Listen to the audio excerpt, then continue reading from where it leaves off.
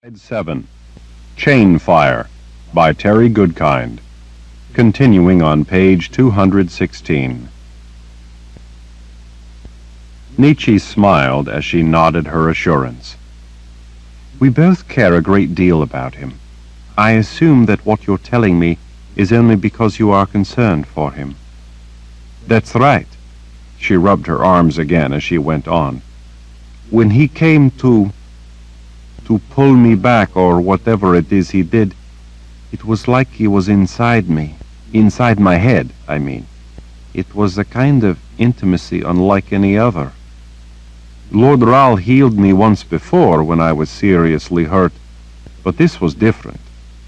Parts were the same, some of the feelings were the same, the sincere caring and such that I felt from him. But this was different somehow, really different. That time he was healing my physical injury. Kara leaned closer in an effort to try to get her point across. This time it was more. This time the touch of that evil thing was inside me, like it was poisoning me, poisoning my existence, my will to live.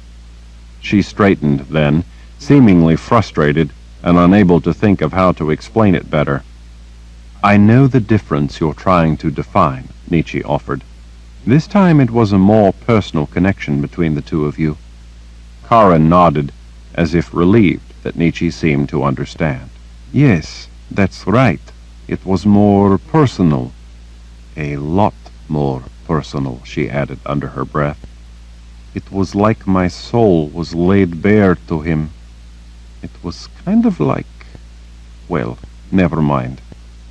Kara went silent. Nietzsche wondered if the woman had said all she had really wanted to say and would decide to stop there, but then she went on. The point is that he felt so much of me, of my inner thoughts and all. No one has ever... Kara again went silent, but this time in apparent frustration at trying to find the words to explain what she meant. I understand, Kara, Nietzsche assured her. I really do. I've healed people, so I know the sensations you experienced, if not as deeply. I've never been able to succeed to the extent that Richard did with you, but I've experienced more or less the same conditions when I healed people, especially when I healed Richard. That's good to hear, that you know what I'm talking about. Kara casually kicked a rock as she walked along. Well, I don't think Lord Rall is aware of it, but when we were together like that, he didn't just experience me, experience my inner feelings and thoughts, so to speak. I experienced him as well. She growled to herself. I shouldn't be saying this. She waved a hand. Forget I said anything. Nietzsche wasn't sure what the woman was getting at. Kara, if you aren't comfortable telling me, then don't. You know how much I care for Richard, but still, if you don't think you shouldn't say anything, or that you are stepping out of bounds in your relationship with him, then perhaps you should trust that instinct. Kara sighed. Maybe you're right. Nietzsche couldn't ever recall Kara appearing so flustered. If there was one thing enduring about the woman, it was her resolute confidence. She was always decisive about precisely what she should do in any given circumstance. Nietzsche didn't always think that Kara was right, and she knew that Richard didn't either, but they could always count on Kara being determined to do the best thing for Richard no matter how it might endanger Kara herself, or anger them. If she felt her actions were necessary to protect him, she simply went ahead, dismissing the consequences to herself, including his disapproval.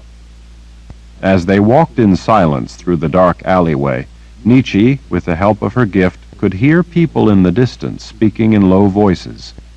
She didn't try to pick out the words. She did no more than note the general nature of the conversation. It was men and women gathered at the stables, some speaking in turn. Nietzsche could distinguish Richard speaking gently to them, answering questions.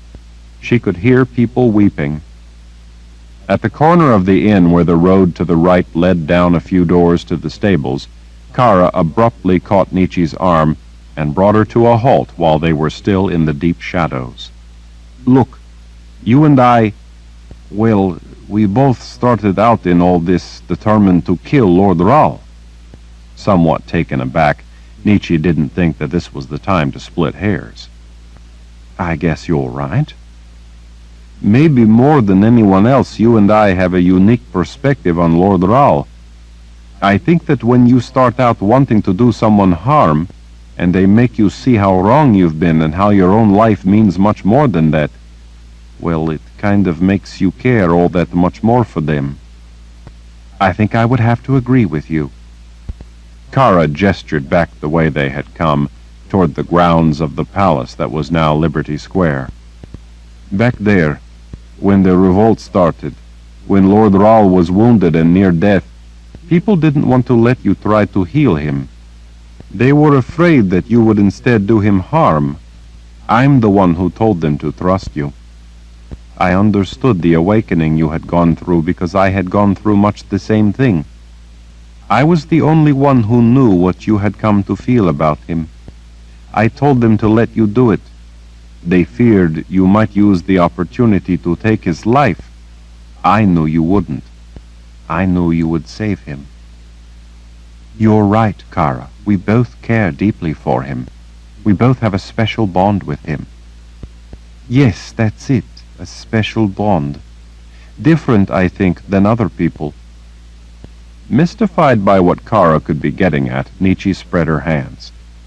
"So you wish to tell me something?" Kara looked down at her boots as she nodded. "When Lord Rahl and I shared that togetherness, I felt some of his inner emotions. Inside him, he has a terrible, burning loneliness. I think that maybe all the business about this woman, this Kaylin, is because of his lonesomeness." Nietzsche took a deep breath and let it out slowly as she wondered at the precise nature of what Kara had sensed in him. "I suppose that may be a part of it." Kara cleared her throat. "Nietzsche, when you hold a man in your arms like that, and you have been, well, together in such a personal way, you come to truly feel what's inside him." Nietzsche pushed her feelings farther back into the shadows. "I don't doubt that you're right, Kara. I mean, I just wanted to hold him forever, to comfort him, to keep him from feeling so alone." Nietzsche stole a sidelong glance at the moored Sith. She was twisting her mouth as she studiously watched the ground. Nietzsche didn't say anything, waiting instead for Kara to go on. "But I just don't think I'm the one to do such a thing for Lord Rahl." Nietzsche cautiously framed her question. "You mean, you don't think that you're the woman who can satisfy his loneliness?" "I guess not." "Benjamin?" The woman shrugged. "That's part of it." She looked up and met Nietzsche's gaze. "I love Lord Rahl. I'd give my life for him. And I have to admit that lying there and having him in my arms like that made me feel like maybe I could be more than just his bodyguard and friend. As I lay there in that bed holding him close to me, I imagined what it would be like to be his..." Her voice trailed off. Nietzsche swallowed. "I see. But I just don't think that I'm the one. I don't know why. I'm not exactly an expert in matters of the heart, but I don't feel like I'm the one he needs. I just don't think I could be.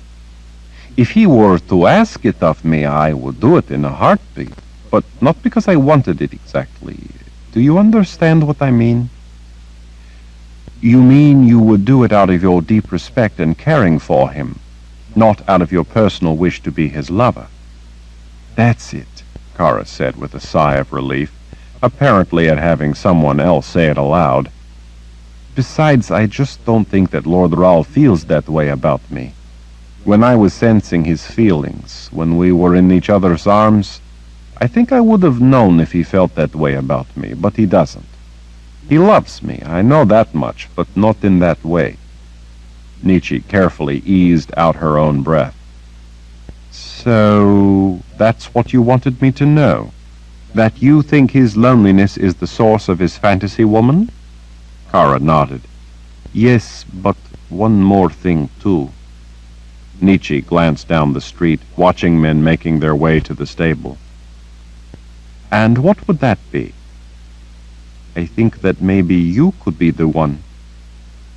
Nietzsche's heart came up in her throat as she turned to see Kara staring right at her. What? I think you could be the one for Lord Rahl. She held up her hands to forestall any argument. Don't say anything. I don't want you to be saying that I'm crazy. Don't say anything for now. Just think about it. We'll be leaving shortly, and it will be a while until you can come to meet up with us. So you have time, and you could think about it.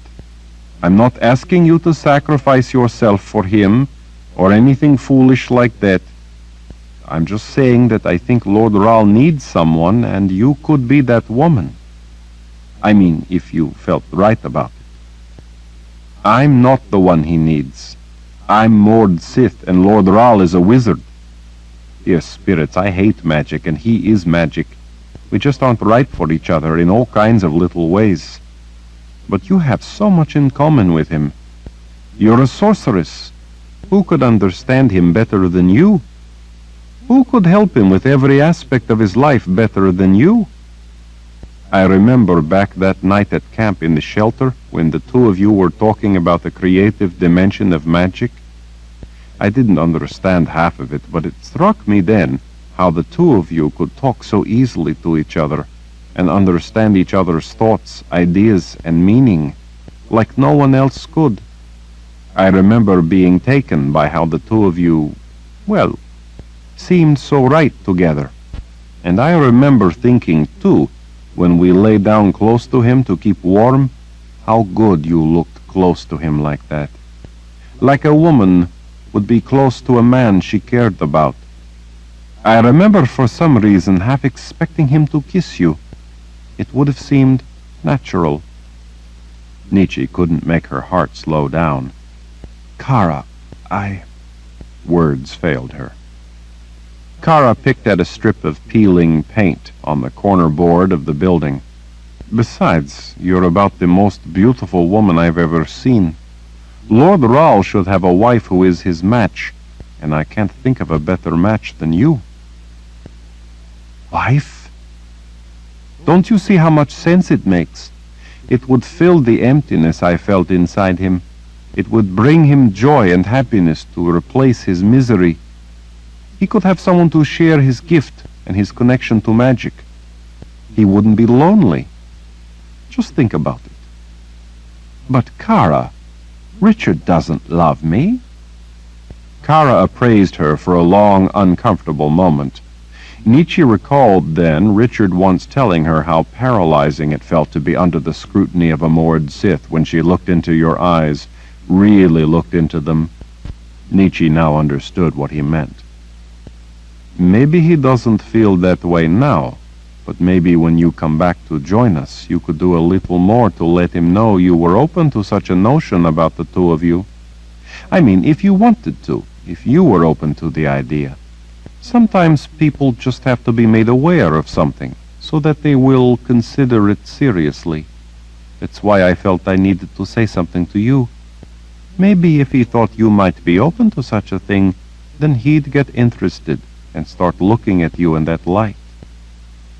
You know, people who are in love had to fall in love at some point. They weren't born in love with their mate. Maybe you'll just have to help him get to that point where he will start to think about you in that light. It could even be he thinks that a beautiful, intelligent woman like you could never care for him seriously. Sometimes men are shy that way about a woman they think is extraordinarily beautiful. Kara, I just don't think he...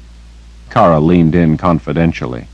It could even be that he thinks you would never be interested in him, and so he dreamed up this other woman to fill the void. Nietzsche wet her lips. I think we had better get over to the stable, or he may leave without you. He seems pretty set on leaving. Kara offered a smile. You're right. Look, Nietzsche, if you'd rather, you could just forget I said anything. I can see that I'm making you uncomfortable. I don't exactly feel right about saying anything anyway. Then why did you? Kara gazed off wistfully. I guess because as I was holding him, and I felt the depth of his loneliness, it just broke my heart. Her gaze drifted back to Nietzsche's. And moored Sith don't get broken hearts all that often.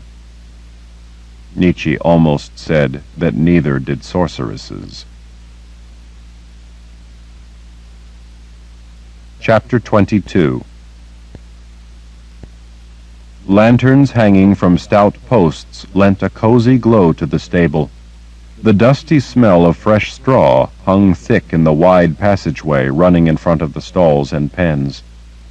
Men and women, some with their children along, had filled the walkway and in a few places spilled over into the empty pens.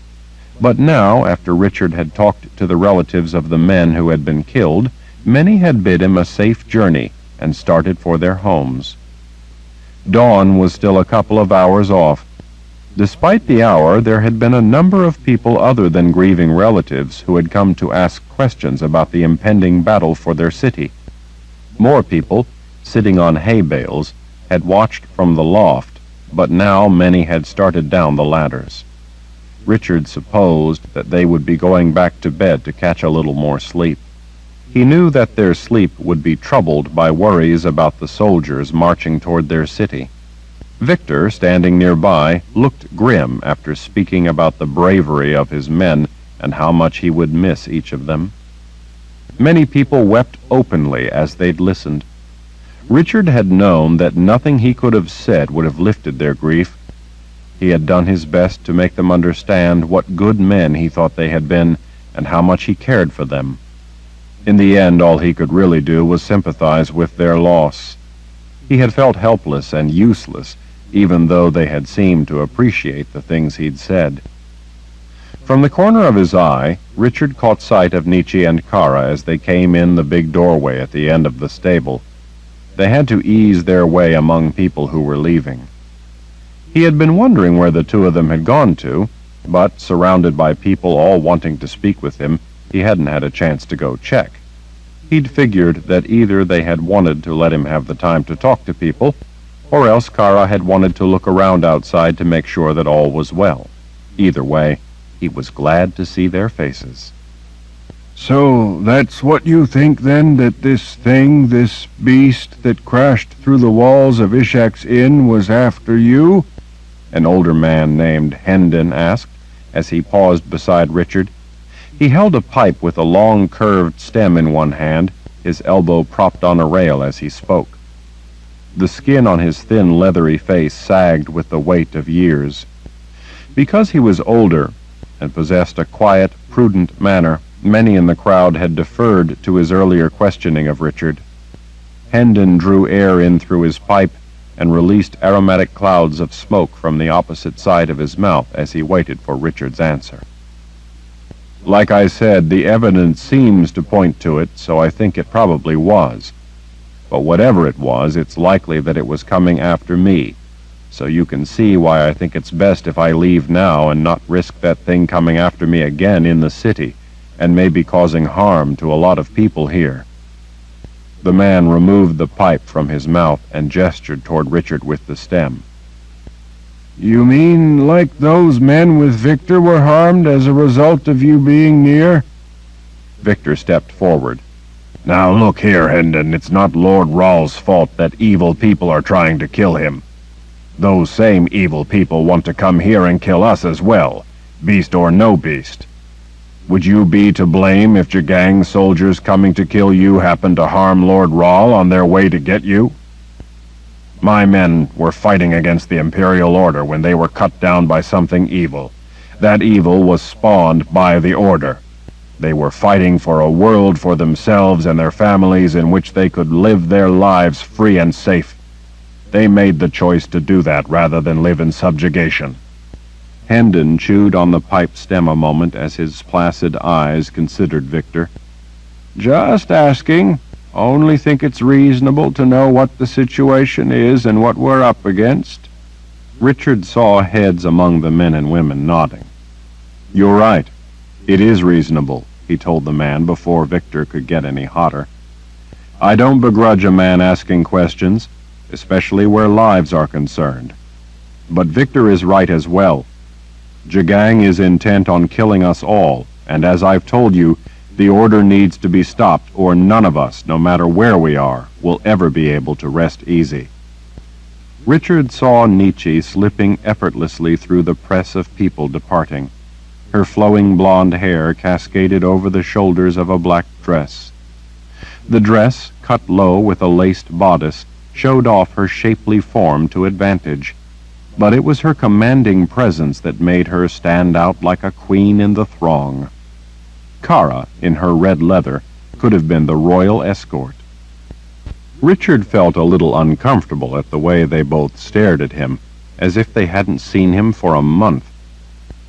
Hendon unexpectedly clapped Richard on the back of his shoulder, bringing him out of his thoughts. The man spoke with the pipe clenched in his teeth. "Safe journey, Lord Rahl. Thank you for everything you've done for us. We look forward to your return to the free city of Altor Rang." "Thanks," Richard said with a smile to the man. Hendon moved in with the flow of the others who were engaged in conversation as they made their way along the aisle and out the door. Richard had been relieved to see that these people understood what their freedom meant, and meant to keep it. Ishak, standing near Richard, waved his red hat at Nietzsche and Kara when he spotted them. "There you are," he called out. "Are you all right, Mistress Kara? Richard told me you were safe, but I'm thankful to see it so with my own eyes." Richard followed Ishak as he rushed to meet the two women, beaming his pleasure at seeing them both. "We're fine," Kara said. "I'm sorry about the damage to your inn." Ishak waved a hand, as if the matter were trivial. "It is nothing. Boards and plaster, nothing at all.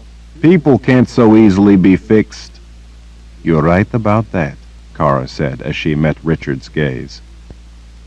Richard saw Jamila, standing on the other side of the passageway, scowl at Ishak's dismissal of the importance of the damage to the inn, but she didn't say anything.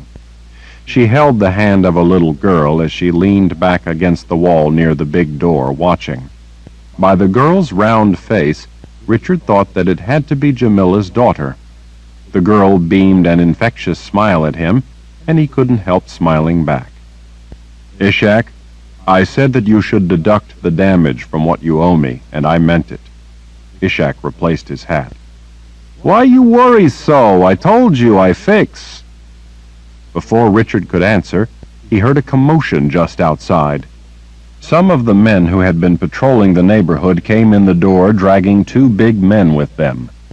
The two men, one with tangled, grimy strands of dark hair, and the second with his hair cropped short, were both dressed in brown tunics, similar to those worn by many of the people of the city.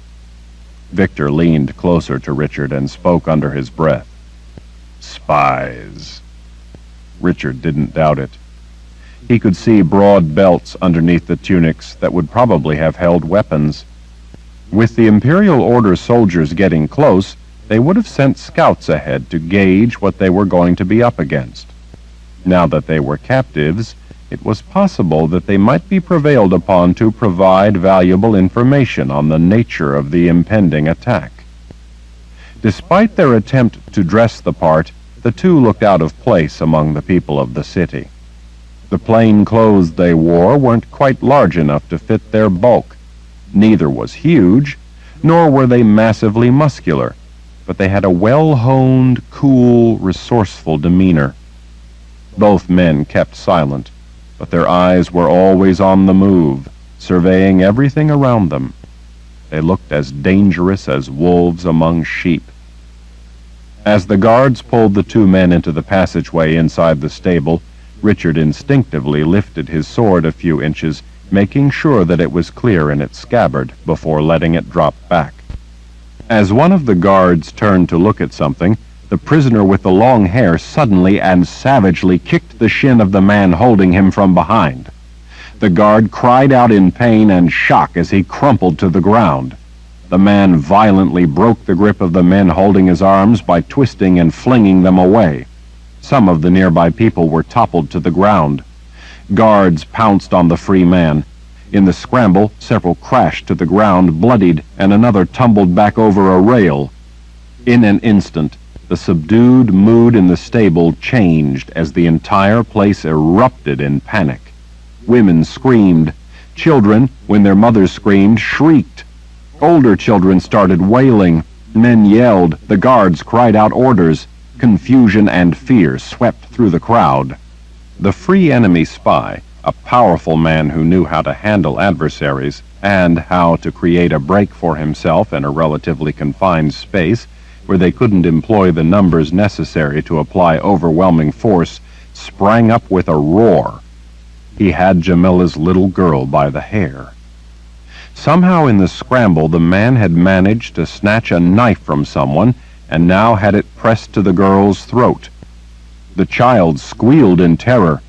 Jamila dove for the girl only to be side-kicked in the head. The powerful blow knocked her aside. Another guard on the ground at the other side also received a wicked kick to his head as he tried to use the opportunity to get close. Richard was already methodically advancing, his attention focused on the threat.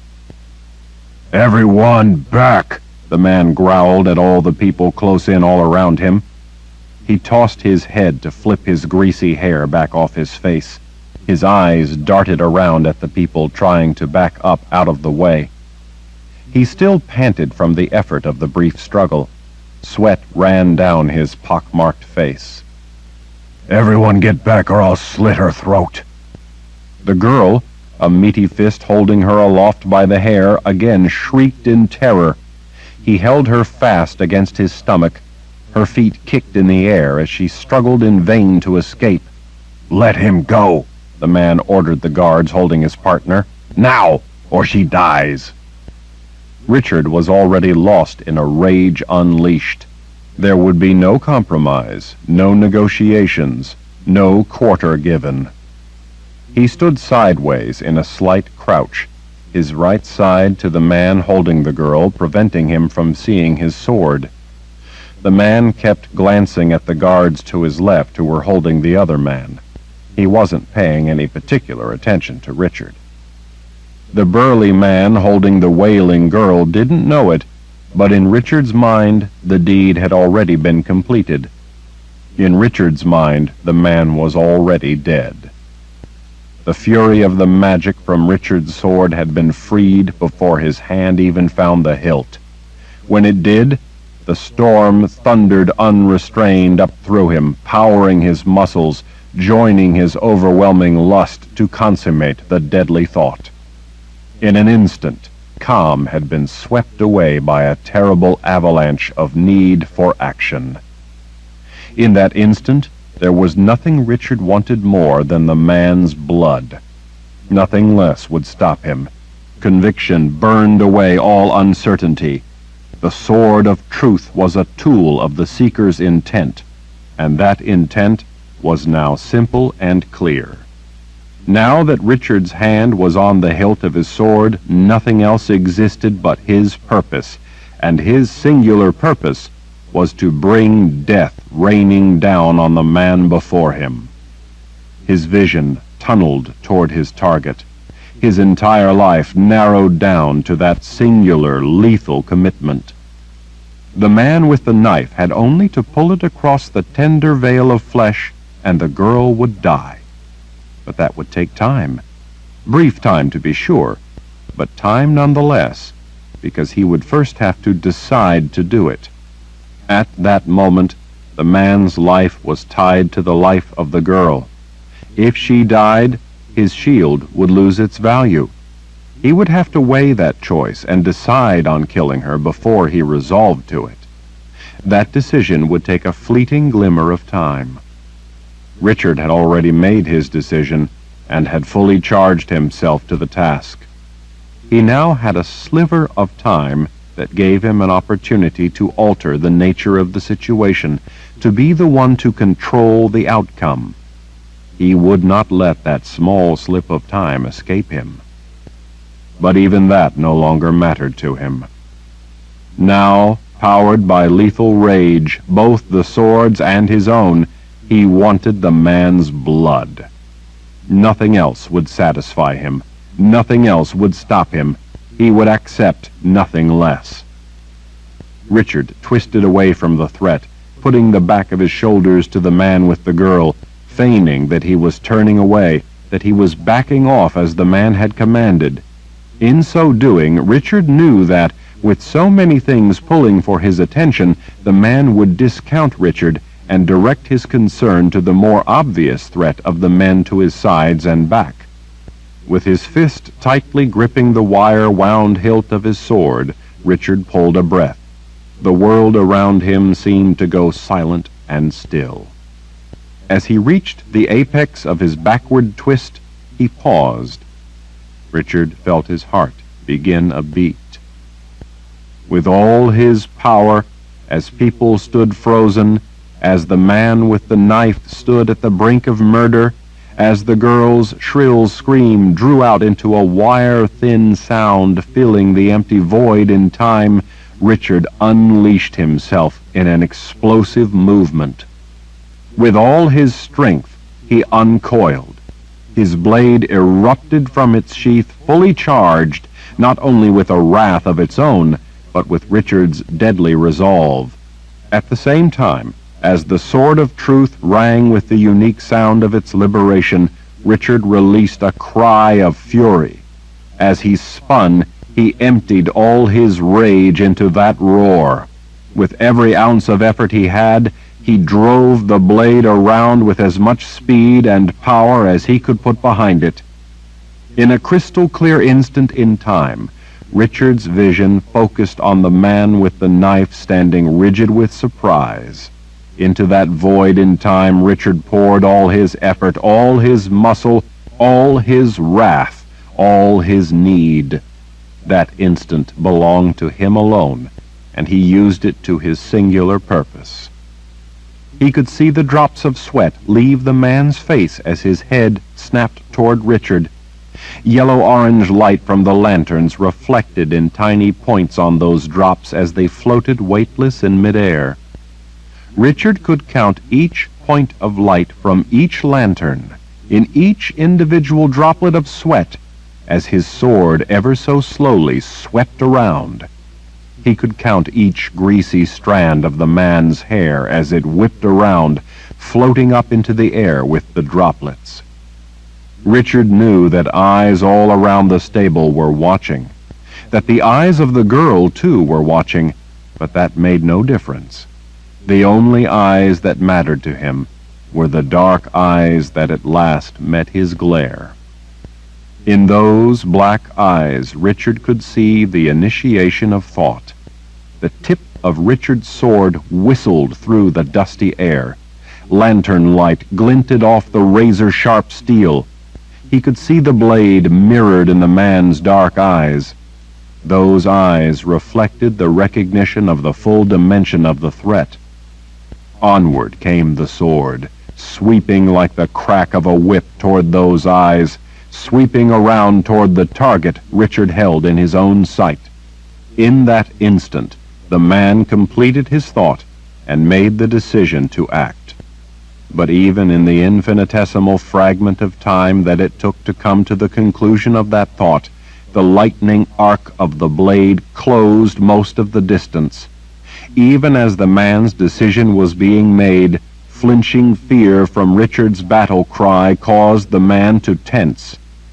For that instant in time, the muscles of the man's arms paused as fear fought intent.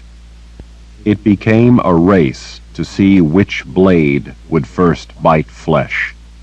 Losing that race would be irrevocable. With his gaze riveted on the man's eyes, Richard at last saw his sword flying at frightening speed, entering his line of sight. Seeing that blade again filled him with exhilaration. Driven by thundering rage, the blade caught the side of the man's head level with his dark eyes, exactly where Richard intended it. In that instant, the crystal-clear moment in time that had been stretched to the breaking point shattered in sound and fury. The world went red in Richard's vision as the man's head came apart around the blade, crashing through his skull. The hammer-hard sound of it thundered through the stables. Bone fragmented, crimson droplets sprayed up and away. The entire top of the skull lifted as the blade crashed through living tissue. In a long trail across the wall, bone, tissue, and blood traced the route of the sword's sweep. In that instant of shattering violence, the man's life was gone. Richard's remorseless rage shielded him from feeling the pain of any pity.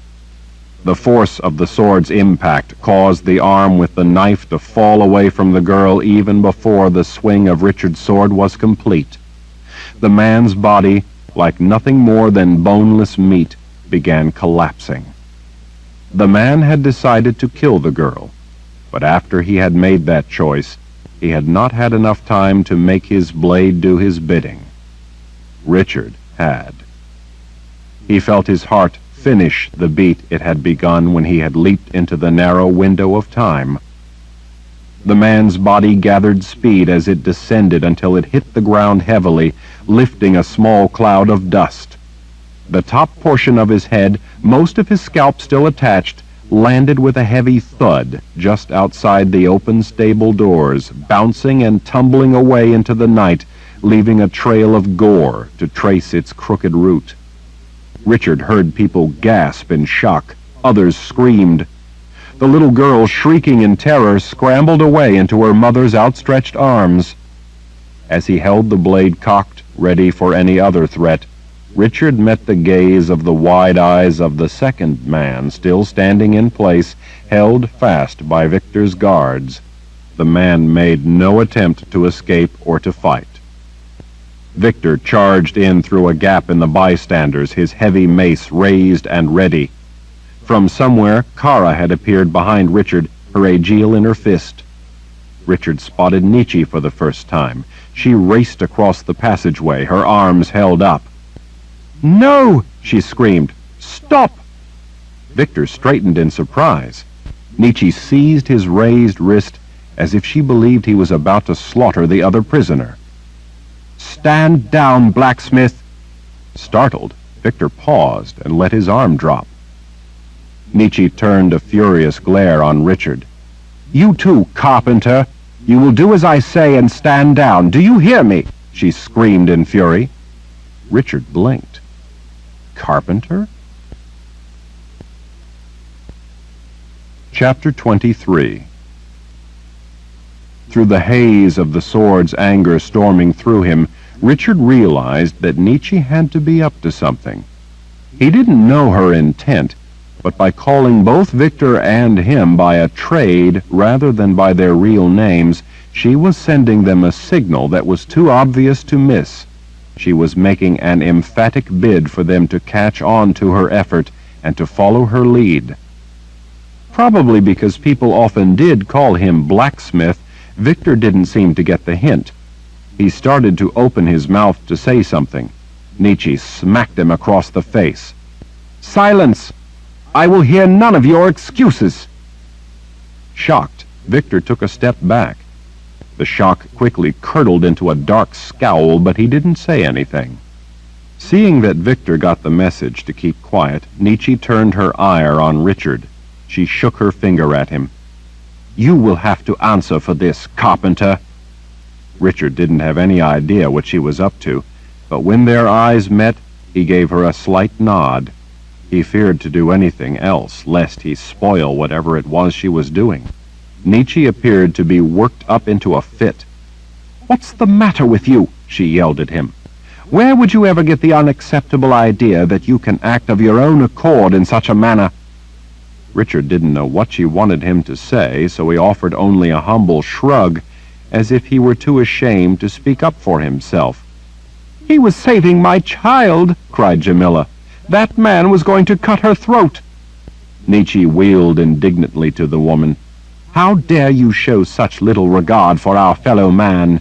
How dare you judge what is in another man's heart? That is the Creator's exclusive right, not yours. Are you a witch woman who can see the future? If not, then you can't say what he would have done. Do you think he should be murdered for what you think he might do? Even if he would have acted, none of us alone has the authority to judge the right or wrong of whatever he did." Nietzsche turned again to Richard. "What would you expect the poor man to do? The two of them are dragged in here by a mob without any charges, trial, or even being allowed to explain themselves. You treat a man like an animal, and then are surprised when he acts out of confusion and fear? How do you expect Jagang the Just to ever decide to give our people another chance to do what is right and proper when we act like this? The man had a right to fear for his life when among such a mindless rabble as he saw all around him. As the mayor's wife, I will not allow such behavior. Do you hear me? The mayor will not like to hear how shamefully some of our fellow citizens have acted tonight. In the mayor's absence, I will see that our ways are upheld. Now, put away your sword." Beginning to understand what she was doing, Richard made no attempt to answer, and instead sheathed his sword as instructed. As he took his hand from the hilt, the weapon's rage extinguished. Richard's knees nearly buckled. No matter the justification, the need, the number of times he righteously used the sword, killing remained a hideous deed. Not wanting to spoil Nietzsche's act, Richard dully hung his head. She turned a fierce look on the crowd. They all took a step back. "We are a peaceful people. Have you all forgotten our duty to our fellow man, to the Creator's ways? How can we ever expect the Emperor to someday accept us back into the fold of the imperial order if we behave like subhuman animals?" The crowd stood mute. Richard certainly hoped that they too grasped that Nietzsche had a purpose, and they should not spoil what she was trying to accomplish. "As the mayor's wife, I will not allow senseless violence to poison our people and our future." A younger woman in the crowd put her hands on her hips and took a step forward. "But they were—" "We must at all times keep in mind our duty to our fellow man," Nietzsche said in a threatening tone, cutting her off. "Not our selfish desires." With a surreptitious glance to Victor, he understood her meaning and pulled the woman back to make sure she kept her mouth shut. Nietzsche glanced around at the guards. "It is our responsibility to guide our fellow man, not to butcher him. One man has been murdered this night. The people's authorities will have to hear this case and decide what will become of this carpenter. Some of you will have to see to it that he is confined until then. In the meantime, as the mayor's wife, I will not allow this other man to meet a similar unjust fate. I know my husband would want to set matters right, but I also know that he would not want it to have to wait until tomorrow just for him to say as much. He would want it rectified immediately. So you will take this other citizen outside of the city and release him. Let him go on his way in peace. We will cause him no harm. The carpenter, as I said, will have to be held until he can be brought before the proper authorities to answer for his heinous deed." Victor bowed. "Very wise, madam. I'm sure your husband, the mayor, would be pleased that you intervened on his behalf." Nietzsche glared at the top of his head for a moment while he was bowed before her. She then turned to stand before the second captive spy. She bowed to him. Richard noticed that somewhere along the line the cord of Nietzsche's bodice had come unlaced. It wasn't lost on the man either. Her deep bow provided him a good long look at her cleavage. Once she straightened, it was a moment before he finally looked up into her eyes. "I hope that you will accept our apology for your inhumane treatment. It is not the way we were taught to respect all people as our brothers and equals." The man made a face, as if to say he might be able to forgive his mistreatment. I can understand why you people are so touchy, what with your insurrection against the Imperial Order and all. Insurrection? Nietzsche waved a hand dismissively. Nonsense. It was little more than a misunderstanding. Some of the workers, she gestured toward Richard without looking, like these ignorant, selfish men here, wanted more say for themselves and higher wages. It was nothing more than that. As my husband has often told me, it was misconstrued and blown all out of proportion. Selfish men caused an unfortunate panic that got out of control. It was much like this terrible tragedy here tonight, a misunderstanding resulting in needless harm to one of the Creator's innocent children. The man regarded her with a long, unreadable look before he spoke. And all of Altorong feels this way? Nietzsche sighed.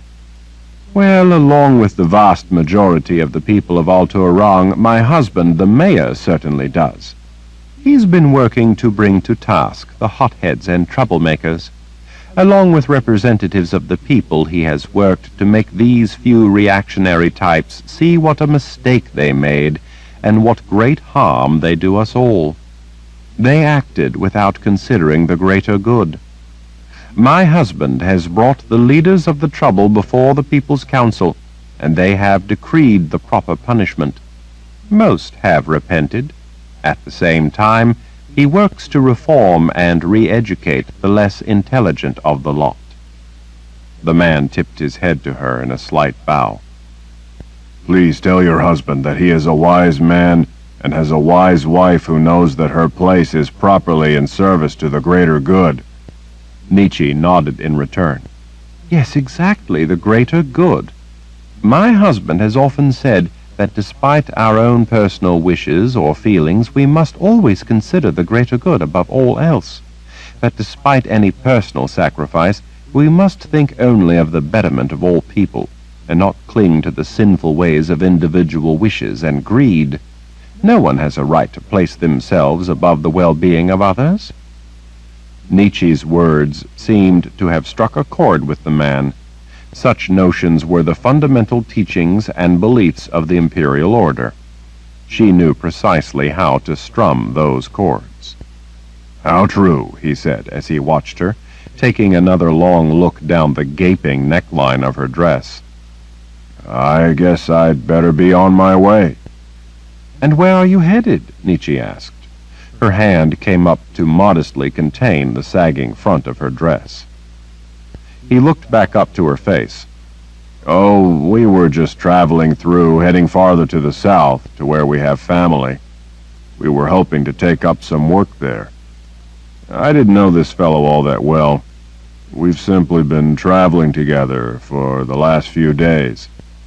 Well, Nietzsche said, considering what happened here tonight, I'm sure that my husband would suggest that for your own safety, you continue with your journey, and considering the few reactionary types still about, it would be best if you were to do so at once. There has already been one tragedy tonight. We would not like to chance another. The man passed a murderous glare across the assembled crowd. His gaze settled on Richard, but Richard kept his eyes turned to the ground. Yes, of course, madam. Please thank the mayor for trying to bring the filthy troublemakers back to the ways of the Creator. Nietzsche flicked her hand toward a few of the guards. You men, show this citizen safely out of the city. Take enough men to ensure that there will be no trouble.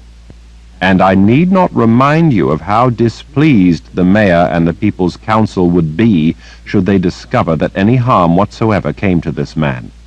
He is to be allowed to go on his way. The men bowed and mumbled that they would see to it.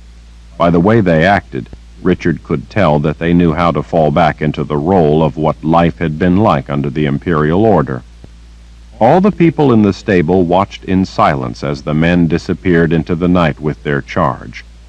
Long after they were gone, everyone stood still in tense silence, watching the empty doorway, fearful to speak until the man was far enough away, lest he hear anything. Well, Nietzsche said at last with a sigh, I hope that he makes it back to his fellow soldiers. If he does, then we have gone a long way towards spreading a little confusion before the battle. Oh, he will, Victor said. He will be eager to report such news as you have given him tonight. Hopefully they will be so confident that we can give them a real surprise. Let's hope so, Nietzsche said.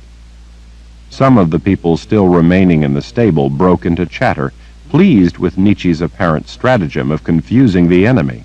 Some bid a good night and went on their way. Some stood around the corpse, staring.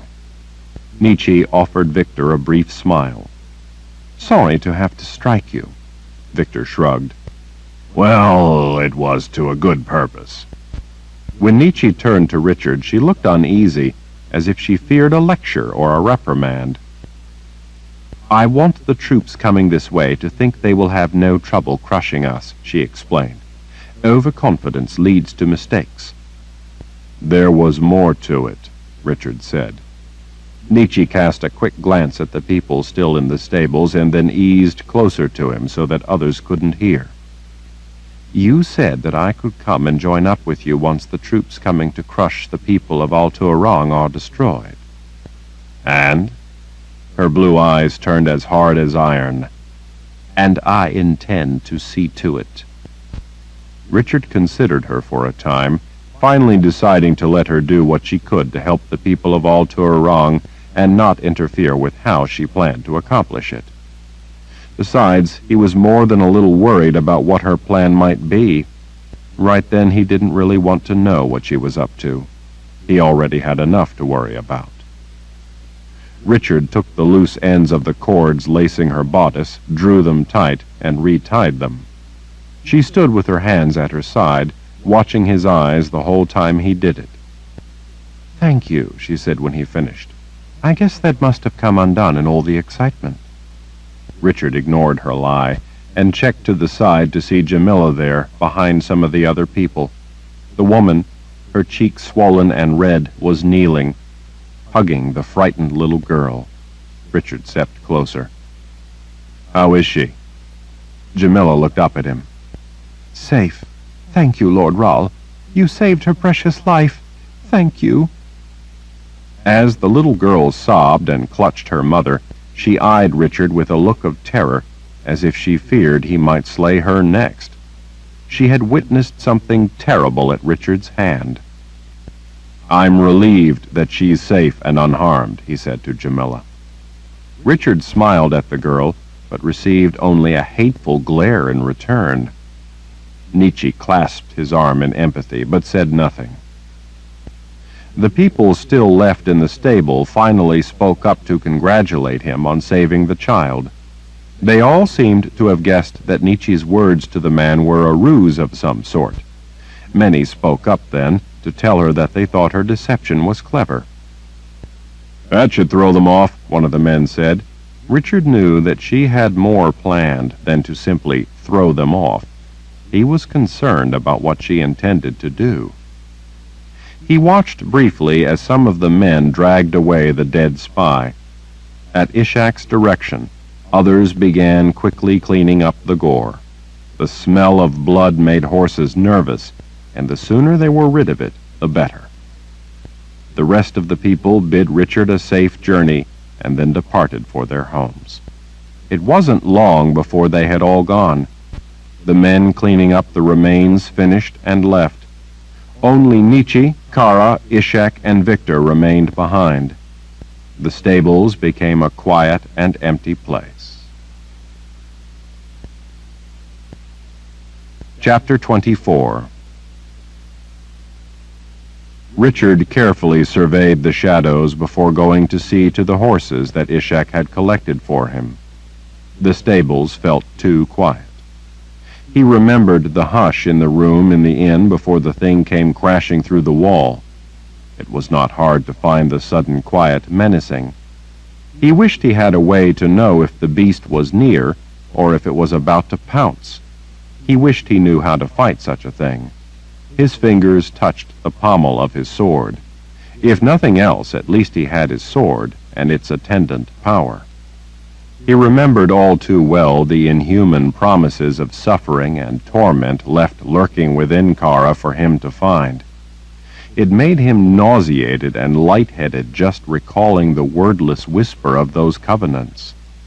He had to pause and put a hand on the rail to steady himself for a moment. As he glanced over to see Kara, he still felt the wordless joy of her being alive and well. It lifted his heart just to see her looking back at him. He felt a profound connection to her as a result of the experience of healing her. He felt as if he knew the woman beneath the armor of Mord Sith a little better. Now he needed to help Kaelin, to see her alive and well. 2 of the horses were already saddled and waiting with the supplies loaded on the others. Ishak had always been as good as his word. Richard ran his hand along the flanks of the bigger bay mare as he entered her stall, feeling her muscles and letting her know he was behind her so she wouldn't be spooked. One ear swiveled toward him. With all that had happened, to say nothing of the scent of blood in the air, the horses were all jumpy. The mare tossed her head and stomped nervously at having a stranger near. Before he went about hooking his bow to the saddle, he first stroked the mare's neck and spoke softly to her. He reached up and gently caressed her ear. He was pleased that she settled down after a little assurance. When he stepped back out from the stall, Nietzsche was watching him, waiting for him. She looked lost and lonely. "You will be careful?" she asked. "Don't worry," Kara said as she walked past carrying some of her things. On her way into the stall, holding the smaller of the 2 saddled mares, she said, "I will be giving him a very long lecture on the foolishness of his unthinking actions tonight." "What unthinking actions?" Victor asked. Kara laid an arm over the shoulder of her horse, idly running her fingers through its mane as she turned back to the blacksmith. "We have a saying in the Hara. We are the steel against steel, so that the Lord Rahl can be the magic against magic.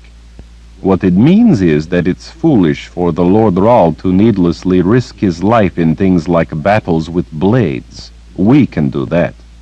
But we cannot battle the magic. He alone is the one who must do that. To do so, he must be alive. Our job is keeping the Lord Rahl safe from weapons of steel so that he can protect us against magic. That is the Lord Rahl's duty. That is his part of the bond." Victor gestured toward Richard's sword. "I'd say he seems to do all right with a blade." Kara arched an eyebrow. "Sometimes he is lucky. Need I remind you that he almost died from getting himself shot with a simple arrow? Without a Mord Sith he would be helpless," she added for good measure. Richard silently rolled his eyes when Victor cast a worried look his way. Ishak, too, seemed concerned as he peered at Richard as if he were a stranger he was seeing for the first time. Both men had known him for nearly a year as simply Richard, a man who loaded wagons for Ishak's transport company and hauling iron to Victor's blacksmith shop. They had thought that he was married to Nietzsche. They didn't know that he had really been Nietzsche's captive at the time. Discovering that he was in fact the Lord Rahl, the nearly mythical freedom fighter from far to the north, was still somewhat disorienting for both men. They tended to view him as one of their own who had risen up to fight tyranny with them. That was how they knew him. Whenever the Lord Rahl issue came up, they got nervous, as if they suddenly didn't know how they should behave around him. As Kara went about loading the rest of her things into saddlebags, Nietzsche laid a hand on Ishak's shoulder. "If you don't mind, I need to see Richard alone for a moment before he leaves." Ishak nodded. "Victor and I will be outside. We have matters to discuss." As the 2 men made for the door, Nietzsche cast Kara a brief glance. Kara gave her horse a quick pat on the side and then followed the 2 men out of the stable, pulling the big door closed behind herself. Richard was amazed and just a little concerned to see Kara leave without an argument. Nietzsche stood before him in the soft lamplight, twining her fingers together and looking rather uneasy, he thought. Richard, I'm worried about you. I should be with you. You've started something tonight that I think you will have to be the one to finish. She sighed. You're right about that. Richard wondered just what it was she had started, what it was she had in mind, but he was in a hurry to leave. While he was concerned for Nietzsche's safety, he was vastly more worried about Kaylin. He wanted to get going. But I still... When you're done helping these people end the immediate threat from the soldiers who are on their way here, you can catch up with me, Richard told her. With this wizard Kronos leading them, the people here are certainly going to need your help. I know. She was nodding, having already been over all of this ground already. Believe me, I intend to eliminate the threat descending upon Altor Rong. I don't intend to allow it to waste a lot of my time, and then I can leave to catch up with you. A wave of cold dread washed through him as he suddenly grasped the core of her plan. He wanted to tell her to forget what she was thinking, but he made himself keep silent. He had important and perilous work of his own that he needed to get to. He wouldn't want her telling him that he couldn't do what he had planned. Besides, she was a sorceress who knew very well what she was doing. She had been a sister of the dark, one of 6 such women who had managed to become his teachers at the Palace of the Prophets. When one of them had tried to kill him to steal his gift, Richard had killed her instead. That had been the beginning of the battle that had brought down the palace. Jagang eventually captured the rest, including Sister Ulyssia, their leader. In order to save Kaylin's life, Richard had once allowed 5 of them to swear a bond to him so that they could escape the Dreamwalker's hold on them. Nietzsche hadn't been with them at the time. Another later died in the Sliff, leaving only those 4 Sisters of the Dark, besides Nietzsche, not in Jagang's clutches. Nietzsche was certainly a formidable threat to any who opposed her. He just hoped she wasn't taking a foolish chance just to be able to more quickly get back to protect him. Richard hooked his thumbs behind his belt, not quite knowing what it was she wanted. You will be welcomed to join me whenever you can manage it. I told you that. I know. A piece of advice. He waited until her gaze turned up to his. No matter how powerful you think you are, something as simple as an arrow can still kill you. A brief smile visited her face. That advice goes both ways, wizard. A thought occurred to him. How will you find me? She reached up and gripped his shirt at the collar as she leaned against him. That's why I wanted to be alone with you. I will need to touch you with magic so that I can find you. Richard's suspicion flared. What kind of magic? I guess you could say that it's a little like your bond to the Daharan people, which allows them to find you. Now is not the time to go into an explanation of it. Richard began to worry about why she would need to be alone with him to do such a thing. Still, gripping his shirt, she pressed against him, her eyes sliding half closed. Just stay still, she whispered. She looked rather hesitant and reluctant about whatever it was she had planned. She looked and sounded as if she were slipping into a trance. Richard could have sworn that the lamps had been brighter before. Now the stable was dimly lit in a mellow orange glow.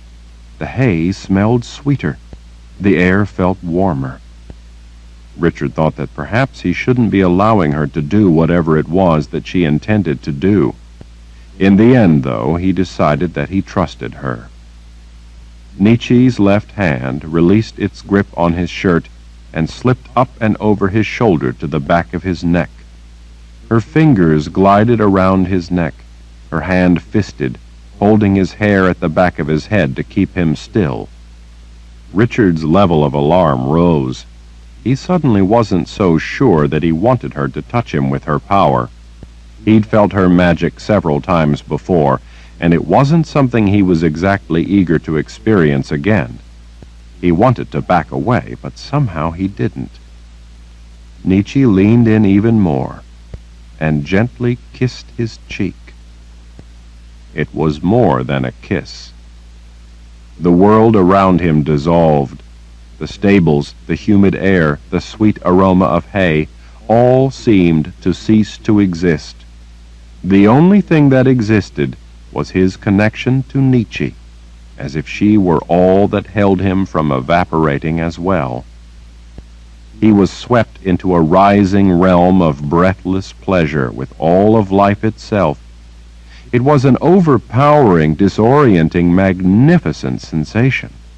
Everything, from the feel of the connection to her, the warmth and life of her, to all the beauty of the world, felt as if it flooded through him, filling him until it saturated his mind, making him dizzy with the staggering exhilaration of it. Every kind of pleasure he had ever known swept through him with overwhelming force, amplified beyond anything he had ever experienced, engulfing him in bliss so intense that the satisfaction of it brought a gasp and tears. When Nietzsche broke the kiss on his cheek, the world inside the stables swirled back in around him, and yet it seemed more intense than it had been before, the sights and smells more vibrant than he remembered. It was quiet, but for the hiss of a nearby lamp and the soft neigh of one of the horses. Richard's hands trembled with the lingering sensation of her kiss. He didn't know if what Nietzsche had done had lasted for a second or an hour. It was magic completely unlike any Richard had ever felt before. It left him so breathless that he had to remind himself to breathe again. He blinked at her.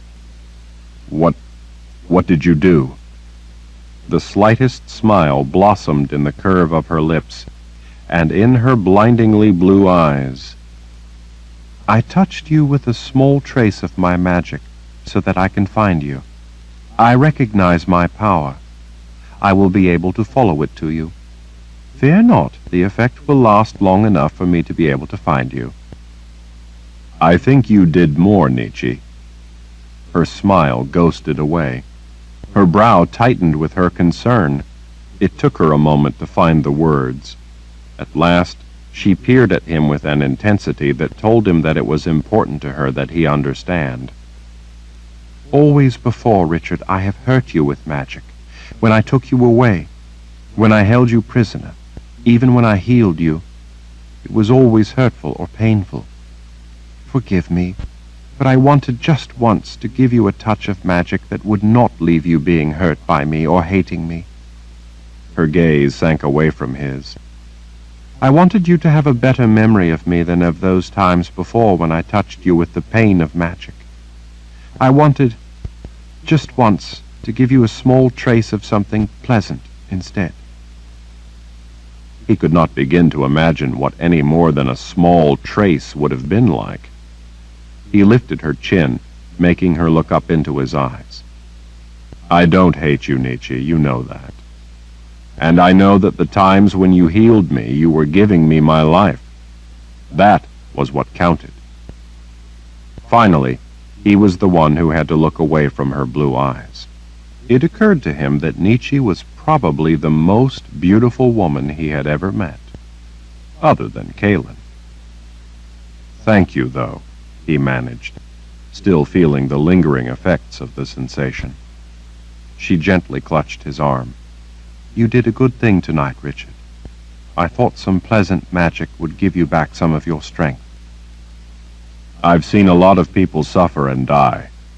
I couldn't stand the thought of the little girl dying, too." "I meant in saving Kara's life." "Oh, well, I couldn't stand the thought of the big girl dying either." Nietzsche smiled at that. He gestured to the horses. "I need to get going." She nodded, and he moved off to collect the horses and check their gear.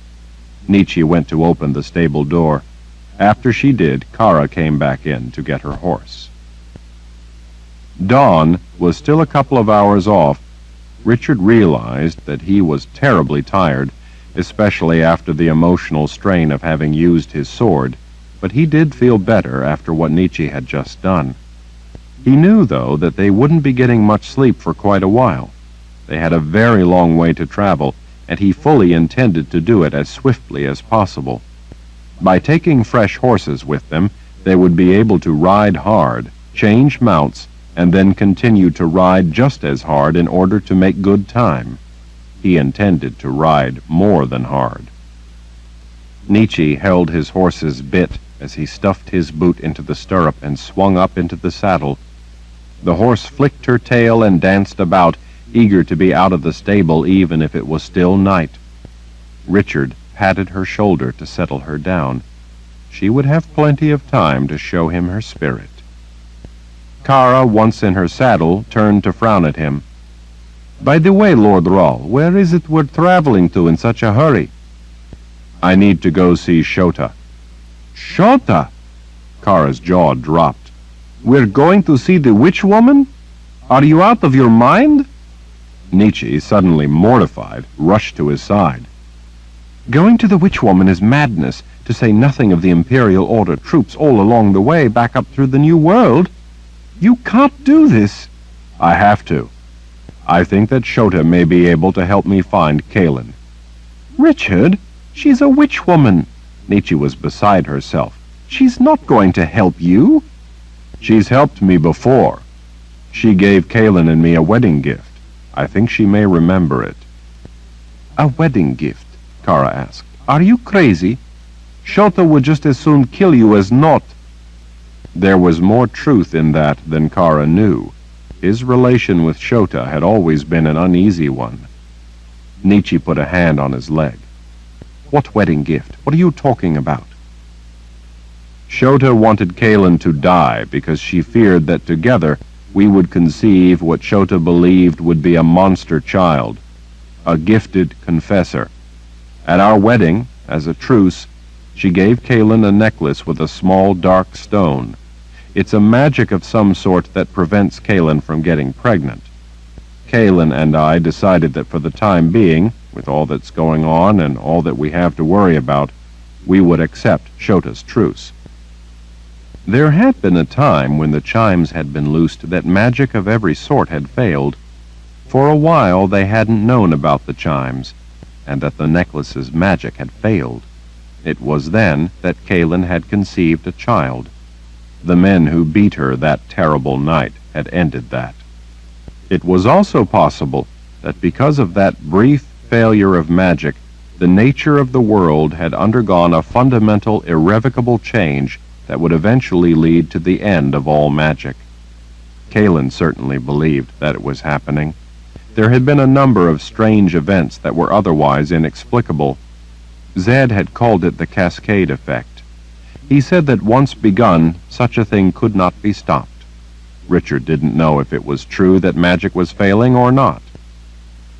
"Shota will remember the necklace she gave Kaelin. She will remember her magic, just as you will remember yours, so that you will be able to find me. If anyone will remember Kaelin, Shota will. I've had my disagreements with the witch woman, but in the past I've also inadvertently helped her as well. She owes me. She will help me. She has to." Nietzsche threw her arms up. "Of course such a thing has to be a necklace that Kaelin would wear, and not something that you would have. Don't you see what you're doing? Once again, your mind has invented something that conveniently can't be proven. Everything you come up with is somewhere else, or something we can't see. This necklace is just more of your dream." Nietzsche pressed a hand to her forehead. "Richard, this witch woman is not going to remember Kaelin because Kaelin doesn't exist." "Shota can help me. I know she can. I know she will. I can't think of any better opportunity to get answers. Time is slipping away. The longer Kaelin is with whoever has her, the greater the danger to her life, and the less my chance of helping get her back. I have to go to Shota." "And what if you're wrong?" Nietzsche demanded. "What if this witch woman refuses to help you?" I will do whatever it takes to make her help me. Richard, please, put this off for at least a day or two. We can talk it through. Let me help you properly consider your options. Richard pulled the reins around, letting his horse and the ones tethered to it start toward the door. Going to Shota is my best chance of getting answers. I'm going. Richard ducked under the big doorway as they rode out into the night. Out across the expanse of grounds, the cicadas droned on. He pulled his horse around to see Nietzsche standing in the doorway, lit from behind by the lantern light. You be careful, he told her. If not for yourself, then for me. That at least made her smile. She shook her head in resignation. By your command, Lord Rahl. He waved his farewell to Victor and Ishak. Safe journey, Ishak said as he removed his hat. Victor saluted with a fist over his heart. Come back to us when you can, Richard. Richard promised them he would. As they started down the road, Kara shook her head. I don't know why you bothered going to all the trouble to save my life. We're going to die, you know. I thought you were coming with me to prevent that from happening. Lord Rahl, I don't know if I can protect you against a witch woman. I've never faced their power, nor have I heard of any Mord Sith who has. A confessor's power used to be deadly to Mord Sith. It could be that witch woman's power is just as fatal. I will do my best, but I just think you should know that I might not be able to protect you from a witch woman.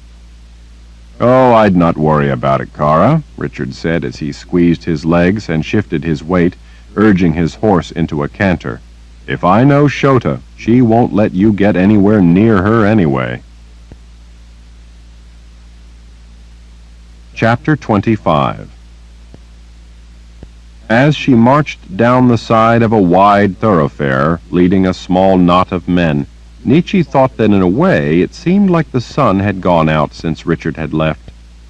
She missed just being able to look into his eyes at the spark of life in them. For 2 days she had tirelessly gone about the urgent preparations for the imminent attack, but without Richard around, life seemed empty, less bright, less of everything. At the same time, when he had been around, his single-minded determination to find his imagined love had been draining. In fact, she had sometimes wanted to strangle him. She had tried everything from patience to anger in an attempt to get him to come around to seeing the truth, but it had been like trying to push against a mountain. In the end, nothing she'd done or said had made any difference. For his own sake, she earnestly wanted to help him to come to grips with reality. To do so, she had to challenge him in an effort to try to get him to come to his senses before something terrible happened, but at the same time, trying to make him see the truth somehow always seemed to cast her as a villain working against him. She hated being in that position. Nietzsche hoped that by the time she finished helping to rid Alturang of the threat of the approaching Imperial Order troops and their wizard Kronos, she could quickly catch up with Richard and Kara. With spare horses, and as fast as she knew he would ride, Nietzsche realized that she would not be able to catch up with him until after he reached the witch woman, if he even made it that far, if Shota didn't kill him once he did. From what Nietzsche knew of witches, Richard's chances of coming out of her lair alive were pretty slim. He would have to face the witch woman without Nietzsche's help and protection. Still, he knew the woman, and she was a woman in every sense from what Nietzsche had heard of her, so maybe Richard would at least be civil. It was not at all wise to be impolite to witches. But even surviving an encounter with a witch woman, he would still be devastated if she didn't help him, and Nietzsche knew she couldn't because there was no missing woman for Richard to find. At times it infuriated her that he was so obstinate about something so obviously nothing more than an illusion. At other times she worried that he really was losing his mind. That was too chilling a thought to contemplate. Nietzsche paused at the side of the road with a sudden, terrible realization. The men following her lurched to a halt when she did, bringing her out of her thoughts. They were all with her either to see to her instructions in regard to some of the defenses of the city, or else to carry messages as needed. Now they stood silent and uneasy, not knowing why she had stopped. "Up there," she said to the men, pointing at a 3-story brick building on the corner across the street. "Make sure that we can use that place to good advantage, and put at least a couple dozen archers in the windows. See that they have a large supply of arrows." "I will go take a look," one of the men said before running off across the road, dodging wagons, horses, and hand-drawn carts. People rushed along the side of the street, passing around Nietzsche and the men with her, as if they were a rock in a swiftly moving river. Passers-by spoke in hushed tones among themselves as they coursed between clusters of hawkers calling out, trying to sell their goods, or people gathered to urgently discuss the impending battle for the city and what they would do to protect themselves. Wagons of every sort, from big freight wagons pulled by teams of 6 horses to small wagons pulled by a single horse, sped past in a hurry to complete the stockpiling of provisions or other necessary work while they still could. Despite the din of horses, wagons, and people, Nietzsche didn't really hear any of it. She was thinking about the witch woman. Nietzsche had suddenly realized that Shota might not simply be unwilling to help Richard, but she might not tell him so. Witch women had their own way of doing things and their own ends. If this woman thought Richard was being too insistent or assertive, she very well might decide to get rid of him by sending him on a useless quest to the ends of the world. She very well might do such a thing simply to amuse herself, or to doom him to die a slow death on an endless march across some distant desert. A witch woman might do such a thing just because she could. Richard, in his urgency to find his fantasy woman, wouldn't consider those possibilities. He would promptly head off to where she pointed. Nietzsche was furious with herself for letting him leave to go to such a dangerous woman. But what could she do? She couldn't very well forbid him from going. Her only chance was to get rid of Brother Kronos and his troops as swiftly as possible, and then go after Richard and do what she could to protect him.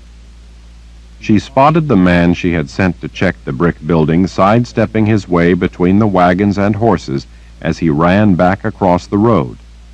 Nietzsche noticed that even with all the people out traveling the roads of the city, it was still much less busy than an ordinary day.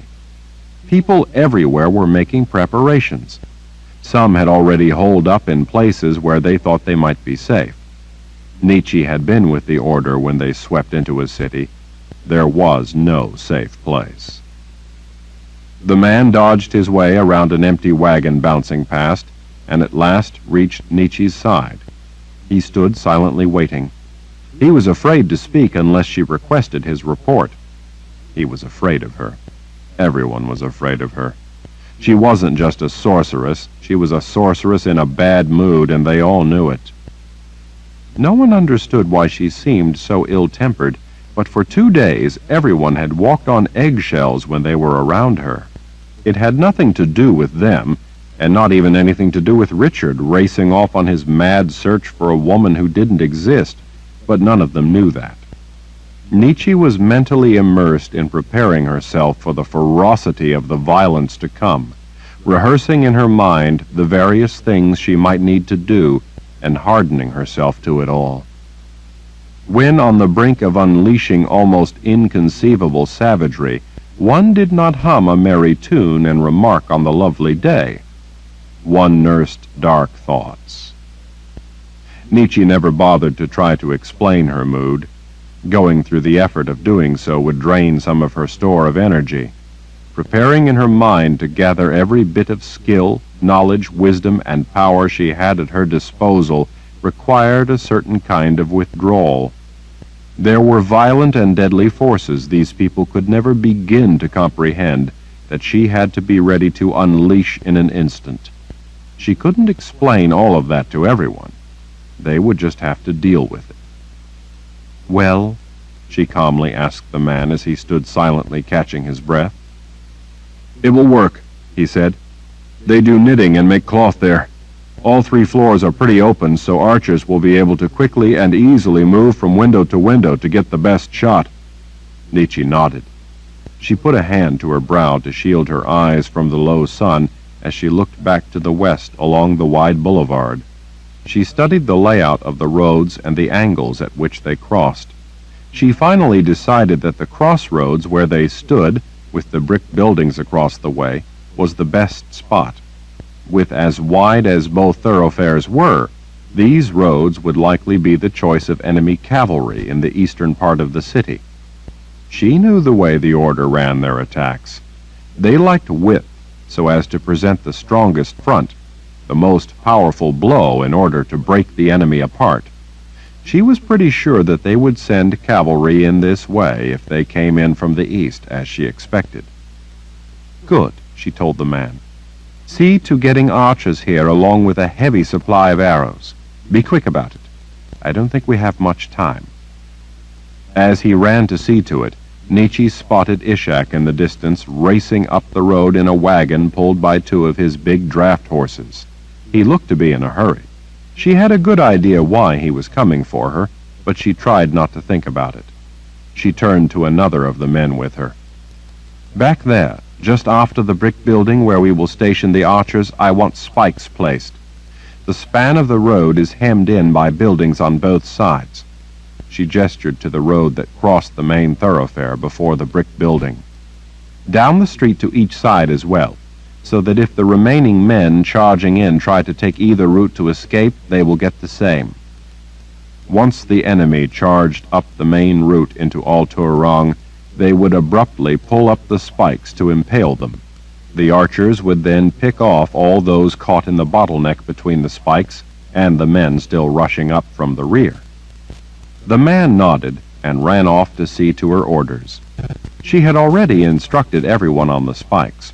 Victor had his blacksmith shop and a number of others working feverishly to manufacture the simple but deadly traps.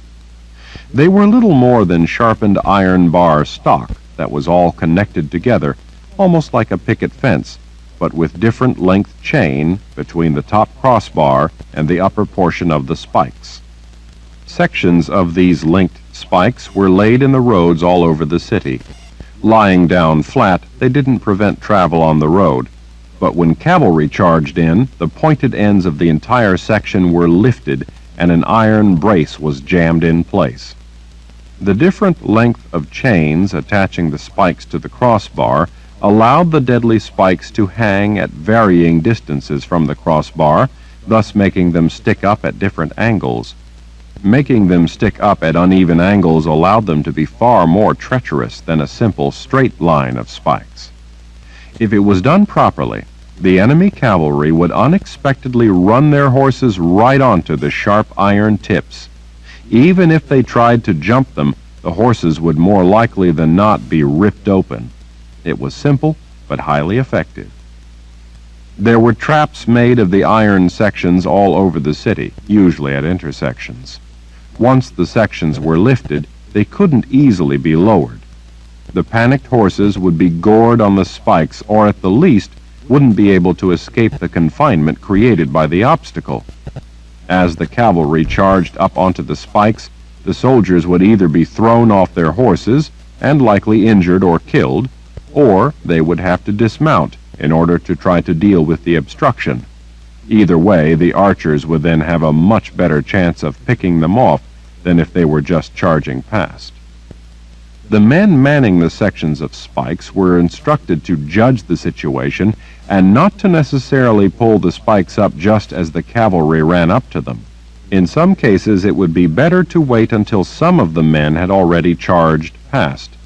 If there was a large number of cavalry, this would allow the defenders to split the enemy force, not only spreading confusion among the attack, but breaking it apart, severing the lines of command, making it lose its advantage of unity, and making it easier to deal with the fragmented force, Decisively eliminating the cavalry was essential to stopping the invasion. Nietzsche knew, though, that in the panic of facing a frightening wall of charging enemy soldiers screaming for blood, such careful plans tended to be forgotten. She knew that at the sight of such fearsome soldiers with weapons raised, some of the men would flee, failing to raise the spikes before they did. Nietzsche had seen such terror before. That was why she had placed redundant sections of spikes. Nearly everyone in the city was committed to its defense. Some would be more effective than others. Even women at home with children had supplies of things, from rocks to boiling oil, that they intended to throw down on any invading soldiers. There had not been a lot of time to make extravagant weapons, but there were men everywhere with stacks of spears. A sharpened pole wasn't fancy, but if it took down a cavalry horse or impaled a man, it was fancy enough. It didn't matter if it was cavalry or foot soldiers, they all had to be defeated. So there were men of the city by the thousands with bows. With a bow, even an old man could kill a vigorous, muscular, hulking young soldier. An arrow could even take down a wizard. End of side 7. To continue, turn the cassette over.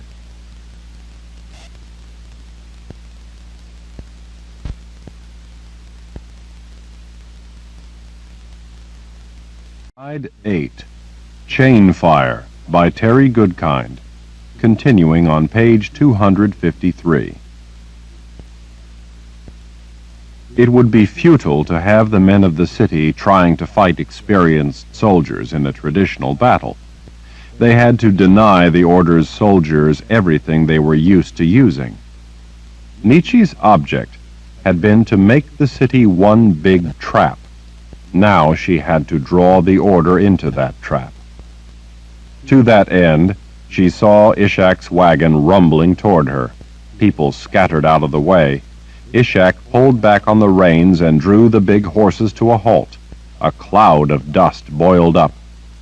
He set the brake and leaped down off the wagon, something she wouldn't have expected he could do with such agility. He held his hat on with one hand as he ran. He was holding something else up in his other hand. "Nietzsche! Nietzsche!" She turned to the men with her. "You'd all best see to the things we've discussed. I don't think we have more than a few hours." The men looked surprised and alarmed. "You don't think they will wait until morning?" one asked. "No, I believe they will attack this evening." She didn't tell them why she thought so. The men nodded and rushed off to their assignments. Ishak came to a panting halt. His face was nearly as red as his hat. "Nietzsche, a message." He waved the paper before her.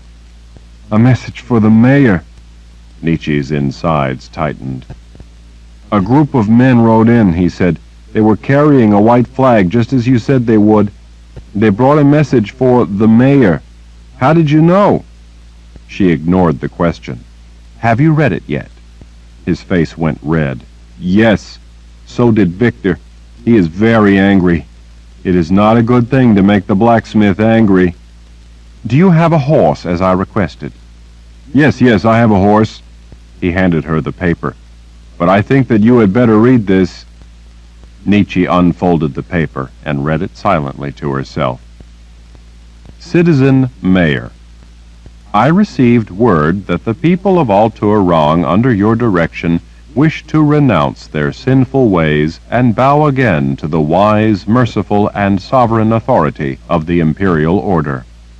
If it is true that you wish to spare the people of Alturang the total destruction we reserve for insurrectionists and heathens, then as a token of your good intent and willing submission to the jurisdiction of the imperial order, you will bind your lovely and loyal wife's hands and send her to me as your humble gift.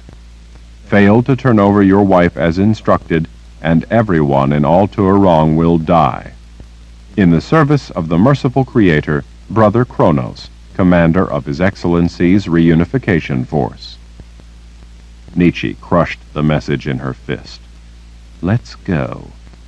Ishak replaced his hat and scrambled to catch up with her as she marched toward the wagon. "You don't seriously intend to do as this brute demands, do you?" Nietzsche put a foot on the iron step and climbed up onto the wagon's wooden seat. "Let's go, Ishak," he muttered to himself as he climbed into the wagon beside her. He threw off the brake and flicked the reins, yelling for people to get out of the way as he swung the wagon around.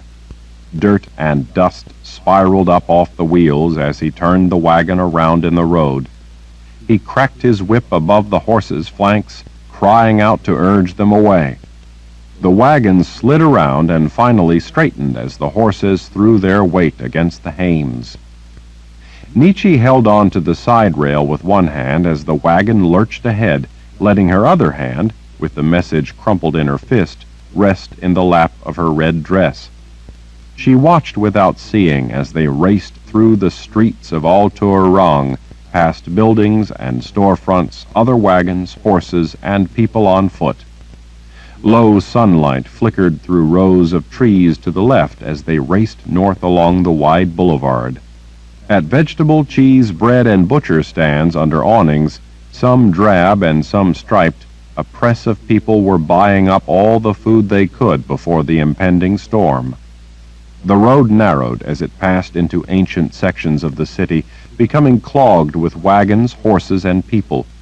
Without slowing much at all, Ishak swung his two big draft horses off the main road and took shortcuts through alleyways behind tightly packed rows of buildings where entire families lived in a single room. Laundry stretched on lines that crisscrossed small yards, and in a number of places, strung between opposing second-story apartments, stretched across the alleyway over their heads. Nearly each tiny plot in the back of the crowded buildings was used for growing food or keeping chickens. Wings flapped and feathers flew as the birds panicked at the sight of the wagon thundering past their yard. Ishak deftly handled the team as it raced at a frightening speed, guiding them around obstacles of shacks, fences, walls, and random trees. He called out warnings as he charged across busy roads. Startled people drew back, letting him pass. The wagon turned up a street Nietzsche remembered all too well, following beside a short wall that eventually curved it along the entrance road to the warehouse doors of Ishak's transport company. The wagon bounced into the rutted yard outside the building and came to a crooked halt in the shade of huge oaks rising above the wall. Nietzsche climbed down as she saw one of the double doors opening. Apparently having heard the noise, Victor emerged from the building, glowering like he intended to murder the next person he could get his hands on. "Have you seen the message?" he demanded. "Yes, I have. Where's the horse I asked for?" He pointed a thumb back over his shoulder toward the open door. "Well, what are we going to do now? The attack will probably come at dawn. We can't allow those soldiers to take you back with them to the army. We can't let them leave and report that we won't do as Kronos demands. What are we going to tell them?" Nietzsche tilted her head toward the building. "Ishak, would you go get the horse, please?" He made a sour face. "You ought to marry Richard. You make a good pair. You are both crazy." Startled, Nietzsche could only stare at the man. She finally found her voice. "Ishak, please, we don't have a lot of time. We don't want those fellows to go back empty-handed." "Yes, Your Highness," he mocked. "Allow me to get your royal mount for you." "I've never seen Ishak act like that," she said to Victor as she watched the man stalking toward the door, muttering curses under his breath. "He thinks you're crazy. So do I." Victor planted his fists on his hips. "Has that ruse back at the stables with the spy gone bad? Or is this what you planned all along?" In no mood to discuss it with the man, Nietzsche returned the glare in kind. "My plan," she said through gritted teeth, "is to get this over with as soon as possible and to keep the people of Altor Rang from being slaughtered." "What's that got to do with turning you over to Brother Kronos as a gift?" "If we allow them to attack at dawn, they will have the advantage. We need them to attack today." "Today?" Victor glanced west toward the low sun. But it will be dark soon. Exactly, she said, as she leaned in the back of the wagon and retrieved a length of rope. Victor stared off at the heart of the city as he thought about it. Well, all things considered, I guess it would be better not to face them in the day on their terms. If we could somehow get them to attack today, they would soon run out of daylight. That would work to our advantage. I will bring them to you, she said. You just be ready. The creases across Victor's forehead deepened. I don't know how you're going to get them to attack today, but we'll be ready if they do. Ishak came out of the warehouse leading a white stallion covered with mottled black spots. The mane, tail, and legs below the hocks were black. The horse looked not only elegant, but had a tough demeanor about him, as if it would have boundless endurance. Still, it wasn't what she had been expecting. He doesn't look all that big, she said to Ishak. Ishak gave the horse an affectionate rub on its white face. You did not say big. You said that you wanted a steady horse that would not spook easily, one that had a fearless spirit. Nietzsche took another look at the horse. I just assumed that such a horse would be big. She's a crazy woman, Ishak muttered to Victor. She's going to be a dead crazy woman, Victor said. Nietzsche handed Victor the rope. This will be easier if you stand on the wall after I'm mounted. She stroked the horse under his jaw and then his silky ears. The animal nickered his appreciation and nudged his head against her. Nietzsche held his head and trickled a thin thread of her Han into the creature, giving him a bit of calming introduction. She ran a hand over his shoulder and then along the side of his belly as she inspected him. Without comment, Victor climbed up the wall and waited until she boosted herself up and was seated in the saddle. Nietzsche arranged the skirts of her red dress and then unbuttoned it to the waist. She pulled her arms out of the sleeves one at a time, holding the front of the dress against her chest, and then holding it up with her elbows as she lifted her hands toward Victor, her wrists pressed together. Victor's face went as red as her dress. Now what are you doing? These men are experienced Imperial Order troops. Some will be officers. I spent a lot of time in the Order's camp. I was widely known, to some as the Slave Queen and to others as Death's Mistress. It's possible that certain of these men may have served in Jagang's army during that time, and so they very well may recognize me, especially if I were to wear a black dress. Just in case, I'm wearing a red dress. I also need to give these men something to stare at to keep them off guard and hopefully from recognizing me. It will disrupt the usual calculating judgment of soldiers such as these. It will also get Cronus's attention and make him think that the mayor is desperate to appease him. Nothing rouses the bloodlust in these kind of men more than weakness. It's going to get you in trouble before you even get to Kronos. I'm a sorceress. I can take care of myself. Seems to me that Richard is a wizard and carries a sword charged with ancient magic, and even he got into trouble when he was greatly outnumbered. He was overpowered and nearly killed. Nietzsche again lifted her hands out toward Victor, wrists together. Tie them. Victor glared at her a moment before finally giving in. With a growl, he set about binding her wrists. Ishak held the reins just under the horse's bit as he waited.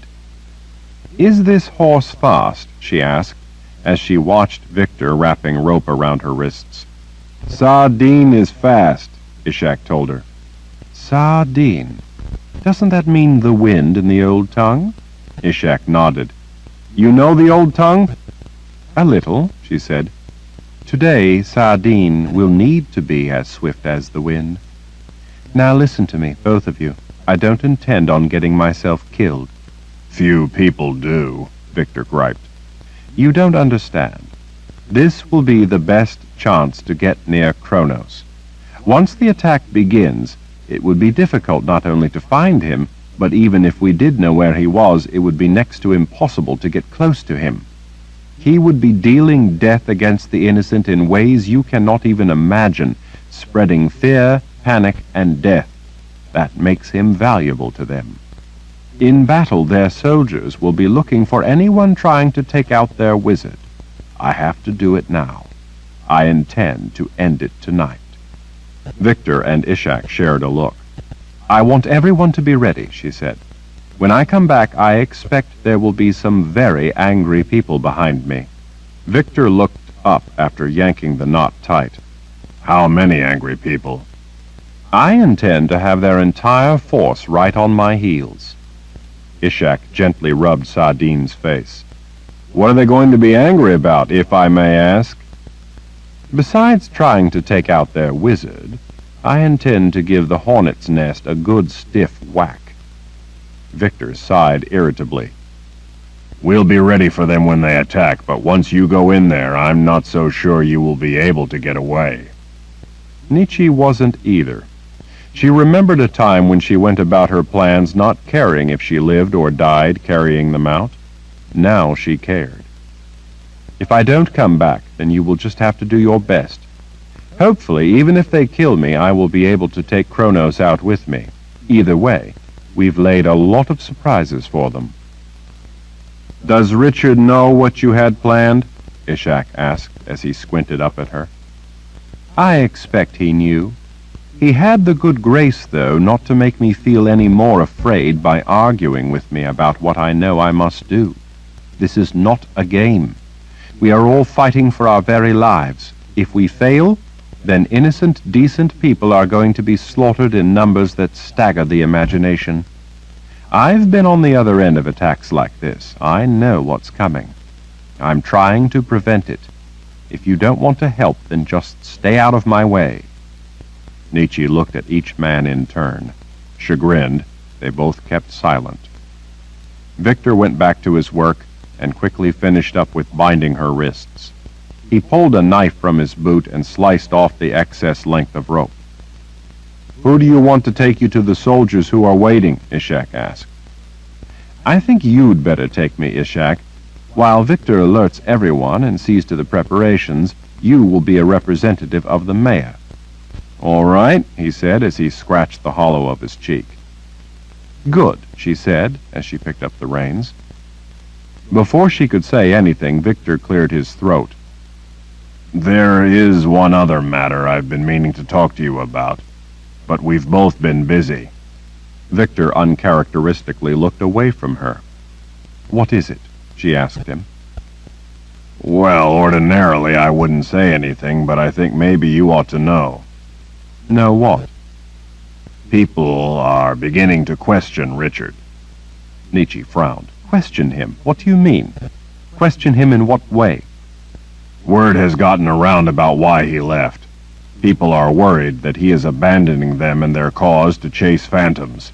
They question if they should be following such a man. There is talk that he's, you know, deranged or something. What should I tell them?" Nietzsche took a deep breath as she collected her thoughts. This was what she had feared. This was one of the reasons she had thought it important that he not leave, especially the way he did right before the attack. "Remind them," she said as she leaned toward him, "that Lord Rahl is a wizard, and a wizard can see things, such as hidden, distant threats, that they cannot. A wizard does not go around explaining his actions to people. The Lord Rahl has many responsibilities other than just this one place. If the people here wish to live free, to live their own lives as they wish, then they must choose to do so for their own sake. They must trust that Richard, as the Lord Rahl and as a wizard, is off doing what is best for our cause." "And do you believe that?" the blacksmith asked. "No, but there is a difference. I can follow the ideals he has shown me while at the same time working to bring Richard back to his senses. The two are not incompatible. But the people must trust in their leader. If they think he is a madman, they may fall back on fear and give up. Right now we can't afford that risk. Whether Richard is sane or not, it doesn't change the validity of the cause. The truth is the truth. Richard or no Richard. Those troops coming to murder us are real. If they win, then those who are not killed will be enslaved once more under the yoke of the imperial order. If Richard is alive, dead, sane, or mad, it does not change that fact. Victor, his arms folded, nodded. Nietzsche moved her leg back and pressed her heel into Sardine's side, moving his rump closer to the wall. She turned the back of her shoulders to the blacksmith standing on that wall beside her. "Pull my dress down to my waist and be quick about it.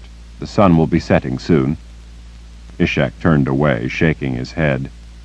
Victor hesitated a moment, then sighed in resignation and did as she had instructed. "All right, Ishak, let's go. Lead the way." She looked back over her shoulder at Victor. "I will bring you the enemy chasing the setting sun." "What should I tell the men?" Victor asked. Nietzsche shrouded herself in the cold exterior she had used so often throughout her life, the cold calm of death's mistress. Tell them to think dark and violent thoughts. For the first time, Victor's glower twisted into a grim smile. Chapter 26. The soldiers atop huge war horses peered down at Nietzsche as Ishak led her horse to a stop beside the community well in the small square at the eastern edge of the city. Her stallion, Sardine, felt small in the presence of such huge beasts. Armored plate down the front of their heads lent them a threatening appearance. These were cavalry horses, and the armor helped protect them from arrows as they charged enemy lines. They pawed the ground and snorted their disdain for the smaller horse come among them. Sardine backed a step, just out of range of one of the war horse's teeth when it snapped, but he didn't shy away. If the horses looked to be frightening animals, the men were clearly their masters.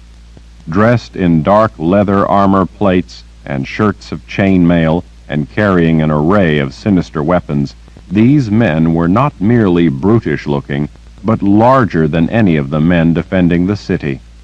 Nietzsche knew that they would have been selected for the mission because of the way they looked.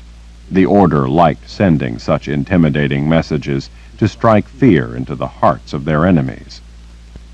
From dark windows, recessed doorways, narrow streets, and the shadows in alleyways, people who had retreated out of the open watched the woman stripped to her waist, her wrists bound, being handed over to the soldiers. Nietzsche had endured the ride through the city by not thinking about it, and instead focusing on her need to get this over with so she could catch up with Richard. That was what mattered. So people looked at her. What difference did it make? She had had to endure far worse at the hands of the men of the Order. "I am an aide to the mayor," Ishak said in a subservient tone to the powerfully built man atop a towering brown bull neck gelding. The butt of the pole with the white flag rested on the man's saddle between his legs, his meaty fist gripping it halfway up the length of the stout shaft. The man sat mute, waiting. Ishak licked his lips as he bowed before going on. "He sent me in his place with his woman, his wife, as a gift to the great Kronos, to show our sincerity in agreeing with his wishes." The soldier, a mid-level officer of some sort, smirked at Nietzsche after taking a long and deliberate look at her breasts. Broad leather belts held several knives, a flail, a short sword, and a crescent-bladed axe. The mail and metal rings along studded straps crossing his broad chest jangled when his horse stomped its hooves. She was relieved not to recognize the man, and kept her head turned down to hide her face from the men with him. Still, the officer said nothing. With one hand, Ishak swept his hat off his head. "Please relay our message of peace to—" The officer tossed the pole with the white flag down to Ishak. Ishak swiftly replaced his hat in order to catch the pole with one hand, his other still tightly gripping the reins just below Sardine's bit. The pole looked heavy, But Ishak had been loading wagons for most of his life and had no trouble with it. Kronos will let you know if the offering is satisfactory, the officer growled. Ishak cleared his throat rather than say anything else, and again bowed politely. The soldiers all snickered at him before taking another knowing look at Nietzsche's exposed condition. They obviously greatly enjoyed exerting their dominance over others. Most of them had metal rings or pointed metal rivets pierced through their nose, ears, and cheeks in an attempt to make them look more fierce. Nietzsche thought that it simply made them look silly. Several of the dozen men had wild, dark, tattooed designs sweeping across their faces, also intended to intimidate. These were men who had risen to their highest ideal in life, to be savages. It was somewhat common for many of the women in the cities surrendering to advancing Imperial ordered troops to come out stripped to the waist as a petition for leniency. Because it was such a common form of submission, the soldiers were not at all surprised by the manner in which the wife of the mayor was being surrendered. That, of course, was one of the reasons why Nietzsche had done it. Such bids for mercy and gentle treatment were never honored, but the women who offered themselves in such a manner didn't know that. Nietzsche knew because she had often been with the ordered troops when they took such women captive. Such obliging people imagined that surrender in such a subservient manner would be ingratiating and elicit reasonable treatment. They had no idea that they had willingly given themselves over to incomprehensible horrors. The soldiers' treatment of women captives was dismissed by the intellectuals of the order as a trivial matter compared to the greater good the order was bringing to the non-believers. Nietzsche sometimes longed for death rather than continue to live with such memories and the knowledge that she had once been a party to such horrors. What she wanted now, though, was to set things right as only she could do. She wanted to participate in wiping the scourge of the order from existence. The grim officer who had carried the white flag into Altur Rang bent down and now took the reins to her horse from Ishak. He stepped his mount close to her. As he leaned toward her, he casually seized her left nipple, twisting it as he spoke intimately to her. Brother Kronos tires quickly of a woman, no matter how beautiful she is. I expect it will be no different with you. When he moves on to the next, he gives us the one he is finished with. Know that I will be first. The men with him chuckled. He flashed her a grin. His dark eyes gleamed with menace. He twisted harder until she gasped in pain and tears stung her eyes. Satisfied with himself and her timid reaction, he released her. Nietzsche squeezed her eyes shut as she pressed the back of her bound wrists to herself, trying to ease the throbbing pain. When he batted her arms away from her breast, she jumped in surprise, then lowered her gaze in submission. How many times had she seen women do similar things, trying to appease such men, praying silently for deliverance as they did so? For those women, deliverance never came. Nietzsche recalled thinking at the time that the order's teachings had to be right, that the Creator really was on their side, for he easily tolerated such behavior from his champions. Nietzsche did not bother to pray for deliverance. She intended to create her own. As the man turned his horse and led her away, Nietzsche cast one last look over her shoulder at Ishak, standing with his red hat in both hands, turning the brim around and around in his fingers. His eyes glistened with tears. She hoped that this wasn't the last time she would ever see him or the others, but she knew that such a possibility was all too real. The officer kept a hold of the reins, so she rode gripping the horn of the saddle. As they rode east, the company of men closely surrounded her, more to get a good look at her, she thought, than from any worry that she might escape. By the way they swayed easily in their saddles and deftly handled their mounts, these were experienced horsemen, who spent the majority of their waking hours in the saddle. They had no fear of her getting away from them. As they rode east on a dusty road, the men all grinned their silent promises whenever they looked her over. She knew, though, that none of them had enough rank or stature to dare to drag her off her horse for a little sport along the way. Men like Kronos did not appreciate their conquests freshly raped, and these men knew it. Besides, they were surely figuring that they would soon enough have their turn at her, and if not her, then their pick once they stormed into Alto-Orang. Nietzsche tried to ignore the leering men by concentrating on what she had to do. She knew that such behavior was part of their routine. They could think of nothing more clever than simple innuendo and intimidation, so they used it like a worry stone turned over and over in the fingers. As she rode, her resolve became her refuge. It would still be a while before the low sun at her back set, but already the cicadas had started in with their endless droning song. They reminded her of Richard and the night he had explained about the creatures that emerged from the ground every 17 years. It seemed remarkable that the cicadas had come 10 times in her life, and Nietzsche had never even realized it. Life under the spell at the Palace of the Prophets had not simply been very long, but had been insulating in ways she had never even realized. While the world went on around her, she had been devoting her time to other worlds. Others, like the Sisters of the Dark, who had been Richard's teachers there, had succumbed to seductive promises from those other worlds. Nietzsche had as well, but not because of those promises. She had simply believed that this world held nothing of value to her.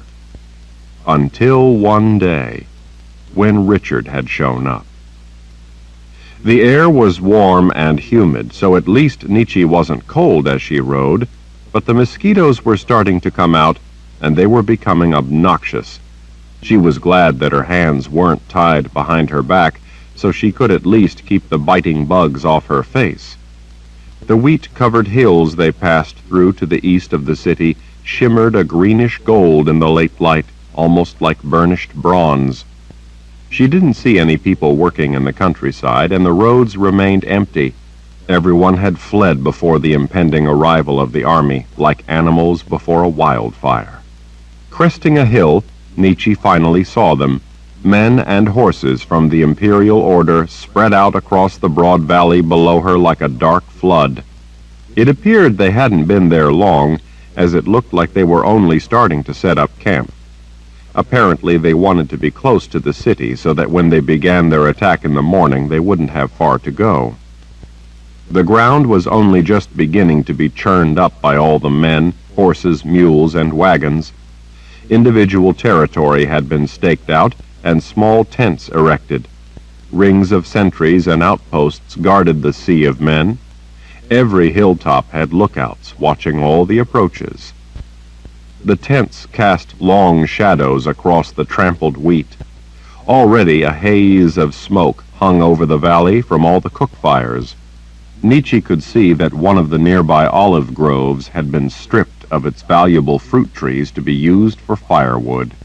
Men cooked for themselves or in small groups. Simple things, camp stew, rice and beans, bannock and fritters.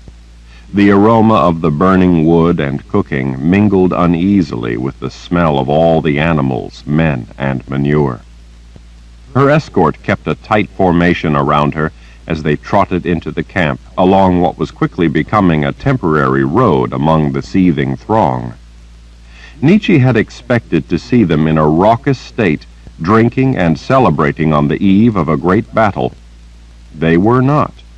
They were going about the business of preparing in earnest for the job ahead, sharpening weapons, working on saddles and other gear, tending to horses. Lances and spears were already sharpened and neatly stacked all over the camp. Blacksmiths at a traveling forge worked with tongs and hammers as helpers feverishly pumped bellows. Farriers shod horses, while other men mended leather equipment. Cavalry horses were being fed, cared for, and groomed. This was not a typical Imperial Order camp where chaos ruled.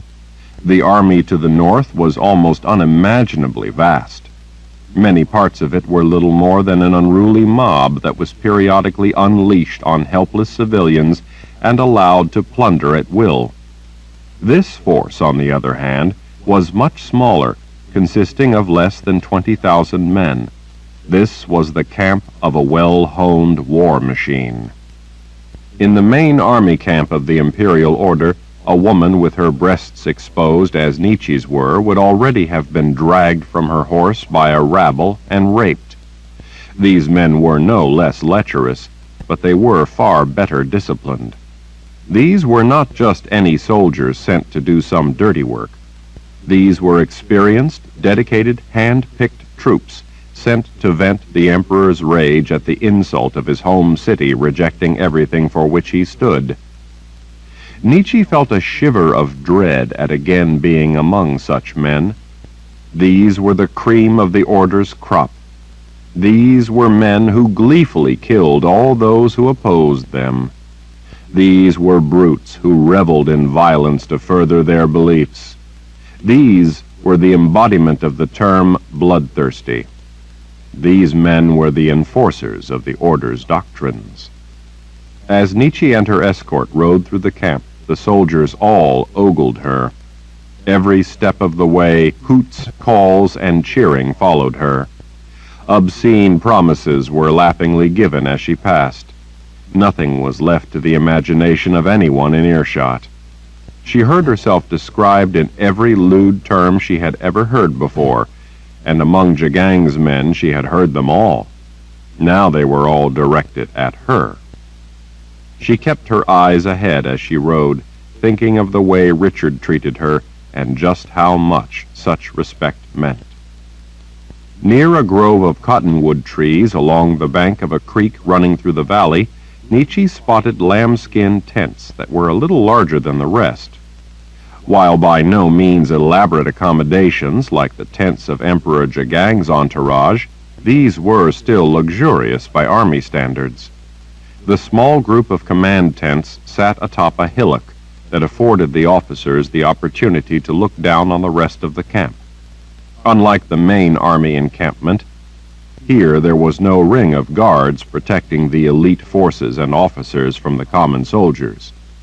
Outside the main tent, slabs of meat were being rotated on spits by slaves that always attended the higher-ranking officers, or high priests of the Fellowship of Order. For a force such as this, only the most loyal slaves would have been brought along. As they slowed to a halt, the man who held the reins to Nietzsche's horse tilted his head, ordering one of his men to go announce them. The man threw his leg over his horse's neck and jumped to the ground. With each step, dust lifted from his pants as he strode toward the main tent. Nietzsche noticed that all around curious men began wandering closer, coming to see the woman being brought as a gift for their leader. She could hear them laughing and wisecracking among themselves as they leered at her. Their eyes were as cold and frightening as any she had ever seen. What worried her the most, however, was that many of the men held spears or had arrows knocked in their bows. These were not men who took anything casually. Even as they drooled at her, they were prepared for any kind of threat her appearance might present. The man sent to announce her was ushered into the main tent by an attendant. A moment later he reappeared, followed by a tall man in flowing, henna-dyed robes. His manner of dress stood out on the drab scene like clotted blood.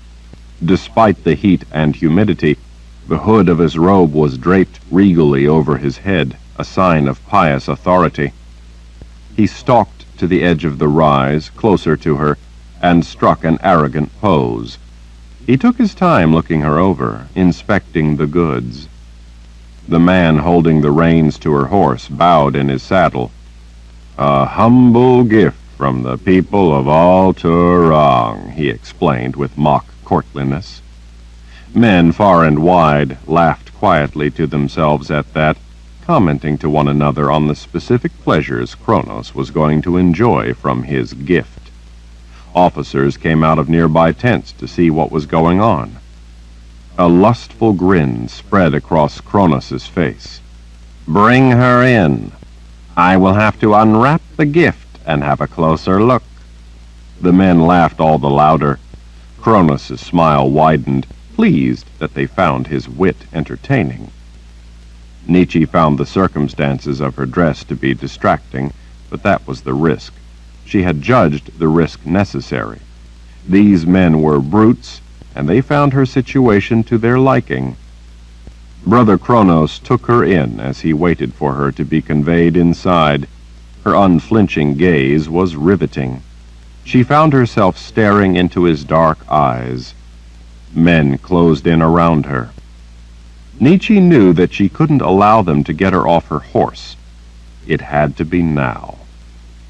There were 1,000 things she wanted to say to Brother Kronos. She wanted to tell him what she thought of him, what she was going to do to him, what Richard was going to do to all the imperial order. A simple death seemed too easy for Kronos. She wanted him to suffer before he died. She wanted him to know full well what she had in store for him. She wanted him to feel it, to twist in pain and agony, to beg for mercy, to taste the bitter bile of defeat. She wanted him to suffer for the misery he spread in his wake. She wanted him to pay the price for everything he had ever done to innocent people. She wanted him to know that his entire life had been a waste, and that it was about to end. But she knew that that was not her task. She would risk failure should she even attempt to accomplish any tiny part of it. Instead, Nietzsche unceremoniously lifted her fists just a little toward the man as she willed forth her Han. Fearing to tip Kronos as to what was coming, she refrained from taking even an extra split second to conjure anything elaborate. She opened the floodgates, using nothing more complex than a blast of air directed at the man. But it was concentrated beyond anything he would expect, even if he suspected she might be a sorceress. In a blinding instant, the late afternoon camp was lit with a flash of crackling light. Discharges created by the intense heat generated by a focused compression of air. Threads of light lashed around the convergent release of force. Since even a slight slip could conceivably give him an opportunity to strike out before he died, Nietzsche didn't even risk the satisfaction of smiling as the iron-hard spike of air shot for his head. Before Brother Kronos ever realized that something was happening, Nietzsche's sudden release of power blew a fist-sized hole through the center of his forehead. Blood and brain matter sprayed the lambskin wall of the tent behind him. He dropped like a sack of sand, his life already long gone. He never had a chance to respond in kind. Nietzsche used a shard of power to at last sever the ropes binding her wrists. They hissed from the sting of heat as they were cut and then dropped away. Without pause, she fed a flow of her Han into a focused line of power that she swept around her like a blade wielded by a master swordsman. The officer who had led her horse and leered at her the whole way grunted as the hot edge ripped through him, cutting him in two below the rib cage. His mouth opened, but no scream escaped as his upper half tumbled toward the ground, landing with a hard thud. With a wet thump, the second man could do more than gasp as he was hit by the same power and torn in two. Coiled ropes of his intestines disgorged across his horse's neck. Nietzsche twisted in her saddle as she whipped the conjured blade around in an arc. With frightening speed and a flash that lit the shimmering leaves of the nearby cottonwood trees, the edge of deadly power sizzled as it ripped through the air. Before anyone could begin to react, it cut down all the men on horses around her as they still sat in their saddles. The air filled with the stench of burned flesh, blood, and the contents of ruptured viscera. Horses reared up or bucked, trying to rid themselves of the disembodied legs. Ordinarily, war horses were used to the confusion of intense battle, but that was in large part because they had familiar riders to control and direct them. Now they were on their own, and they were spooked. A number of men rushing in were knocked down and trampled by the panicked horses, further adding to the disorder. As pandemonium began to erupt all around her, as men charged in toward her, Nietzsche gathered her inner will, preparing to unleash an onslaught of withering destruction. Just as she was initiating the launch of that deadly assault, she pitched forward unexpectedly. At the same time, she felt the stunning pain of something heavy clouting her across her back. It was propelled by such staggering force that it drove her breath out with a cry. She saw flying past her the shattered pieces of a heavy lance that had been swung like a club. Dazed, Nietzsche realized that she had just hit the ground face first. She tried desperately to gather her senses. Her face felt oddly numb. She tasted warm blood. She saw strings of it dripping from her chin as she pushed herself up on wobbly arms. She realized then that she couldn't pull in a breath, that the wind had been violently knocked out of her. She frantically tried again, but despite her desperate efforts, she couldn't draw a breath. The world swam in dizzy disarray around her. Sadin was above her, dancing about, but unable to move away. Even though Nietzsche feared that the horse might accidentally step on her, she couldn't make herself move out of the way. Men all around finally muscled the horse aside. Other men dropped to their knees beside her. A knee in her back flattened her to the ground again. Powerful hands gripped her arms, her legs, her hair, holding her down, as if she could get up on her own. These men apparently feared that if she got up she might conjure her power, as if the gifted needed to be standing, and they had but to keep her on the ground to be safe. But the gifted didn't need to have their wits about them if they were to call upon their power, and she didn't. Some of the men pulled her over on her back. A boot at her throat kept her pinned to the ground. Weapons all around pointed down at her. And then a terrible thought came to her. Dark eyes. The wizard she had just killed had dark eyes. Kronos didn't have dark eyes. Kronos was supposed to have blue eyes. She was having difficulty sorting it all out in her mind. She had killed the high priest. It didn't make sense. Unless there had been more than one brother. The men holding her down backed away. Grim blue eyes glared down at her. It was a man wearing long robes. The hood was pulled up. A high priest. Well, sorceress, you have just managed to kill Brother Byron, a loyal servant to the Fellowship of Order. She could tell by his tone that he had not yet begun to voice his building anger. Through the shock, Nietzsche still couldn't draw a breath. The pain in her back radiated out in paralyzing waves. She wondered if the man who had clubbed her had broken her ribs. She wondered if her back was broken. She supposed it didn't matter now. "Allow me to introduce myself," the red-faced man above her said. He pushed the hood of his robes back. "I am Brother Kronos. You belong to me now. I intend to make you pay a long and painful price for the murder of a good man who was only doing the Creator's noble work." Chapter 27. Nietzsche simply couldn't pull in a breath to save her life, much less to say anything. The pain of not being able to breathe cloaked her in a tight shroud of panic that prevented her from thinking. The distress of needing air and not being able to get it grew more terrifying with every passing second. She didn't know what to do. She remembered when Richard had been shot with the arrow and he couldn't breathe. She remembered how his skin had turned ashen and then had begun turning blue. She had been so afraid seeing him not being able to breathe. Now she couldn't. Kronos' smile was as humorless and wicked as any she had ever seen, but it seemed not to matter to her. "Quite an accomplishment for a sorceress, killing a wizard.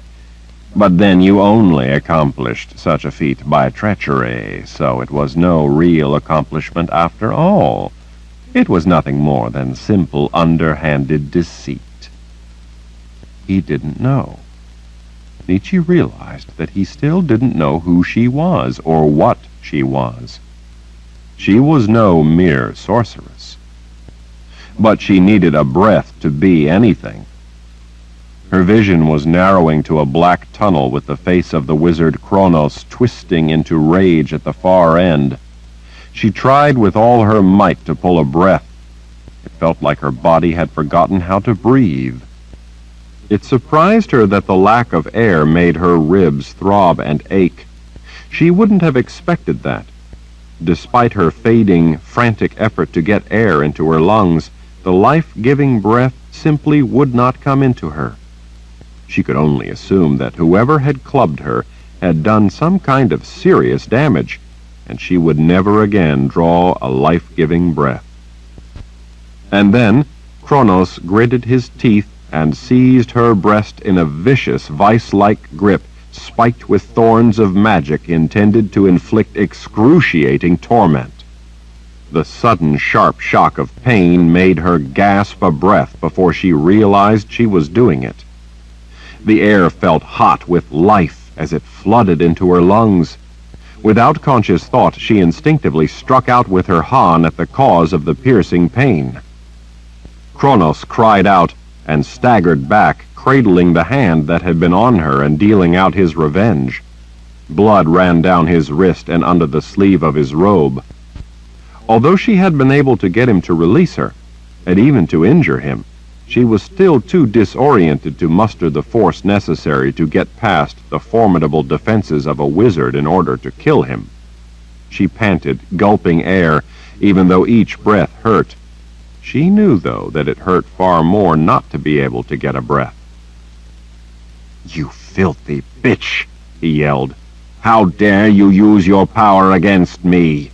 You cannot hope to match me with the gift. You will soon enough learn your place." His face flushed red with anger. With a thin thread of her Han, Nietzsche could sense the powerful shields the man had erected before himself. Before he had, though, she had seared the flesh off his fingers. He held the trembling hand to his breast. She knew full well that his intent was to extract prolonged and gruesome retribution. He ranted at her, cursing and calling her names, telling her what he intended to do with her and what would become of her once he was finished with her. The grins of the men watching widened at hearing the nature of those plans. He thought she was a sorceress, and that he could overpower her gift with his. He did not know that she was far more. She had become a sister of the dark. Even if he knew that much, Kronos might not have understood, as few people did, the full and terrible meaning behind that appellation. A sister of the dark wielded not only her own gift, but the Han of a wizard as well. His gift was taken before he passed through the veil into death.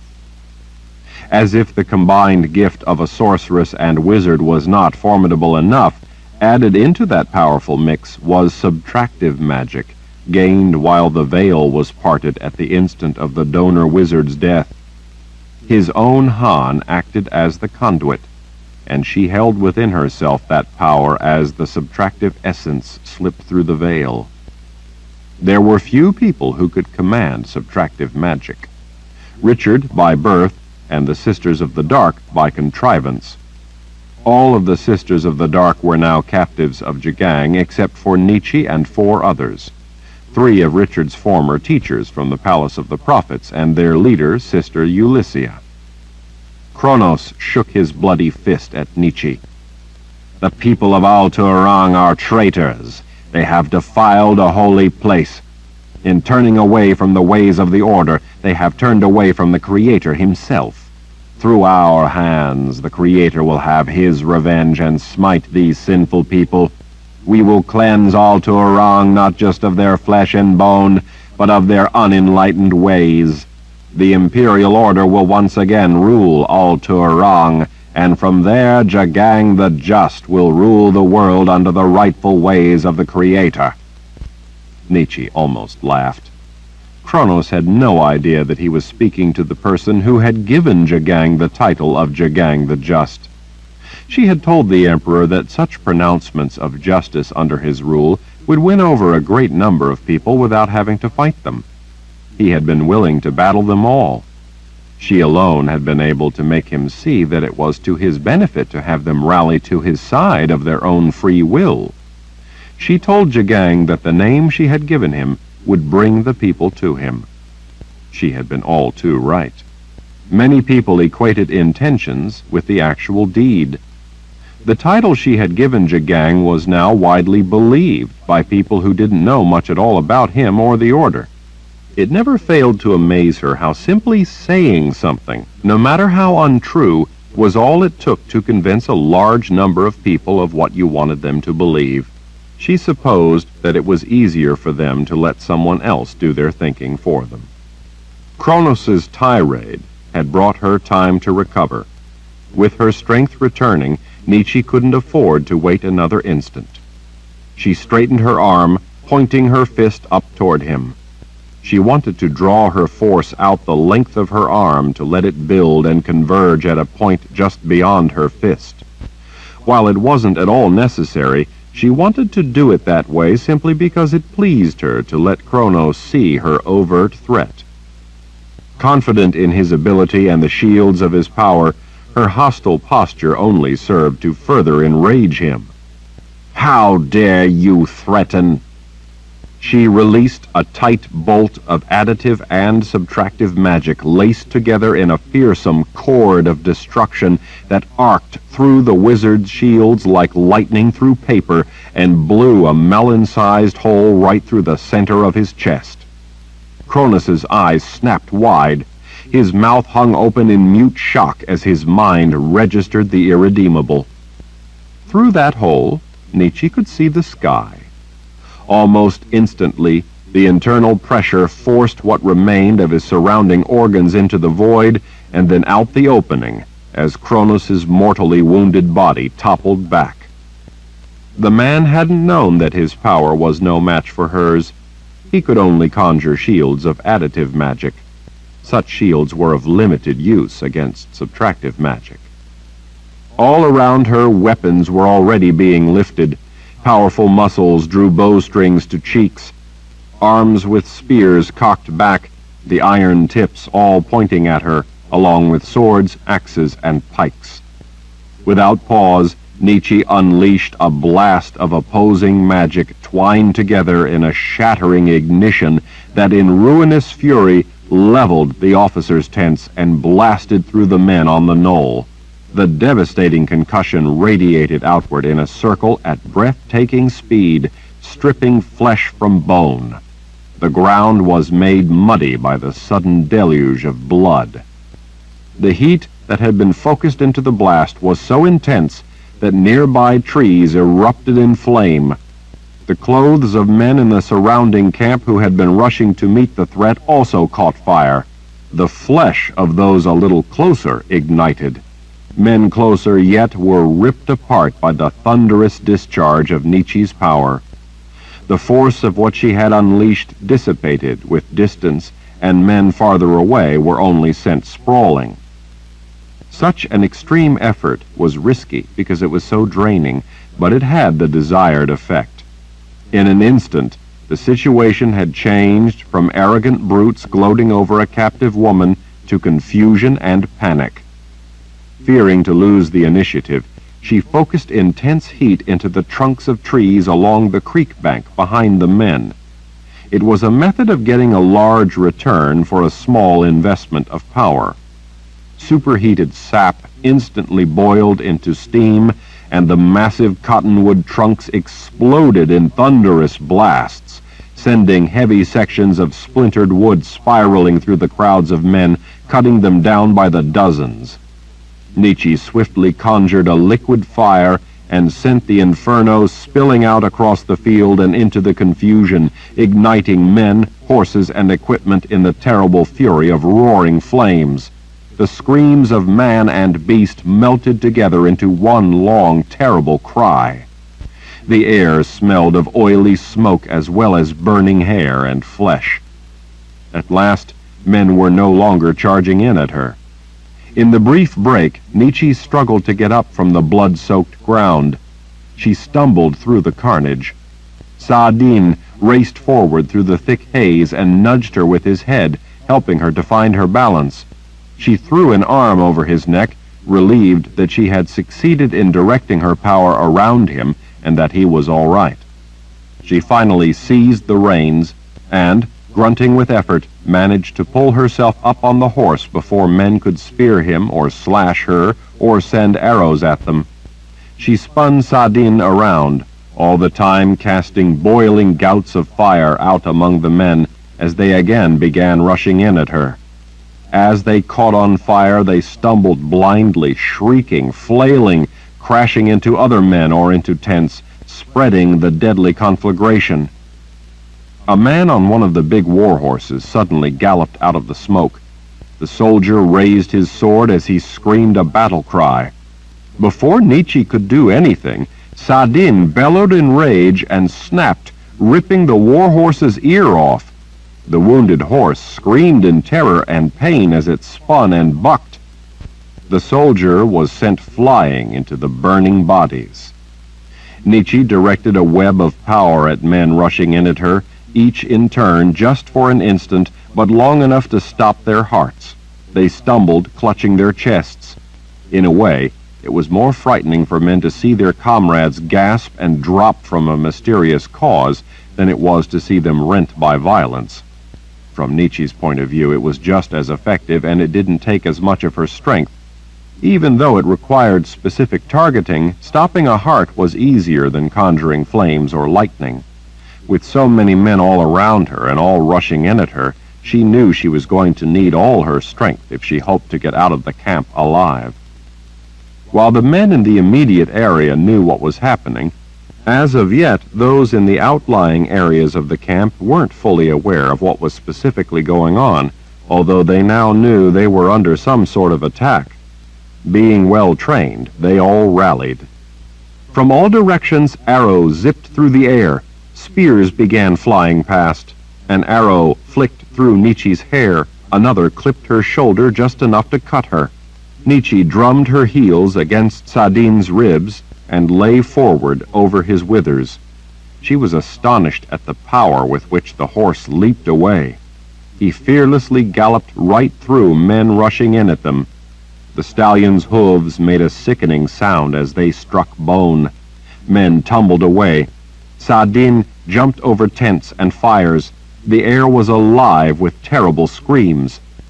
As she raced through the camp, Nietzsche took every opportunity to inflict yet more death and destruction. But from behind her, a swelling, angry roar began to lift from thousands upon thousands of men all the way across the valley. The power of it, the ferocity, was frightening. Nietzsche vividly recalled Richard's warning that all it would take was one lucky arrow. Now there were thousands. Nietzsche diverted her power from attacking to shielding her and her horse. As Saadin carried her back through the men, horses, wagons, and tents, Nietzsche let go of her defenses and again focused a scythe of her gift to slice through anything living that was close enough. The intensely concentrated and compacted edge of air sliced through men as they ran in to intercept her. As her horse leaped some obstacles and dodged others, that deadly edge of her power cut some men off at the knees and decapitated others. Horses screamed as their legs were cleaved from under them and they crashed to the ground. Shrieks of horror and pain from wounded men followed in her wake, but there were growing cries of rage. As she charged through the camp, Nietzsche could see men all around swiftly saddling their horses and mounting up. Spears and lances were snatched from those stacked everywhere throughout the encampment. Nietzsche wished she could destroy the weapons, but she had to concentrate just to hold on to Sadin as he bounded over anything in his way, including an occasional wagon. The horse seemed possessed to get her out of the danger as swiftly as possible. Even so, men in gathering numbers were taking up the chase, whether on horse or foot. As she cleared the last of the tents, Nietzsche looked back over her shoulder. The place was in an uproar. Flames still shot skyward. Billowing clouds of oily black smoke rose in several places. She didn't have any idea how many men she had killed, but there were thousands of them coming after her. The pounding she was taking atop a galloping horse was making her back hurt something fierce. At least she had eliminated Kronos. They had tried to trick her, but in the end it had cost them a second wizard that she hadn't even known they had with them, and would have been terrible trouble for the defenders back in Al-Turarang. It had turned out to be a bit of good fortune, as long as they didn't have 3 wizards.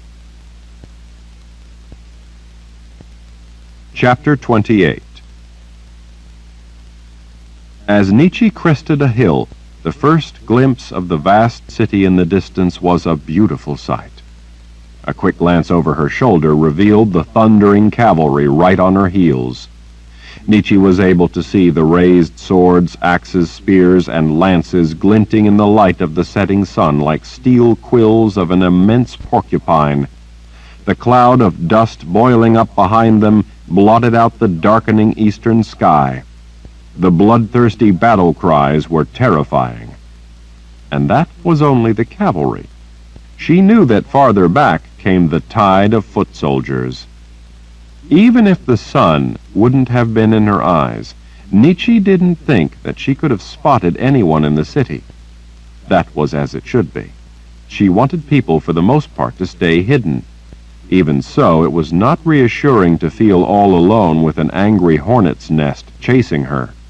She had told Victor and Ishak the route she would try to take when returning, so that they could concentrate their defenses to the best advantage. She hoped they were ready. There hadn't been a great deal of time to prepare. They would get no more, though. Time was up. With the city looming closer, Nietzsche at last spared the effort to snake her right arm through the sleeve of her dress, then reached back and threaded her left arm through the other sleeve. Holding the reins in one hand, leaning forward over the galloping horse's withers, she at last managed to blindly button her dress back up. She smiled at the small victory.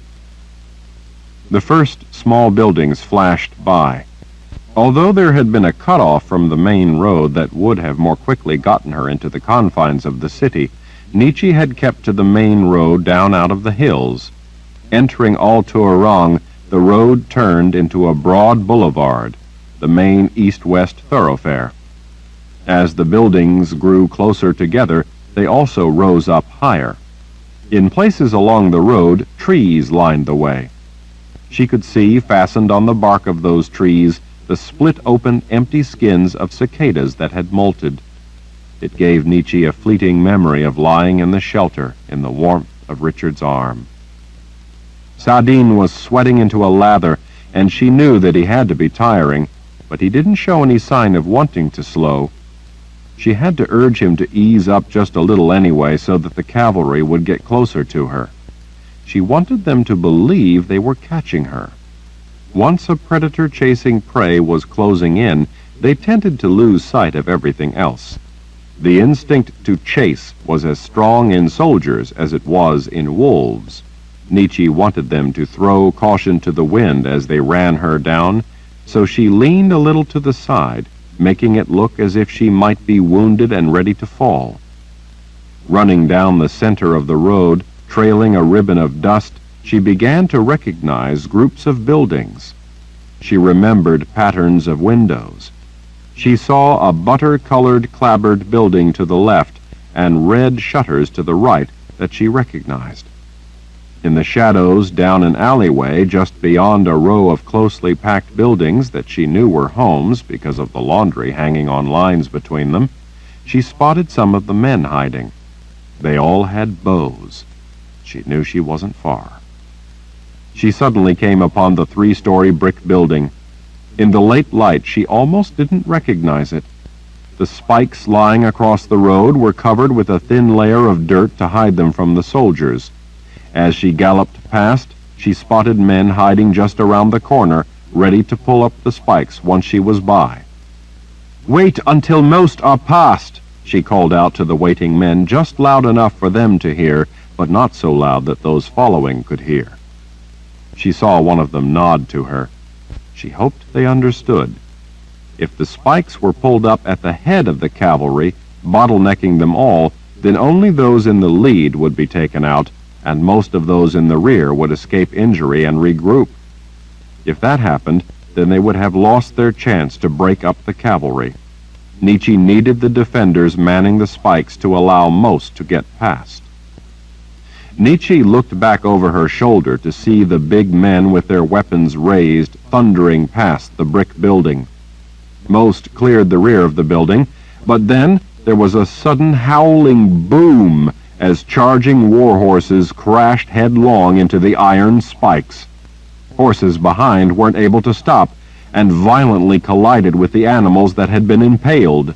Riders cried out as they were crushed. Other men tumbled over the heads of their horses. From the windows, arrows rained down as soldiers now on foot tried to halt the tail of the cavalry still charging in. Men desperately slowed their mounts. As they did, they were hit with arrows. Men and horses were hit with a withering flight of arrows from several directions. Most of the men put an arm up only to then realize that they had neglected to take the time to get their shields. As the last of the riders were still crashing into the sudden blockade, Nietzsche went right at the fork in the wide road. The cavalry was right on her heels and swept down the street after her. "Wait until half are past," she yelled at the men hiding around the corner of a tall stone wall as she raced past. Again came the hard impacts and terrible noise of animals screaming in pain and terror as they were unexpectedly impaled or torn open. Soldiers cried out as they were violently unhorsed. Men carrying spears rushed out from behind the building, running the soldiers through before they had a chance to get to their feet and fight. Axes, swords, and flails belonging to fallen soldiers were swept up by men to be used against the order. Some of the cavalry, fooled a second time, didn't intend to be fooled again, and at a full gallop peeled off from the main column, some taking another street to the left. Others turned down a narrow road to the right.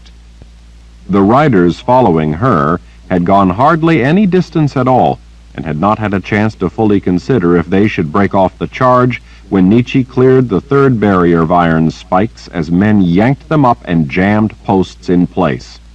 The horses just behind her crashed into the spikes.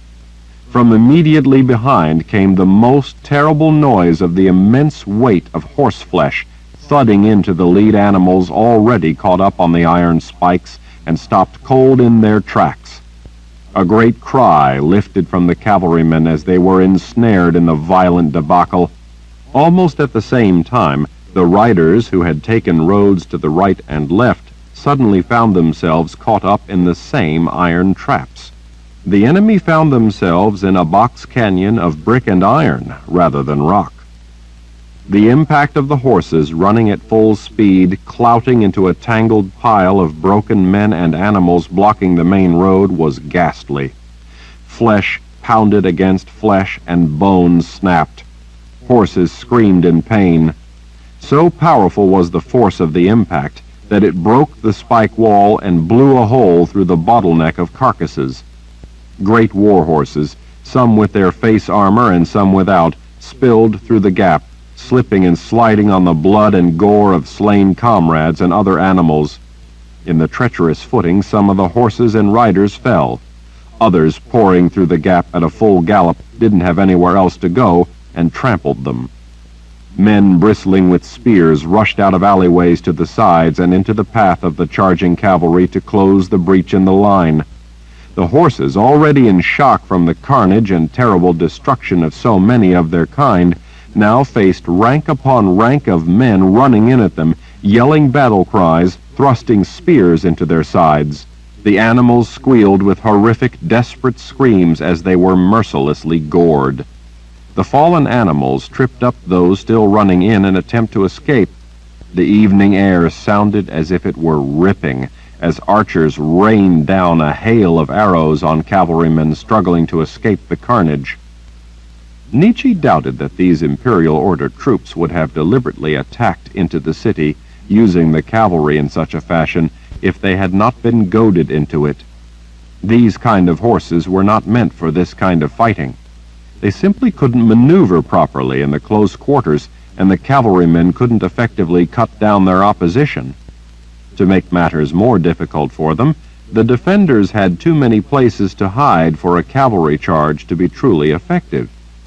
The purpose of the cavalry would have been to swiftly crush any organized resistance out in the open, hoping to stop the order before they reached the city, and then to run down anyone who tried to escape the city after the troops were sent in. Had the commanders been properly in control of the situation and their men, Nietzsche doubted they would have allowed such a crazy cavalry charge into the confines of a city.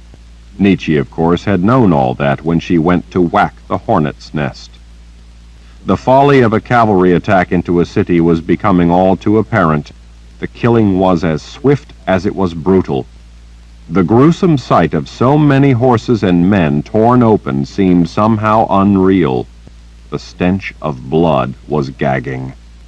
When she saw a column of the enemy turn down an alleyway to make an escape, Nietzsche cast her Hahn outward, using a concentrated spike of force to snap the bones of the lead horse. As the animal's legs folded under it, the horses following crashed into it at full speed, breaking their legs as the first horse rolled under them before they were able to leap out of the way. A few of the horses following behind, seeing what was happening and having more time to react, were able to jump clear. Nietzsche saw the men at the far end of the narrow alleyway close off their escape route. Nietzsche cut around the corner to reach the main bottleneck and help prevent any Imperial Order cavalry from escaping the trap. As she rounded the final building, she encountered a knot of cavalry as they broke through the lines of men with spears. Nietzsche sent a molten ball of flame howling toward the enemy. It cleared the heads of the defenders and hit the street, splashing liquid fire across the horses' flanks. The animals, their hides ablaze, reared up, allowing the flames to roll up onto the men on their backs. Nietzsche raced around tightly packed buildings to come up behind the tail end of the center trap that had ensnared a large number of the enemy. The men of the city had already set upon them. For once, the cavalrymen were outnumbered, disorganized, and unable to break free of the onslaught. Men fighting for their freedom had a burning determination that the soldiers had not expected to encounter. Their tactics of intimidation and simple slaughter had fallen apart. In the fading light of dusk, Nietzsche spotted Victor swinging a heavy mace at any Imperial Order head he could find. She urged Sardine through the slaughter. "Victor!" The man looked up with a murderous scowl. "What?" he cried out over the din of the battle, blood dripping from the steel blades of his weapon. Nietzsche stepped her horse closer. "The soldiers are coming right behind the cavalry. They will be the real test. We don't dare let them change their mind about attacking now. Just in case they are having any second thoughts, I'm going to go give them something irresistible to chase into the city." Victor flashed her a grim grin. "Good. We will be ready for them." Once the army poured into Al-Turang, there was no way they would be able to stay together. They would split up to move down different streets. Once they did that, each of those groups could be further divided by the defenders. As each group fled or charged, they would face hidden archers and groups of men with spears, to say nothing of the numerous traps. Al-Turang was huge. As darkness took the city, many of the invaders would become disoriented and lost. Because of the narrow warren of streets, they wouldn't be able to stay together to present a coordinated attack. They would not be allowed to go where they wished, as they wished, attacking helpless people. They would be relentlessly pursued and harried. Each group would get smaller all the time, both because they would be whittled down while under constant attack, and because some of their men would try other routes to find a way to safety. Nietzsche had made sure that there was no place of safety in the city. "There is blood all down the front of you," Victor called up to her. "Are you all right?" "I got clumsy and fell off my horse. I'm fine. This must end tonight," she reminded Victor. "In a hurry to go after Richard?" She smiled, but didn't answer his question. "I'd better go whack the hornet's nest. I will bring them on my heels." He nodded. "We're ready." When she spotted 3 soldiers in the distance trying to make an escape without their horses, Nietzsche paused to cast a shimmering spell down a narrow, twisting street.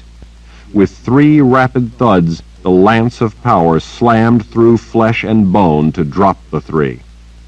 "And Victor," she said, turning back to the man, "there's one last thing. What would that be? No one gets away alive. No one." With the sounds of battle raging behind him, he appraised her eyes for a moment. I understand. Ishak will be waiting for you. Try to get the hornet's nest there as quickly as you can. Nietzsche, checking the reins to hold Sadin in place, nodded. "I will bring the soldiers right down." She turned to the sudden whoosh of flame. Great gouts of fire flared up in the east. She knew that it could mean only one thing. Victor cursed and climbed up to stand on the carcass of a dead warhorse as he craned his neck, trying to get a view over the rooftops at the thick smoke billowing up into the darkening sky. He cast a suspicious scowl at Nietzsche. "You failed to get Kronos?" "I got Kronos," she growled through gritted teeth, "and another wizard. It would appear that they have another gifted with them. I guess they came prepared." Nietzsche laid the reins over, turning Sadin toward the distant sound of screams. But they didn't come prepared for death's mistress. Chapter 29. "What do you think it could mean?" Berdine asked. Verna glanced over at the Mord Sith's blue eyes. "Anne didn't say." The library was dead quiet but for the soft hiss of oil lamps. What with the row upon row of aisles, along with the woodwork and shelves of dark walnut, the lamps and candles did little to illuminate the vast inner sanctuary. Had Verna lit all the reflector lamps lining the walls and hung on the end caps of shelves, the place could have been made to be considerably brighter, but for their purpose she didn't think it necessary. In a way, Verna felt that if they were to light too many lamps, pull out too many ancient volumes, disturb the sanctum to a large degree, it might wake the ghosts of all the master Rals who haunted the place. Heavy beams divided the dark frame and panel woodwork of deep-set ceiling coves. Gilded carvings of vines and leaves meandered up columns to the side that supported those massive timbers. Strange yet beautiful symbols were painted in rich colors across the faces of the beams. Underfoot were spread luxurious carpets woven with elaborate designs in muted colors. And everywhere, around the outer walls, in cases behind glassed doors, and in freestanding shelves marching through the library in orderly row upon row, were books by the thousands. Their leather bindings, mostly in deep colors with at least some gold or silver leaf on the spines, added a rich, mottled texture to the place. Verna had rarely seen libraries so grand. The vaults at the Palace of the Prophets, where she had spent a great deal of time in study, had also held thousands of books, but the place had been utilitarian, serving only the function of storing books and providing a practical place to read them. The palace revealed a reverence for the books and the knowledge they contained. Knowledge was power, and throughout the ages each Lord Ral in turn had such power at his fingertips. Whether or not he used that knowledge wisely was another question. The only problem with such vast amounts of information would be accessing a specific item, or even knowing that it existed in such an immense collection. Of course, in times long past, there would have been scribes who, besides their work of making copies of important works, attended the libraries and were responsible for specific sections. The master could then easily ask a few relevant questions, narrowing the search to the individual dedicated to the particular area of interest, and be pointed in the right direction. Now, without such specialists tending the libraries, the priceless information contained in the countless volumes was considerably more difficult to retrieve. In a way, the magnitude of information became a hindrance to its own purpose, and, like a soldier carrying so many weapons he couldn't move, nearly useless. The books held in this one library alone represented almost an unimaginable amount of work by countless scholars and a great many prophets. A short stroll through the aisles had revealed works here on history, geography, politics, the natural world, and prophecy that Verna had never seen before. A person could spend a lifetime lost in the place, and yet Berdine had said that the People's Palace had a number of such libraries, from some that a variety of people were allowed to visit, to some that no one but the Lord Rall, and Verna assumed his most trusted confidants, could enter. This library was one of the latter.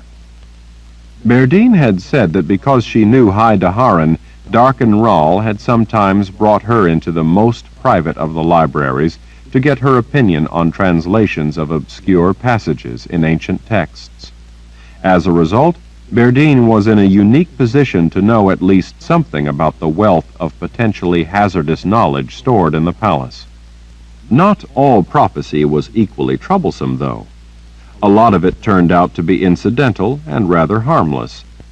What most people didn't realize was that a lot of prophetic space was taken up with what amounted to little more than the stuff of gossip. But by no means was all prophecy so congenial or frivolous, and wandering through the titillating trivia of everyday lives tended to lull one into complacency, and then when you least expected it, dark things came out of the pages to snatch at your soul. While there were volumes that were by and large completely harmless, there were others that were, for anyone but the untrained, unsafe from the first words to the last. This particular library held some of the most dangerous books of prophecy Verna knew of, books that at the Palace of the Prophets were considered so volatile that they were not kept in the main vault, but in smaller, heavily shielded vaults restricted to all but a handful of people at the palace. The presence of those books was probably the reason why this particular library was a very private retreat for Master Rall alone. Verna seriously doubted that the guards would have allowed her in had a moored Sith not been escorting her. Verna could happily spend a great deal of time in such a cozy place exploring countless books she had never seen before. Unfortunately, she didn't have the luxury of time. She idly wondered if Richard had ever even seen what was now his as the Lord Rall. Berdine tapped a finger to the blank page in the Glendhill Book of Deviation Theory. "I'm telling you, Prelate, I studied this book with Lord Rall at the Wizard's Keep in Aidendrill." "So you said." Verna found it interesting, to say the least, that Richard knew of the Glendhill Book of Deviation Theory. She found it even more curious, considering his distaste for prophecy, and the fact that this book of prophecies was mostly about him, that he'd studied it. There seemed no end to the curious little things that from time to time Verna discovered about Richard. Part of his dislike for prophecy, she knew, was his aversion to riddles. He hated them. She also knew, though, that in large measure his animus toward prophecy was due to his belief in free will, his belief that he himself, and not the hand of destiny, made his own life what it was. While enormously complex, and with layers of meaning beyond most people's comprehension, prophecy certainly did revolve around core elements of the preordained in its nature. And yet Richard had more than once fulfilled prophecy while at the same time proving it wrong. Verna sourly suspected that, in a perverse way, prophecy had foretold of Richard's birth just so that he could come into the world to prove the concept of prophecy invalid. Richard's actions had never been easy to predict, even, or perhaps especially, for prophecy. In the beginning, Verna had been baffled by the things he would do, and was perpetually unable to predict how he would react to situations or what he might do next. She had come to learn, though, that what she had thought was his confounding switching in a blink from one matter to something completely unrelated was, simply at its core, his singular consistency. Most people were not able to remain riveted to a goal with such dedicated determination. They tended to become distracted by a variety of other urgent matters requiring their attention. Richard, as if in a sword fight with a number of opponents at once, prioritized those ancillary events, holding them in abeyance or dispatching them as need be, while always keeping his goal firmly fixed in his mind. It sometimes gave people the false impression that he was skipping from one unrelated thing to another, when in reality he was, to him, innocently dancing across rocks in the river of events around him as he worked his way steadily toward the opposite bank. At times, he was the most wonderful man Verna had ever met. At other times, the most exasperating. She'd long ago lost track of how often she had wanted to strangle him. Besides being the man born to lead them in the final battle, he had, by force of his own will, become their leader, the Lord Rahl, the linchpin of everything she had struggled for as a sister of the light, just as prophecy foretold. But not at all in the manner it had so carefully laid out. Perhaps more than anything else he meant to them all, Verna valued Richard as a friend. She ached for him to be happy, the way she had once been happy with Warren. Her time with Warren after they were married and before he had been killed had been the most alive she had ever felt. Since then, she felt like the living dead, alive, but not part of life. End of Side 8. Change side selector switch. This book is continued on the next cassette.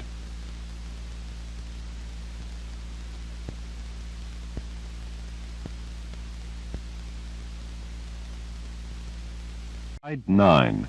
Chainfire by Terry Goodkind, continuing on page 287. Verna hoped that someday, maybe when they finally won the struggle against the Order, that Richard could find someone to love. He loved life so much, he needed someone to share that with. She smiled inwardly. From the first day she had met him and put the collar around his neck to take him back to the palace of the prophets to be trained to use his gift, her life had felt as if it had been caught up in the whirlpool that was Richard. She vividly remembered that snowy day back at the Mud People's village when she had taken him away. It had been profoundly sad because it had been against his will, and at the same time it had been a momentous relief after having searched for him for 20 years. To be sure, he had not gone willingly into such benevolent captivity. In fact, 2 of the sisters with Verna had died in the effort to make Richard put on that collar he so hated. Verna frowned. Put on the collar. That was odd. She tried to recall exactly how it was that she had managed to get him to put the collar around his neck, as it had to be done. Richard hated collars, especially after having once been a captive of a Mord Sith, and yet he had put it on of his own free will. For some peculiar reason, though, she couldn't seem to recall just how she had managed to get him to. Verna, this is really strange.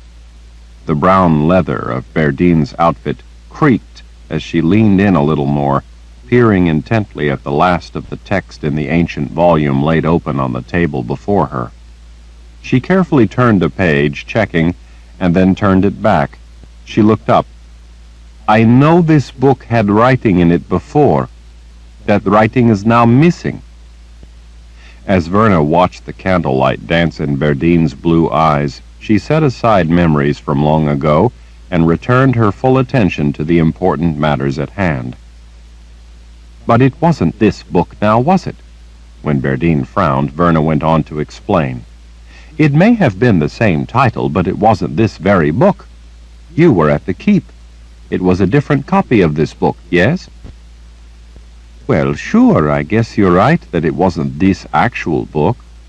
Berdine straightened and scratched her head of wavy brown hair. But if it's the same title, then why do you think that the copy at the Wizard's Keep has all the writing in it, while this one has big sections of the writing missing? I didn't say that the copy there still has all the writing in it. I'm only saying that the copy at the Keep, not this one, was the one you studied with Richard. That you recall reading it and not seeing any blank pages doesn't prove anything, because it wasn't this very same book. But even more importantly, this book might in fact be identical, in that it contains all the same text, but the scribe who made this duplicate might have simply left blank pages among that text for any number of reasons. Berdine looked skeptical. What reasons? Verna shrugged. Sometimes books with incomplete prophecy, such as these here, have blank places left in them to provide room for future prophets to finish the prophecy. Berdine planted her fists on her hips. Fine, but answer me one question. When I look through this book, I recall the things I'm reading. I may not understand most of it, but I remember it in a general sense. Remember reading these passages. So why is it that I can't remember a single thing about the sections that are missing from the book? The simple explanation is that you don't recall anything of the blank sections because they are simply that, blank places, as I said, that were left in the book by the person who made the copy.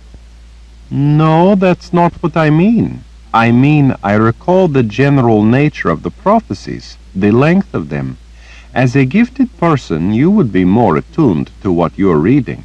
I wouldn't. Since I never really understood these prophecies, I instead remember more of the way they looked. I remember how long they were. These are no longer complete. I didn't understand them, and I remember how long they seemed and how hard it was to make sense of such long prophecies. When something is hard to understand, it always seems longer than it really is. No, Berdine screwed up her face with conviction. That's not it. She turned to the last prophecy and tapped the page. This one here is only a page long, followed by a number of blank pages. I can't say that I remember the others so well, but for some reason I paid more attention to the last one. I'm telling you, I remember that this one for sure was a lot longer. I can't swear to how long the others were, or how long this one is supposed to be, but I do know for certain that this last one, at least, was more than a page. It wasn't complete, as this one here is now.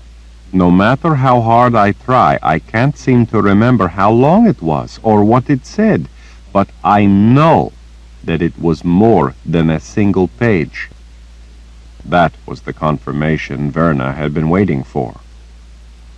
While most of it makes little sense to me, Berdine went on, I do remember this part, this beginning having to do with all the talk about a forked source and the confusing business about going back to a mantic root, and then the splitting the horde that wants the Creator's cause.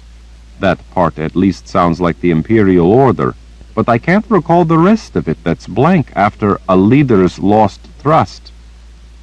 I'm not imagining it, Verna, I'm not. I can't say why I'm so sure that the rest of it is missing, but I am. And therein lies what has me so bothered. Why is the part that's missing from the book missing from my memory. Verna leaned close and lifted an eyebrow.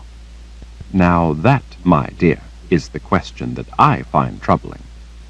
Berdine looked startled. You mean you know what I'm talking about? You believe me? Verna nodded. I'm afraid so. I didn't want to plant the seed of suggestion in your mind. I wanted you to confirm my own suspicions. Then this is what Anne was concerned about, what she wanted us to check? It is. Verna shuffled through the disorderly jumble of books on the sturdy table, finally pulling out the one she wanted. Look here at this book. This is the one that is perhaps the most troubling to me. Collected Origins is an exceedingly rare prophecy in that it was written entirely in story form. I studied this book before I left the Palace of the Prophets to search for Richard. I practically knew the story by heart. Verna fanned through the pages. The book is now entirely blank, and I can't remember a single thing about it except that it had something to do with Richard. Exactly what? I have no idea.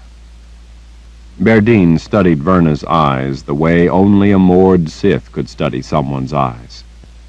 So this is some kind of trouble, and that trouble is a threat to Lord Rahl. Verna let out a deep breath.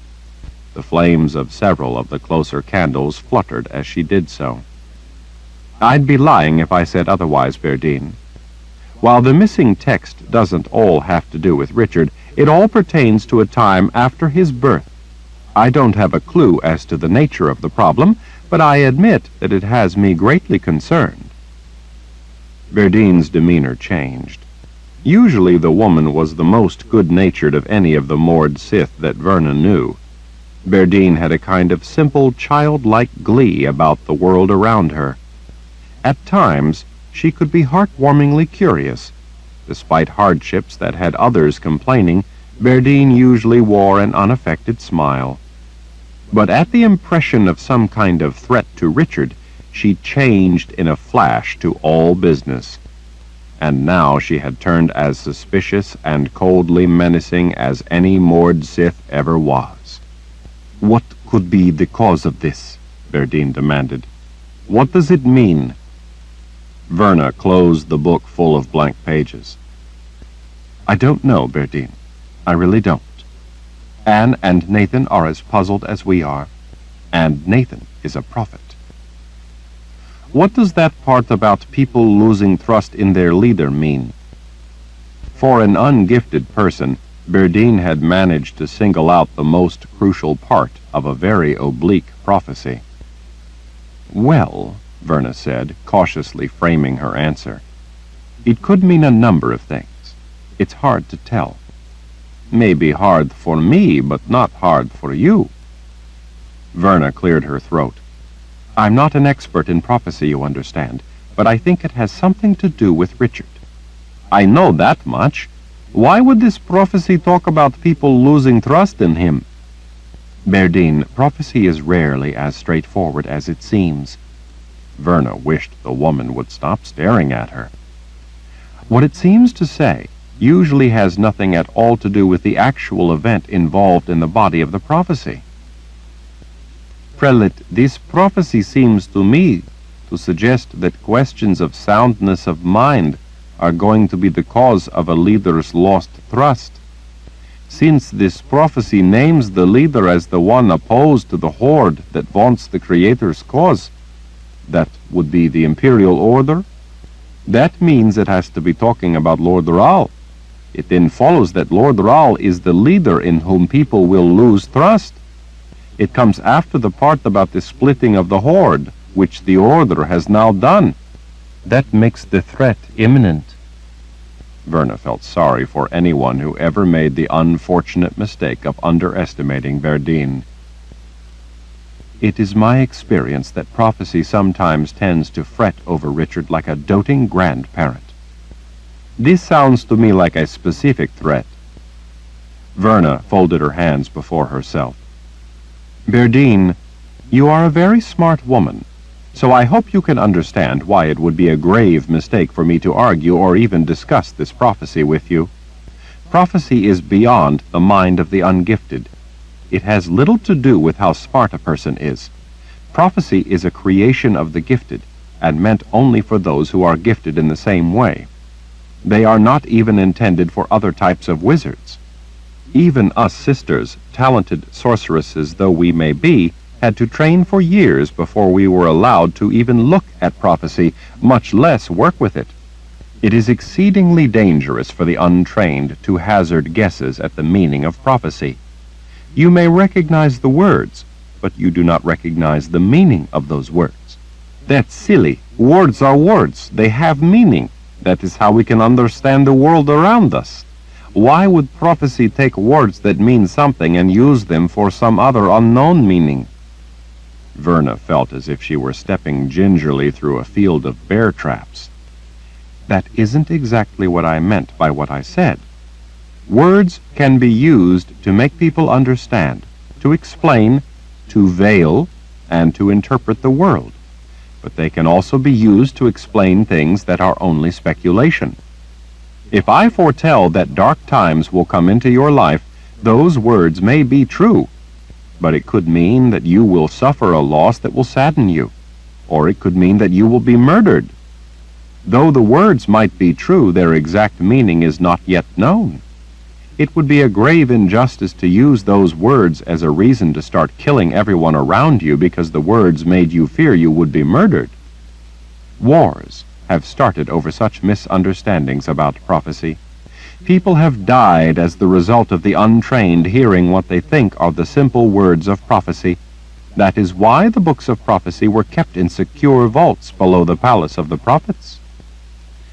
These books of prophecy are not kept in vaults. Verna's brow drew down as she leaned toward the moored Sith. Perhaps they should be.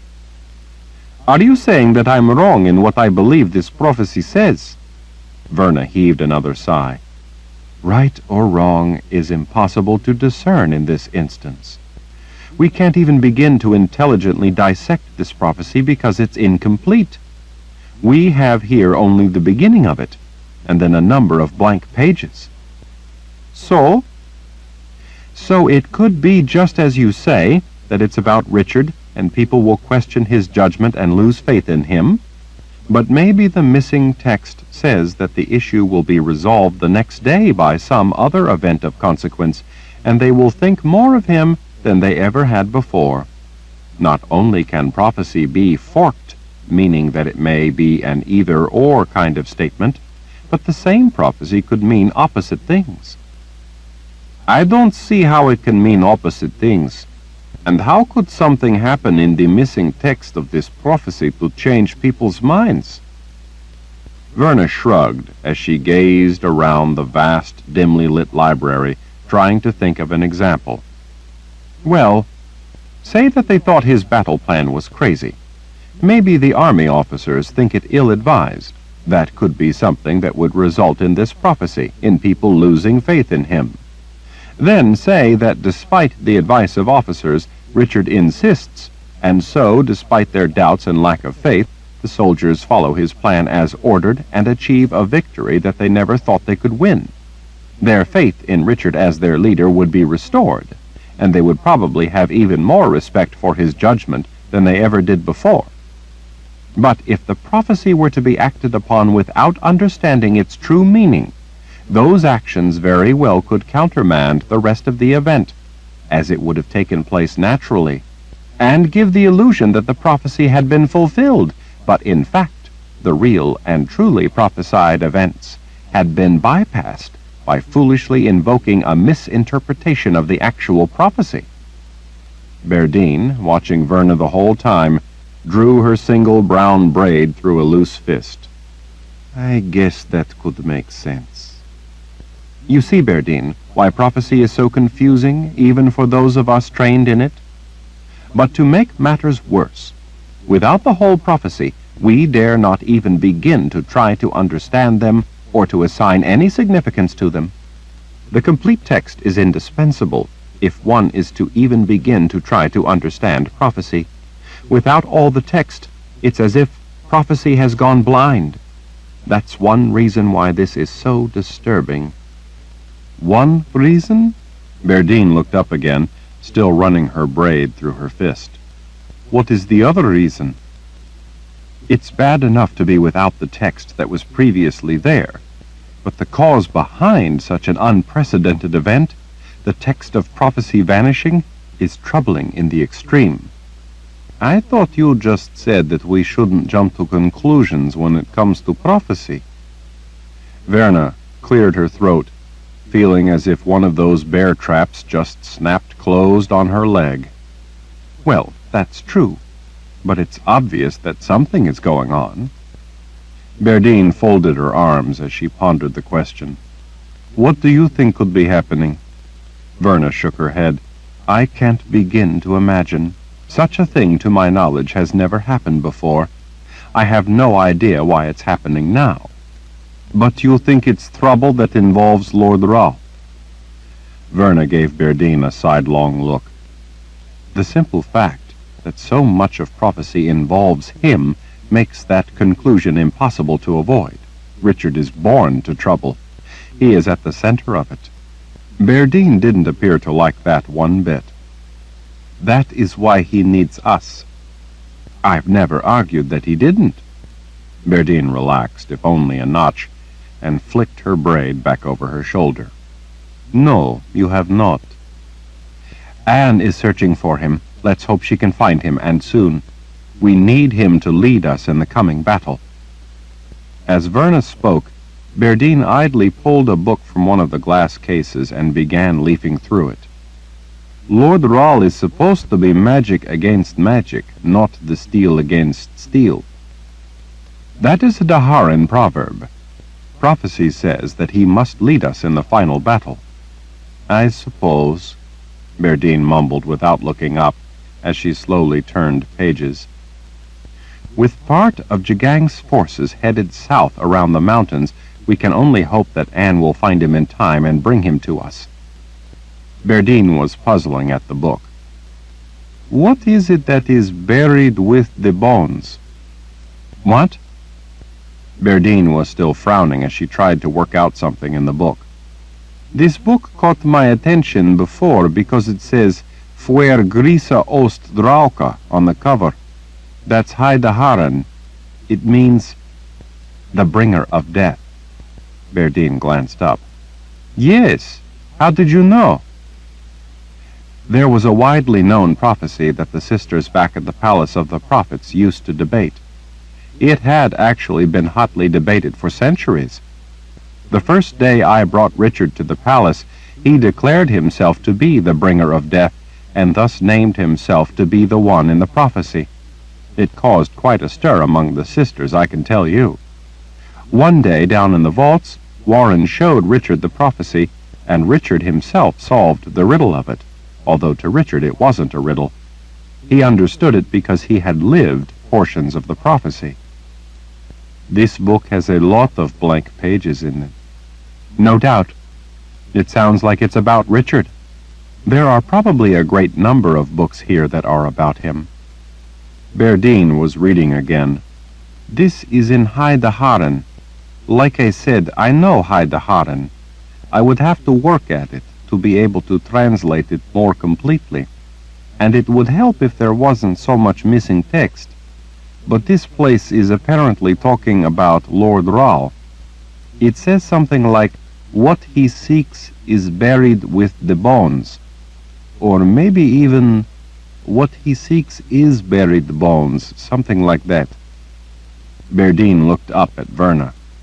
Any idea what that's about? What it could mean? What he seeks is buried bones. Verna shook her head with regret. I have no idea. There are probably countless volumes here that have interesting or puzzling or frightening things to say about Richard.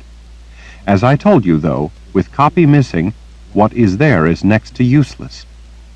I suppose, Berdine said in disappointment. What about central sites? Central sites? Yes, this book mentions places called central sites. Berdine stared off as she considered something to herself.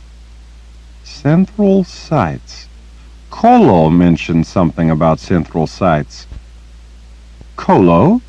Berdine nodded. It's a journal written ages ago, during the Great War. Lord Rao found the book at the Wizard's Keep, in the room with the sliff. The man who kept the journal is named Koloblesin. In Haidaharan, the name means strong advisor. Lord Rao and I call him Kolo for short. What did this Kolo have to say about these places, these central sites? What are they? Berdine turned through the pages of the book she held. I don't recall. It was nothing I understood at the time, so I didn't devote a lot of effort to it. I'd have to go study it again to refresh my memory. She squinted in recollection. It seemed like there was something buried at the places called central sites. I can't remember if it said what was buried. The moored Sith stood frozen in her same pose as she studied the little book. I was hoping this might give me a clue. Verna let out a heavy sigh as she glanced around at the library. Berdine, I would love to stay and spend time researching all these books. I would truly like to know what this library and the others here at the palace contain. But there are more pressing matters at hand. We need to get back to the army and my sisters. Verna took a last look around. Before I go, however, there is one thing here at the People's Palace that I would like to check on. Maybe you can help me. Berdine reluctantly closed the book and replaced it on the shelf.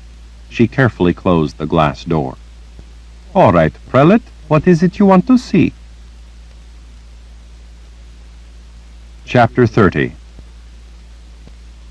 Verna paused at hearing the single long peal of a bell. What was that? Devotion, Berdine said, stopping to look back at Verna as the deep toll reverberated through the vast marble and granite halls of the People's Palace. People, no matter where they seemed to be headed, turned and instead moved toward the broad passageway from where the deep resonant sound of the bell had come. No one looked to be in a hurry, but they all very deliberately walked toward the slowly dying sound of the bell. Verna puzzled at Berdine. What? Devotion.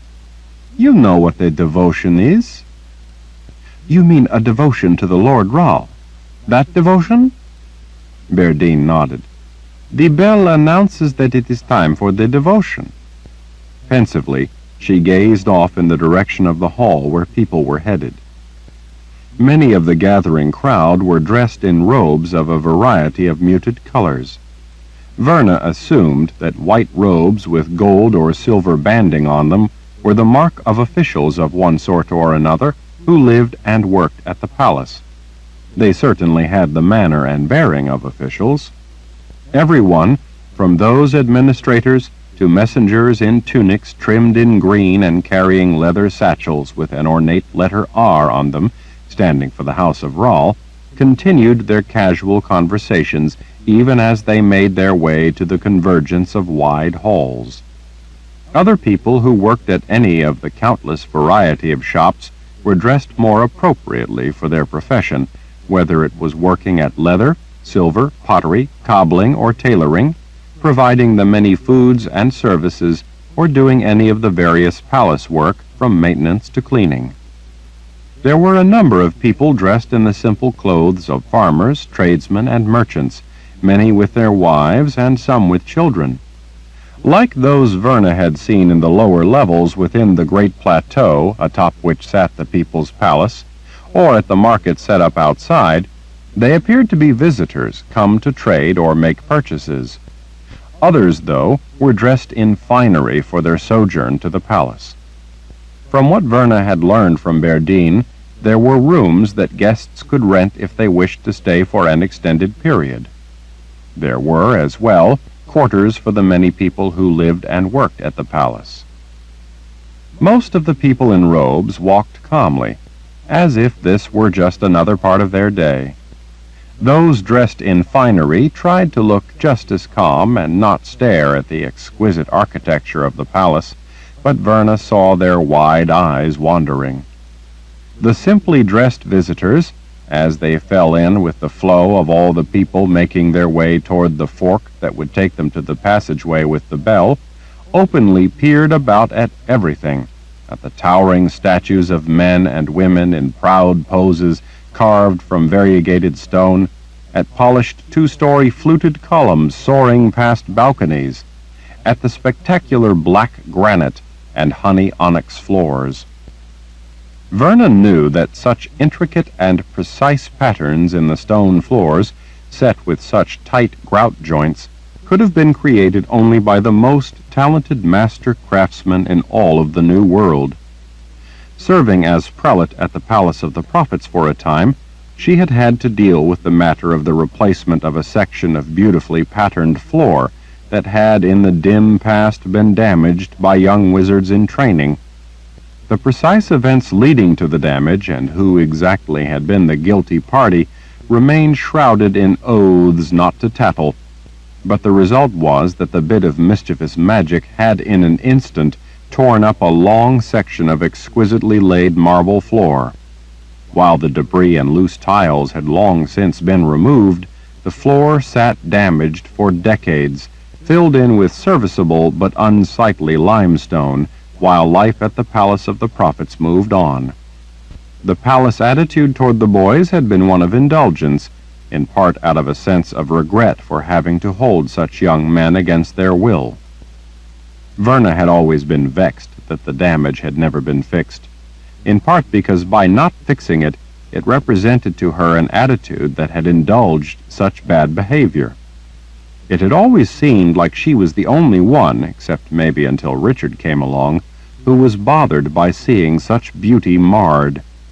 Richard expected the boys there to take responsibility for their actions. Even though he was held against his will, he never tolerated such senseless, destructive behavior. Warren saw matters the same way as Richard. Perhaps that was part of the reason they had become such fast friends. Warren had always been serious and dedicated about everything. After Richard had left the palace, Warren had reminded Verna that as the new prelate, she no longer needed to complain about either the behavior or the floor. He encouraged her to act on her convictions. So, as prelate, she both set new rules and set about seeing to the completion of the repairs to the floor. That was when she had come to learn a thing or two about such floors, and that while there were any number of men who boldly professed to be master craftsmen, very few actually were. Those who were let their work make clear the distinction. The former made the task a nightmare, the latter a joy. She remembered how proud Warren had been of her for seeing the task through, and for not accepting anything less than the best. She missed him so much. Verna gazed around at the spectacular palace, at the intricate stonework, and yet such beauty now failed to move her. Since Warren had died, everything seemed bland, uninteresting, and unimportant to her. Since Warren had died, life itself seemed drudgery. Everywhere through the palace, wary soldiers patrolled, probably not even realizing or even considering the staggering amount of human imagination, skill, and effort that had gone into the creation of such a place as the People's Palace. Now they were a part of it, a part of what kept it viable, like thousands of men just like them who for centuries had walked these same halls and kept them safe. Verna noticed that some of the guards moved through the halls in pairs, while others patrolled in larger groups. The muscular young men were dressed in smart uniforms with molded leather shoulder and breastplates, and all carried at least a sword. Many of the soldiers also carried pikes with gleaming metal points. Verna noticed special guards who wore black gloves and carried crossbows slung over their shoulders. The quivers at their belts held red-fletched bolts. The soldiers' eyes were always on the move, watching everything. "I seem to recall Richard mentioning the devotion," Verna said, "but I didn't think that they still did it when the Lord Rahl wasn't at the palace, and especially not since Richard became the Lord Rahl." Verna hadn't exactly meant it to be condescending, although she realized after she'd said it that it must have sounded that way. It was just that Richard was, well, Richard. Berdine glanced at Verna askance. He is still the Lord Rahl. We are no less bonded to him because he is away. The devotion is always done at the palace whether the Lord Rahl is here or not. And regardless of how you may view him, he is the Lord Rahl by every measure. We have never had a Lord Rahl we respected as much as we respect him. That makes the devotion more meaningful and more important than it ever was before. Verna kept her mouth shut, but she cast Berdine a look that came all too easily to her as a sister of the light and now as prelate. Even though she understood the reasons behind it, she was the prelate of the Sisters of the Light, devoted to seeing the Creator's will done. As a Sister of the Light, living at the Palace of the Prophets under the spell that slowed their aging, she had seen rulers come and go. The Sisters of the Light never bowed down to any of them. She reminded herself that the Palace of the Prophets was gone. The imperial order now controlled many of the sisters. Berdine lifted an arm indicating the palace around them. The Lord Rahl makes all this possible. He gives us a homeland. He is the magic against magic. His rule keeps us safe. While in the past we have had masters who regarded the devotion as a demonstration of servitude, its origin is actually nothing more than an act of respect. Verna's aggravation seethed just below the surface. This was not some mythic leader Berdine was talking about, some wise old king. It was Richard. As much as Verna respected and valued him, it was still Richard. Wood's guide Richard. Swiftly on the heels of her flash of indignation came regret for such unkind thoughts. Richard always fought for what was right. He had valiantly put his life in peril for his noble beliefs. He was also the one named in prophecy. He was also the Seeker. He was also the Lord Rahl, the bringer of death, who had turned the world upside down. Because of Richard, Verna was prelate. She wasn't sure if that was a blessing or a curse. Richard was also their last hope. Well, if he doesn't hurry up and join up with us to lead the Daharan army in the final battle, there will be none of us left to respect him. Berdine withdrew her reproachful stare and unexpectedly started toward the passageway that turned off to the left, the one where the bell had rung. We are the steel against steel. Lord Rahl is the magic against magic. If he doesn't come to fight with the army, it is only because of his duty to protect us from the dark forces of magic. Simple-minded gibberish, Verna muttered to herself as she hurried to catch up with the moored Sith. Where are you going? She called after the woman. To devotion. At the palace, everyone goes to devotion. Berdine, Verna growled as she caught Berdine's arm. We don't have time for this. It is devotion. It is part of our bond to Lord Rahl.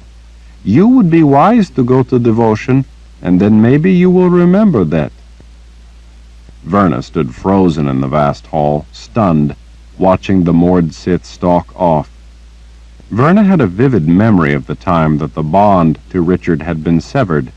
It hadn't been for long, but in Richard's absence from the world of life, the protection of the bond to the Lord Rahl had ceased to exist.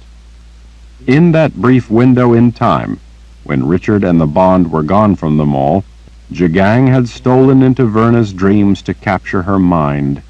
He had captured Warren as well. It had been beyond horror to have the dream walker in control of her consciousness, but it had been all the worse to know that Warren was just as helpless. Jagang's brutal presence had dominated every aspect of their existence, from what they could think to what they had to do. They no longer had control of their own will. Jagang's will was all that mattered. Just the memory of the searing pain that had been sent through that link into her and into Warren unexpectedly brought the sting of tears to Verna's eyes. She quickly wiped away the tears and hurried after Berdine. Verna had important things to do, but she would lose untold time trying to find her way all alone in the vast interior of the people's palace. She needed the Mord Sith to show her the way. If Verna had control of her gift, it might help her find what she sought, but in the palace her Han was virtually useless. She would just have to go along with Berdine and hope that they could then get back to business without the loss of too much time.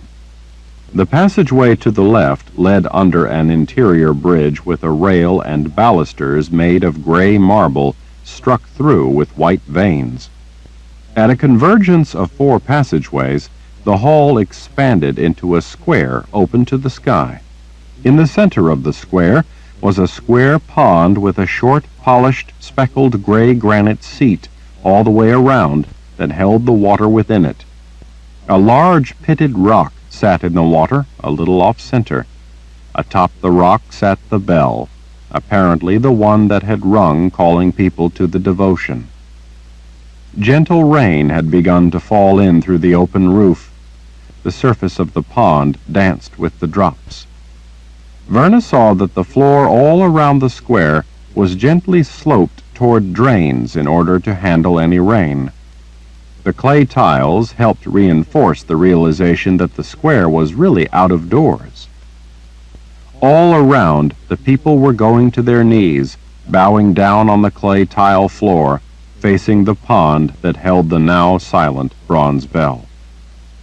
Berdine's dark discontent evaporated at seeing that Verna was coming with her. She smiled back happily and then did the strangest thing. She reached out and took Verna's hand. "Come on, let me take you up by the pond. It has fish." "Fish?" Berdine's grin widened.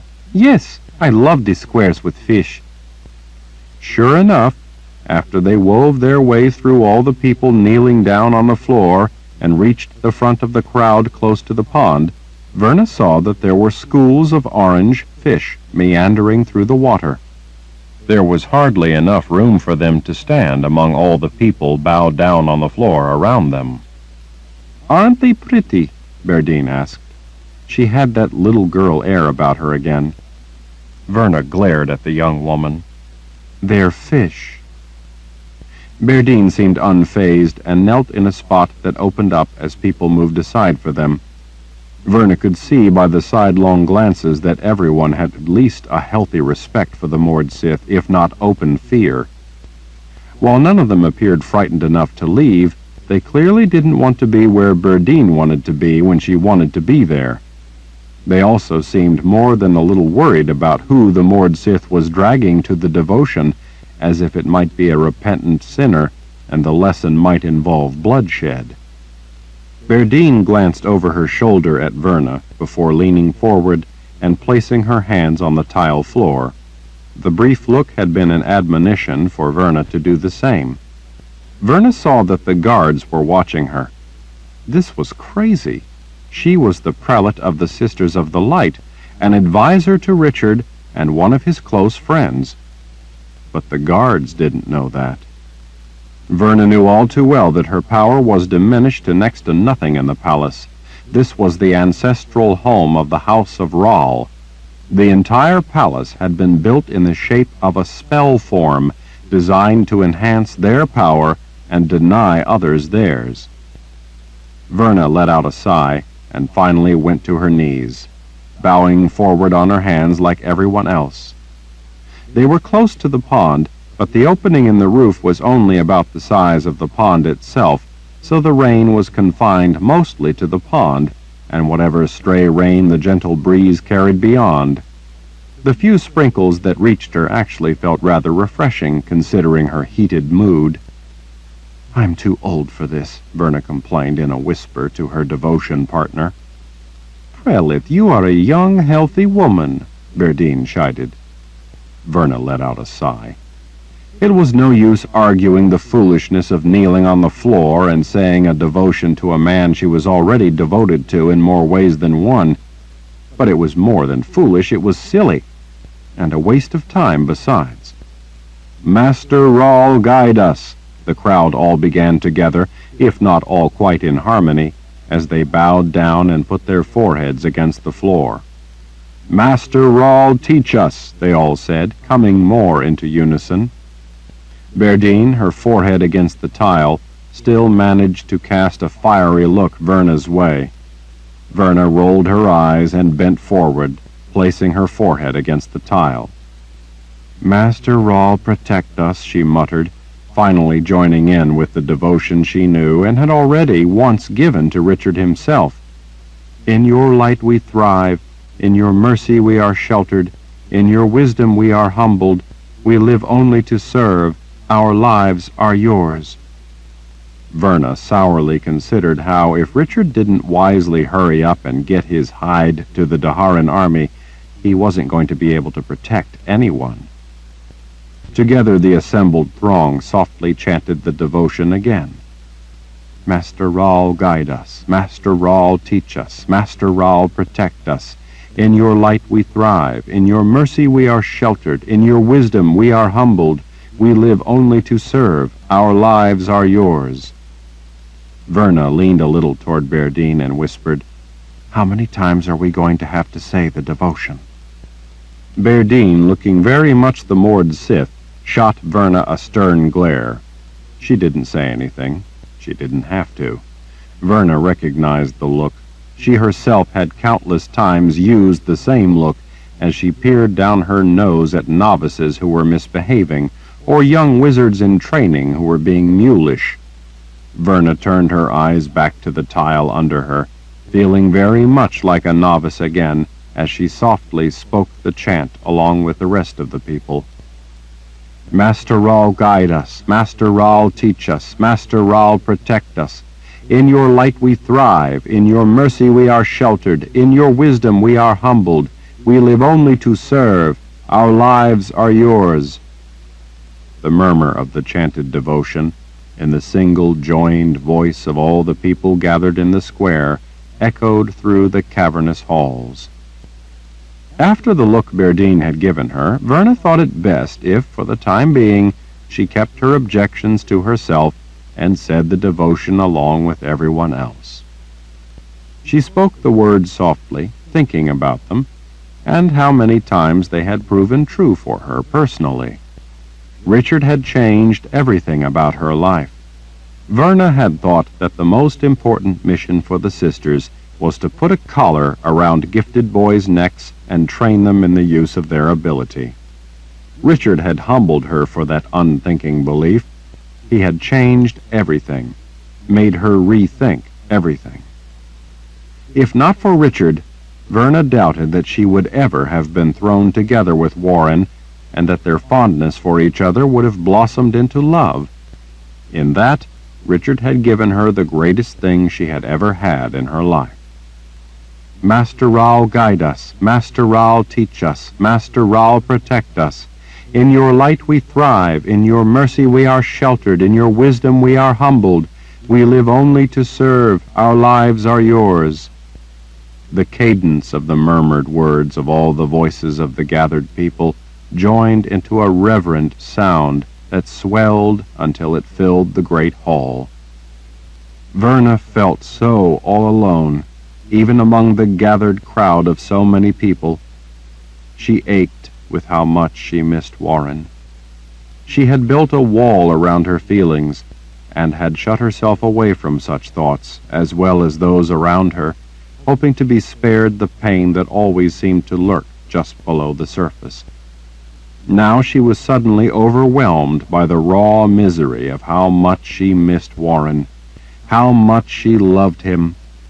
He was the best thing that had ever happened in her entire life, and now he was gone.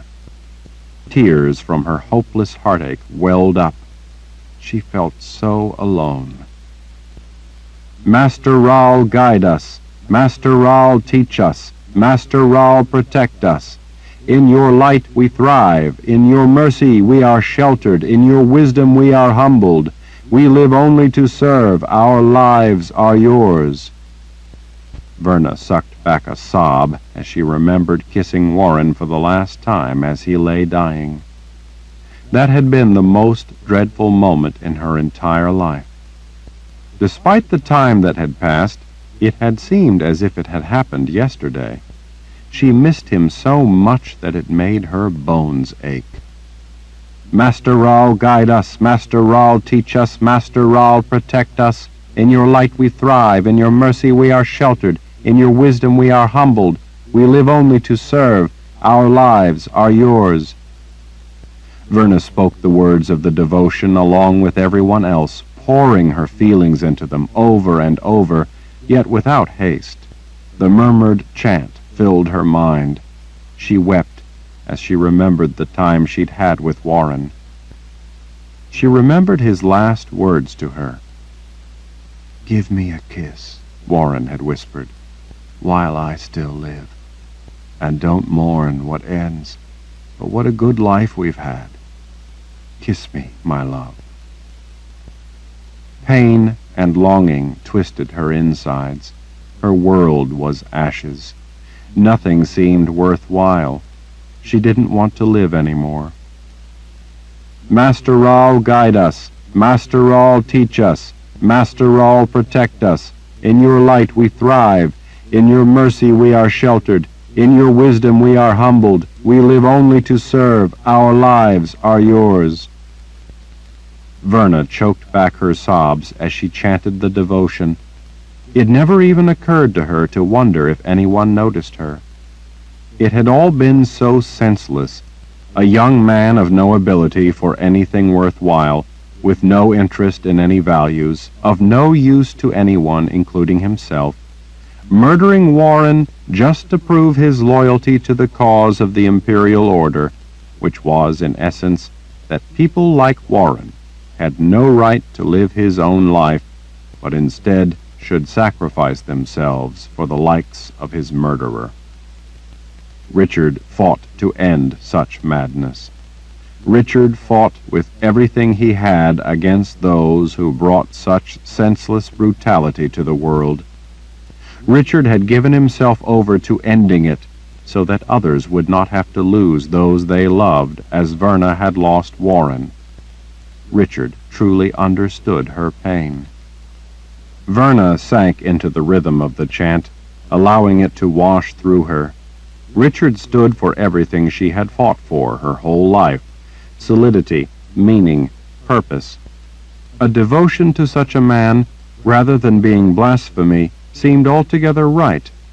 In a way, because of who Richard was and what he stood for. It was actually a devotion to life itself, rather than some otherworldly goal. Richard had been Warren's good friend, his first real friend. Richard had brought Warren up out of the vaults and into the sunlight, into the world. Warren loved Richard. The soft chant had become a calming refuge. Verna felt a warm shaft of sunlight settling on her as it broke through the clouds. She was bathed in the gentle golden glow of light. It embraced her with its warmth that seemed to seep down and touch her very soul.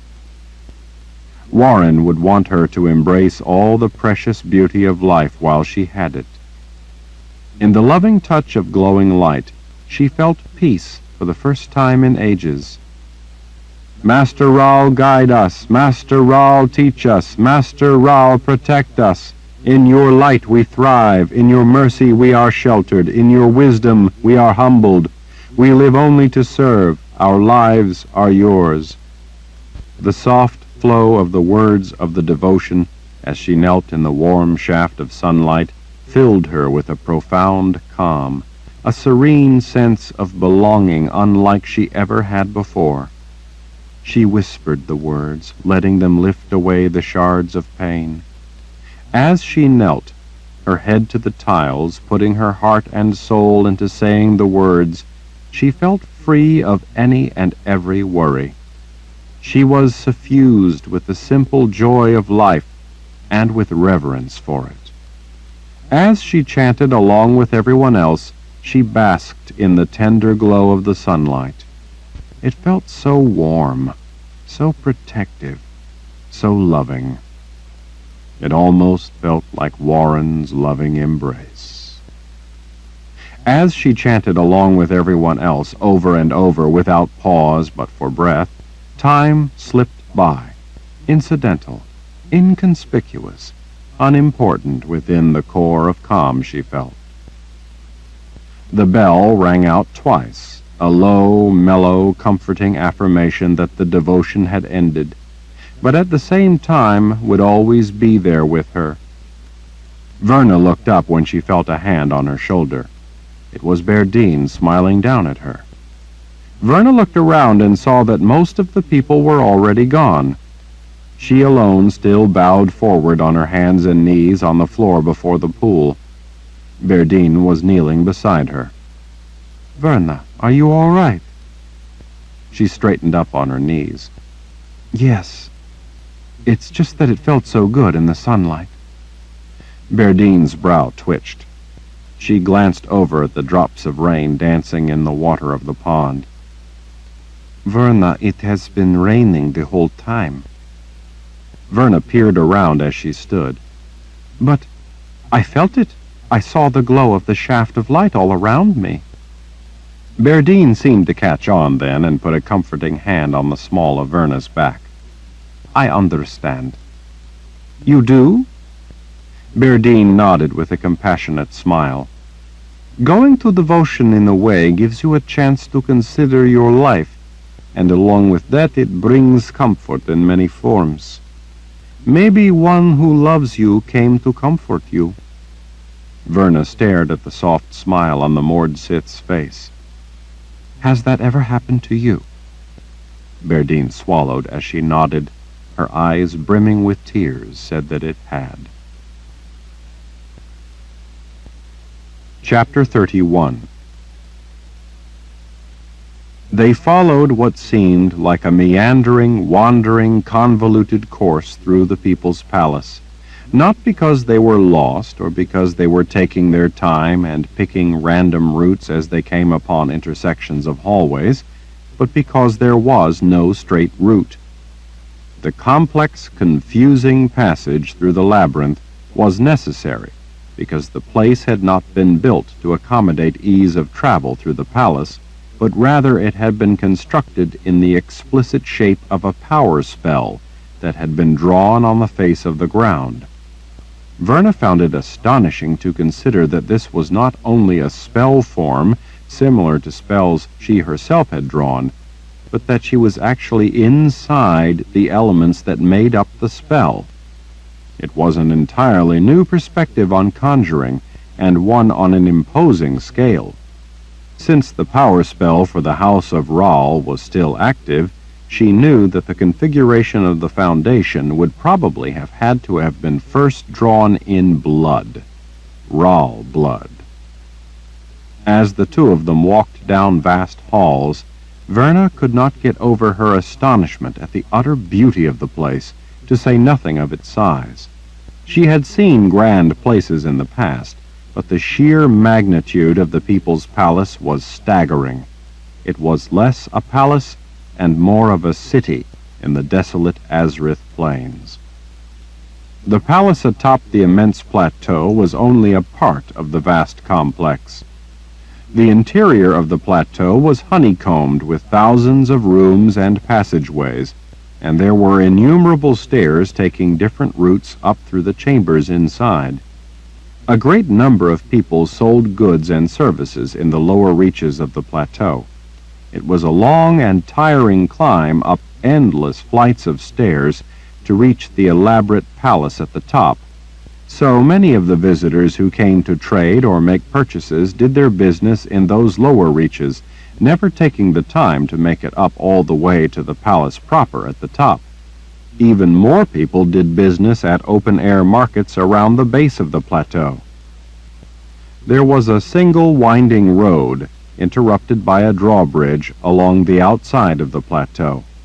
Even if it weren't heavily defended, it would still be virtually impossible to attack the palace by that road. The interior of the plateau offered many more ways up. There were even ramps used by horsemen, but there were thousands of troops guarding the inside passages, and if need be, there were colossal doors that could be closed, sealing off the plateau and the palace within. Black stone statues standing to either side of a wide white marble hallway watched Verna and Berdine as they made their way down the long hall. Torchlight glimmered off the polished black marble of the towering sentinels, making them almost seem alive. The contrasting color of stone, the black statuary in a white marble hall, added a sense of foreboding to the passage. Most of the stairwells they ascended were quite large, some with polished marble balustrades more than an arm's length across. Verna found the variety of stone within the palace amazing. It seemed like each vast room, each passageway, each stairwell had its own unique combination of colors.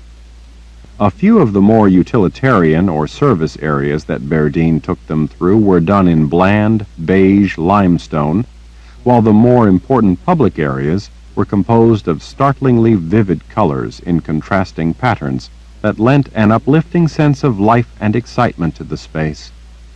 Some of the private corridors that served as shortcuts for officials were paneled in highly polished woods, illuminated by silver reflector lamps that added warm light. While some of those private corridors were relatively small, the main passageways stood several stories high. Some of the largest, main branches of the spell form, were lit from above by windows in the roof that let the light stream in. Rows of soaring columns to each side rose to the roof, far above. Balconies, between those fluted pillars, looked down on the people passing below. In several places there were walkways that crossed over Verna's head. In one spot she saw two levels of walkways, one above the other.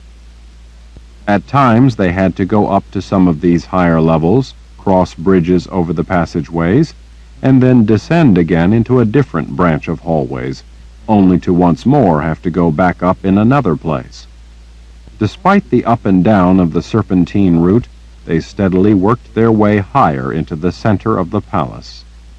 "Through here," Berdine said as she reached a pair of mahogany doors. The doors were twice as tall as Verna. Carved in the face of the thick mahogany were a pair of snakes, one on each door, their tails coiled around branches higher up with their bodies hanging down so that the heads were at eye level. Fangs jutted out from gaping jaws as if the pair were about to strike. The door handles, not much lower than the snakes' heads, were bronze mellowed with a patina that spoke of its age. The handles were life-sized grinning skulls. "Lovely," Verna muttered. "They are a warning," Berdine said. "This is meant to command people to stay out." "Couldn't they just paint 'Keep Out' on the door?" "Not everyone can read." Berdine lifted an eyebrow. "Not everyone who can read will admit to it when caught opening the door. This gives them no excuse to cross the threshold innocently and lets them know that they will have no excuse when confronted by guards." From the chill that the sight of the doors gave her, Verna could imagine that most anyone would give them a wide berth. Berdine threw her weight into the effort of pulling open the heavy door on the right. Inside, a cozy carpeted room paneled in the same mahogany as the tall doors, but without any more of the carved snakes, 4 big soldiers stood guard. They looked more fearsome than the bronze skulls. The closest soldier casually stepped into their path. "This area is restricted." Berdine, wearing a dark frown, skirted the man. "Good. See to it that it stays that way." Remembering all too well that her power was next to useless in the palace, Verna stayed close on Berdine's heels. The soldier, apparently not eager to grab the moored Sith, instead blew a whistle that let out a thin, shrill sound, no doubt used because such a sound would carry up the stairs to other guards on patrol. The 2 farthest soldiers, however, stepped together to block the pathway through the room. One of the 2 held up a hand, if politely, commanding them to halt. "I'm sorry, mistress, But as he said, and as you should well know, this is the restricted area. Berdine put one hand on a cocked hip. Her aegials spun into her other fist. She gestured with it as she spoke. Since we both serve the same cause, I will not kill you where you stand. Be thankful that I'm not wearing red leather today, or I might take the time to teach you some manners. As you should be well aware, Mord Sith are personal bodyguards to the Lord Ral himself, and we are not restricted from anywhere we choose to go. The man nodded. I'm well aware of that, but I've not seen you around the palace for quite some time. I've been with Lord Ral. He cleared his throat. Be that as it may, since you've been gone, the Commander General has tightened security in this area. Good. As a matter of fact, I am here to see Commander General Trimac about that very subject. The man bowed his head. Very well, mistress, top of the stairs. Someone will be able to see to your wishes. When the two guards stepped apart, Berdine flashed an insincere smile and swept between them, Verna in tow. Crossing thick carpets of golds and blues, they came to a stairwell made of a rich, flushed, tawny marble webbed with rust-color veins. Verna had never seen stone quite like it. It was strikingly beautiful, with polished vase-shaped balusters and a wide handrail that was smooth and cool under her fingers.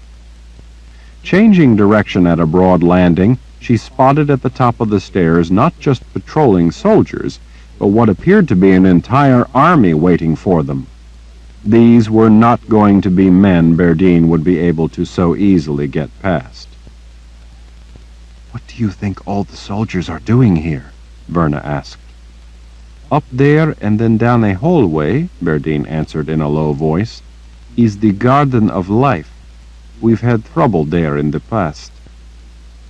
That was the very reason Verna wanted to check on things. She could hear orders being passed and the sound of metal jangling as men came running. They were met at the top of the stairs by dozens of the guards, many with weapons drawn. Verna noticed that there were a lot more of the men wearing black gloves and carrying crossbows. This time, though, the crossbows were cocked and loaded with the red-fletched arrows. "Who's in charge here?" Berdine demanded of all the young faces staring at her. I am, a more mature man called out as he pushed his way through the tight ring of soldiers. He had piercing blue eyes, but it was the pale scars on his cheek and jaw that caught Verna's attention. Berdine's face brightened at seeing the man. "General Trimac!" Men made way for him as he stepped to the fore. He deliberately took in Verna before turning his attention to Berdine. Verna thought she detected the slightest smile. Welcome back, Mistress Berdine. I haven't seen you for quite a while. Seems like forever. It's good to be home. She lifted an introductory hand to Verna. This is Verna Soventrine, the prelate of the Sisters of the Light. She is a personal friend of Lord Ral and in charge of the gifted with the Daharan forces. The man bowed his head, but kept his cautious gaze on her. Prelate? Verna, this is Commander General Trimac of the First File of the People's Palace in Dahara. First File? When he is at his palace, we are the ring of steel around Lord Ral himself, Prelate. We fall to a man before harm gets a glance at him. His eyes shifted between the two of them. Because of the great distance, we can only sense that Lord Ral is somewhere far off to the west. Would you happen to know where Lord Ral is exactly? Any idea when he will be back with us? There are a number of people wanting to know the answer to that question, General Trimac, Verna said. I'm afraid that you will have to step to the rear of a very long line. The man looked genuinely disappointed. What of the war? Do you have any news? Verna nodded. The Imperial Order has split their forces. The soldiers glanced knowingly at one another. Trimac's face hardened with worry as he waited for her to elaborate. The Order left a sizable part of their force on the other side of the mountains up near Aidendrill in the Midlands. We had to leave men and some of the gifted on this side of the mountains to guard the passes so the enemy can't come over and get into Dahara. A large contingent of the Order's best troops are presently heading back down through the Midlands. We believe that their plan is to take their main force down around the far side of the mountains and then eventually swing around and up to attack Dahara from the south. We are taking our main army south to meet the enemy." None of the men said a word. They stood mute, showing no reaction to probably the most fateful news they had ever faced in their young lives. These were indeed men of steel. The general wiped a hand across his face, as if all their concern was distilled into him alone. "So, our army coming south is close to the palace, then?" "No, they are still some distance to the north. Armies don't move rapidly unless necessary. Since we don't have nearly as much distance to cover as the Order, and Jagang moves his troops at a slow pace, we felt it would be better to keep our men healthy and strong, rather than exhaust them on a long race south. Berdine and I rode on ahead because it was urgent that I examine some of the books here, on matters to do with magic. As long as I'm here, I thought I should check on things in the Garden of Life to make certain that everything is safe." The man took a breath as he drummed his fingers on his weapons belt. "I'd like to help you, Prelate, but I have orders from 3 wizards to keep everyone out of there. They were quite specific. No one, not even the gardening staff, is to be allowed to go in there." Verna's brow tightened. "What 3 wizards?" "First Wizard Zorander, then Lord Ral himself, and lastly Wizard Nathan Ral." Nathan. She might have known he would be trying to make himself look important at the palace, no doubt dramatically playing up the part of being a gifted Ral, an ancestor to Richard. Verna wondered what other trouble the man had been mucking about in while he was at the People's Palace. "Commander General, I am a sister and prelate of the Sisters of the Light. I'm fighting on the same side as you." "Sister," he said, with an accusatorial squint-eyed glare that only an army officer could conjure up. "We had a sister visit us before, couple years back. Remember, lads?"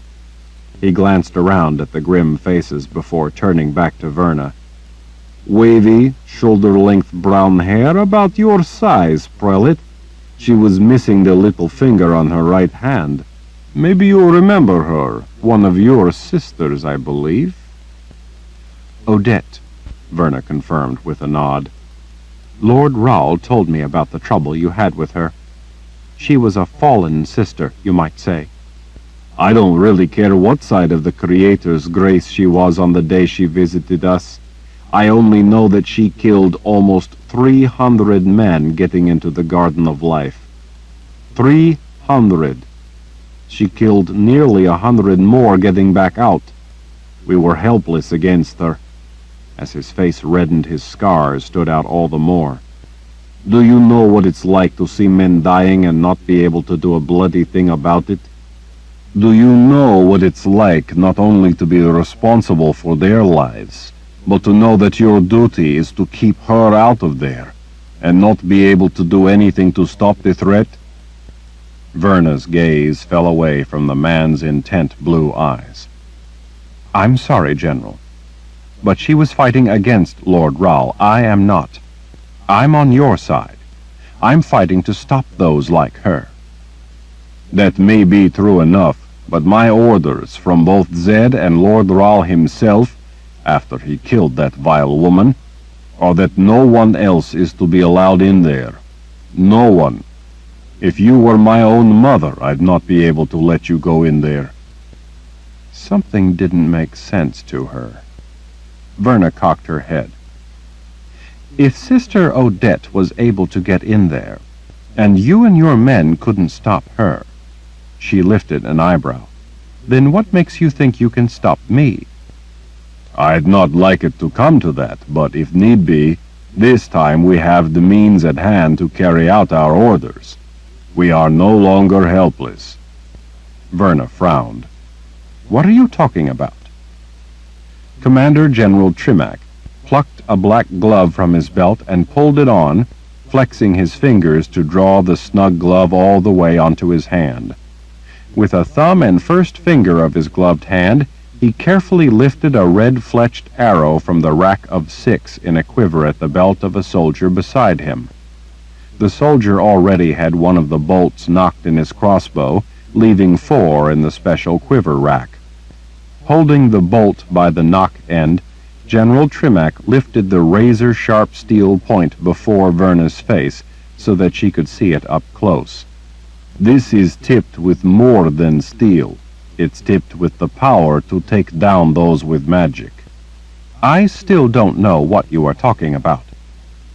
It's tipped with magic that is said to be able to penetrate any shield the gifted can erect. Verna reached out and with a finger carefully touched the rear of the shaft. Pain shot up her hand and wrist before she was able to jerk her arm back. Despite her gift being diminished in the palace, she had no trouble being able to detect the powerful aura given off by the web of magic that had been spun around the deadly point. This was indeed a potent weapon. Even with their full powers, the gifted would indeed be in trouble if they encountered one of these arrows coming toward them. If you have these arrows, then why weren't you able to stop Sister Odette? We didn't have them back then. Verna's frown darkened. Then where did you get them? The general smiled with the satisfaction of a man who knew he would not again be defenseless against a gifted enemy. When Wizard Rahl was here, he asked me about our defenses. I told him about the attack by the sorceress and how we were helpless against his power. He searched the palace and found these weapons. Apparently, they were in some safe place where only a wizard could retrieve them. He is the one who supplied my men with the arrows and the crossbows to fire them. How good of Wizard Rahl. Yes, it was. The general carefully replaced the bolt in the special quiver rack that kept the arrows separated. She understood now why that was necessary. There was no telling how ancient these weapons really were, but Verna suspected that they were relics from the Great War. Wizard Rahl instructed us on how to handle such dangerous weapons. He held up his hand and wiggled his gloved fingers. Told us that we must always wear these special gloves to handle the arrows. He removed the glove and tucked it behind his belt with its mate. Verna clasped her hands before herself, taking a deep breath, and with it, care in how she framed her words. General, I have known Nathan Rahl since long before your grandmother was born. He is not always candid about the dangers involved in the things he does. Were I you, I would handle those weapons with the utmost care and treat anything he told you about them, even casually, as a matter of life and death. Are you suggesting he's reckless? No, not deliberately. But he often tends to downplay matters that he finds inconvenient. Besides that, he is very old and very talented, so sometimes it's easy for him to forget just how much more he knows about some very arcane subjects than most other people, or that he can do things with his gift that they aren't able to do, much less comprehend. You might say he's like an old man who forgets to tell visitors that his dog bites. Men up and down the hall exchanged looks. Some of them lifted an elbow or a hand away from the quivers at their belts. General Trimac hooked a thumb around the hilt of the short sword in its sheath at his left hip. While I take seriously your warning, Prelate, I hope that you will understand that I also take seriously the lives of the hundreds of my men who died the last time a sister showed up and we were defenseless against her magic. I take seriously the lives of these men here. I don't want any such thing to happen again. Verna wet her lips and reminded herself that the man was only doing his job. With the way the palace drained away her Han, she had an uncomfortable empathy with his feeling about being powerless. "I understand, General Trimac." She smoothed back a wave of hair. "I too know the heavy weight of responsibility for the lives of others. Of course the lives of your men are valuable, and anything that will prevent the enemy from taking those lives is worthwhile. It is in that vein that I'm advising you to be careful with weapons that are wrought with magic. Such things are not typically intended for the unsupervised use of the ungifted." The man nodded once. "We take your warning seriously." "Good. Then you should also know that what is in that room is dangerous in the extreme. It's a danger to all of us. It would be in all our interest if, while I'm here, I just make sure it's safe." "Prelate, I understand your concern, but you must understand that my orders gave me no discretion for exceptions. I simply can't allow you to go in there on your word that you are who you say you are, or that your intent is only to help us. What if you were a spy, a traitor, the keeper himself in the flesh? A sincere-looking woman though you may be, I didn't get to the rank of Commander General by letting attractive women talk me into things." Verna was momentarily startled by being called an attractive woman in front of all these people. "But I can personally assure you that no one at all, has been in there since Lord Rahl himself was in there last. Not even Nathan Rahl went in there. Everything in the Garden of Life remains untouched." "I understand, General." It would be a long time before she ever made it back to the palace. There was no telling where Richard was or when he would return. She rubbed her fingers on her forehead as she considered the quandary. "Tell you what, how about if I don't go in, and instead I just stand in the doorway, outside the Garden of Life, and look in to make sure the 3 boxes being held in there are safe. You can even have a dozen of your men point those deadly arrows at my back." He chewed his lip as he considered. "Men in front of you, men to the sides, and men to the back will have you under the points of their arrows, and their fingers will be on the release levers. You can look past my men, through the doorway and into the Garden of Life, but you may not cross the threshold under penalty of death." Verna didn't actually need to get close enough to touch the boxes. Truth be told, she didn't really even want to get close to them. All she really wanted to do was to make sure that they were untouched by anyone else. At the same time, she wasn't exactly comfortable with the idea of all those men being only a finger twitch away from releasing one of those deadly arrows at her. After all, the notion to check on the boxes of Orden had only been an afterthought, being as she was already at the palace.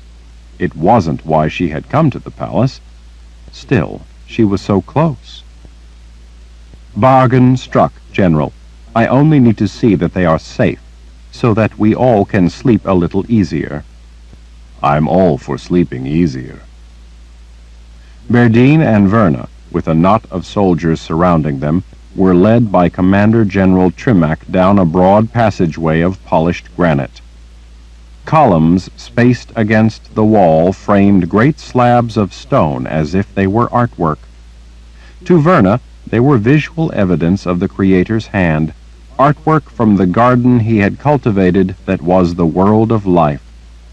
The sound of all the men moving along with them echoed up and down the great hallway as they passed a series of intersections that were arms of the spell form, all pulling back into the center that was the Garden of Life. They at last came to a pair of doors covered in carvings of rolling hills and forests and sheathed in gold. "Beyond is the Garden of Life," the general told her in a sober tone. As soldiers surrounded her, raising their crossbows, the general began drawing one of the great gold doors open. Some of the men to the side and rear pointed their arrows at her head. The 4 men who moved in front of her leveled their crossbow bolts at her heart. She was at least relieved not to have the ones in front of her pointed at her face. She thought the whole thing was silly, but she knew that these men were dead serious, so she treated it as such. As the gold-clad door was swung wide, Verna, in lockstep with her cadre of personal assassins, shuffled closer to the opening so that she could see. She had to crane her neck and finally swish a hand to gently urge one of the men to move a little to the side so that she could have a clear view into the great room. From the rather dimly lit hallway, Verna peered inside and saw that overcast skies lit the place in all its glory through leaded windows high overhead. She was astonished to see that all the way up in the center of the People's Palace, the Garden of Life looked just like a lush garden. From what she could see, around the outside of the room, walkways wound their way through flower beds. The ground was littered with petals, a few still colorful reds and yellows, but most long since dried and shriveled. Beyond the flowers grew small trees, and then beyond them were short stone vine-covered walls. Contained within the walls was a variety of shrubs and ornamental plants, although they were in sorry shape from lack of care. Many were gangly with long new shoots and in need of trimming. Others were infested with invasive vines. It looked as if General Trimac had been telling the truth, that no one, not even the gardeners, had been allowed into the place. At the Palace of the Prophets, they had had an indoor garden, although on a much smaller scale. There had been a system of pipes coming from collection barrels on the roof that kept the garden watered. Recognizing similar pipes in a corner, Verna realized that rainwater collected on the roof provided a constant supply of water in this place as well, or everything in the garden, lit by such wonderful light, would be dried up and dead. In the center of the expansive room was an area of shaggy lawn that swept around almost into a circle, the grass ring interrupted by a wedge of white stone. On that stone sat 2 short, fluted pedestals that held a slab of smooth granite. Atop the granite altar sat 3 boxes, their surfaces such an inky black that it almost surprised her that they didn't suck the light entirely out of the room and pull the whole world with it into the eternal darkness of the underworld. Just the sight of such sinister things made her heart feel as if it were coming up in her throat. Vernon knew the 3 boxes in the gateway, and they were exactly what the name implied. In this case, they were together a kind of gateway between the world of the living and the world of the dead. The gateway was constructed of the magic of both worlds. If that passage between worlds were ever to be undone, the veil would be breached and the seal would be off the Nameless One, the keeper of the dead. Because the information had been in highly restricted books, only a few people at the Palace of the Prophets were even aware of the gateway by its ancient name, the Boxes of Orden. The 3 boxes worked together, and together they constituted the gateway. As far as anyone at the Palace of the Prophets knew, the gateway had been lost for over 3,000 years. Everyone thought that it was gone, vanished, disappeared for good. There had even been speculation for centuries as to whether or not such a gateway had ever really existed. If such a gateway could even exist had been the source of much heated theological debate. The gateway, the Boxes of Orden, did exist, and Verna was having trouble taking her eyes off it. It made her heart race to see such vile things. Cold sweat dampened her dress. It was small wonder that 3 wizards had ordered the general to allow no one into the room.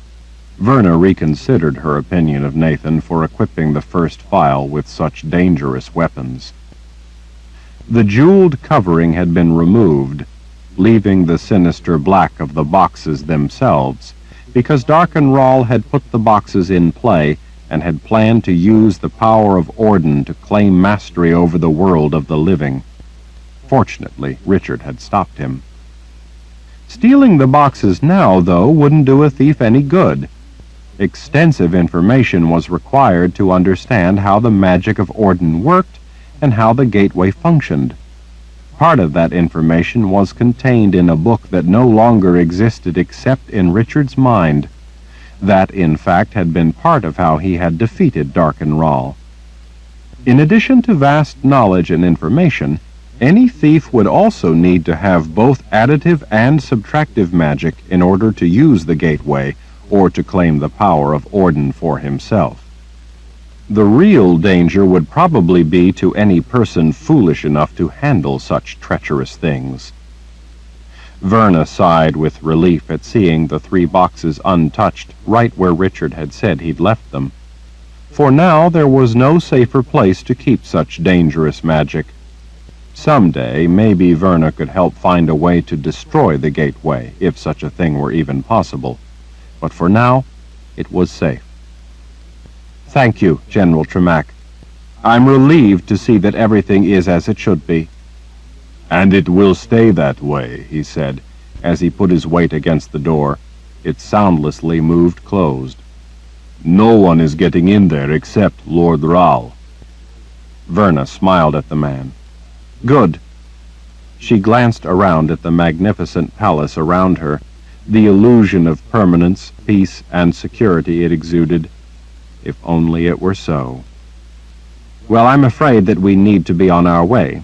I have to get back to our forces. I will tell General Meifert that things here at the palace are well in hand.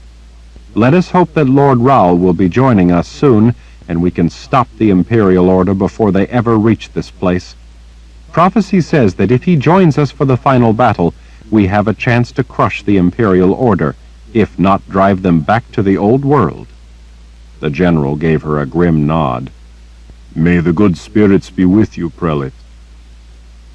With Berdine at her side, Verna made her way back out of the restricted area and away from the Garden of Life. As they once again descended the stairs, she was relieved to be on her way back to the army, even if she was worried over their mission. She realized that since coming to the palace, she felt more of a sense of commitment and more of a sense of connection to what had become the Daharan Empire under Richard. Even more than that, she seemed to care more about life.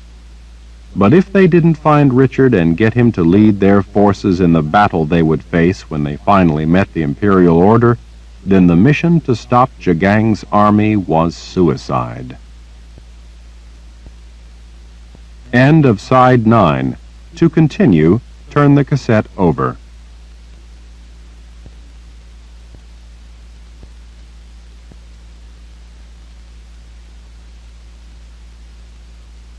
Side 10. Chainfire by Terry Goodkind. Continuing on page 320. Prelate, Berdine said as she pushed closed the door with a snake carved on it. Verna paused and waited as the woman tapped the palm of her hand on the top of the bronze skull door handle. What is it, Berdine? I think I should stay here. Stay? Verna met the Mordsith's gaze. But why? If Anne finds Lord Rahl and takes him to the army, he will have you and a number of other Mordsith who are there to protect him, and he will be where you say he needs to be. But maybe she won't find him. She must. Richard is also aware of the weight of prophecy, and he knows that he must be there at the final battle. Even if Anne doesn't find him, I have faith that he will come to join us. Berdine shrugged with the difficulty of trying to find the right words. Maybe, but maybe not. Verna, I've spent a lot of time with him, He doesn't think like that. Prophecy doesn't mean as much to him as it does to you." Verna heaved a sigh. "You said a mouthful, Berdine. This is Lord Ral's home, even if he never really lived here except as a captive. Even so, he has come to care about us as his people and his friends. I've spent time with him. I know how much he cares about us, and I know that he is aware of how much we all care about him. Maybe he will feel a need to come home. If he does, I think I should be here for him. He depends on me to help him with books, with translations. At least I like to believe he does. He makes me feel important to him anyway. I don't know, I just think I should remain at the palace in case he comes here. If he does, he will need to know that you are desperately trying to find him.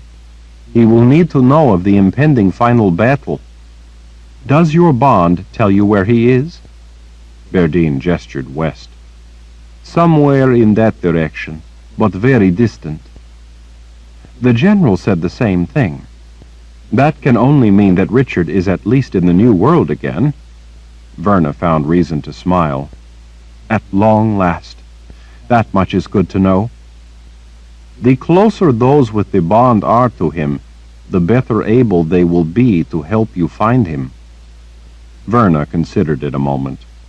"Well, I will miss your company, Berdine, but I guess you must do as you see fit, and I have to admit that what you say does make some sense. The more places we watch for him to show up, the better our chances of finding him in time. I really think it's right for me to stay here. Besides, I want to study some of the books and try to match up some of what Kolo says.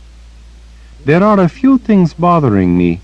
Maybe if I work it out, I can even help Lord Ral to win that final battle." Verna nodded with a sad smile. "See me out?" "Of course." Both turned to the sound of footsteps. It was another Mord Sith in red leather. She was blonde and taller than Berdine. Her piercing blue eyes took Verna in with the kind of measured calculation that betrayed utter, fearless confidence. "Naida!" Berdine called. The woman smiled with one side of her mouth as she came to a halt. She placed a hand on Berdine's shoulder, a gesture that Verna recognized as being as close to wild jubilation as it got among Mord Sith, except perhaps for Berdine. Naida gazed down at Berdine, her eyes drinking her in. "Sister Berdine, it has been a while. Dahara has been lonely without you. Welcome home. It's good to be home and see your face again." Naida's gaze slid to Verna. Berdine seemed to remember herself. "Sister Naida, this is Verna, the prelate of the Sisters of the Light. She is a friend and advisor to Lord Ral." "He is on his way here?" "No, unfortunately," Berdine said. "Are you two sisters, then?" Verna asked. "No," Berdine said, waving a hand at the notion.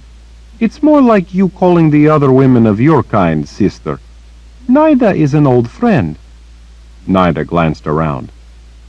"Where is Raina?" Berdine's face went white at the unexpected encounter with the name. Her voice fell to a whisper. "Raina died." Naida's face was unreadable. "I didn't know, Berdine. Did she die well, with her Aegil in her hand?" Berdine swallowed as she stared at the floor. "She died of the plague. She fought it until her final breath, but in the end it took her. She died in Lord Ral's arms." Verna thought that she could detect that Naida's blue eyes were just a little more liquid as she gazed at her sister Mord Sith. "I'm so sorry, Berdine." Berdine looked up. "Lord Ral wept as she died." By the silent but astonished look on Naida's face, Verna could see that it was unheard of for the Lord Ral to care if a Mord Sith lived or died. By the look of wonder that surfaced, such reverence for one of them was homage of profound proportions. I have heard such tales about this Lord Ral. They are really true, then? Berdine smiled radiantly. They are true. Chapter 32. What are you reading that's so absorbing? Rika asked as she used a shoulder to push the thick door closed. Zed grunted with displeasure before glancing up from the book lying open before him. Blank pages. Through the round window to his left he could see the roofs of the city of Aidendrill spread out far below. In the golden light of the setting sun the city looked beautiful, but that appearance was but an illusion. With all the people gone, fleeing for their lives before the hordes of invaders, the city was no more than an empty, lifeless husk, like the shed skin of the cicadas that had recently emerged. Rika leaned toward him over the magnificent polished desk and tilted her head to see better as she peered down at the book. It's not all blank, she announced. You can't read something that is blank. You therefore must be reading the writing, not the blank places. You should try to be more accurate in what you say, if not more honest. Zed's frown darkened as his gaze rose to meet hers. Sometimes what isn't said is more meaningful than what is said. Did you ever think about that? Are you asking me to keep quiet? She set down a large wooden bowl containing his dinner. The steam drifting up carried the aroma of onions, garlic, vegetables, and succulent meat. It smelled distractingly delicious. No, demanding it.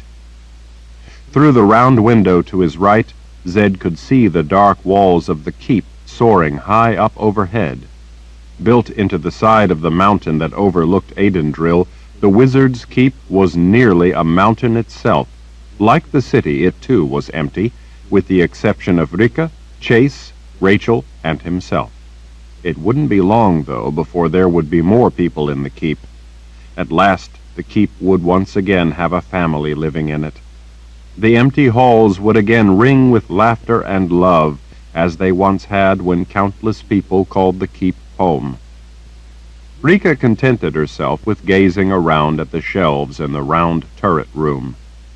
They were filled with jars and jugs in a variety of shapes and delicately colored glass vessels, some filled with ingredients for spells, and in one case, polish for the desk.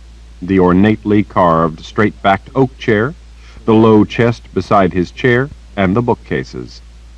Books in a variety of languages filled most of the space on the shelves.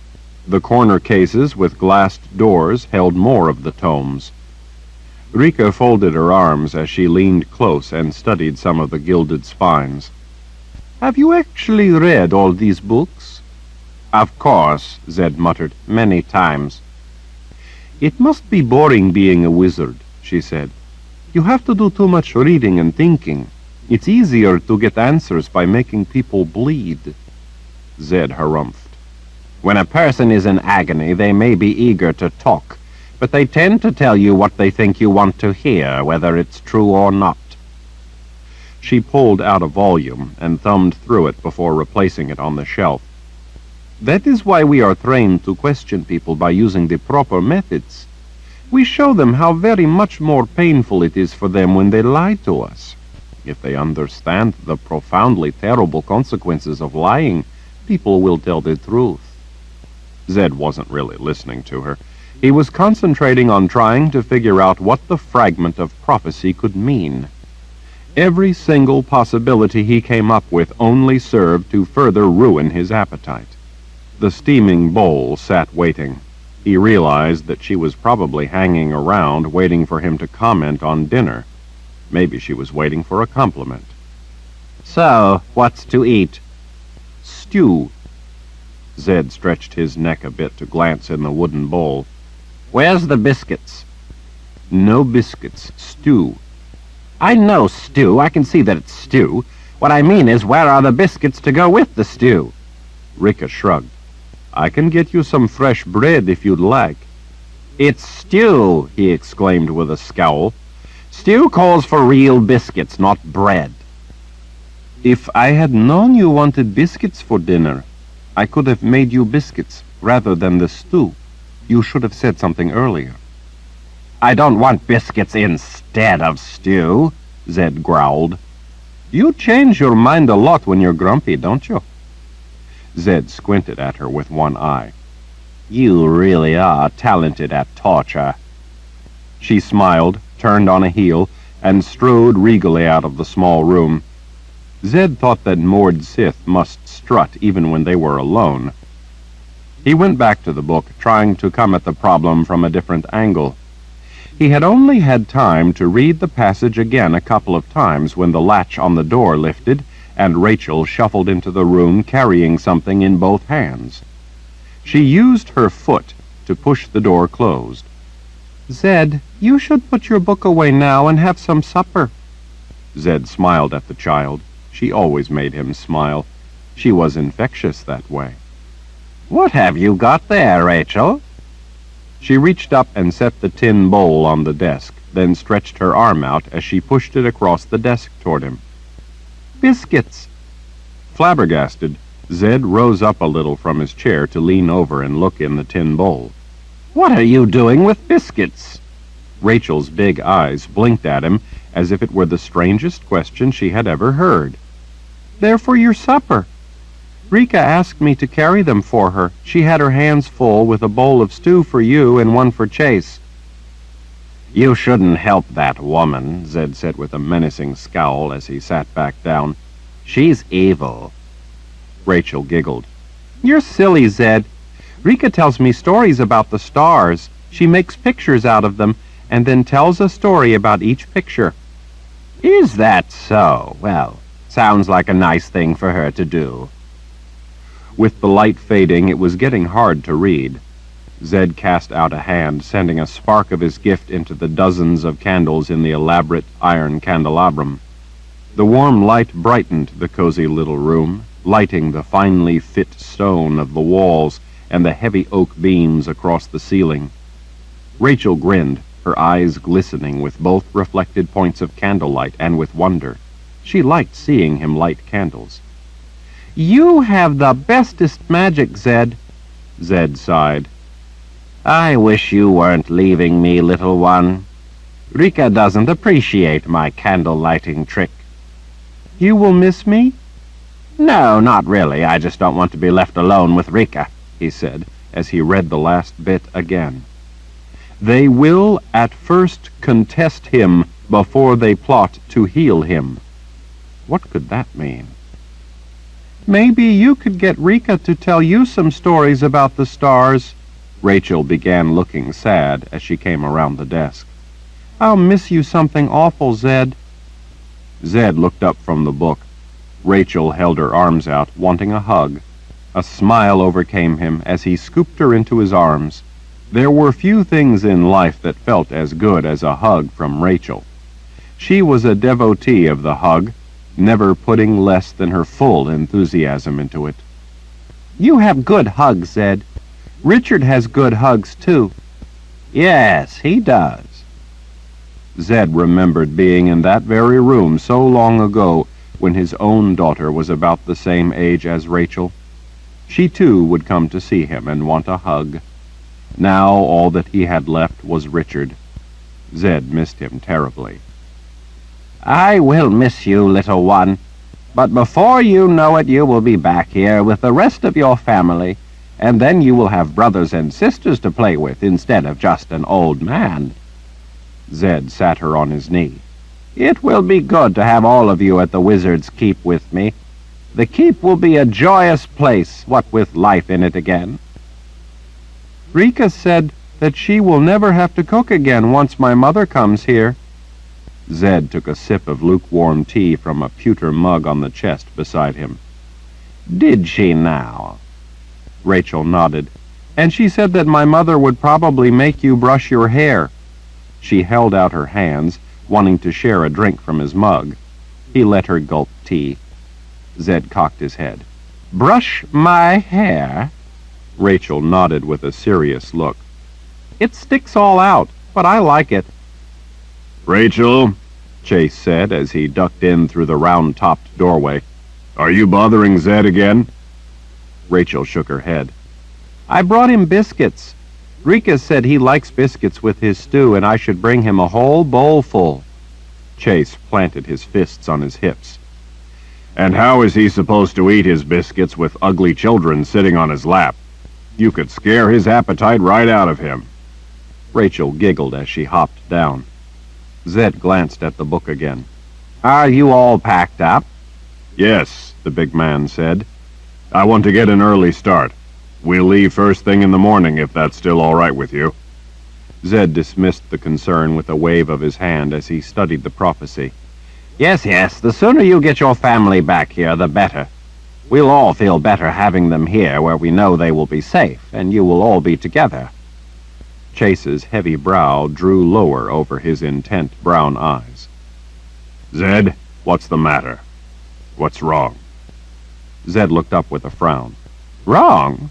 Nothing. Nothing is wrong. He's just busy reading, Rachel assured Chase as she hugged his leg and put her head against his hip. Zed, Chase said in a demanding drawl that said he didn't believe a word of it. What makes you think something is wrong? You haven't eaten a thing. Chase rested one hand on the wooden handle of a long knife at his belt, and with the other caressed Rachel's head of long golden blonde hair. The man probably had a dozen knives of various sizes strapped around his waist and to his legs. When he left in the morning, he would add swords and axes to the knives. That can only mean something is wrong. Zed popped a biscuit in his mouth. There, he mumbled around the mouthful. Satisfied? While Zed chewed the warm biscuit, Chase leaned down and lifted the girl's chin. Rachel, go to your room and finish getting your things packed up. And I expect your knives to be cleaned and sharp as well. She nodded earnestly. They will be, Chase. Rachel had had a hard life for one so young. For reasons that had always made Zed suspicious, she'd been at the center of a variety of consequential situations. When Chase had taken the orphaned girl in to raise as his own daughter, Zed himself had admonished the man to teach her to protect herself, to teach her to be like him, so that she could defend herself and stay safe. Rachel adored Chase, and eagerly learned all the lessons he taught her. With one of the smaller knives she carried, she could pin a fly to a fence post at 10 paces. And I want you in bed early so that you will be well rested, Chase told her. I'm not carrying you if you're tired. Rachel gave him a puzzled look. You carry me when I tell you I'm not tired. Chase cast Zed a pained look before giving her a clearly feigned scowl. Well, tomorrow you're just going to have to keep up on your own. Rachel nodded seriously, unruffled by the man towering over her. I will. She looked at Zed. Will you come and kiss me good night? Of course, Zed said with a smile of his own. I'll be in after a bit to tuck you in. He wondered if Rika would stop by her room to tell her a story. It was heartwarming to think of the moored Sith telling a child stories about pictures made by the stars in the sky. Rachel seemed to have that effect on everyone. Chase watched through the doorway as his daughter raced off down the broad rampart. Zed had been gratified at the way she had taken to the wizard's keep. In short order she had made it hers, and was happily skipping through halls that were thousands of years old. She minded well and never strayed from the areas Zed had warned her about. She was a child who understood danger. Out on the rampart she looked completely at ease as she paused momentarily to gaze through a crenellation down at the city below before racing off again. It seemed to Zed a wonder that such spindly legs could carry the child so swiftly. After Chase was sure that she was safely on her way, he closed the heavy oak door and stepped closer to the desk. His size made the cozy room, a room that Zed had always thought quite comfortable, seem rather cramped. Now, what's the problem? The man wasn't going to be satisfied until he knew more. Zed sighed and used a finger to spin the book around for the boundary warden to read. Take a look. You tell me. Chase glanced at the ancient book. He lifted a page to each side and briefly took a look before setting each page back down. Like I said, what's the problem? It doesn't look like there is much here to worry about. Zed arched an eyebrow. That's the problem. What do you mean? It's a book of prophecy. It's supposed to have writing in it. Prophecy. You can't have a book with no writing and have it still be a proper book, now can you? The writing is gone. Gone? Chase scratched a graying temple. That doesn't make any sense. How can writing be gone? It's not like someone could steal the words right off the page. That was an interesting way to look at it, that someone had stolen the words right off the page. Having been a boundary warden most of his life, until the boundary came down a few years back, Chase was the kind of man who would suspect theft before anything else. Zed hadn't considered that possibility. His mind was already rushing down the unexplored dark alley of deliberation. I don't know how the words could be gone, he confided as he took a sip of tea. What is the prophecy about? Chase asked. This happens to be a book of prophecy mostly about Richard. Chase looked completely calm, which of course meant that he was anything but. Are you certain it used to have writing in it? He asked. If it's old, maybe you just forgot that it had blank pages. After all, when you read a book, you tend to recall the writing, not the blank pages. True enough. He set the pewter mug aside. I can't swear for certain that I remember it having writing in it, but I just don't believe it was ever mostly blank. Now it is. Chase's expression didn't betray his feelings as he considered the mystery. Well, I admit that it does sound strange, but is it really a problem? Richard never was one for prophecy. He wouldn't have heeded them anyway. Zed rose up and stabbed a finger at the book, tapping insistently. Chase, this book has been here in the keep for thousands of years. For thousands of years it's had writing, prophecy in it. I'm sure of it. Now it's suddenly blank. Does that sound trivial to you? Chase shrugged as he hooked his thumbs in his back pockets. I don't know, Zed. I'm no expert in such things. I think the day that you have to come to me for answers about books of prophecy is the day you're in big trouble. You're the wizard, you tell me. Zed put his weight on his hands as he leaned toward the man. I can't recall anything that used to be in this book. I can't recall anything about the blank places in all the other books of prophecy that have missing text. Chase's expression turned grim. There are others with blank places? Zed nodded as he smoothed back his hair. He gazed in the darkening window, trying to see himself reflected, but he couldn't yet. It was still too light outside. Does my hair need to be brushed? He looked back at Chase. Does it stick out too much? Chase cocked his head. What? Never mind, Zed muttered with a dismissive wave of his hand. The point is, I've discovered blank places in a number of books of prophecy, and I'm baffled by it. Chase shifted his weight and folded his arms. His brow bunched. He was beginning to look seriously concerned, which on Chase meant that he looked like he thought he might need to slaughter large numbers of people. Maybe I'd better stay for now. We don't have to leave tomorrow. We can wait until you find out if there is some sort of trouble at hand. Zed sighed, beginning to wish that he wouldn't have mentioned anything. This wasn't really a problem for Chase. Zed shouldn't have gotten the man all worked up over something he wouldn't understand or could do anything about. It was just that it was so blasted odd. That isn't necessary. This kind of trouble isn't likely to need to have you strangle it into submission. It's an entirely different kind of problem. This is book trouble. I don't want to burden you with worry. It's my area, and I'm sure I'll figure it out sooner or later. I only wondered what you might think of such a thing. Sometimes it helps to have a fresh view." Chase waggled a finger over the book. Well, what does that last part mean? That first contest him before they plot to heal him part. You said it was prophecy about Richard. That sounds like trouble. Like someone is going to plot against him. No, not necessarily. Zed wiped a hand across his mouth as he tried to think of a way to explain it. The word plot in prophecy often means nothing more sinister than to lay out a plan. Like plotting a course of action, you might say.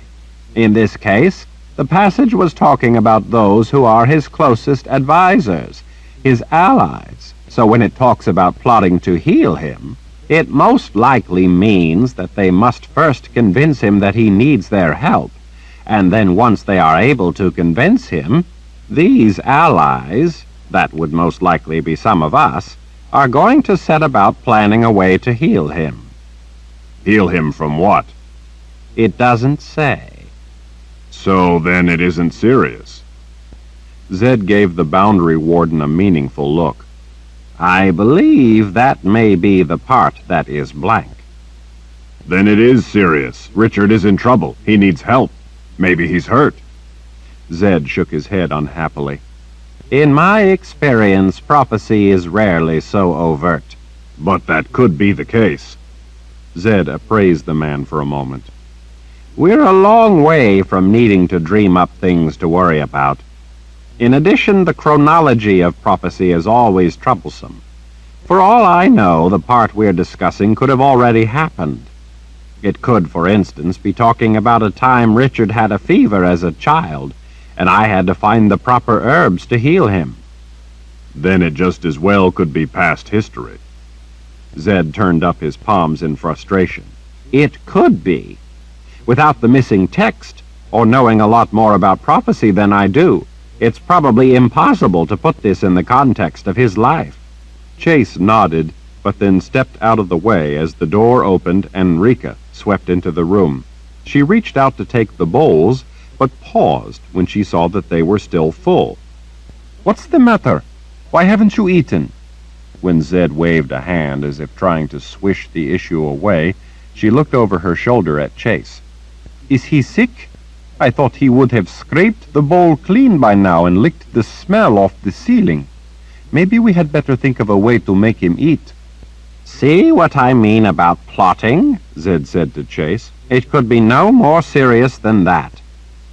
Rika surveyed Zed's face for a moment, as if checking for any overt signs of insanity, then turned her attention to Chase. "What is he jabbering about?" "Something about books," Chase told her. She turned a growing glare on Zed. "Well, after all the trouble I went to fixing you this meal, you are going to sit right down and eat it. If you don't, then I'll feed it to the worms in the midden heap instead. Then, when you get hungry later and come to me complaining, you will only have yourself to blame. You'll get no sympathy from me." Startled, Zed blinked at her. What? What did you say? "I'm going to feed it to the worms if you don't—" Bags! Zed snapped his fingers. That's it! He held his arms out to her. Rika, you're a genius. I could hug you. Rika straightened defiantly. "I prefer to accept your adoration from afar." Zed wasn't listening to her. He rubbed his hands together as he tried to remember exactly where it was that he'd seen the reference. It had been ages ago, but how long ago exactly, and where? "What is it?" Chase asked. "Have you solved the puzzle?" Zed's mouth twisted with the effort of thought. I recall reading a reference to such an event. I remember seeing some kind of exegesis. A what? An explanation, an analysis of this issue. So then it is some book thing. Zed nodded. Yes, exactly. I just need to remember where it was that I saw the passage. It was about worms. Chase cast a sidelong glance at Rika before he scratched his head of thick, graying brown hair. Worms. Zed dry-washed his hands as vague recollections ghosted through his mind.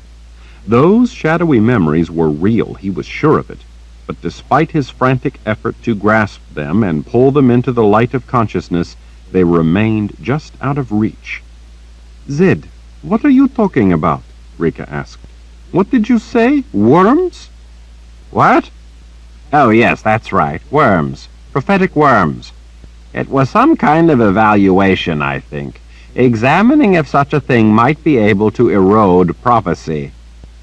Chase and Rika stared at him as if he were crazy, but said nothing. Zed paced from the table to the corner bookcase and back. He pushed the heavy oak chair aside with a foot as he walked back and forth, thinking. He ran through a list of places that might have a book that would contain such a reference. There were libraries all over the keep. There were thousands of books in those libraries, maybe tens of thousands, if he had even seen the reference at the Wizard's Keep. He had visited any number of libraries in other places. There were a number of archives in the Confessor's Palace down in Aidendrill. There were palaces on King's Row, also in Aidendrill, that contained extensive collections of books. There were any number of cities that Zed had visited with repositories and archives. There were so many books, how was he to remember one he hadn't seen for ages, perhaps since he was young? "What exactly are you talking about?" Rika asked when she tired of watching him pace. "What explanation are you talking about?" I'm not sure yet. It was a long time ago. Had to be. Had to be when I was young. I will remember, I'm sure of it. I just have to give it some thought, even if it takes all night. I will remember where I saw the passage. I wish I had my reason chair, he muttered as he turned away. Rika frowned at Chase as she kept an eye on Zed as he paced. "He's what?" Back in Westland, Chase said in a low voice, he had a chair on his porch where he would sit and think, where he would reason out problems. That was back when everything started, when Dark and Rahl came and tried to capture him and Richard. They fled just in time. They came to me and I led them through a gap to the boundary. "Seems to me that there are chairs enough around here. He's practically tripping over that one there." Rika's mouth twisted with exasperation. "Besides, a person doesn't need a chair to make their brain work. At least if they do, they have bigger problems." "I suppose." Together with Rika, Chase watched Zed pace for a while. Finally, not being able to stand around, he caught the sleeve of Zed's robes. "I guess I'd better go see to Rachel while you work out your solution. I want to make sure she gets her things together and gets to bed." Zed swished a hand, urging the man on his way. Yes, you're right. Go ahead. Tell her I will come to kiss her good night after a while. I just need to think on this a bit. Once he was gone, Rika leaned a leather-covered hip against the heavy desk and folded her arms under her breasts. "Are you saying that the words of prophecy vanishing was caused by some kind of worm? Like a bookworm that eats the paste or the paper?" No, it eats the words, not the paper. "Then it's... what? Some kind of tiny little worm that eats ink?" Annoyed at the interruption, Zed halted his pacing to stare at her. Eats? No, not in that way. This is something of magic. A tricky little twist of something clever. If I recall correctly, it was referred to as a prophetic worm because it could eat away at the branches of prophecy, much like wood borer worms eat away at a tree. It starts with related prophecy, either in subject or in chronology, like wood borers might infest a particular branch. Once established, this kind of worm begins eating away the tree of prophecy. In this case, the branch is the one having to do with the time since Richard was born. Rika looked genuinely fascinated and at the same time distraught. She straightened and tilted her head toward him. "Really? Magic can do such a thing?" Zed, holding his elbow in one hand and his chin in the fingertips of the other, made a low sound deep in his throat. "I think so. Maybe. I'm not sure." He heaved an impatient, irritable sigh. "I'm trying to remember. I only saw the reference once. I can't recall if it was a theory I read, or if it was the spell itself, or if it was only a suggestion in a book of records, or if it... Wait." He stared up at the beamed ceiling as he squinted with the effort of recollection.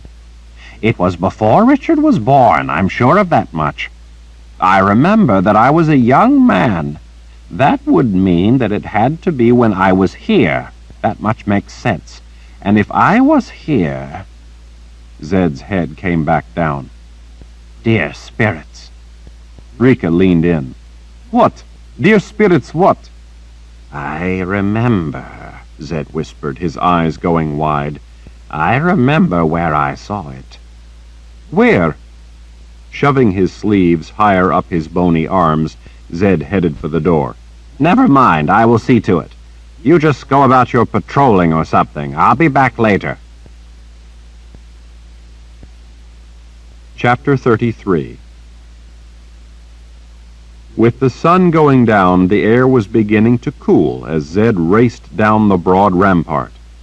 The huge stones of the crenellated wall radiated heat they had stored from the hot sun beating down on them all day. The city far below the mountainside was melting into a sea of gloom, while pink rays of the departing sun caressed the tops of some of the tallest towers of the keep high overhead. The dying light of dusk had brought a still quiet, touched only by the distant whisper of the cicadas. At an intersection of ramparts, Zed ran around the corner to the right. Unlike the rampart at the edge of the keep, which overlooked a drop-off of thousands of feet down the sheer face of the mountain, the narrower interior bastion wall had precipitous drop-offs to both sides, yet within the massive complex that gave a clear view of nearly windowless walls descending down into the darkness. Courtyards far below provided the refreshment of open air directly off some of the lower floors within the keep. Zed imagined that people who in the past had worked in the lower reaches of the keep must have appreciated being able to step outside from time to time.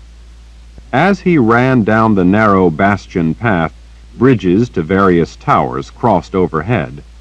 Soaring up before him at the end of the pathway was an immense, imposing wall with vertical rows of projecting keystones for interior floors. There was a grand double-entrance door at the base of that looming wall, with designs above reliefs of columns carved in the wall beneath the arched stone lintel, but Zed instead took to an opening in the side rail to take the steps down. The seemingly eternal flight of stairs descended down a long, sloping lip built into the side of the cliff-like bastion wall. He needed to go down into the lower reaches of the keep, deep within the mountain, to places where no one ever went, to places no one but he even knew existed. The stone banister on the open, exposed side of the stairs wasn't very high, and as a consequence, the descent down the straight run of hundreds of feet of stairs, with no landings, was a harrowing experience. To his left rose the carefully fit stone blocks of the imposing bastion wall. To his right was a drop-off that would make any self-respecting cliff proud. Going down that monumental run of stairs always made Zed feel tiny. He could see little more at the bottom than the jagged formation of dark rock at the base of one of the round towers rising up from the small courtyard. Partway down, Zed realized that he heard footsteps racing to catch him. He stopped and turned. It was Rika. "What do you think you're doing?" he called up to her. The wind, rising up the narrow canyon formed by the stone walls all around, lifted his hair and his robes. It almost felt as if his bony frame might lift right off the stairs and be carried away like a dried leaf on an updraft. Rika came to a panting halt a few steps above him. What does it look like I'm doing? It looks like you're not doing what I told you to do. Let's go, she said, swishing her hand to urge him on. I'm coming with you. I told you that I would see to this. I told you to go patrol or something. This is trouble that concerns Lord Rahl. It's just some information in old books that I need to check into. Chase and Rachel are leaving early in the morning. You would be in with Rachel telling her a story and tucking her in unless there was something going on that has you really worried. This is about Lord Rahl. If it has you worried, then it has me worried. I'm going with you. Zed didn't want to stand out on the open steps arguing with her, so he didn't. He turned and raced downward, holding up his robes in both fists so that he wouldn't trip and fall. Besides going on seemingly forever, the steps were frighteningly steep. A fall so high up on the steps could easily be fatal. Finally reaching the bottom, Zed stopped on the first stepping stone and turned back. Stay on the stones. Rika glanced around at the expanse of viney ground cover. Beyond were walls on two sides that rose up for hundreds of feet without interruption. Behind was the stairs and bastion wall. To the right was a jutting mass of bedrock from which the tower rose. Why? She asked as she followed Zed across the stepping stones. Because I said so. He didn't feel like spending time explaining traps of magic. Were she to step off the stones, the shields would not just warn her, but prevent her from going where she shouldn't be. Still, for those not possessing the proper power, it was always best to stay completely away from shields whenever possible. If the shields failed to stop intruders from crossing this secluded courtyard, the vines would snare them. While the victim struggled to escape, these particular vines would tangle around the ankles. Stimulated by struggling, the vines rapidly sprouted wicked thorns that penetrated into bone, where they then anchored themselves. Freeing anyone trapped in the vines was a painful, bloody affair, and more often than not, fatal. The fences at the wizard's keep were not hesitant in their purpose. Those vines are moving. Rika snatched his sleeve. Those vines are moving like a nest of snakes. Zed scowled back over his shoulder. Why do you think I told you to stay on the stepping stones? He lifted a lever and pulled open the second round-topped door he came to and ducked inside. He could feel Rika practically breathing down his neck. Reaching blindly in the darkness, his bony fingers found a smooth sphere in the bracket to the right. As he passed his hand over the glossy surface, it began to glow with a greenish light. The entry room was small, made of simple, undecorated stone block walls. Overhead was a beam and plank ceiling.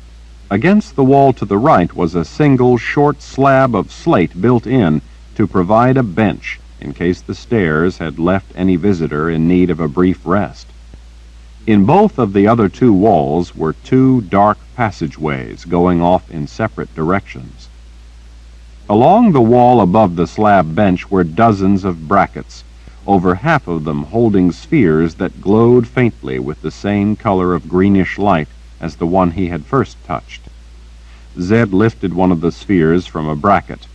It was heavy, made from solid glass, but there were other elements fused into this glass, and those elements responded to the stimulus of the gift.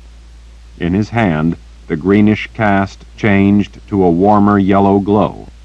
He let a spark of his gift lift through the sphere, and it brightened, throwing harsh shadows down the two halls ahead of them.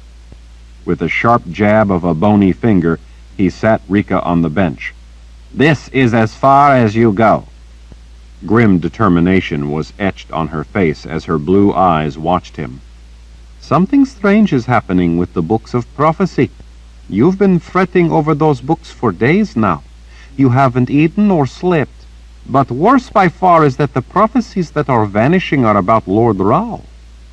It was an observation, not a question. He'd thought that his turmoil had been all internal. She had been quietly paying more attention than he'd given her credit for. Or maybe he had just been too distracted to notice her paying attention. In either case, it was not a good sign that he had been so preoccupied that he hadn't even been aware of her, marking how absorbed and unsettled he'd been. Near as I can tell, you are right, in that a great many of those vanished prophecies are about Richard, but I don't think they all are. From what I have been able to determine, however, they all have to do with prophecy pertaining to a time after he was born. That doesn't mean that they are all about him, though. The blank places in the books are extensive. Since I can't remember what those blank places said, there obviously is no way to tell what they were about, making it impossible to know the subject individual of the missing prophecies. But from what you can piece together, they mostly have something to do with Lord Rahl. This, too, had not been a question, but a statement of observation, or at least reasoned speculation. This was a moored Sith asking questions that revolved around the issue of the safety of her Lord Rahl. Zed could see that she was in no mood for any evasive explanations. I would have to agree that Richard, if not central, is at least deeply connected with the trouble in the books of prophecy. Rika rose up from the bench. Then this is no time for you to go all secretive on me. This is important. Lord Rahl is vital to all of us. This is not only about the safety of your grandson, but about the future of all of our lives. And I'm seeing to... It is not only important to you, he is important to all of us. If you alone discover something significant and anything happens to you, then we could all be left at a dead end. This is more important than you keeping your secrets. Zed put his hands on his hips and turned away for a moment, considering. He finally turned back to her. Rika, there are things down there that no one knows about. There are good reasons for that. I'm not going to steal any treasure, and if you fear me seeing some secret of the ages, then I will be willing to swear on my life to keep it secret, unless it is necessary for me to reveal it to Lord Rahl. It's more than that. Many of the things in the lower reaches of the keep are incredibly dangerous to anyone who goes near them. There are things of incredible danger outside the keep as well. We no longer have the luxury of secrets. Zed watched her eyes. She had a point. If anything happened to him, the information, too, was as good as dead. He had always planned on someday letting Richard know about this, but there had never been any time. And until the problem with the books of prophecy had cropped up, it hadn't seemed critical. Still, this was not Richard who would see these things. What do you think, wizard, that I will go to town and gossip about what I've seen? Who is left to tell? The Order has overrun most of the New World, and everyone has fled Aidendril for Dahara. Dahara hangs by a thread. Our future hangs by a thread. There are reasons that some knowledge is kept hidden. There are also reasons that wise men sometimes must share what they know. Life is what matters. If knowledge will help preserve and advance life, then that knowledge should not be hidden, especially when it may be lost right when it could be that it's needed most. Zed pressed his lips tight as he considered her words. He had discovered this secret when he had been a boy. His whole life, he'd never told another person about it. No one had instructed him to keep it a secret, nor could they. No one but he knew about it.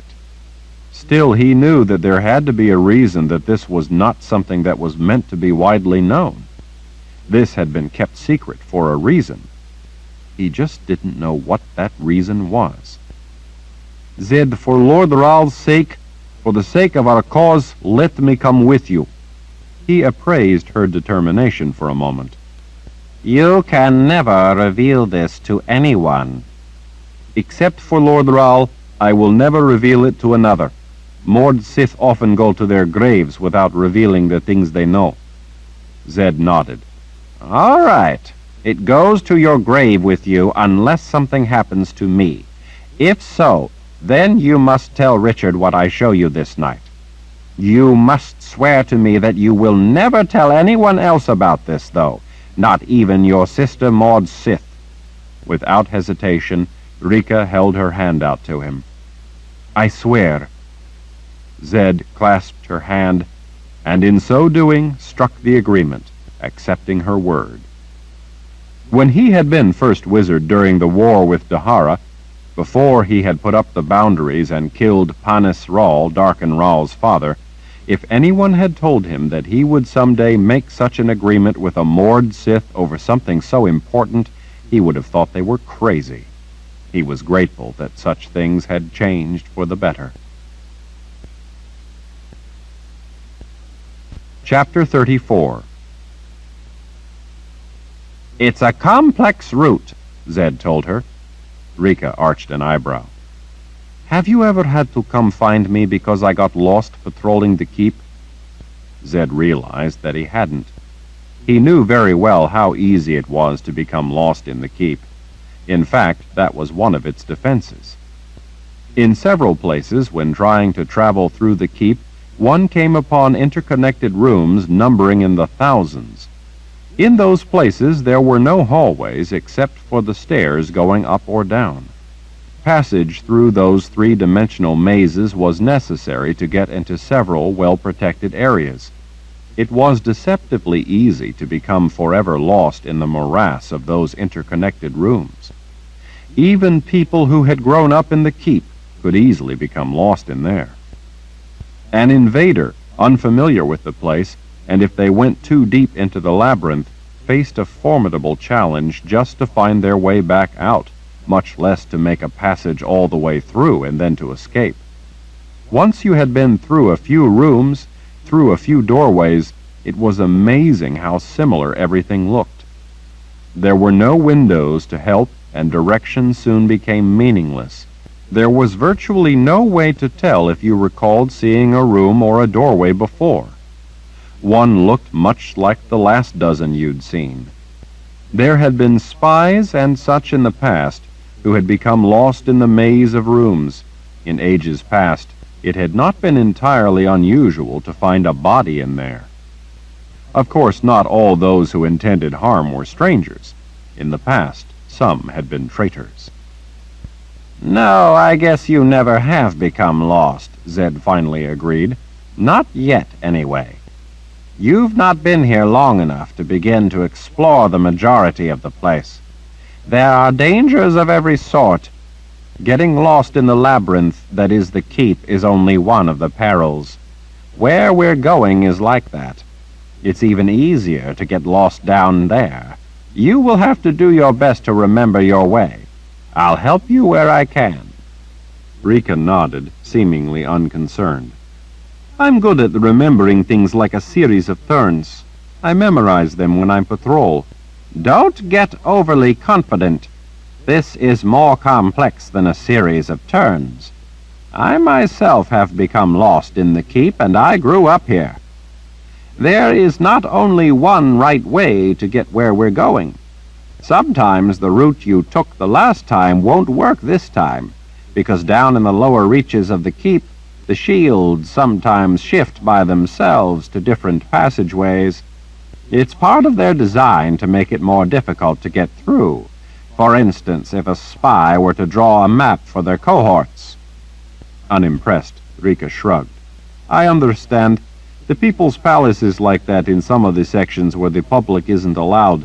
Complex, with the open passages one can get through changing from time to time. Additionally, there is no direct route to anywhere, even if all the passages happen to be open, which they never are." "I remember. I was there before, although I was in the public sections, but that was confusing enough." It had been after Darken Ral had captured Richard. "I had the advantage, though, in that the People's Palace is made in the form of a spell drawn on the face of the ground, and I know how that particular spell is constructed, so I know where the primary arms and the connecting links are located." "Well," Rika said, We had to be able to find different passages through the place, so that we could get from area to area if it was ever invaded. Or if we are chasing someone, we had to be able to think of a way to get ahead of them. We have to be able to do more than simply remember a series of turns. We must comprehend the whole of the place we pass through. In my head, the turns I take make up parts of a picture of a place. Every turn adds to that picture. With that ever-growing image in my mind, I can find my way by taking a different way, because I can see where the other parts are and how they lock together. Zed blinked in astonishment. That seems quite a remarkable talent. I always could understand that kind of thing better than I can understand people. Zed grunted a brief laugh. I think you understand people more than you admit to. She only smiled.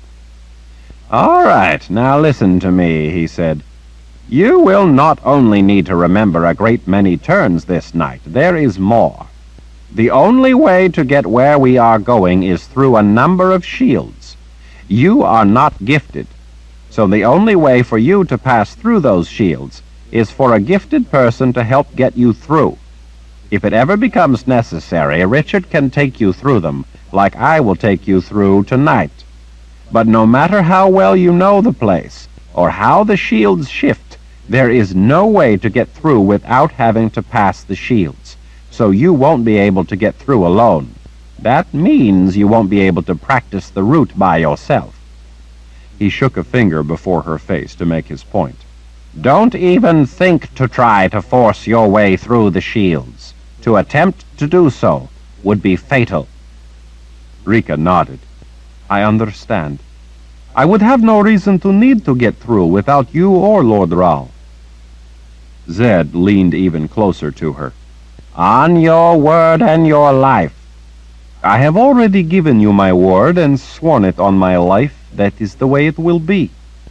Zed closed the matter with a single nod. Good. Let's go.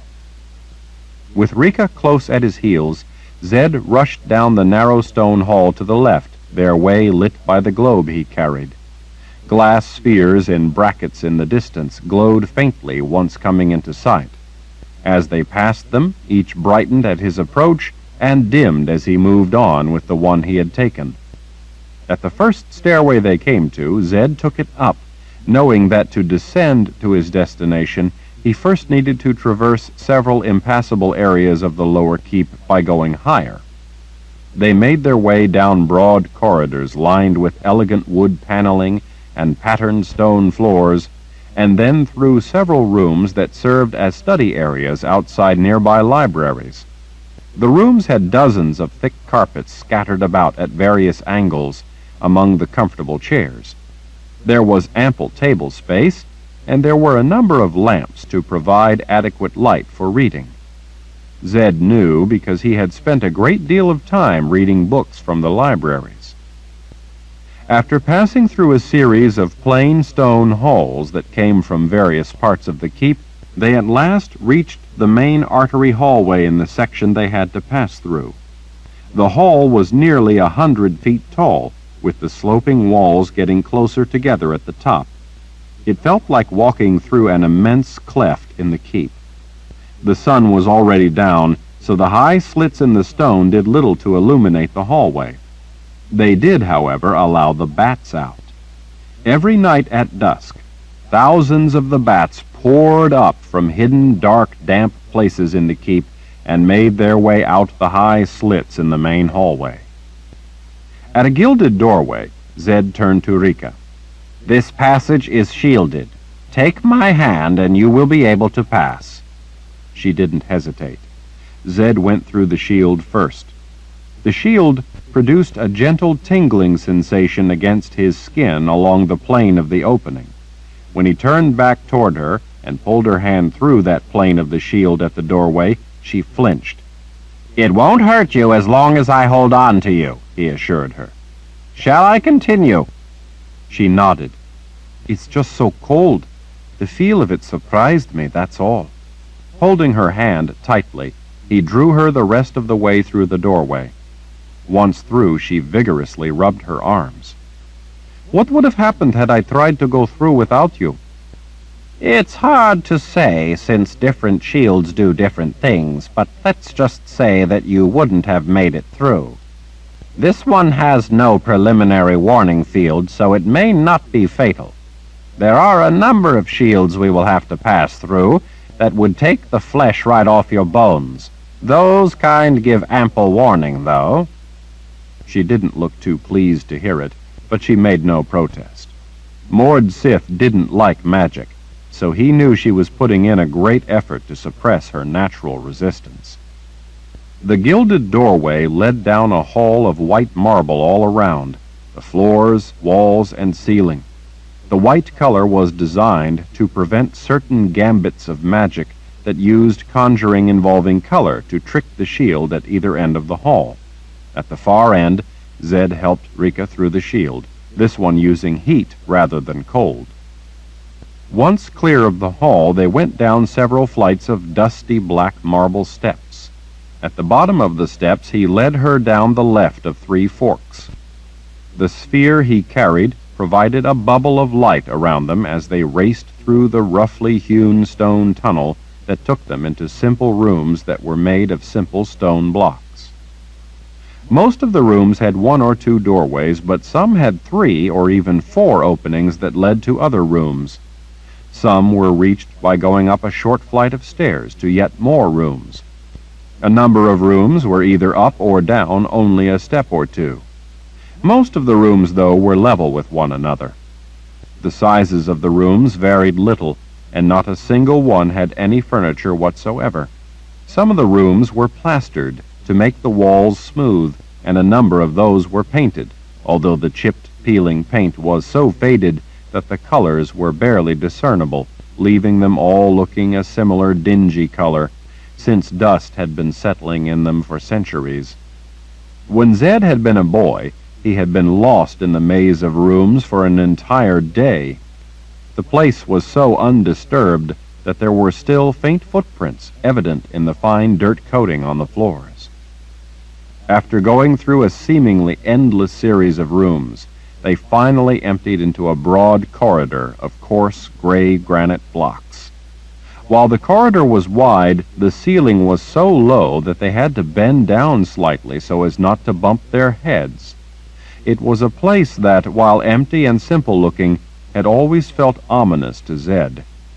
Around a corner, iron brackets holding more of the glass spheres brightened as they passed, and then faded as they continued on.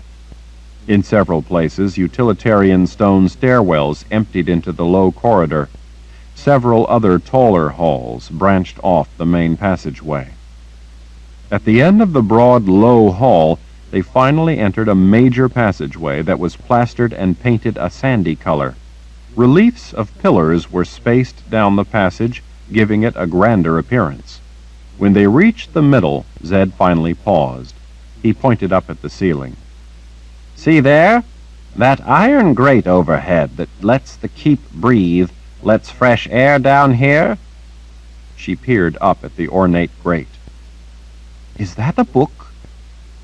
Within the design, crafted from the iron bars, was the outline of an open book. The design, intended as a quick visual reference, denoted a section of the keep that contained a number of libraries. Yes. The grate will help you remember that this is where you must turn. The corridor with that grate above is a main trunk of passageways. There are a number of ways down to this place, and from here you can go by various routes to nearly anywhere in the keep. But here, under this grate, you must turn down this hall. He gestured toward a small hallway. It's the only way to get to where we are going. Zed watched her as she looked around at her surroundings and once more checked the grate overhead. When she was sure and had nodded, they started down a small side hall. The hall contained a series of rooms that Zed believed were once used for maintenance supplies. He knew that one of the rooms still had a number of tools. Beyond, at the end of the hall, were a few roughly constructed rooms made of stone, followed by small, square passageways running off in several directions. At the end of the service passageway, they came to a warren of short runs through low service shafts, taking them on a winding route that changed levels by a few feet from time to time. They passed empty rooms and rusted iron doors that stood closed. Cobwebs clogged the shafts in places. In other places, sections of hall that were several feet lower held stagnant water. The rotting carcasses of rats floated in the fetid water. Without a word, they waded through to reach higher ground beyond. When they reached a spiral stone staircase beyond the maze, they descended into the inky darkness, the silent sphere bringing harsh light and shadows to places that had not been lit for years. The stairs were tiny, only large enough for a single body at a time to slip downward. It felt rather like being swallowed down the gullet of some stone monster. At the bottom of the spiral stairs, the light cast harsh shadows down roughly cut passageways that were inspection shafts for part of the keep's foundation. Flecks of quartz in stone foundation blocks the size of small palaces sparkled when the light fell across them. Zed led Rika to the narrow stairs that descended down beside the face of that glittering foundation wall. They both peered over the edge of that slit in the ground before starting down. At the bottom, they followed the narrow slit along the base of the foundation blocks. The stone rose up into the darkness, the sparkling quartz above looking like stars. To the right was a roughly cut wall of crumbling rock. If that softer wall were to collapse, they would be buried alive where no one would ever search for them. The foundation in this part of the keep was kept clear of the soft surrounding rock so that it could move a little if it had to. The foundation blocks had been set down into the harder bedrock below. The narrow slit also provided an areaway for inspection of the foundations. Zed had always thought it remarkable that he had never found any block that was failing. There were some that had cracks, but those were said not to be structural problems. When they came to another narrow flight of stairs at the end of the slit, they again went down, deeper into the pitch-black cut. "Is there any end to this?" Rika asked. Zed looked back over his shoulder, the glowing sphere casting her face in harsh yellow light. "We're deep in the mountain and getting closer to one of the side slopes. We still have quite a ways to go." She simply nodded, resigned to however far it was. "Do you think you can get this far, providing you have me or Richard to get you through the shields?" There had been a number of shields, some that she had not liked going through. For one without the protection of the gift, it was in places a very uncomfortable experience, even with Zed helping her. "I think so," she said. In the lower inspection channels, they came to round, tile-lined tunnels that, when need be, also served as drains. Zed entered the complex of tunnels, taking intersections that he remembered since he was a boy. Dripping water echoed through the passages. It was cold enough to see their breath in the humid air. Water dripped between the tiles in places, making the tunnel slick. At various places, right in the middle of nowhere in the tunnels, they encountered powerful shields that he helped her pass through. Several were so strong that they gave off preliminary warnings long in advance. Zed had to wrap his arms around her in order to protect her enough to get her safely through. "There's a lot of rats down here," Rika said. Zed could hear them squeaking by the hundreds all through the honeycombed passageways. The little beasts seemed to scatter before the light could fully illuminate them, so they were in evidence by sound, not by sight, except the dead ones. "Yes, are you afraid of rats?" She halted and scowled at him. "No one likes rats." "Can't argue with you about that." At each intersection, Zed pointed out to her the way they had to go. He couldn't imagine how she was ever going to remember the way. He hoped it never became necessary. He hoped to be the one to show Richard. As a boy, Zed had used tracers of magic to learn his way through. Rika paid close attention and watched each of the dark intersections they came to. He was sure that it was more than she had bargained for, and that she would not be able to remember her way. He thought that perhaps he would take her through several more times in order to help her get it all mapped out in her head. After that, he would test her and let her lead the way down. After what seemed like an endless journey, working their way ever lower, they finally entered a colossal room, an immense cave-like chamber that was hollowed out from the interior of the mountain. The granite quarried out of the mountain down in this place had provided some of the stone for the foundation. The quarry, abandoned after the construction was completed, had left behind the huge room. In some places around the sides, the builders of the keep had left fat pillars of stone in place to hold up what they apparently had found to be weaker areas of the ceiling. In spots around the room, there were broad veins of obsidian, a black glassy rock that was unsuitable for building material. Zed had seen it used in a few places in the palace, mostly for decoration. In the glow of the light from the sphere, the surface of the obsidian showed the shiny curved arcs left by being chipped away with chisels, leaving it looking like dazzling fish scales.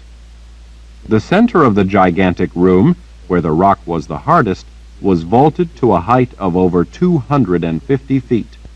From the stone evidence, it appeared that the workers had started at the top, taking out huge blocks of stone right under what was the present ceiling. They then began quarrying the next lower level of rock until they eventually had hollowed out the cave-like room. The different levels of galleries around the side were just tall enough and just wide enough between the large square columns for the foundation blocks to be hauled through. Beyond the room were ramps where the blocks had been eased down to the lower parts of the foundation. "See there, across the room?" Zed asked, pointing at an enormous dark corridor to which he knew the surrounding ramps led. "That was constructed first. It's the main channel where the foundation blocks were transported from this room to the foundation all along that section of the keep. Look at how the floor is worn by the work." The floor leading into the yawning dark chasm was worn so smooth that it almost looked as if it had been polished. "Why didn't we come that way? It would have been a much shorter route." He was impressed that she realized that the primary passageway ran in the direction from which they had come. The stone blocks for the foundation would not have taken the circuitous route they had. "You're right, it would have been shorter, but there are shields there that I can't pass. Since I can't get in there because of those shields, I don't know what is in there, but I suspect that the builders probably created rooms in there that contain things that must be protected. I can't really think of any other reason for those shields." "Why can't you pass them? You are first wizard." "The wizards of that time had both sides of the gift. Richard is the first in thousands of years to be born with the subtractive side as well as the additive. Shields with subtractive magic are deadly, and are typically reserved for the most dangerous places, or the places that have exceptionally important items they were most concerned about protecting." Zed led Rika across the vast room by a route that kept them close to the outer wall. He rarely came down to this room, and so he had to watch the stone wall carefully as they made their way around. When they reached the place he was looking for, he snatched Rika's arm and pulled her to a stop. "This is it." Rika blinked as she looked around. To the inexperienced eye, it looked the same as the rest of the room. "This is what?" "The secret place." It looked like the rest of the huge room. Everywhere the walls were scarred with the gouges left by tools used by workers thousands of years before. Zed held up the glass sphere so she could see where he pointed. "Here. See that gouge up high? The one going at this angle following the fissure and a little fatter in the middle? Slip your left hand into it. There's a cleft in the back of the gouge, deeper into the fissure." Rika frowned at him, but then stood on her tiptoes and slid her hand into the groove up to her knuckles. "There's a lip in the rock down here," he said. "I used it when I was smaller. If you can't reach, step up on the edge." "No, I got it," she said. "Now what?" "You're only halfway in. Put your hand in deeper." She wiggled her fingers and worked her hand in farther until it was in up to her wrist. "That's as far as it will go. It's solid where my fingertips are." "Move your longest finger up and down until you find a hole." She made a face as she worked her fingers. "Got it." Zed took her right hand and guided it into a similar gouge in another part of the same fissure down at waist level. "Find a hole in the back of this one as well. When you do, push a finger firmly into both holes." She made a little sound deep in her throat with the effort. "Found it! I've got them both. I'm pushing." "All right, now, as you push with both fingers, put your right foot up here on the wall, right on the other side of this chink, and give it a good shove." She frowned at him, but did as he said. Nothing happened. "Can't you push any harder than that? Don't tell me that you aren't as strong as a skinny old man." She shot him a scowl, and then used her grip in the hand-holds for leverage as she grunted with effort and gave the wall a good shove with her boot. Suddenly, the face of the rock began moving away. Zed urged Rika to step back. They both watched as a section of the wall silently slid back as if it were a massive door, which was exactly what it was. Despite its monumental weight, it was so perfectly balanced that once the two finger latches were released, it pivoted with nothing more than a stout shove. "Dear spirits," Rika whispered as she leaned toward the opening and peered into the dark maw. "How did you ever find such a place?" "I found it as a child. Actually, I found the other end. Once I came through into here, I knew where this spot was, and I took careful note so that I was able to find it again. The first few times I couldn't find it, so I had to come through again." "Well, what is it?" "When I was a boy, it was my salvation. It was the way I was able to sneak back into the keep without having to come across the bridge and in the front like everyone else." She suspiciously arched an eyebrow. "You must have been a troublesome child." Zed smiled. "I have to admit that there were those who would agree with that. This place served me well. I was also able to get in here when the Sisters of the Dark had taken the keep. They only knew to guard the front entrance. They, like everyone else alive, didn't know this place existed." "So this is what you wanted to show me? A secret way into the keep?" "No, that's by far the least important or remarkable thing about this place.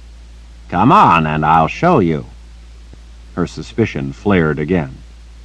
"Just what kind of place is it?"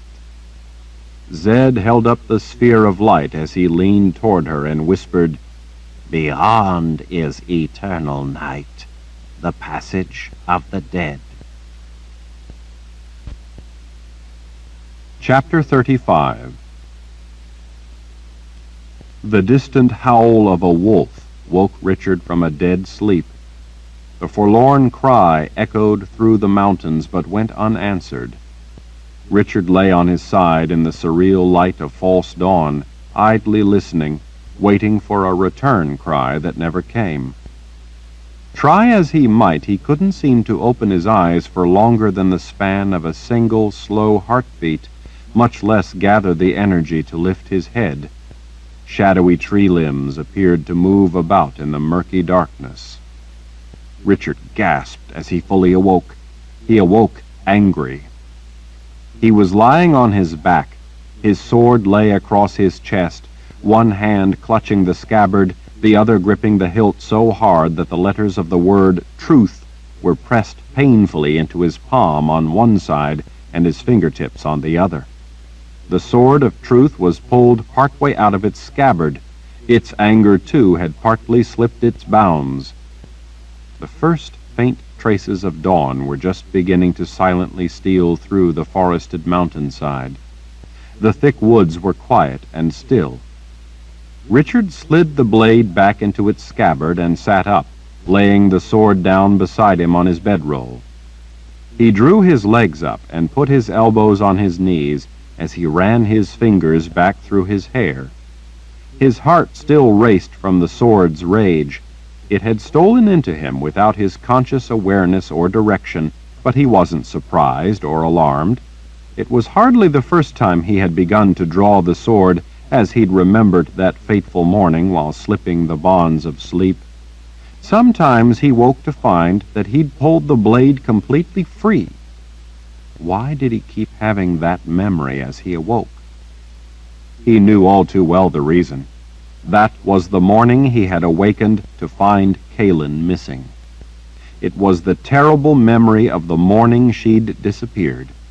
It was a waking nightmare about the nightmare that had become his life, and yet he knew that there was something about it that kept making it go through his mind. He had been over it 1,000 times, but he couldn't figure out what was so meaningful about that particular memory. The wolf waking him had been a bit odd, but that didn't seem so strange that it would keep haunting him. Richard looked around in the deep gloom, but he didn't see Kara. Off through the thick stands of trees he could just make out the faint stain of red streaking the rim of the eastern sky. The slash of color almost looked like blood seeping through a gash in the slate-black sky beyond the perfectly still trees. He was bone-weary from the relentless pace of their wild ride up from deep in the old world. They had been stopped a number of times by patrolling soldiers scattered throughout the Midlands and by occupying troops. It was by no means the main force of the Imperial Order, but they had been trouble enough. Once they'd let Kara and Richard, posing as a stone carver and his wife, go on their way to a job Richard had invented for the glory of the Order. The rest of the times the two of them had had to fight their way out of the situation. Those encounters had been bloody. He needed more sleep. They had gotten very little on their journey, but as long as Kaelin was missing, they couldn't afford to sleep any more than was absolutely necessary. He didn't know how much time he had to find her, but he didn't intend to waste any of it. He refused to believe that his time had long since run out. One of the horses had died of exhaustion not long ago. He couldn't remember exactly when. Another had come up lame a while back, and they'd had to abandon it. Richard would worry about finding more horses later. There were more important concerns at hand. They were close to Agaden Reach, Shota's home. For the last 2 days they had been climbing steadily into the formidable mountains that ringed the reach.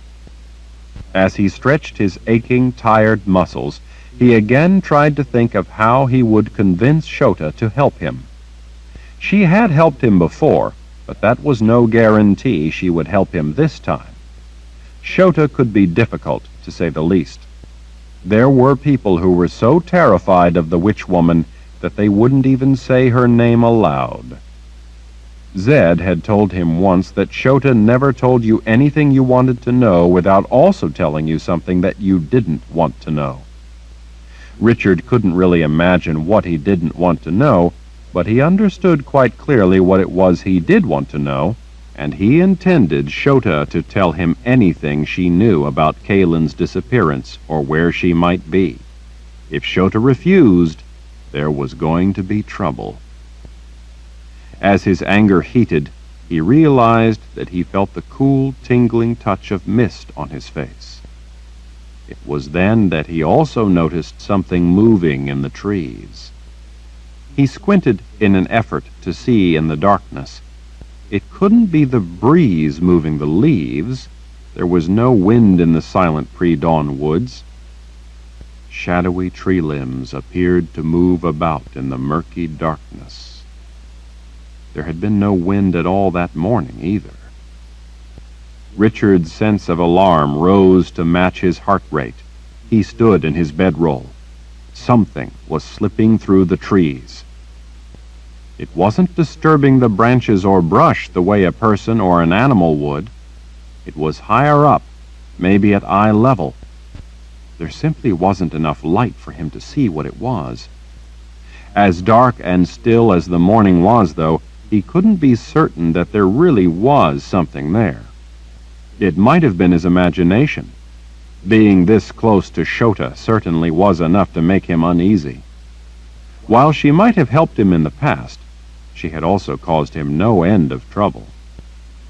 But if nothing was there in the trees, then why was his skin tingling with dread?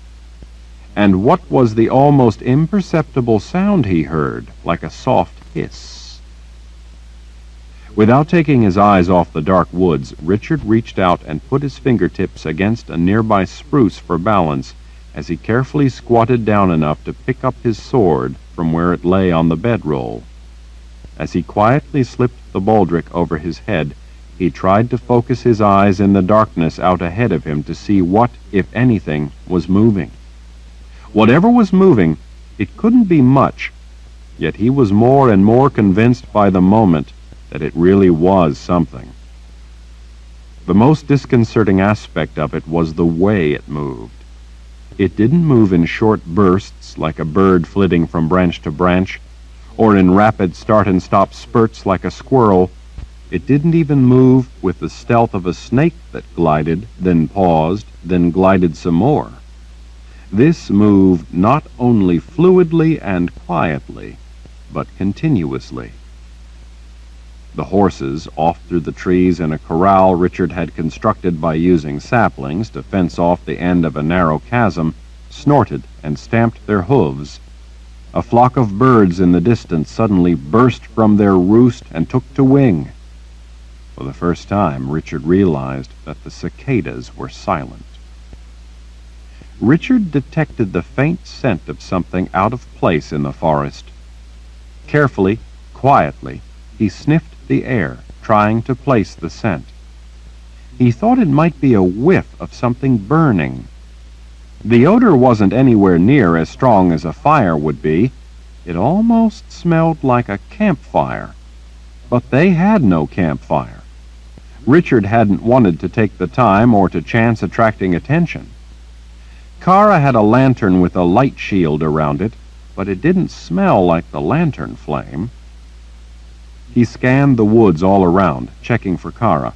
She was on watch, so she was probably nearby, but Richard didn't see her anywhere.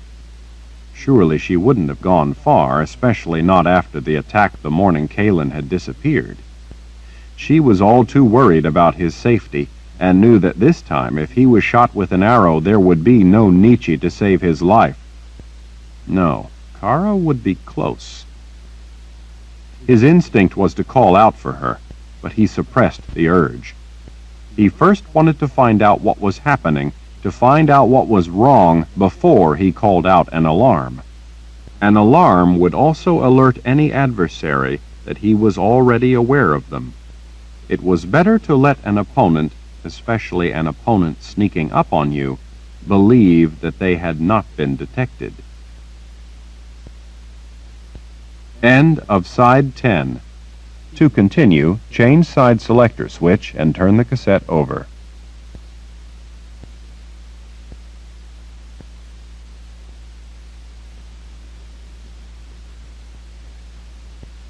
Side 11. Chainfire by Terry Goodkind.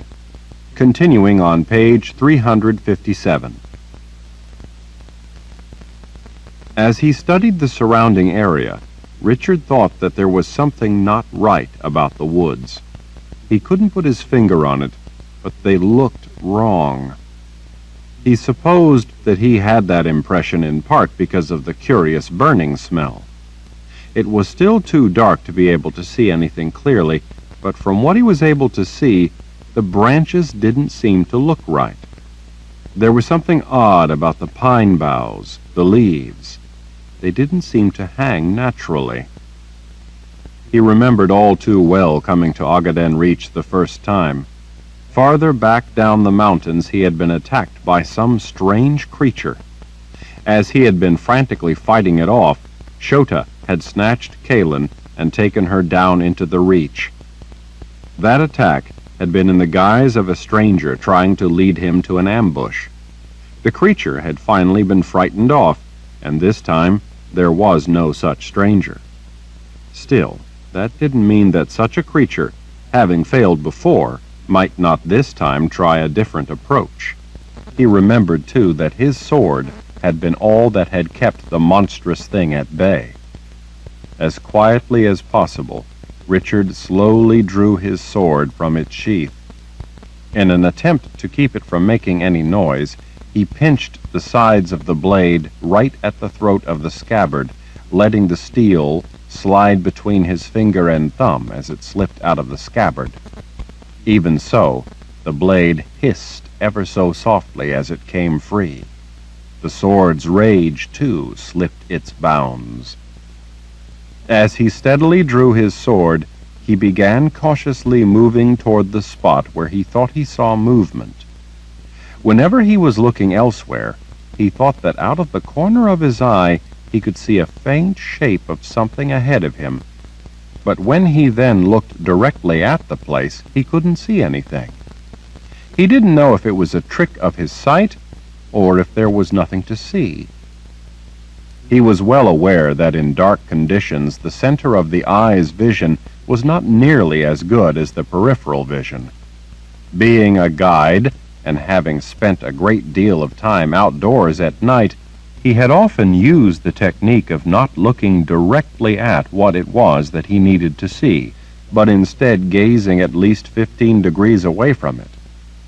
At night, the peripheral vision worked better than direct vision. Since leaving his woods where he had been a guide, he had learned that the knack of focusing his awareness to specific places in his peripheral vision while not turning his eyes there was invaluable in sword fighting. Before he had gone 3 steps, his pant leg came up against something that shouldn't have been there. It was a light contact, almost like a low branch. He halted immediately before putting any pressure on it. He smelled something again, only stronger. It smelled like scorched cloth. He then felt the intense heat against his shin. Quickly, and without making a sound, he drew back. For the life of him, Richard could not figure out what it was he had touched. It was not anything natural that he could think of. He might have suspected that it was a tripwire of some sort to warn anyone hidden in the trees nearby if he moved, but a tripwire wouldn't burn him the way this thing had. Whatever it was, it pulled at his pants like it was sticky when he drew away. When he backed free of it, the sleek movement in the trees abruptly halted, as if it had detected the contact against his pant leg being broken. The dead silence ringing in his ears was almost painful. The mist was too fine to make any sound hitting the leaves, and the moisture that the pine needles combed from the damp air was not enough to collect and drip very much. Besides, the sound he had heard had been something different than rainwater. Richard focused his concentration into the dark shadows, trying to make out what it was that had stopped moving. Then it started again, only more rapidly, as if with more purpose. The soft, silky sound whispering among the limbs of the trees in a way that reminded him of the blade of an ice skate gliding across smooth ice. As Richard backed away, something caught his other pant leg. It was sticky, just like the thing that he'd snagged before. It, too, felt hot. As he turned to see what it was that was against his pant leg, something brushed his arm just above his elbow. He didn't have on a shirt, and the instant the sticky thing touched him, it burned into his flesh. He jerked his arm back, and then stepped away from the thing touching his pant leg. With the hand holding the sword, he silently comforted the searing pain on his left arm. Warm blood ran down over his fingers. His anger, and the anger flooding into him from the sword, together threatened to overpower his sense of caution. He turned around, trying to see in the darkness what was there that should not be there. The razor-thin red slash of light at the horizon glinted off his blade as he turned, making the polished metal look like it was coated in blood to match the very real blood covering his hand on the hilt. The shadows around him were beginning to pull inward toward him. Whatever it was, as it moved closer, it caught limbs and boughs all around him, gently pushing leaves and brush aside as it advanced. Richard suspected that the soft hissing sound he heard was actually the sound of vegetation being scorched when it was touched. The smell of burning leaves he had first detected began to make sense to him. He just didn't have any idea what could be causing it, or how. He would doubt his judgment, doubt that such a thing could be real, were it not for the fierce, burning pain of its touch. He certainly wasn't imagining the blood running down his arm. Instinctively, Richard knew that he was running out of time. Chapter 36. Richard swiftly but silently raised the sword before himself in preparation for an attack. What kind of attack he wasn't sure, but he fully intended to be ready. He touched the cold steel of the blade to his sweat-slick forehead. He spoke the words, "Blade, be true this day," in a softly inaudible whisper, fully committing himself and his sword to whatever was necessary. A few fat drops of rain splashed against his bare chest. At first sporadic, the fitful rain gradually began to increase a bit. The soft whispering sound of raindrops against the thick canopy of leaves began to spread through the quiet of the woods. Richard blinked drops of water from his eyelashes. At the sound of the limbs moving, he then heard the sudden rush of footsteps starting to run toward him. He recognized Kara's unique gait. Apparently she had been patrolling around the perimeter of their campsite and had heard the same sounds as he had. Knowing Kara, he wasn't in the least surprised that she had been paying close attention. But under the cover of the sound of the rain all around him, Richard could hear branches and limbs slowly pulling past one another. Here and there, a few small twigs snapped as something drew in closer all around him. Something touched his left arm. He flinched back a step, pulling his arm away from the gummy contact. The burn throbbed painfully. Warm blood now trickled down his arm in two places. He felt something catch the back of his pant leg. He tugged his leg away from the sticky contact. Kara crashed through the trees not far away. Subtle she was not. She threw open a small door on the shield around the lantern she carried, letting a weak beam of light fall across the campsite. Richard was able to see what he thought looked like a strange, dark web of something crisscrossed all around him, woven through trees, shrubs, limbs, and brush. It looked like thick cords of some sort, but organic and gummy. He couldn't imagine what it was or exactly how it had gotten itself everywhere around him. Lord Ral, are you all right? Yes, stay where you are. What's going on? I'm not sure yet.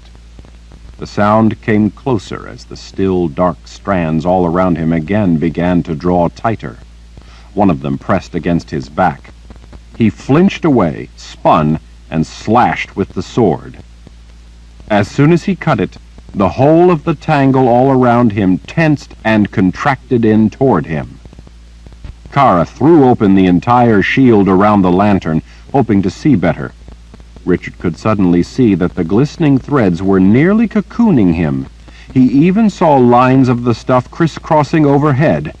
As close in as it all was, he was running out of clear space to maneuver. With a flash of comprehension, he understood the silken sound he had heard at first. The fluid, continuous movement was something spinning the filaments around him, as if he were a meal for a spider. These filaments, though, were as thick as his wrist. What exactly they were, he had no idea. What he did know was that when they had touched him, sticking to his pant leg, his left arm, and his back, they delivered painful burns. He could see Kara and her lantern as she dodged this way and that, looking for a way to get through to him. "Kara, stay back. It will burn you if you touch it." "Burn?" "Yes, like acid, I think, and it's sticky. Keep away from it or you're liable to get caught in it." "Then how are you to get out of the middle of it?" "I'll just have to cut my way out. You stay there and let me come to you." When the strands pulled in tighter to the left side, he finally swung the sword and struck out at them. The blade flashed in the light of Kara's lantern, slashing through the enveloping tangle of sticky fibers. As they were parted by the blade, they whipped around as if they'd been under tension. Some stuck to trees or limbs, hanging down like murky moss. In the light of the lantern, he could see the leaves shrivel up, evidently from being burned when they were touched by the strands. Whatever was creating the webs of the stuff, Richard didn't see it. The rain began to come down a little harder as Kara darted from side to side, trying to find a way in. "I think I can—" "No," he yelled at her. "I told you, keep away from it." Richard swung the sword at the thick, dark ropes wherever they drew in toward him, trying to check their constriction and weaken their integrity, but he was forced not to do so unless he had no choice, because the sticky strands were beginning to cling to the blade. "I need to help you stop this thing," she called back, impatient to see him free. "You'll just get caught up in it. If you do that, then you can be of no help to me. Stay back. I told you, let me cut my way out and come to you." That, at least, looked to have finally dissuaded her from any immediate attempt to try to fight her way through. She stood half-crouched, lips pressed tight in frustrated fury, Aegil in her fist, not knowing what to do, not wanting to go against what he told her, and realizing the sense of what he'd said, but at the same time not wanting him to have to fight his way out all by himself. It was a strange, confounding, non-violent kind of battle. There looked to be no rush. The gashes he inflicted didn't seem to cause the thing any pain. The slow, inexorable approach of the surrounding tangle seemed to be trying to lull him into holding back, inasmuch as there appeared to be plenty of time to analyze the situation. Despite the quiet appearance, that deceptive calm, Richard found the implacable advance of the surrounding trap alarming in the extreme. Not wanting to give in to that appeal to inaction, Richard swung the sword again, driving into the walls of the tangled web. He could see more of the strands appearing in the woods all around him, even as he tried to fight his way through it. It was reinforcing itself, adding a backdrop even as he slashed the part closest to him. For every dozen strands he cut, 2 dozen more enfolded him. He kept scanning the forest, trying to see what was creating the growing entanglement, so that he could attack the cause and not the result. Try as he might, he couldn't see a lead end, or what was spinning the morass. But the viscous ropes of it were moving swiftly through the trees and brush, the strands lengthening and multiplying all the time, endlessly adding to and forming more of themselves all around him. Even though it seemed like he had ample time to figure a way out, he knew that such a notion was a fool's empty hope. He was well aware that his time was swiftly running out. His level of alarm rose steadily. His burned flesh throbbed in pain, reminding him of what fate awaited him if he didn't get out. There would come a point, he knew, when action would no longer be possible. He knew that once the intricate trap contracted enough, he would die, but he doubted that it would be a quick death. As the net reinforced itself around him and moved inward, Richard attacked, slashing furiously, making a mad effort to hack his way through the tightening entrapment. Every time he swung the sword, though, the blade was further ensnared in the tacky substance that made up the strands. The more of it he cut, the more of it stuck to what was already clinging tenaciously to his sword. The unwieldy mass was getting heavy and making it ever more difficult to cut through the wall. As he tried to hack and slash his way through, a knot of the filaments not only continued to tangle together in a clotted mass around his blade, but began to adhere to the wall of the trap, making it a formidable task just to move the sword. He felt like a fly caught in a spider web. It took a mighty effort to pull the sword away from the wall of the strands. They, in turn, sticking to the sword, stretched and pulled away in gummy strings. This was the first time that Richard had ever encountered an adversary of any sort that gave the sword such difficulty.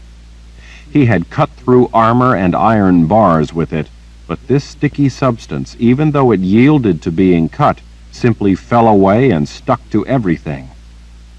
He remembered Addie once asking him which he thought was stronger, teeth or tongue. She had made the point that the tongue was stronger, even though it was much softer, and would endure long after the teeth gave out. Although it was in a different context, it had a frightening significance in this instance as well. Some of the gooey strings stretched out and stuck to his pant legs. As he pulled his sword back, a string fell across his right arm. He cried out in pain and dropped to his knees. "Lord Rahl!" "Stay there," he called before Kara had a chance to try again to reach him. "I'm all right. Just stay where you are." Snatching up a handful of leaves, bark, and dirt, he used the debris to protect his hand as he pulled the dark, clinging substance from his arm. The searing pain caused him to nearly forget everything else except getting it off. As the surrounding fibrous structure drew tighter, the thick strands pulled small saplings over. Branches snapped. Limbs were torn from trees. The woods were filled with a pungent, burning smell. Even with the fury of the sword storming up through him, pulling his anger forth, Richard realized that he was losing the battle. Wherever he cut it, a great many of those cut strands fell back to stick together with others and close the gap. Despite his cutting through the snarled mass of the webs, the net only tangled together and stuck to itself, creating an ever more tightly woven web. His calm frustration began to give way to the panicked realization that he was trapped. That fear powered his muscles as he put all his effort into swinging his sword. He could imagine the strange dark mass miring him, burning his flesh, congealing as it enfolded itself around him, eventually to suffocate him, if it didn't first kill him by scorching the flesh off his bones. With all his might, Richard brought the sword down over and over, slashing through a wall of the stuff. More strands beyond those he cut caught up the ones he had severed as they whipped around and fell back. The ones he cut only served to cross over strands beyond and reinforce them. He was not simply failing, but in so doing, helping to strengthen his executioner. "Lord Rahl, I need to get to you!" Kara clearly understood the deadly nature of the threat he was under, and wanted to find a way to help get him out of the trouble. And like him, she didn't really have any idea what to do. "Kara, listen to me. If you get tangled in it, you'll die. Stay away from it. And whatever you do, don't touch it with your Aegil. I'll figure something out." "Then hurry up and do it before it's too late." As if he wasn't trying. "Just give me a minute to think."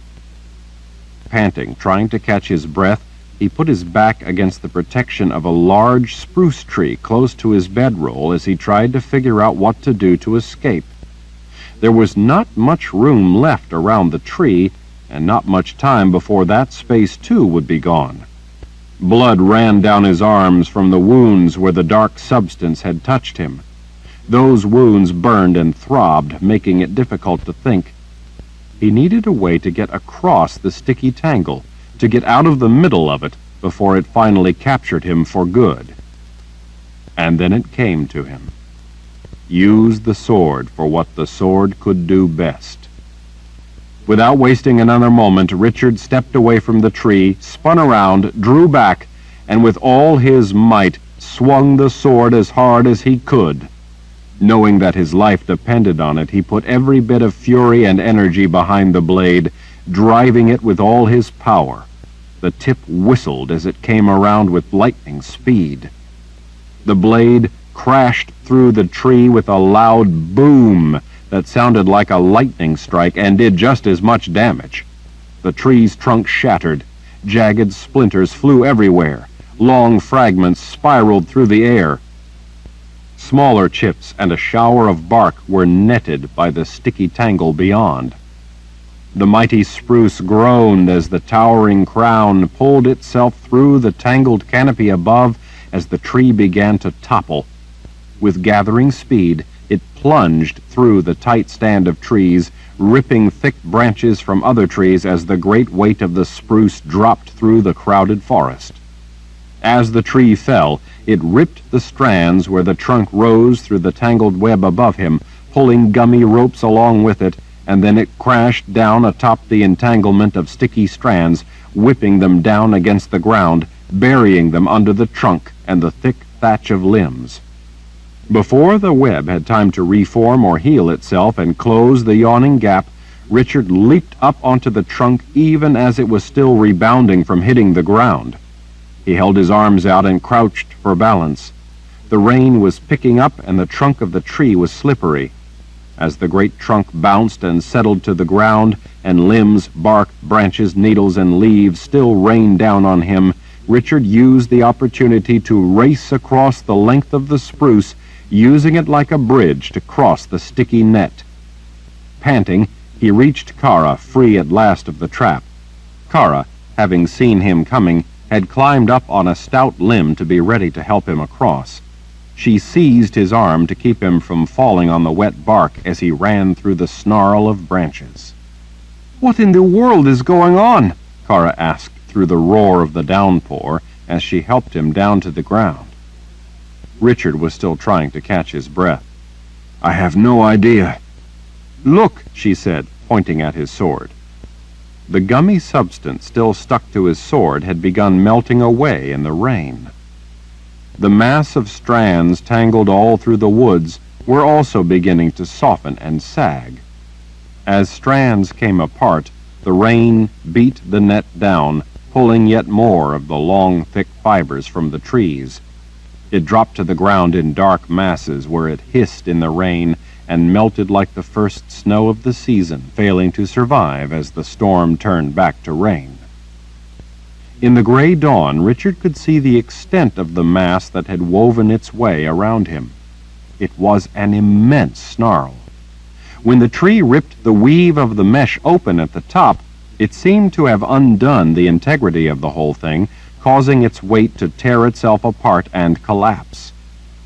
With the cold rain coming down harder all the time, the dark strands were washed from the branches and brush. They lay on the ground looking like nothing so much as the dark viscera of some great dead monster. Richard wiped his sword on wet bushes and grasses until the sticky substance was all off. The mass on the ground melted away with increasing speed, evaporating into a gathering gray fog. Back in the shadows of the trees, like steam rising from the entrails of a fresh corpse on a winter day, that dark fog slowly lifted from the ground. Carried on a faint breeze that had come up, murky patches drifted away beyond the thick veil of trees. Back in the cover of trees, that dark fog shifted abruptly in some vague manner that Richard couldn't quite follow, solidifying into an inky black shadow. In a flash, before he could make sense of it, that sinister apparition disintegrated into 1,000 fluttering shapes that darted off in every direction as if a dark phantom were decomposing into the rainy shadows and mist. In an instant, they were gone. A chill ran up Richard's spine. Kara stared in astonishment. "Did you see that?" Richard nodded. "It looked something like what the thing back in Altor did after it came through the walls after me." It disappeared in much the same way just before it would have had me. Then it has to be the same beast. In the early morning downpour, Richard surveyed the shadows among the trees all around them. That would be my guess. Kara, too, watched the woods all around for any sign of threat. Lucky for us, the rain came when it did. I don't think it was the rain that did it. She wiped water from her eyes. Then what did?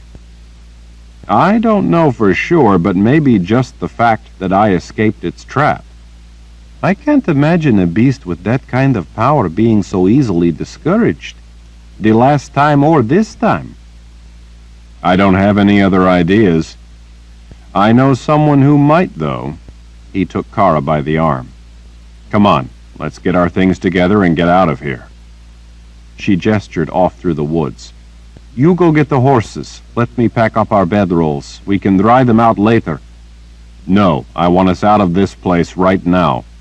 He quickly pulled a shirt out of his pack, along with a cloak, to try to keep relatively dry.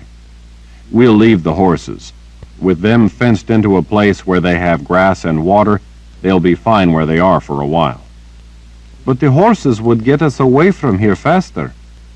Richard kept an eye on the surrounding woods as he stuffed his arms through the sleeves of his shirt. We can't take them over the mountain pass. It's too narrow in places. And we can't take horses down into Agaden Reach, where Shota lives.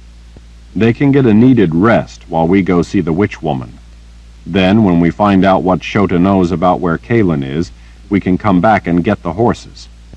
Maybe Shota will even know how we can get rid of this beast that's following me. Kara nodded. Makes sense, except I'd rather get out of here as quickly as we can, and horses would help in that. Richard squatted down and started rolling up his sodden bedroll.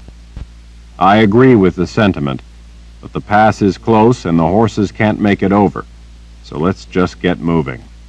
Like I said, the horses need a rest anyway, or they're not going to be any good to us. Kara stuffed the few things she had out back into her pack. She, too, pulled out a cloak. She lifted the pack by a strap and threw it up onto a shoulder. We'll need to get things out of our saddlebags back with the horses. Leave them. I don't want to have to carry any more than we must. It would just slow us down. Kara gazed off through the veil of rain. But someone might steal our supplies. Thieves won't come near Shota. She frowned up at him. Why not? Shota and her companion walked these woods. She's a rather intolerant woman. Oh, great, Kara muttered. Richard swung his pack around onto his back and started out. Come on, hurry. She scurried after him. Have you ever considered that maybe the witch woman is more dangerous than the beast? Richard glanced back over his shoulder. You're a regular little Miss Sunshine this morning, aren't you? Chapter 37. The rain had turned to snow after they'd climbed out of the dense forest and made it into the crooked wood at the transition out of the tree line. Because of the harsh conditions common at that elevation, the stunted trees, mantled in meager vegetation, grew in bizarre, wind-blown shapes. Walking through the crooked wood was like passing among the petrified forms of desiccated souls, whose limbs were frozen for all time in tormented stances, as if they had emerged from their graves only to find their feet forever anchored in hallowed ground, preventing them from ever escaping the temporal world. While there were those who would not enter the surreal world of the crooked wood without some form of mystical protection, Richard wasn't superstitious about the place. In fact, he considered all such beliefs to be the refuge of the willfully ignorant.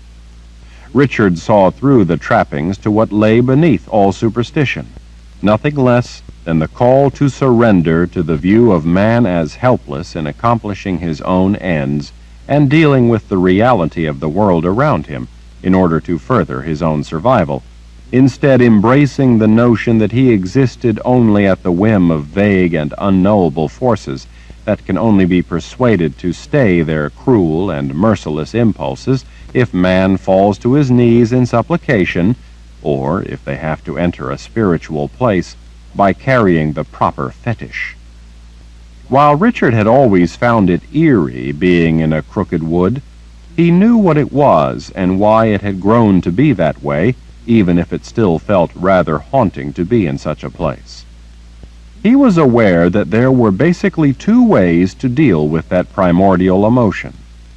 The superstitious solution was to carry sacred talismans and amulets to ward off spiteful demons and incomprehensible dark forces thought to inhabit such places, hoping that the fates would be persuaded to kindly stay their fickle hand. Even though people proclaimed with complete confidence that such mysterious forces were fundamentally unknowable to mere mortals, they nonetheless passionately believed, without evidence, that they could be certain that the power of charms would soothe the savage temper of those menacing forces, insisting that faith was all that was necessary, as if faith were a mystical plaster with the power to patch over all the yawning holes in their convictions. Believing in free will, Richard instead chose the second way of dealing with such fear, which was to be watchful, alert, and ready to take responsibility for his own survival and life. At its core, that battle of belief between the cruel fates and free will was his essential disagreement with prophecy and why he discounted it. To choose to believe in fate was at once an admission of free will and at the same time an abdication of one's responsibility to it. As he and Kara passed through the crooked wood, Richard kept a watchful eye out, but he saw no legendary beasts or vengeful ghosts. Only the wind-borne snow wandered the wood. Having traveled at a breakneck pace for so long in the oppressive heat and humidity of summer, they found that the encounter with bitter cold high up in the mountain pass made the effort of the climb all the more difficult, especially after being drenched by the miserable rain. Despite being fatigued from the altitude, Richard knew that, as wet as they were, they had to keep moving at a brisk pace to keep warm, or the cold could easily overcome them. He was well aware that the seductive song of the cold could entice people to stop and lie down for a rest, luring them to surrender to sleep and the death that waited under its inviting cloak. As Zed had once told him, dead was dead. Richard knew that he would be no less dead from the cold than he would be from an arrow. More than that, though, he and Kara were both eager to put distance between them and the trap that had nearly captured him back at their camp. His burns from the brief contact with his would-be death trap had blistered.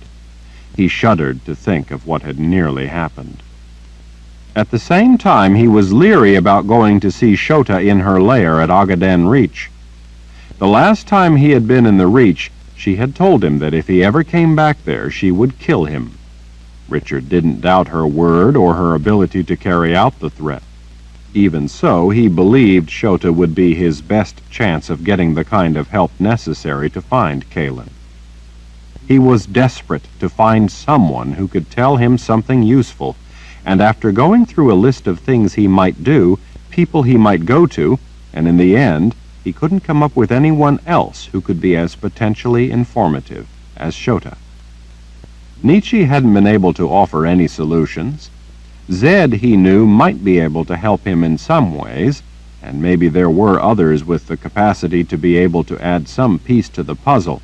But to Richard's mind, when all was said and done, none of them were as likely as Shota to be able to point him in the right direction. That alone made the choice simple. When he glanced up, Richard briefly saw the snowcap through gaps in the driving snow. Some distance off, over the open, broken ground of the steep slope, the trail over the pass would skirt the lower reaches of the mountain's year-round icy mantle. The clouds, laden with moisture, clung to the soaring gray rock. The low trailers of mist and fog dragging past left visibility limited in most places and nearly non-existent in others. It was just as well.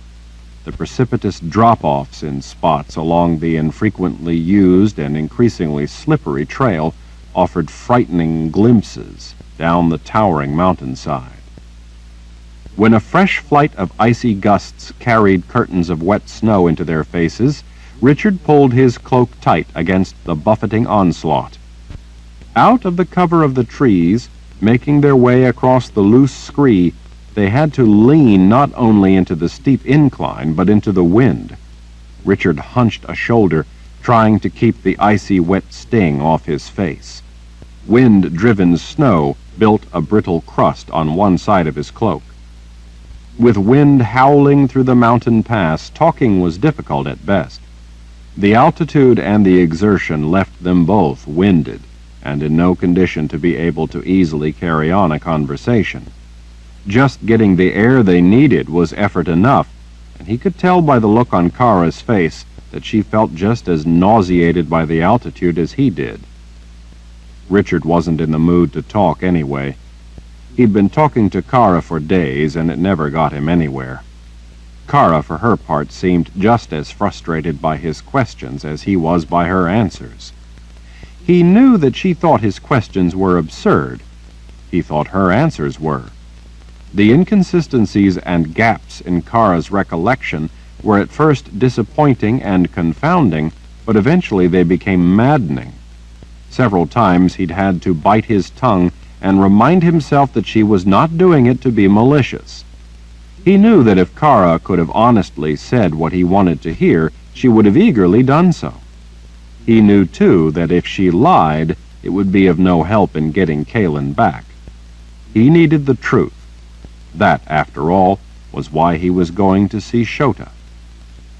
Richard had systematically gone through a long list of times when Kara had been with him and Kalin. Kara, though, remembered events that should have been momentous to her in ways that were not consistent with what had really happened.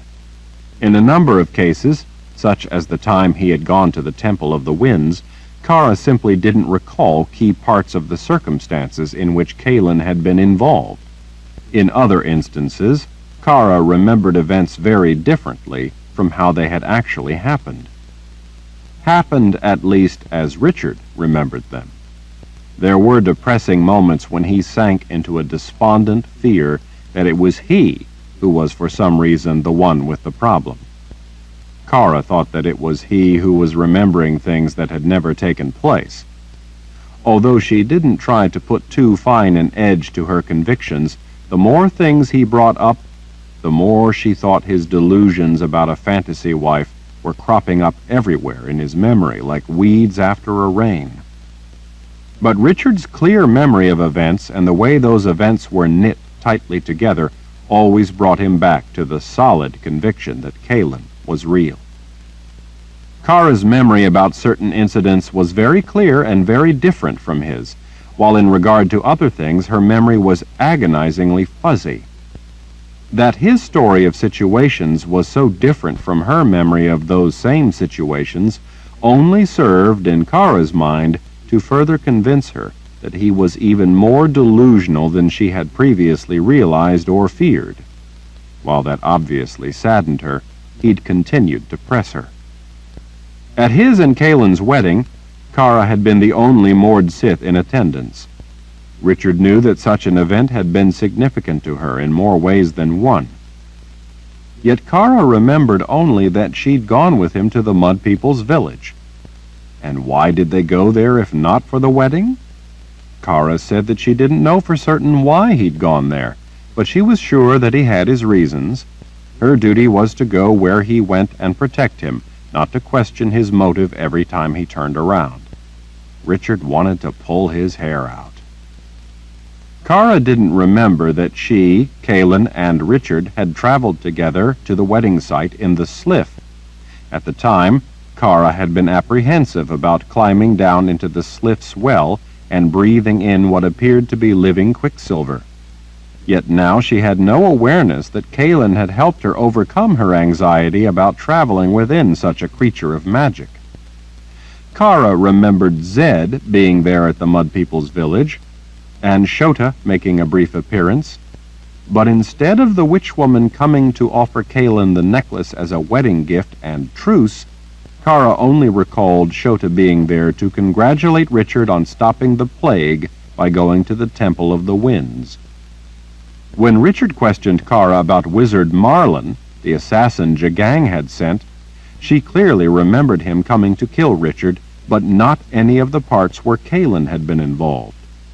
When he asked how in the world she thought he could have even gotten to the Temple of the Winds in the first place, or how he had been cured of the plague were it not for Kaelin's help, Kara only shrugged and said, "Lord Rahl, you're a wizard. You know about such things. I don't. I'm sorry, but I can't tell you how you managed to accomplish astonishing things with your gift. I don't know how magic works. I only know that you did it. I only remember you doing what you had to do in order to make things work out. And they did, so I must be right. I could no more easily tell you how you healed me. I only know that you used your gift and you did it. You were the magic against magic, as is your duty to us.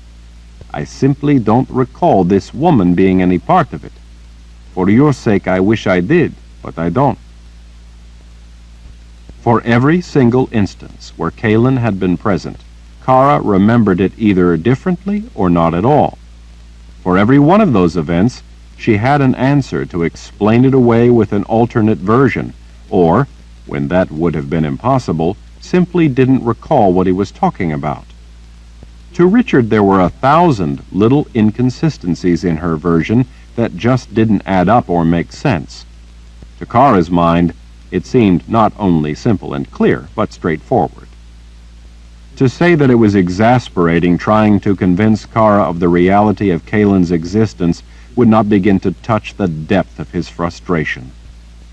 Because it was pointless to continue to remember significant events in an effort to try to help her remember, when it never did any good, Richard had lost interest in trying to bring Kara around to reality. She simply didn't recall Kaelin. It seemed that her mind had healed over missing chunks of what had really happened. Richard realized that there had to be an actual rational cause, possibly some kind of spell or something that was altering her memory, altering everyone's memory. He was coming to accept the fact that if that was the case, and it had to be, then there simply was no single event, or body of events, that he was going to be able to question her about that would bring back Kara's memory. What was worse, he was realizing, was that such attempts to make her or anyone else remember were actually a dangerous distraction from the effort of finding Kaelin. Richard glanced back to make sure that Kara was staying close to him on the steep mountainside. One didn't have to go far up in the jagged mountains ringing Agaden Reach to find a cliff to fall off of. With loose scree lurking beneath the coating of fresh snow, it would be easy to lose their footing and tumble down the slope. He didn't want to chance losing contact with Kara in the poor visibility. With the howl of the wind, it would be hard to hear voices calling out if they became separated, and their tracks would be covered over in mere moments by the blowing, drifting snow. When he saw that Kara was within an arm's length, he pushed on ahead into the teeth of the wind. As he went over it all in his mind, it occurred to him that by constantly trying to think of some incident that Kara, or those closest to him, would surely have to remember, he was falling into the trap of devoting his thoughts and efforts to the problem rather than the solution. Ever since he had been young, Zed had cautioned him to keep his sights on the goal, to think of the solution and not the problem. Richard vowed to himself that he would keep his focus exclusively on the problem and disregard the distractions created by Kaelin's disappearance. Kara, Nietzsche, and Victor all had answers to explain away the inconsistencies. None of them remembered the things that Richard knew had happened. By dwelling on the specifics of what he had done with Kaelin and going round and round with people over how it was impossible for them to have forgotten such important events, he was only letting the solution slip farther and farther away from him, letting Kaelin's life slip farther and farther away from him. He needed to get a grip on his feelings, stop agonizing over the problem, and concentrate exclusively on the solution. But setting his feelings aside was so difficult. It was almost like telling himself to forget Kaylin even as he looked for her. Memory had played a central part in his life with her. Going to see Shota only served to bring much of it back to him. He had met Shota for the first time when Kaylin had taken him to see the witch woman in order to ask for her help in finding the last missing box of Orden after Dark and Rahl had put them in play. Kaylin was inextricably tied to his life in so many ways. He had, in a manner of speaking, known her as a confessor ever since he had been a boy, long before he met the woman herself that day in the Heartland woods. When he had been a boy, George Cypher, the man who had raised him, and who Richard had at the time thought was his father, had told him that he had rescued a secret book from great peril by bringing it to Westland. His father had told him that there was grave danger to everyone as long as the book existed, but he couldn't bring himself to destroy the knowledge in it. The only way to eliminate the danger of the book falling into the wrong hands, and yet save the knowledge, was to commit the book to memory, and then burn the book itself. He chose Richard for the prodigious task of memorizing the entire book. Richard's father took him to a secret place deep in the woods, and day after day, week after week, watched Richard sit reading the book over countless times as he worked to memorize it. His father never once looked in the book. That was Richard's responsibility. After a long period of reading and memorizing, Richard began to write down what he'd memorized. He would then check it against the book. At first he made a lot of mistakes, but he continually improved. Each time his father burned the papers. Richard repeated the task untold times. His father often apologized for the burden he was placing on Richard, but Richard never resented it. He considered it an honor to be entrusted by his father with such a great responsibility. Even though he was young and didn't understand all of what he read, he was able to grasp what a profoundly important work it was. He also realized that the book involved complex procedures having to do with magic, real magic. In time, Richard eventually wrote the book out from beginning to end 100 times without error before he was satisfied that he could never forget a single word. He knew not only by the text of the book, but by its idiosyncratic syntax, that any word left out would spell disaster to the knowledge itself. When he assured his father that the entirety of the work was committed to memory, they put the book back in the hiding place in the rocks and left it for 3 years. After that time, when Richard was beyond his middle teens, they returned one fall day and uncovered the ancient book. His father said that if Richard could write the whole book without a single mistake, they could both be satisfied that it had been learned perfectly, and they would together burn the book. Richard wrote without hesitation from the beginning to the final word. When he checked his work against the book, it confirmed what he already knew. He had not made a single mistake. Together he and his father built a fire, stacking on more than enough wood until the heat drove them back. His father handed him the book and told him that if he was sure, he should throw the book into the fire. Richard held the Book of Counted Shadows in the crook of his arm, running his fingers over the thick leather cover. He held in his arms not just his father's trust, but the trust of everyone. Feeling the full weight of that responsibility, Richard cast the book into the fire. In that moment he was no longer a child. When the book burned, it gave off not only heat, but cold, and it released streamers of colored light and phantom forms. Richard knew that for the first time he had actually seen magic. Not sleight of hand or the stuff of mysticism, but real magic that existed. Real magic with its own laws of how it functioned, just like everything else that existed. and some of those laws had been in the book he had memorized. But in the beginning, that day in the woods, when he had been a boy, and for the first time lifted open the cover, Richard had, in a way, met Kaelin.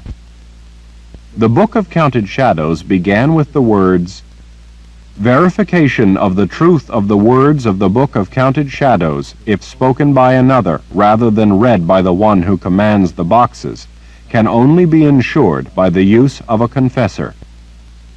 Kaelin was the last confessor. The day he met her, Richard had been looking for clues to his father's murder.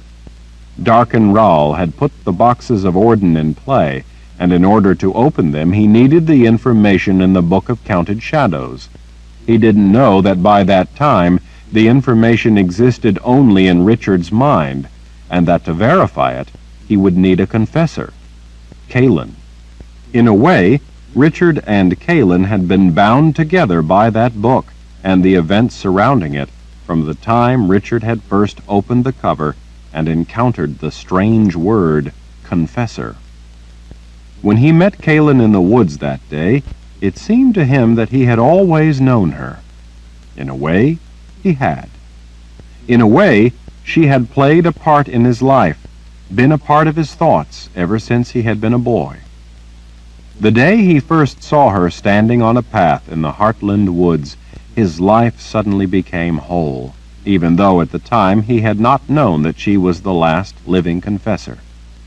His choice to help her that day had been an act of free will carried out before prophecy had a chance to have its say. Kaelin was so much a part of him, so much a part of what was the world to him, what was life to him, that he could not imagine going on without her. He had to find her. The time had come to go beyond the problem and seek the solution. A gust of icy wind made him squint and brought him out of his memories. "There," he said, pointing. Kara paused behind him and peered over his shoulder into the swirling snow until she was able to make out the narrow pathway along the edge of the mountainside. When he glanced back, she nodded, letting him know that she saw the path skirting the lower fringe of the snowcap. With the blowing snow starting to pile up, the path had begun to drift over. Richard was eager to get through it and to lower ground. As they went farther, conditions deteriorated, and the only way he could make out the path was by the lay of the land. The snow had a gentle curve to it as the mountainside rose up from below on the left. It leveled out with a slight dip where the path was, and then to the right humped up where the year-round snow rose higher up. As they trudged through the ankle-deep snow, Richard glanced back over his shoulder. "This is the highest point.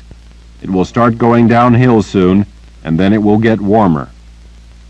"You mean we'll be back in the rain before we even have a chance to get down to lower altitudes and get warm," she grumbled. "That's what you're telling me." Richard understood all too well her discomfort, but could offer no prospect of relief any time soon. "I guess so," he said. Suddenly, something small and dark skittered down out of the white curtains of snow. Just as he saw it, and before he had a chance to react, it knocked Richard's feet right out from under him. Chapter 38. Richard saw the ground flash past his face as his legs flipped up in the air, then all he could see was white. For an instant he couldn't tell up from down or where he was in relation to anything else. And then his full weight came crashing to the ground, the momentum pitching him down the slope. The snow offered little cushion. His breath was driven from his lungs. Rolling over and over, he saw only brief glimpses of the ground. The world spun crazily. He couldn't control or stop what he quickly realized was his tumbling descent down an increasingly steep slope. It had all happened so unexpectedly and so fast that Richard hadn't had much time to brace for the fall. At that moment, inattention seemed a poor excuse and no comfort. He bounced over a knob of hard ground and landed on his chest. With the wind knocked out of him, he tried to gasp a breath as he slid face first down the mountain, but instead of air, he got only a mouthful of icy snow. With the force of the fall and the precipitous angle of the incline, there was nothing at hand to help stop him as he skidded with increasing speed down the steep incline. Heading downward face first made it all the more difficult to take effective action. In a frantic attempt to stop or at least slow his fall, Richard spread his arms. He fought to dig his hands and feet into the snow and scree to slow his out-of-control plunge down the side of the mountain, but the snow and the scree only began to slide along with him. He saw a shadow flash by. Over the sound of the wind he could hear wild screams of rage. Something solid slammed into the back of his ribs. He dug his fingers and boots deeper into the scree beneath the snow, trying to slow his frightening slide. With the snow billowing up around him as he slid, he couldn't see anything but white. The dark shape again came flying out of the swirling snow. Again something hammered into him, only this time it was much harder, and it was a direct blow to his kidneys, meant to help accelerate his plunging fall. Richard cried out with the shock of pain. As he twisted in distress onto his right side, he heard the unique ring of steel as the sword of truth was yanked from its scabbard. As he slid down the slope, Richard twisted and reached for the sword as it was torn away from him. He knew that if he were to grab the razor-sharp blade itself, it could easily slice his hand in two, so he tried instead to seize the hilt, or at least snag the crossguard, but he was too late. The assailant dug in his heels to stop himself as Richard sailed out of sight. Twisting awkwardly as he reached for his sword left Richard even more off balance. As he bounced over the uneven ground, he was thrown into a head-first roll. In the middle of pitching over, just as he started spreading his arms and legs to stop the tumbling, if nothing else, his back slammed into a jut of rock under the snow. Again, the wind was violently driven from him, only this time more painfully. The force of the impact flipped him over the obstruction. Tingling dread surged through him as he found himself in mid-air. With frantic effort, Richard reached out and snatched the rock outcropping he had hit. He held fast as his legs whipped out and over a drop-off. Richard clutched the rock with frantic strength. For a moment he clung to the rock, collecting his wits and gulping air. He had at least stopped falling. Snow and small flakes of scree still sliding down the steep slope bounced off the rock he was holding, as well as his arms and head. Carefully, he swung his legs all around, trying to catch them up onto something, trying to find some support for his weight. There was nothing. He swung helplessly, a living pendulum clutching a knob of icy rock. He glanced over his shoulder and saw blowing snow and dark clouds scudding by underneath him. Through a brief gap, he spotted bits of scree in the midst of a long fall through the air toward trees and rock far below. Above him, feet spread, stood a short, dark form with long arms, a pallid head, and gray skin. Bulging yellow eyes, like twin lanterns glowing out from the murky bluish light of the snowstorm, glared down at him. Bloodless lips curled back in a grin to expose sharp teeth. It was Shota's companion, Samuel. He was gripping Richard's sword in one hand and looked more than content with himself. Samuel wore a dark brown cloak that flapped like a flag of victory in the wind. He backed away a few paces, waiting to see Richard fall from the mountain. Richard's fingers were slipping. He tried to get his arms around the rocks to climb up, or at least get a better hold. He wasn't successful. He knew, though, that if he did manage to get a better hold, Samuel stood ready to use the sword to ensure that Richard fell. With his feet dangling over a drop of at least 1,000 feet, Richard was in a very precarious and vulnerable position. He could hardly believe that Samuel had gotten the better of him in such a way, and that he had managed to snatch Richard's sword. He surveyed the gloomy gray trailers of fog carried along with the blowing snow, but he didn't see Kara. "Samuel!" Richard screamed into the wind. "Give me back my sword!" Even to himself it seemed a pretty ridiculous demand. "My sword," Samuel hissed. "And what do you think Shota would say?" The bloodless lips widened with his smile. "Mistress not here." Like a wraith materializing out of the substance of the shadows themselves, a dark shape appeared behind Samuel. It was Kara, her dark cloak billowing in the wind, giving her the aspect of a vengeful spirit. Richard realized that she had probably followed his rolling trail down through the snow. What with the blustery wind in his ears, and more importantly his gaze riveted on Richard's predicament, Samuel didn't notice Kara looming behind him. In a single glance, she took in the ominous sight of Samuel gripping Richard's sword, standing above Richard as he clung to the edge of the cliff. Richard had learned in the past that Samuel's attention and actions were pretty firmly ruled by his rampant emotions. His feet just followed. With the gleeful distraction of having the object of his rabid hatred at the point of a sword he'd once carried and to this day coveted, Samuel was too busy gloating to watch for the moored Sith showing up behind him. Without a word, Kara unceremoniously rammed her aegil into the base of Samuel's neck at the back of his skull. With the slippery conditions, she couldn't maintain the contact. Samuel shrieked in pain and sudden confused terror as he dropped the sword and toppled back into the snow. Writhing in agony, not understanding what had happened, he pawed frantically at the back of his neck where Kara had pressed her aegil. He squealed as he flopped in the snow like a fish in sand. Richard knew that the horrifying shock of pain from an aegil, when applied in that spot, felt like a lightning strike. Richard recognized the look on Kara's face as she started to lean over the squirming figure. She intended to use her aegil to finish Samuel. Richard wouldn't really care if she killed the treacherous companion to the witch woman, but he had far more urgent problems right then. "Kara, I'm hanging on the edge of a cliff. I can't hold on.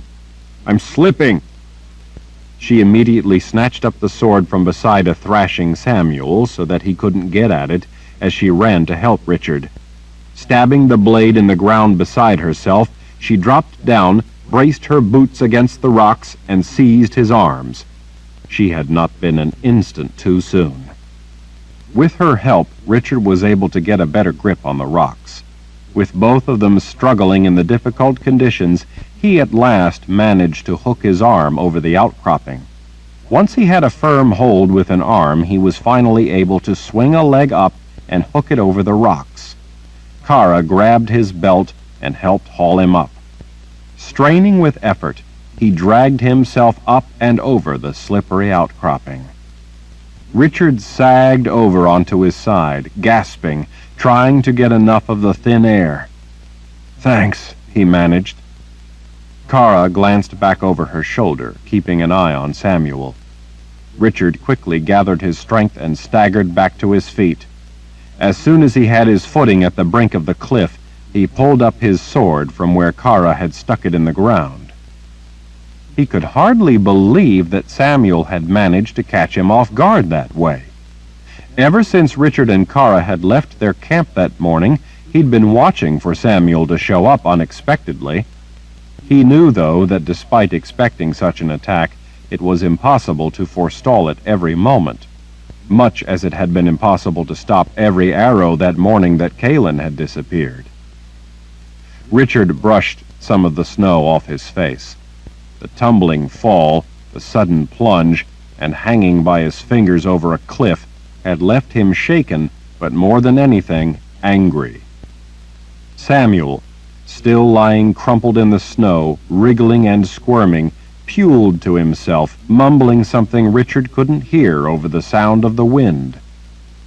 When Samuel saw Richard stalking toward him, he scrambled awkwardly to his feet, still suffering from the lingering pain.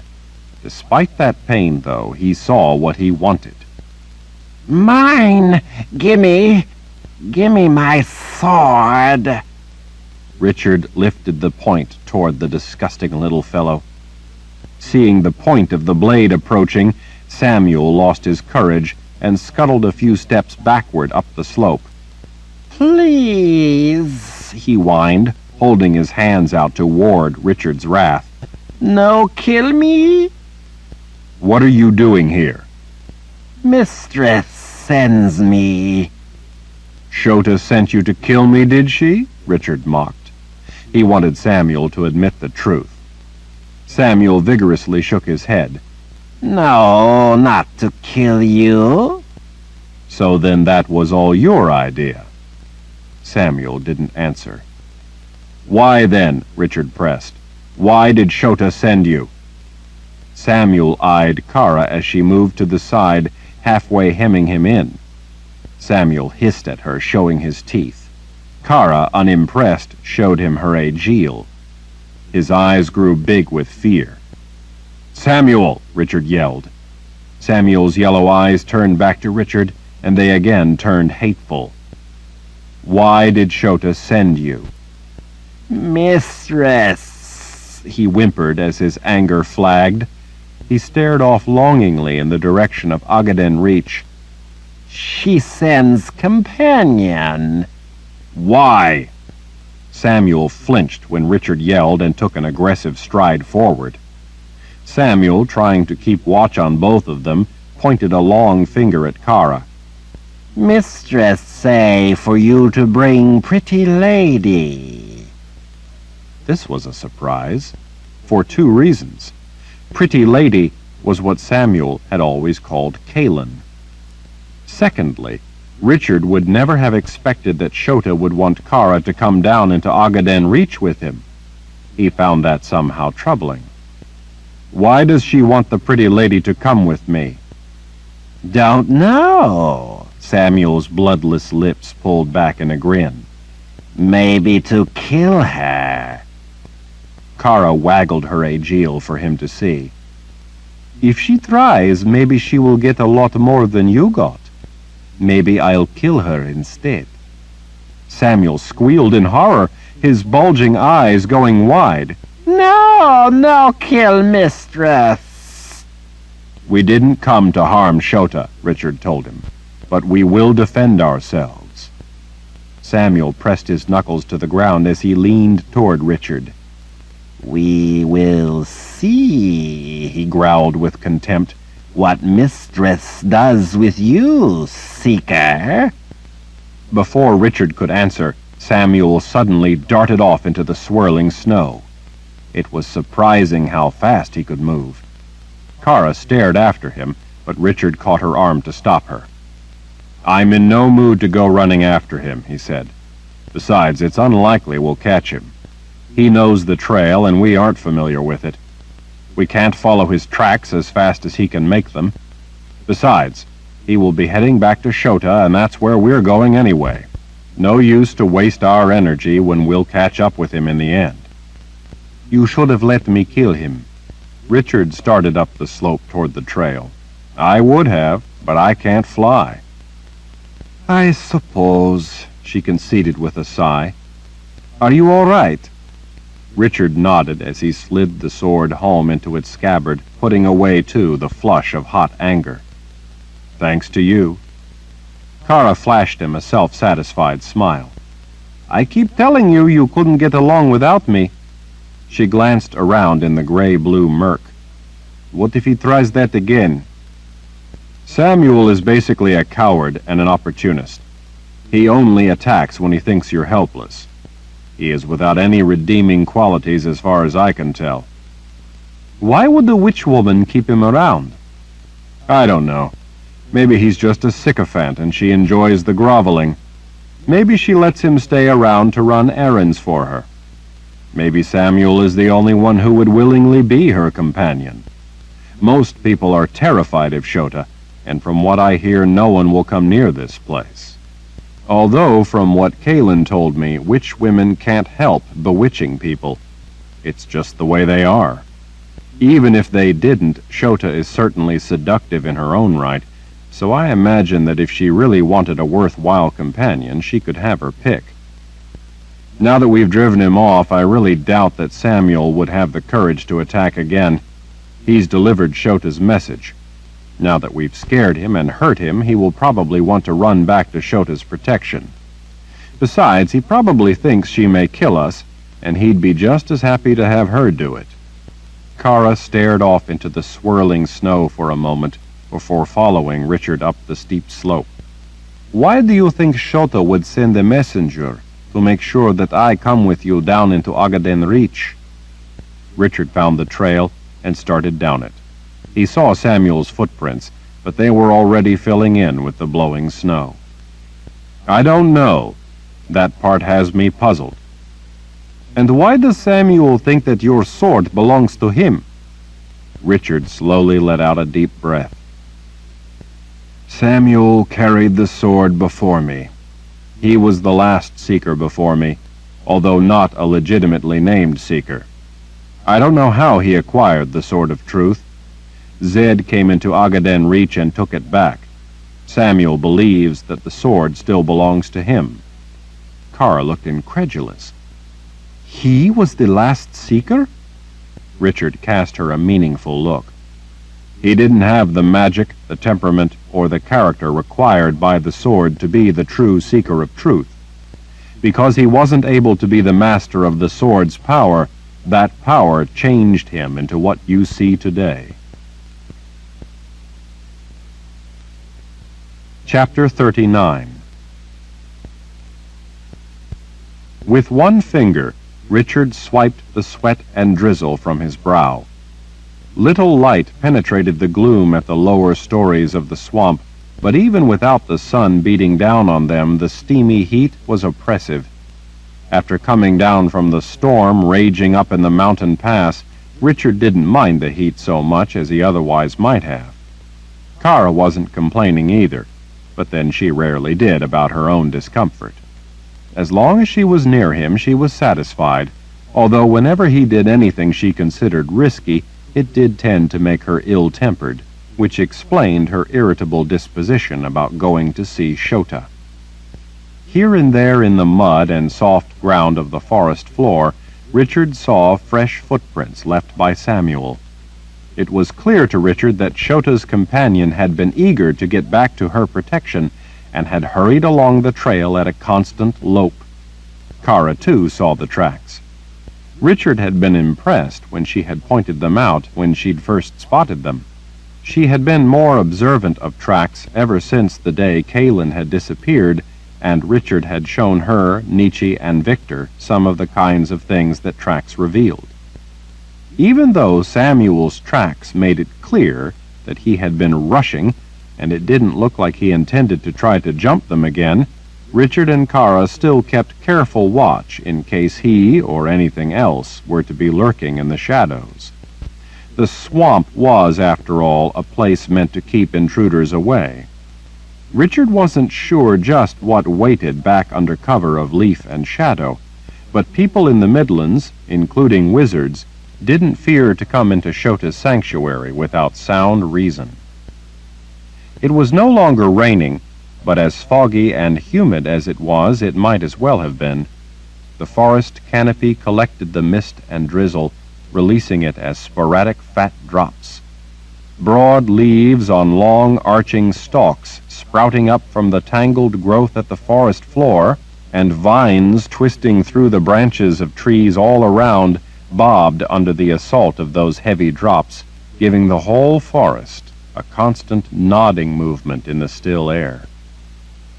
The trees in the swamp grew in gnarled, twisted shapes, as if tormented by the load of vines and curtains of moss that hung limp and heavy from their branches in the mist. Crusty lichen, and in places black slime, grew on the bark. Here and there in the distance, Richard spotted birds perched on the branches, watching. Vapor hovered just above the surface of stagnant expanses of murky water runoff collected in the lap of the mountains. At the water's edge, tangles of roots snaked down into the depths. Things moved through the dark pools, lifting the film of duckweed on the slow rolling waves. From the shadows back across the water, eyes watched. All around, the cacophonous calls of birds rang through the damp air, while Richard and Kara had to swish at the bugs buzzing around them. Other animals back in the mist let out whoops and whistles. At the same time, the thick, still vegetation and the oppressive, muggy weight of the air lent the place a kind of uneasy stillness. Richard saw Kara wrinkle her nose at the pervasive, rotting stench. The path through the dense growth almost seemed more like a living, growing tunnel. Richard was glad they didn't have to venture off the trail and back into the surrounding quagmire. He could imagine all too well claws and fangs waiting patiently for dinner to happen by. When they reached the brink of the gloomy swamp, Richard paused in the deep shadows. Peering out of the dark tangle of branches, hanging moss, and clinging green growth was like looking out from a cave at a glorious new day beyond. Despite the drizzle and mist up in the swamp, the late-day sun had broken through the cloud cover in places to cast golden shafts of sunlight on the distant valley, as if it were a jewel on display. Around the verdant valley, the rocky gray walls of the surrounding mountains ascended almost straight up into a dark rim of clouds. As far as Richard knew, there was no way into Shota's home but through the swamp. The valley floor below was spread with a rolling carpet of grasses dotted with wildflowers. Stands of oak, maple, and beech mottled some of the hills and congregated in low places along the stream, their leaves shimmering in the late light. In the dark forest where Richard and Kara stood, it felt like standing in night, looking out on day. Not far off, through the vines and brush, water tumbled off the craggy rock at the edge of the swamp to disappear into vertical columns of mist on its way down to the clear pools and streams far below, where it made a distant roar that, at their height, sounded like little more than a hiss. That spray and mist wet their faces as they gazed off the edge of the cliff. Richard led Kara through a narrow path off the main trail that simply ended at the cliff. The small side track would be nearly impossible to find had he not known where to look for it from his previous visit. It passed through a maze of boulders nearly hidden beneath a layer of pale green ferns. Vines, moss, and brush also helped conceal the obscure route. At the edge they finally began the descent. The trail down into the valley in large part was made up of steps, thousands of them, cut from the stone of the cliff wall itself. Those steps twisted and tunneled and turned ever downward, following the natural shape of the tiers of rock, sometimes following around soaring natural stone columns, only to spring back on themselves to pass underneath the pathway bridging above. The view on the way down the side of the cliff was spectacular. The streams carrying mountain runoff meandering through gentle hills were as beautiful as any Richard had ever seen. The trees in places gathered into bands, and in other spots standing alone as a single monarch atop a hill, were as calm and inviting a sight as he could hope for. In the distant center of the valley, set among a carpet of grand trees, was a beautiful palace of breathtaking grace and splendor. Delicate spires stretched into the air, wispy bridges spanned the high gaps between towers, and stairs spiraled around turrets. Colorful flags and streamers flew atop every point. If a majestic palace could be said to look feminine, this one did. It seemed a fitting place for a woman like Shota. Other than his home of Heartland and the mountains to the west of there, Where he had taken Kaelin to recover over the span of a magical summer, Richard had never seen another place to compare to this valley. That alone had given him pause in his judgment about Shota before he'd met her for the first time. Passing through the swamp back then, he had thought it a fitting place for a witch to live. When he had been told that the valley was actually her home, he had thought that surely someone who could call such a peaceful, beautiful place home had to have some good qualities. Later, when he had seen the beauty of the people's palace darken Raal's home, he came to discount such indulgent notions. At the bottom of the cliff beside the waterfall, a road led off through grassy fields to wind its way among the small hills. Before they took to the road, though, Kara asked if they could take the opportunity for a quick dip to get clean. Richard thought it sounded like a good idea, so he stopped and took off his pack. Most importantly, he wanted to wash the painful burns so they would have a better chance to heal. He was drenched in sweat and filth, and imagined that he must look like a beggar.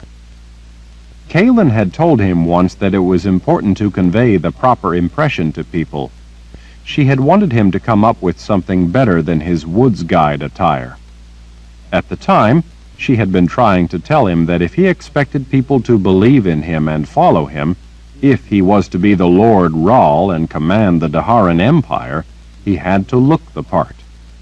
Appearance, after all, was a reflection on what a person thought of themselves, and therefore, by extension, of others. A person crippled by self-loathing or self-doubt reflected those feelings in their appearance. Such visual clues did not inspire confidence in others because, and while not always completely accurate, for the most part they did reflect the inner person, whether or not that person realized it. No self-respecting bird in good health would allow its feathers to look ruffled. No confident cougar would let its fur long remain matted and dirty. A statue meant to represent the nobility of man did not convey that concept by portraying him disheveled and dirty. Richard had understood Kaelin's point, and in fact had already begun to see to it before she mentioned it. He had found most of an outfit from a former war wizard up in the wizard's keep. He used the important elements of that outfit and had some other things made. He didn't know how it impressed other people, but he remembered quite clearly how it had impressed Kaelin. Richard went around the rocks at the bottom of the waterfall to find a private place for a quick wash, while Kara picked another spot for herself. She promised that she wouldn't be long. The water felt soothing, but Richard didn't want to waste any time. He had a lot more important matters on his mind. Once rinsed clean of sweat and grime, and after cleaning the burns, he put on his war wizard's outfit, which he had pulled from his pack. He thought that today of all days would be the proper day to appear to Shota as a leader come to speak with her, rather than a helpless beggar.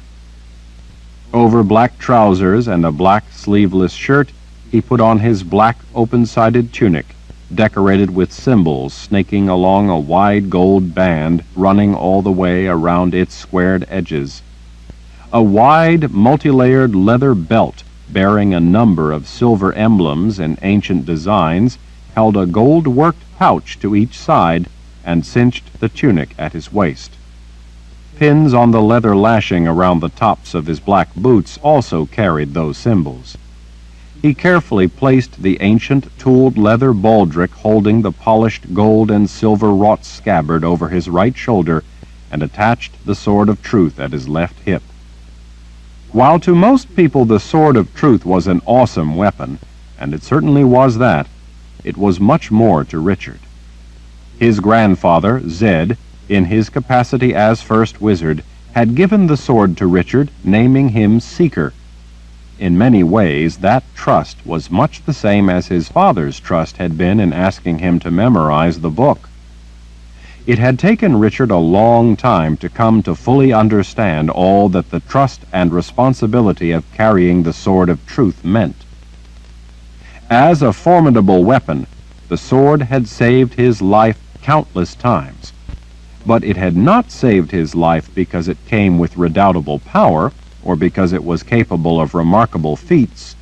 It had saved his life because it had helped him learn things not just about himself, but about life. To be sure, the sword of truth had taught him about fighting, about the dance with death, and how to prevail against seemingly impossible odds. And while it had helped him when he had to carry out that most terrible of all acts, killing, it had also helped him learn when forgiveness was justified. In those ways, it had helped him come to understand what values were important in helping to advance the cause of life itself. And it had helped him learn the importance and necessity of judging those values and of how to put each in context. In some ways, like the way that learning the Book of Counted Shadows had taught him that he was no longer a child, the sword had helped him learn to be a part of the wider world and his place in it. It had, in a way, also brought him Kalin. And Kalin was why he needed to see Shota. Richard closed the flap on his pack. There was a cape, looking like it had been spun from gold, that he'd found with the rest of the War Wizard's outfit up in the keep, but since it was such a warm day, he left that in the pack. Finally, on each wrist, he put on a wide, leather-padded silver band, bearing linked rings encompassing more of the ancient symbols. Among other things, those ancient bands were used to call the slift from her sleep. When Kara called out that she was ready, Richard lifted his pack and made his way around the rocks. He saw then why she had wanted to stop. She had done more than simply take a quick bath. She had put on her red leather outfit. Richard cast a meaningful glance at the Mord Sith's blood-red uniform. Shota may be sorry she invited you to the party. Kara's smile said that if there was any trouble, she would see to it. As they started down the road, Richard said, I don't know exactly what powers Shota has, but I think that maybe you should try something today that you have never tried before. Kara frowned. What would that be? Caution. Chapter 40. Richard scanned the surrounding hills, watching for any sign of danger, as he and Kara entered a place where the magnificent beech and maple trees had grown clustered together at the top of a rise. The straight, tall trunks forked ever wider in gentle ascending arcs, giving Richard the sense of massive columns holding up the vaulted ceiling of a great green cathedral. The fragrance of wildflowers drifted in on a gentle breeze. Through the canopy of rustling leaves, he could get tantalizing glimpses of the soaring spires of Shota's palace. Streamers of golden sunlight flickered through the leaves and cavorted around on the low grass. Water from a spring burbled up through an opening in a low boulder and ran down its smooth sides into a shallow, meandering stream. Spread through the stream were rocks covered with a coat of fuzzy green moss. A woman, with a thick mane of blonde hair and wearing a long black dress, sat in the dappled sunlight on a rock beside the stream, leaning on one graceful arm as she ran her fingers through the clear water. She seemed to glow. The very air around her seemed to glow. Even with her back to him, she looked all too familiar. End of side 11. To continue, turn the cassette over.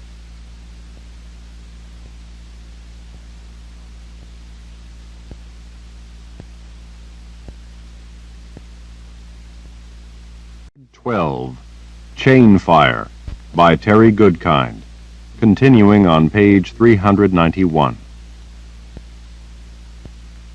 Kara leaned toward Richard and spoke in a confidential tone. Is that Nietzsche? In a way, I wish it were, but it isn't. Are you sure? Richard nodded. I've seen Shota do this before. The first time I ever saw her, in that exact same place, she appeared to me as my deceased mother. Kara glanced over at him. That's a rather cruel deception. She said that it was a gift, a kindness, meant only to briefly bring a cherished memory to life. Kara huffed skeptically. So why would she be trying to make you remember Nietzsche? Richard looked over at Kara, but didn't have an answer for her. When they finally reached the rock, the woman gracefully rose and turned to him. Blue eyes he knew met his gaze. Richard, the woman who looked like Nietzsche said. Her voice had the exact same silken quality as Nietzsche's. The low neckline of the laced bodice seemed to Richard to be cut even lower than he recalled. I'm so pleased to see you again. She rested her wrists on his shoulders, casually locking her fingers together behind his head. The air around her seemed filmy, giving her a soft, blurred, surreal appearance. So very pleased, she added with breathless affection. She could not have looked or sounded any more like Nietzsche if it had been Nietzsche herself. The illusion was so convincing that Kara stood with her jaw hanging. Richard almost felt a sense of relief at seeing Nietzsche again. Almost. Shota, I've come to talk with you. Talk is for lovers, she said, a coy smile seeping through her exquisite features. She slipped her fingers into the hair at the back of his head as her soft smile warmed affectionately. Her eyes, joining in her smile, reflected her delight at seeing him. She seemed at that moment more pleased, more quietly satisfied, more at peace than he had ever seen Nietzsche look. She also looked so much like Nietzsche that he was having trouble convincing himself to keep in mind that it was Shota. If nothing else, she acted far more in character with Shota than with Nietzsche. Nietzsche would never be so forward. It had to be Shota. She gently pulled him closer. At that moment, Richard had trouble trying to think of a reason to resist. None came presently to mind. He couldn't stop gazing into her alluring eyes.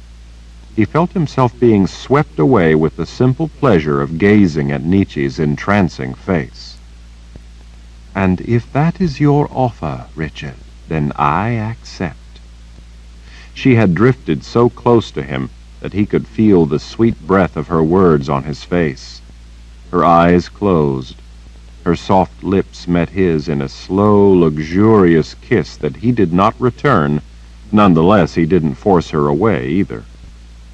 As her arms drew him tighter into the embrace, into the kiss, it seemed to scramble his thinking and completely immobilize him. Even more than the kiss, that embrace awakened a terrible longing for the comfort of steadfast support, sheltering devotion, and tender acceptance. More than anything, the promise of that long-absent solace was what disarmed him. He could feel every inch, every curve, every rise and fall of her firm body pressing against his. He knew that he was trying to think of something other than that kiss, that embrace, that body, but he couldn't for the life of him remember what it was. In fact, he was having a great deal of difficulty making himself think at all. It was because of that kiss. It was a kiss that made him forget who he was or why he was here, even though, oddly enough, it didn't seem to be a kiss that necessarily promised love or even lust. He wasn't sure what it promised. It almost seemed to be conditional. One thing he did know was that it was very different from the kiss Nietzsche had given him back in the stable in Al-Turang just before he'd left. That kiss had carried the extraordinary pleasure and serenity of magic, if not other things. The real Nietzsche had been behind that kiss. Despite the visual illusion, this was not Nietzsche. This was a kiss that seemed irresistible, as a great weight might be irresistible, but not really all that erotic. Even so, it threatened to tangle him up in its cautious questions and silent promises. Nietzsche, or Shota, or whoever you are, Kara growled through clenched teeth, fists at her sides. Just what do you think you're doing? She pulled away, turning her head slightly, her cheek resting against Richard's, to gaze curiously at Kara.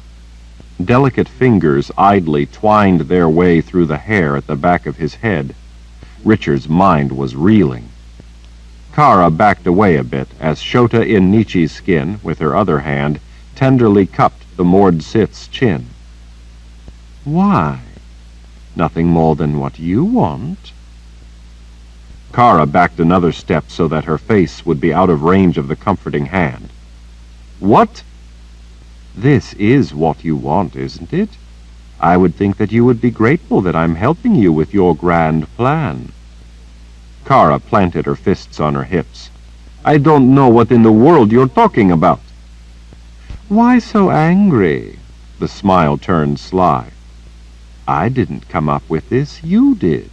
This is your plan, the one you hatched all by yourself. I'm simply helping you bring it to life. What makes you think... Kara seemed to run out of words. The blue-eyed gaze that looked so much like Nietzsche's slid to Richard. The smile returned as she studied his features from only inches away. This young woman is such a dear friend and loyal protector.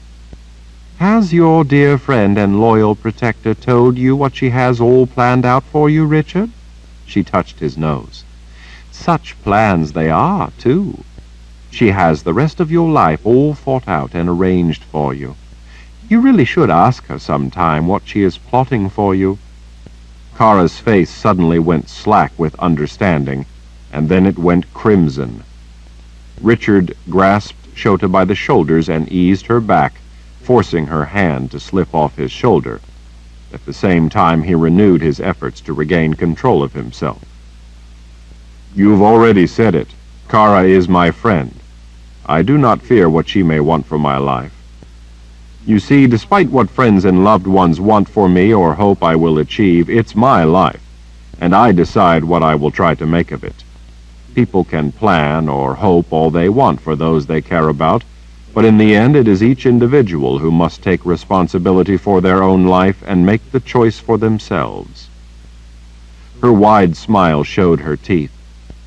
How deliciously innocent you are to think such things. Her fingers combed back his hair.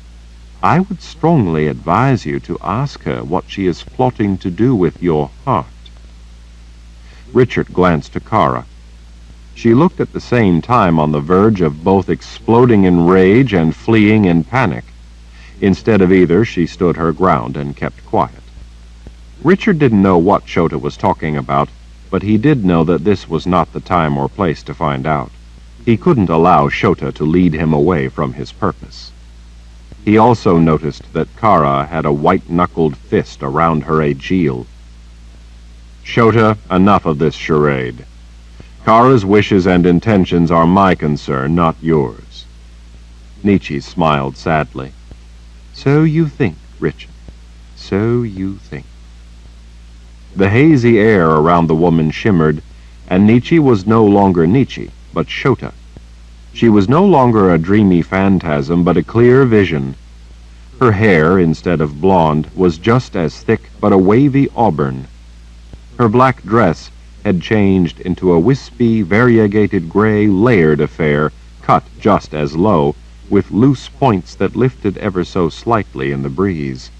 She was every bit as beautiful as the valley around her. As Shota turned her attention to Kara, her expression tightened dangerously. You hurt Samuel. I'm sorry, Kara said with a shrug.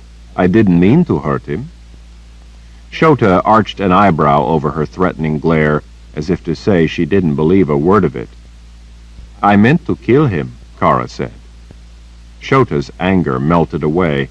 An incandescent smile accompanied a genuine, if brief, laugh. She regarded Richard with a sidelong glance, the smile still on her lips. I like her. You can keep her. Richard recalled that Kara had once made that very same pronouncement to him about Kalin. Shota, I told you, I have to talk to you. Her bright, clear almond eyes took him in with a sense of wonder. So, you have come offering to be my lover? Richard noticed Samuel off through the trees, watching, his yellow eyes glowing with hatred. You know I haven't. Ah, her smile returned. What you mean to say, then, is that you have come because you want something from me. She caught one of the floating points of her dress. Isn't that right, Richard? Richard had to remind himself to stop staring into her ageless eyes. But it was so hard to make himself glance away. It was as if Shota controlled where his gaze rested, and he was having trouble keeping it resting in the proper places. Kaelin had told him once that Shota had been bewitching him. Kaelin said that Shota couldn't help it. It was just what witch women did. It came naturally to them. Kaelin. That thought of her again jolted his mind. Kaelin is missing. Shota's brow wrinkled ever so slightly. Who? Richard sighed. Look, something terrible is going on. Kaelin, my wife. Wife? Since when did you take a wife? Her expression curdled into a heated glare. By the sudden anger powering her features and the way her cleavage heaved at the brink of the low-cut dress, Richard knew that she was not feigning surprise. She truly didn't remember Kaelin. Richard ran his own fingers back through his hair as he gathered his thoughts and started again. Shota, you've met Kaelin several times. You know her quite well. Something has happened to erase everyone's memory of her. No one remembers her, you included. And, except you, she said with incredulity. You alone remember her? It's a long story. Length won't make it true. It is true, Richard insisted. He gestured heatedly. You were at our wedding. She folded her arms. I don't think so. The first time I came here, you had captured Kaelin and had covered her in snakes. Snakes? Shota smiled. You're saying I liked this woman and are suggesting that I treated her indulgently? Not exactly. You wanted her dead. The smile widened. She returned her wrists to his shoulders. Now, Richard, that's awfully harsh, don't you think? Richard grasped her by the waist and gently moved her back. He knew that if he didn't stop her, she would soon hamper his ability to think. I certainly thought so, he said. Among other things, you didn't want us to wed. Shota ran a red, lacquered nail down his chest. She looked up at him from under her brow. Well, maybe I had my reasons. Yes, you didn't want us to bring a child into the world. You said we would be creating a monster, because from me it would have the gift, and from Kaelin it would be a confessor. Confessor? Shota took a step back as if he had turned poisonous. A confessor? Are you out of your mind? Shota, there aren't any more confessors. They're all dead. That's not quite accurate. All of them are dead except Kaelin. She turned to Kara. Has he had a fever or something? Well, he was shot with an arrow. He nearly died. Nietzsche healed him, but he was still unconscious for days. Shota suspiciously held up a finger as if she had uncovered a devious plot. Don't tell me. She used subtractive magic. Yes, she did, Richard answered in Kara's place. And because she did, she was able to save my life. Shota took back the step she had put between them when she had retreated. Used subtractive magic, Shota muttered to herself. She looked up at him again. How did she use it? For what purpose?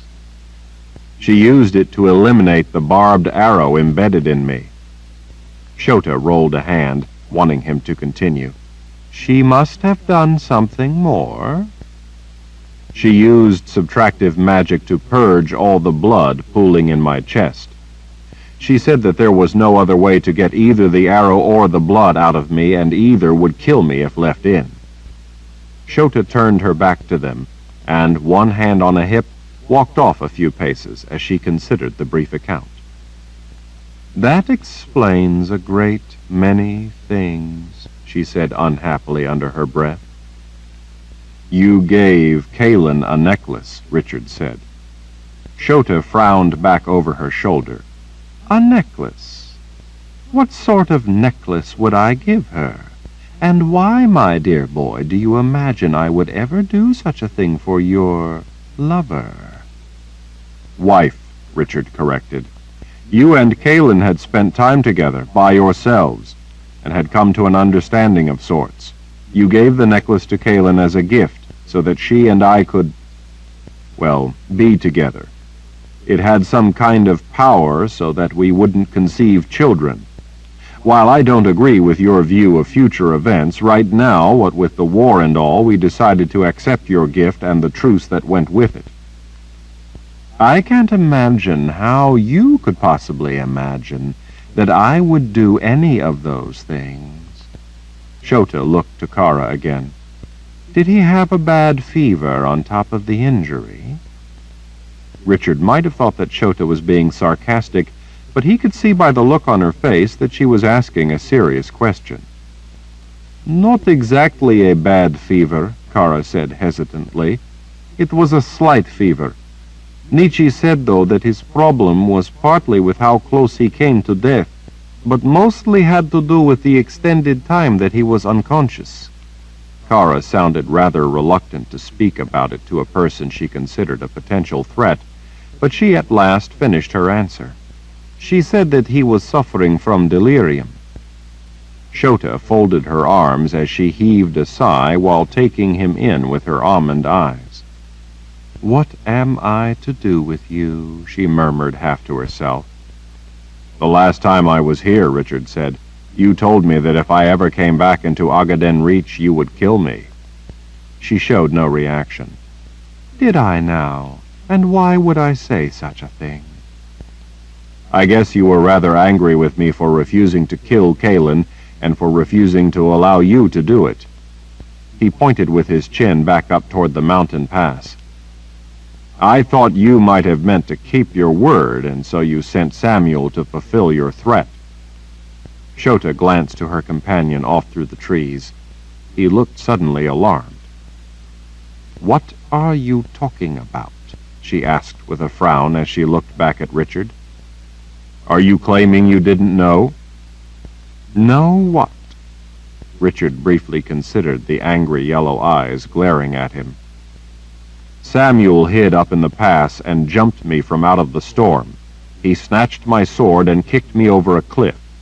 I just managed to catch the edge. If Kara wouldn't have been there, Samuel would have used the sword to see to it that I fell from the cliff. He very nearly killed me.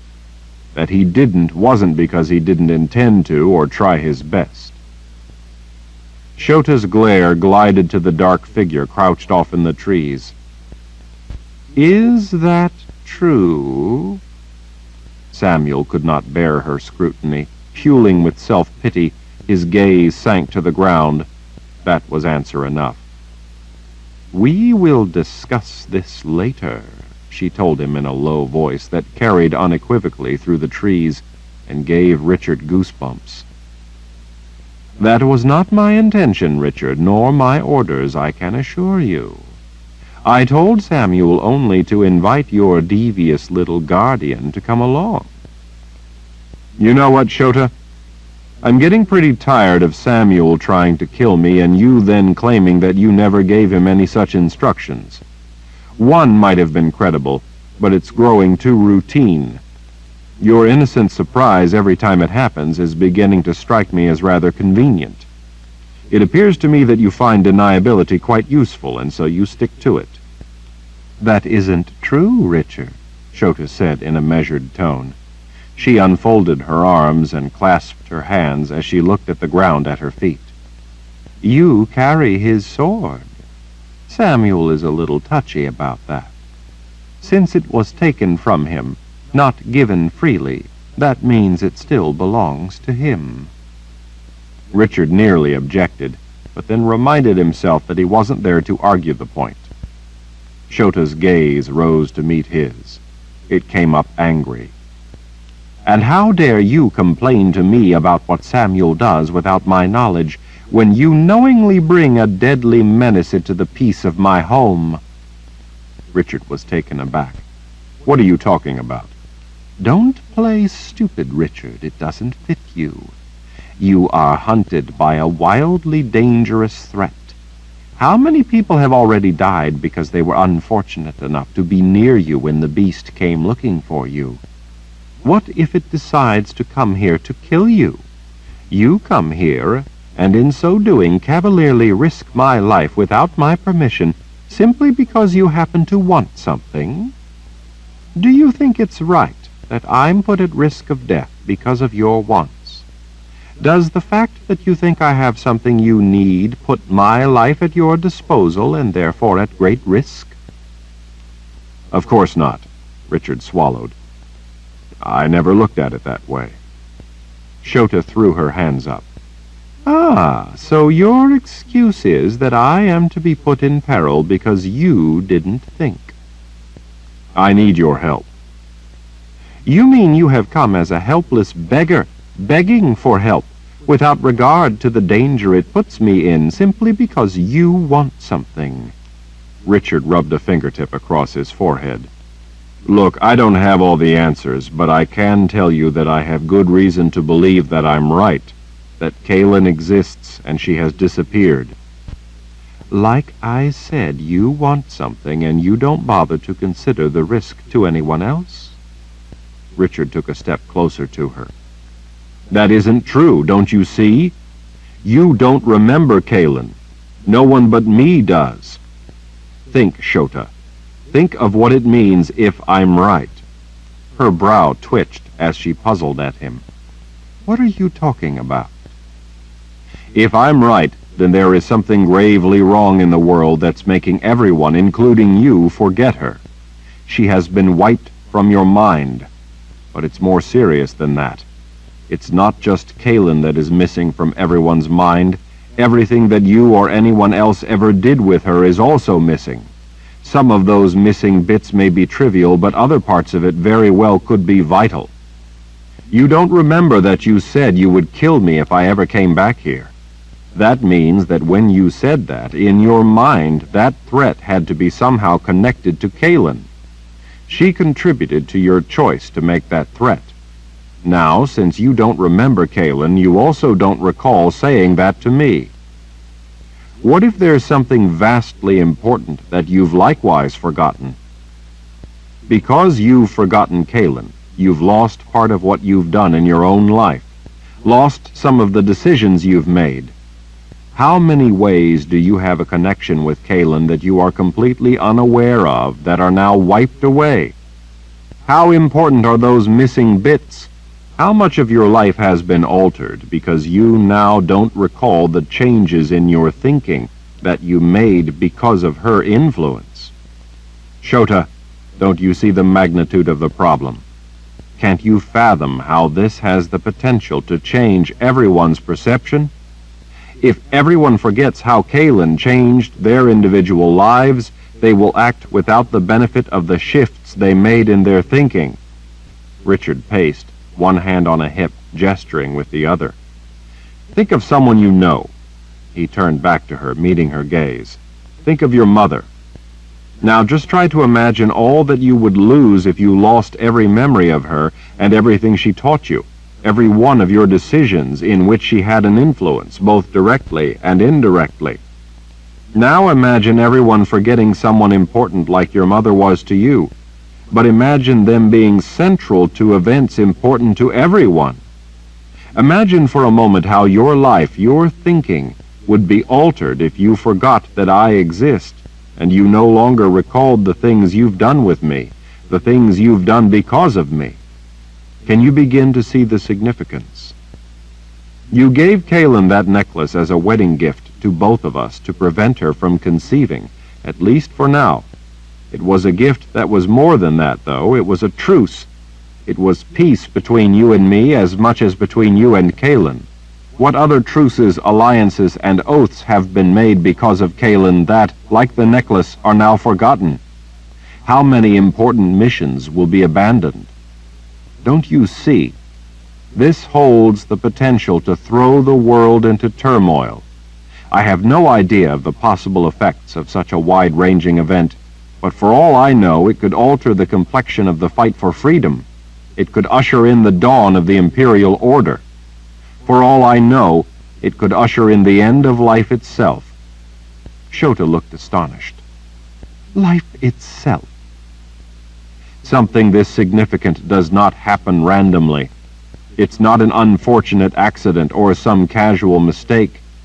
There has to be a cause, and anything that could cause a universal event of this enormity carries sinister implications. For a time, Shota regarded him with an unreadable expression. She finally caught a floating corner of the layered material that made up her dress and turned away as she thought about his words. Finally, she turned back. And what if you are simply suffering from a delusion? Since that is the simplest explanation, that makes it most likely the true answer. While the simplest explanation is usually the true answer, it is not infallibly so. This is no ordinary choice as you paint it, Richard. What you describe is extravagantly complicated. I'm having trouble even beginning to envision the complexities and consequences that would be involved in such an event. It would have to cause so many things to come undone with such compounding disorder that it would soon become all too obvious to everyone that something was terribly wrong in the world, even if they didn't know what. That just isn't happening. Shota swept her arm out in grand fashion. Meanwhile, what damage to the world will you cause because of this mad mission you have undertaken to find a woman who does not exist?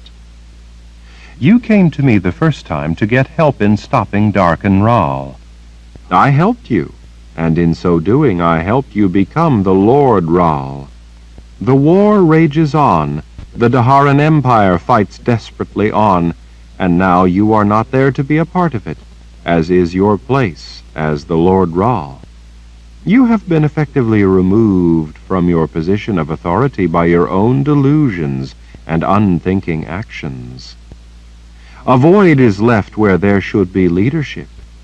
All the help you would be able to provide is no longer available to those who fight for the cause you have championed. I believe that I'm right, Richard said. If I am, then that means there is a grave danger that no one but me is even aware of. Therefore, no one but me can fight it. Only I stand opposed to some unknown but impending ruin.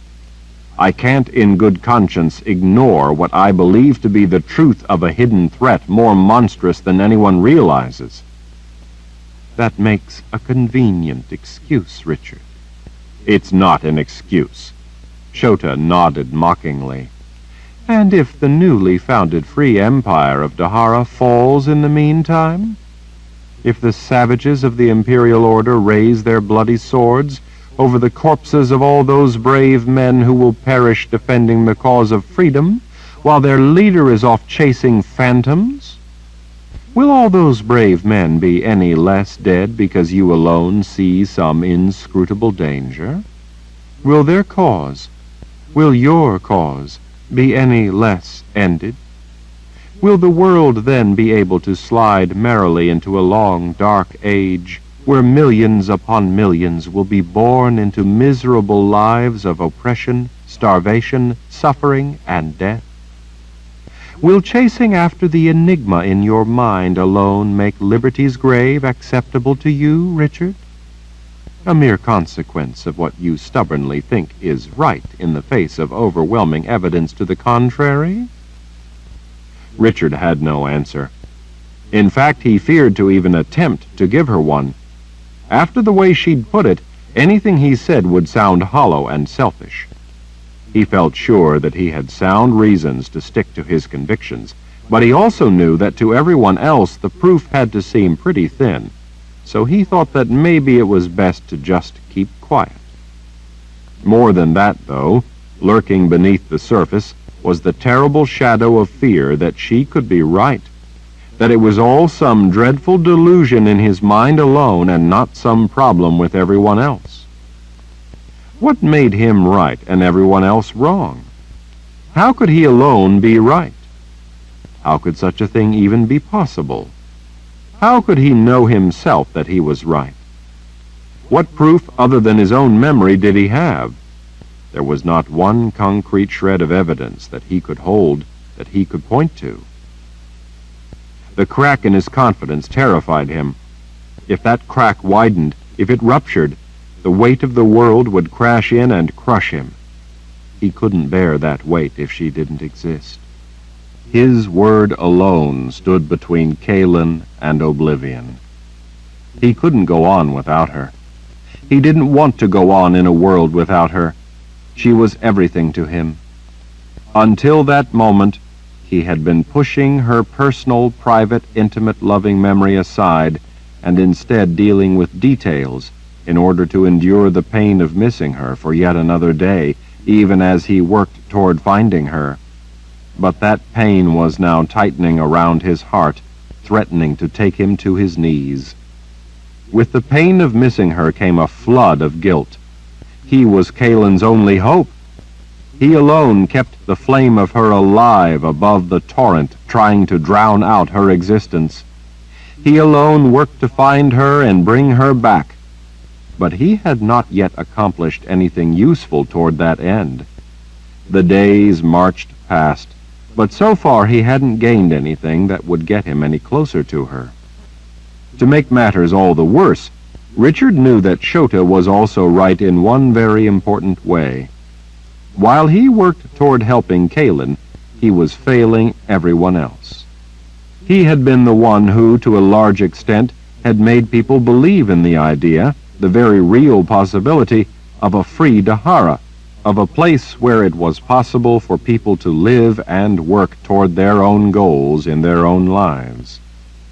He was only too aware that he was also largely responsible for the Great Barrier coming down, allowing Emperor Jagang to lead the Imperial Order into the New World, to threaten the newfound freedom in the New World. How many people would be at risk or lose their lives while he pursued this one person that he loved? What would Kaylin want him to do? He knew how much she cared for the people of the Midlands, the people she had once ruled. She would want him to forget her and to try to save them. She would say that there was too much at stake to come after her. But if it was he who was missing, she would not abandon him for anything or anyone. Despite what Kaylin might say, it was her life that was important to him, her life that meant the world to him. He wondered if perhaps Shota was right, that he was merely using the concept of the danger Kaylin's disappearance represented for the rest of the world as an excuse. He decided that the best thing to do for the moment, until he could think of a better way to get the help he needed and to buy himself time to gather his courage, to harden his resolve, was to change the subject. "What about this thing?" Richard asked, gesturing vaguely. "This beast that's chasing me." The passion was gone from his voice. He realized how tired he was from the long trek over the pass, to say nothing of the blur of days riding up from the old world. "Is there anything you can tell me about it?" He felt on safer ground with this question, because the beast could interfere not only with his search for Kaylin, but with the mission Shota was urging him to return to. She watched him for a moment, her voice finally coming much softer, as had his, as if without realizing it, they had reached a wordless truce to lower the level of antagonism. "The beast that hunts you is no longer the beast it once was. The beast it was as it was created. Events have caused it to mutate." "Mutate?" Kara asked, looking alarmed. "What do you mean? What has it become?" Shota appraised them both, as if to make sure they were paying attention. It has become a blood beast. Chapter 41. A blood beast? Richard asked. Kara moved close to his side. What's a blood beast? Shota took a breath before explaining. It is no longer simply a beast linked to the underworld, as it was when it was created. It was inadvertently given a taste of your blood, Richard. What's worse, it was given that taste through subtractive magic, magic also linked to the underworld. That event changed it into a blood beast. So, what does that mean? Kara asked. Shota leaned closer, her voice dropping to little more than a whisper. That means that it is now oh so much more dangerous. She straightened after she was sure she had made the intended impression. I'm not an expert on ancient weapons created in the Great War, but I believe that once such a beast as this one has tasted the blood of its mark in such a way, there is no turning it back, ever. All right, so it won't give up. Richard rested his palm on the hilt of his sword. What can you tell me to help me kill it then? Or at least stop it or send it back to the underworld? What does it do precisely? How does it know that... No, Shota waved a dismissive hand. You are trying to think of this in terms of some ordinary threat hunting you. You're trying to put a nature to it, trying to give it a defining behavior. It has none. That is the peculiarity of this thing, the absence of a defining description, of a make-up. At least one that is of any use, since its nature is precisely that it has none. Because of that, it therefore cannot be predicted. That makes no sense. Richard folded his arms, wondering if Shota really knew as much about this beast as she said she did. It has to function by some fundamental nature. It has to behave in certain ways that we can at least come to understand and therefore begin to anticipate. We just need to figure it out. It can't possibly have no nature. Don't you see, Richard? Right from the beginning, here you are, trying to figure it out. Don't you suppose that your gang would know that you will try to figure it out so that you can defeat it? Haven't you done that sort of thing with him in the past? He has figured out your nature, and to counter you, he has created a weapon that, for that very reason, has no nature. You are the seeker. You seek answers to the nature of people or things or situations. To a greater or lesser extent, all people do. Had the blood beast a specific nature, its actions could then be learned and understood. If something can be understood enough to predict its behavior, then precautions can be taken. A plan to counter it can be made. Decoding its nature is essential to effective action being taken.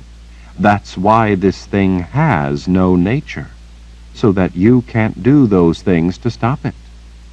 Richard ran his fingers back through his hair. That doesn't make any sense. It's not supposed to.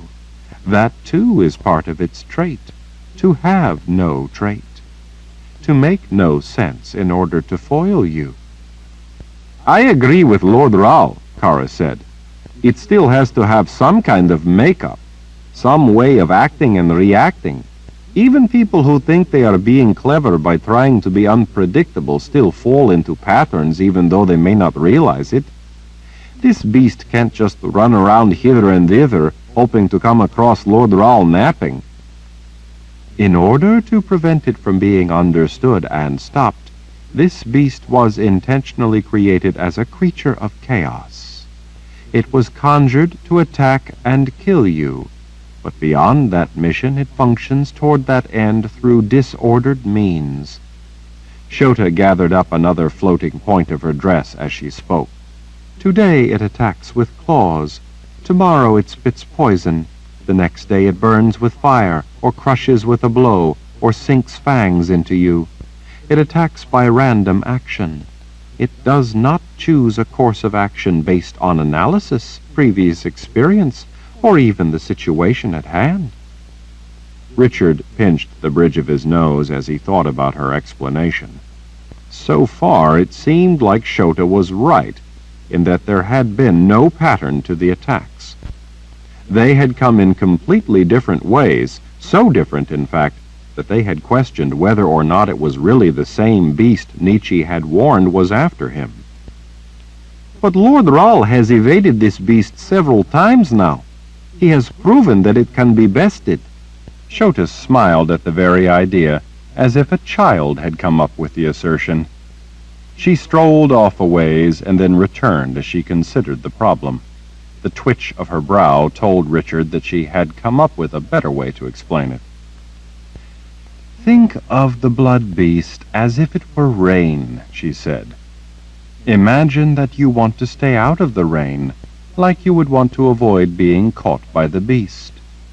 Imagine that your goal is to stay dry. Today you may be inside when the rain comes, so you remain dry. On another day, the rain may come on the other side of the valley, and you again stay dry. Another day you leave an area just before the rain begins. Another day you may decide not to travel, and there the rain visits. Maybe on another day, as you walk down a road, the rain moves in and falls in the field to your right. But on the road and to your left it remains dry. Each time the random rain event missed you, and you stayed dry, sometimes because you took preventative measures, such as staying inside, and sometimes by sheer chance. But as often as it rains, you realize that it will sooner or later get you wet. So you may decide that the best approach in the long run is to gain an understanding of exactly what you are up against. Therefore, in an effort to understand your adversary, you watch the sky and try to learn to predict the rain. Some patterns begin to reveal themselves as relatively reliable, so you use them as a means of prediction, and as a result, there will be times when you are correct and accurately anticipate the approaching rain. By this means you are able to stay inside when the rain comes, and thus you stay dry. You have succeeded, it would seem, by applying what you've learned about how to anticipate and predict the rain. Shota's intent, ageless eyes took in Kara, and then fixed on Richard with such power that it almost halted his breathing. "But sooner or later," she said in a voice that ran a shiver up his spine, "the rain will catch you. You may be taken by complete surprise, or you may have forecast that it was coming, but believed that you would have time to be able to take to shelter first, and then it suddenly sweeps in faster than you ever thought possible. Or on a day when you are far from shelter, because you thought that on that day there was no chance of rain at all, and so you ventured far from your shelter, it unexpectedly catches you. The result of all these different events is the same. If it is the beast rather than the rain, you are not wet, you are dead. Confidence in your ability to predict the rain will eventually be your downfall, because, while you may be able to accurately predict it on a number of occasions, it is not in reality reliably predictable based on the amount of knowledge actually available to you, or possibly your ability to understand all the information you do have. The more times you escape, though, the stronger your false sense of confidence will become, making you all that much more vulnerable to a surprise event.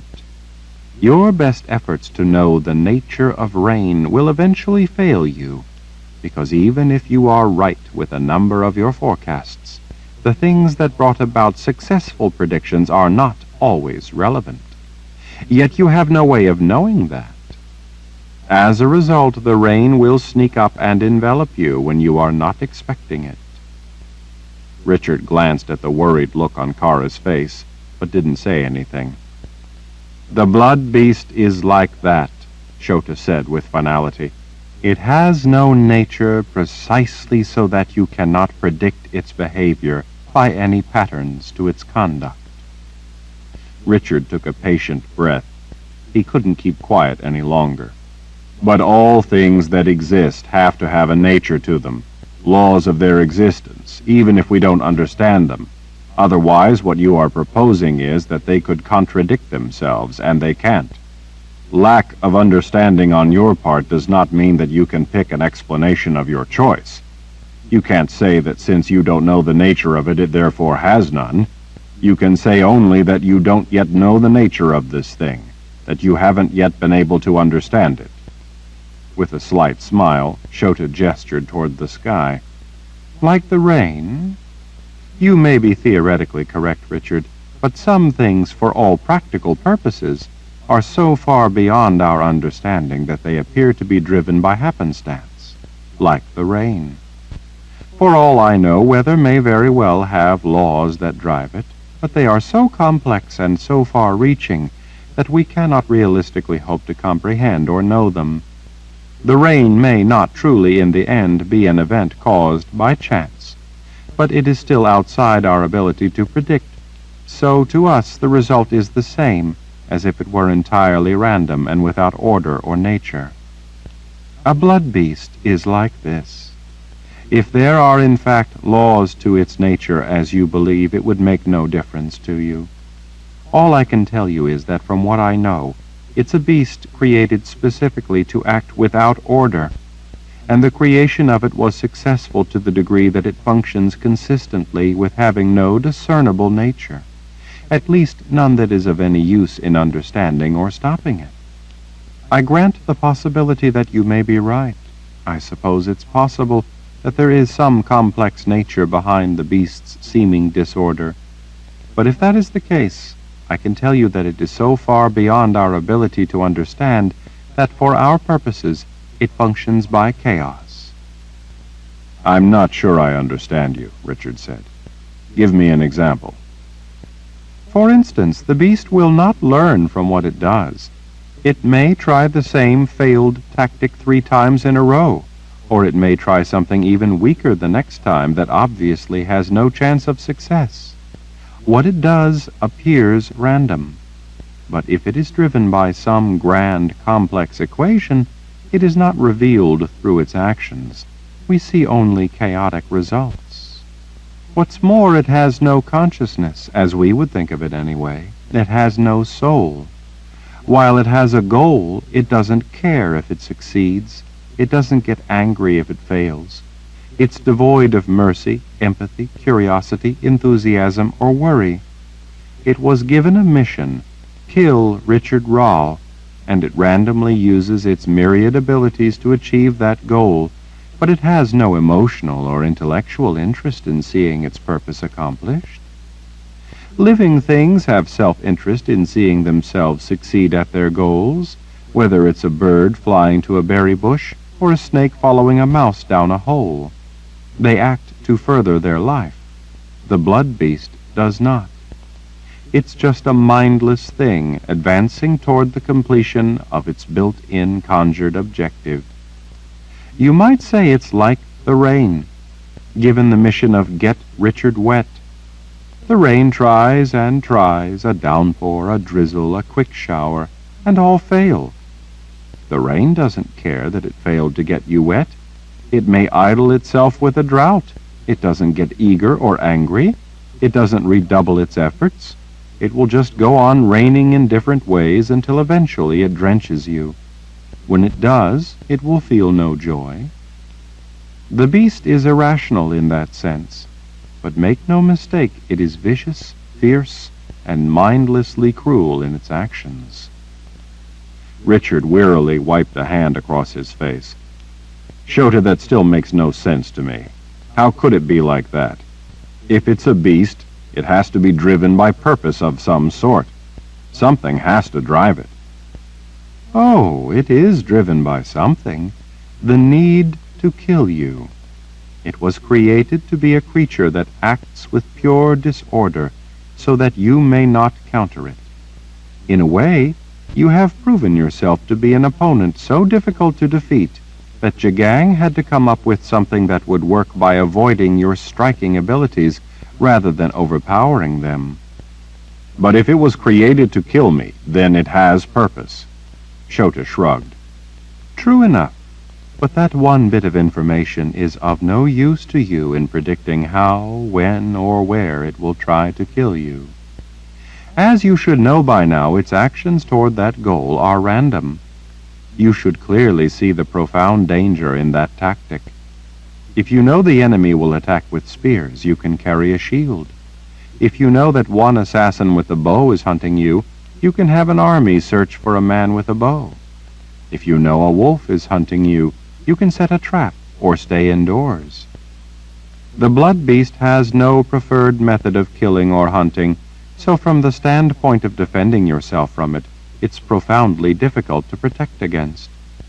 One day it may attack and easily kill 1,000 soldiers who are protecting you. The next time, it may timidly withdraw after mauling a single child who toddles in front of you. What it does one time can tell you nothing about what it will do the next time. That, too, is part of the terror engendered by such a beast, the terror of not knowing how the attack will come. Its strength, its lethality, is that it isn't anything in particular. It isn't strong or weak or fast or slow. It's constantly changing, yet it sometimes stays the same, or reverts to a previous state, even an unsuccessful one. The only thing that mattered after it was created was the first time you used your gift. That's when it locked on to you. After that, you can never know what it will do next or when it will do it. You know only that it's coming for you, and no matter how many times you escape its clutches, it will continue to come, maybe several times in the same day, maybe not again for a month or a year, but you can be sure it will eventually come after you again. It will never quit. Richard wondered how much of what Shota was telling him she knew to be fact, and how much she was filling in with what she thought, or maybe even imagined. But you're a witch woman, Kara said. Surely you can tell him something that will help counter it.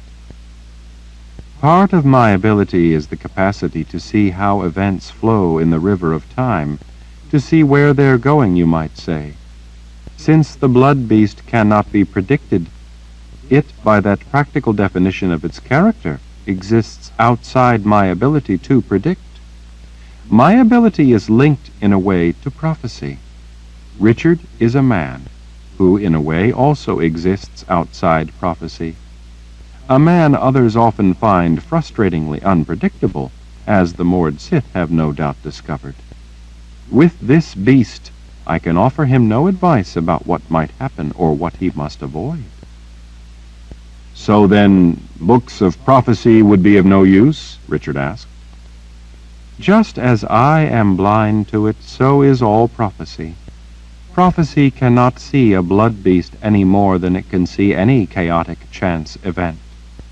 Prophecy may be able to say that a person will be shot with an arrow in the morning of a day that it will rain, but prophecy cannot name every day it will rain, or which of those days that it does rain the arrow will precede it. You might say that the most prophecy can predict is that sooner or later it will rain, and you will get wet. With his left hand resting on his sword, Richard nodded reluctantly.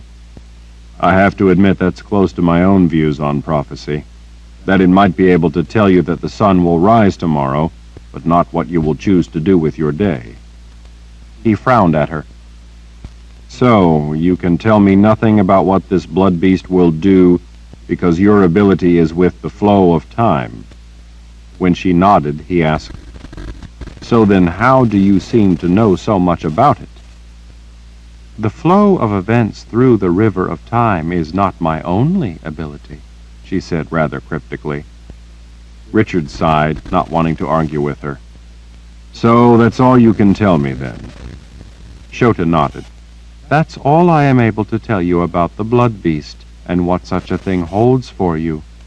If it continues to exist, sooner or later it will likely get you. But because it's not predictable, Even that outcome is not able to be predicted. When, where, or how soon it will get you is impossible to know. It may be today, or for all I know, it may be that before it is able to find you and kill you, you will first die of old age. Well, there is that possibility then, Richard muttered. Not much to lay your hopes on, she said in a sympathetic tone. As long as you live, Richard, as long as blood pumps in your veins, the blood beast will hunt you. Are you suggesting that it finds me by my blood? The way a heart-hound is able to find a person by the sound of their beating heart? Shota lifted a hand as if to forestall the notion. Only in a manner of speaking. It has tasted your blood, in a sense. But your blood, as you are thinking of it, is not what is meaningful to this beast. What is material is what it sensed from that taste. Your ancestry. It already knew that you lived. It was already hunting you. Your use of your gift the first time was enough to bind it to you for all eternity. It is the gift carried in your blood that it sensed, and that caused it to change. Richard had so many questions he didn't know what to ask first. He started with what he thought might be the easiest to understand. Why is it linked to the underworld? Is there a purpose for that? A couple that I'm aware of. The underworld is eternal. Time has no meaning in eternity. Therefore, time means nothing to the beast. It will feel no urgency to kill you. Urgency would make it act with a kind of conscious intent that would give it a nature. It feels no pressure with every setting sun to finish the job. One day is the same as the next.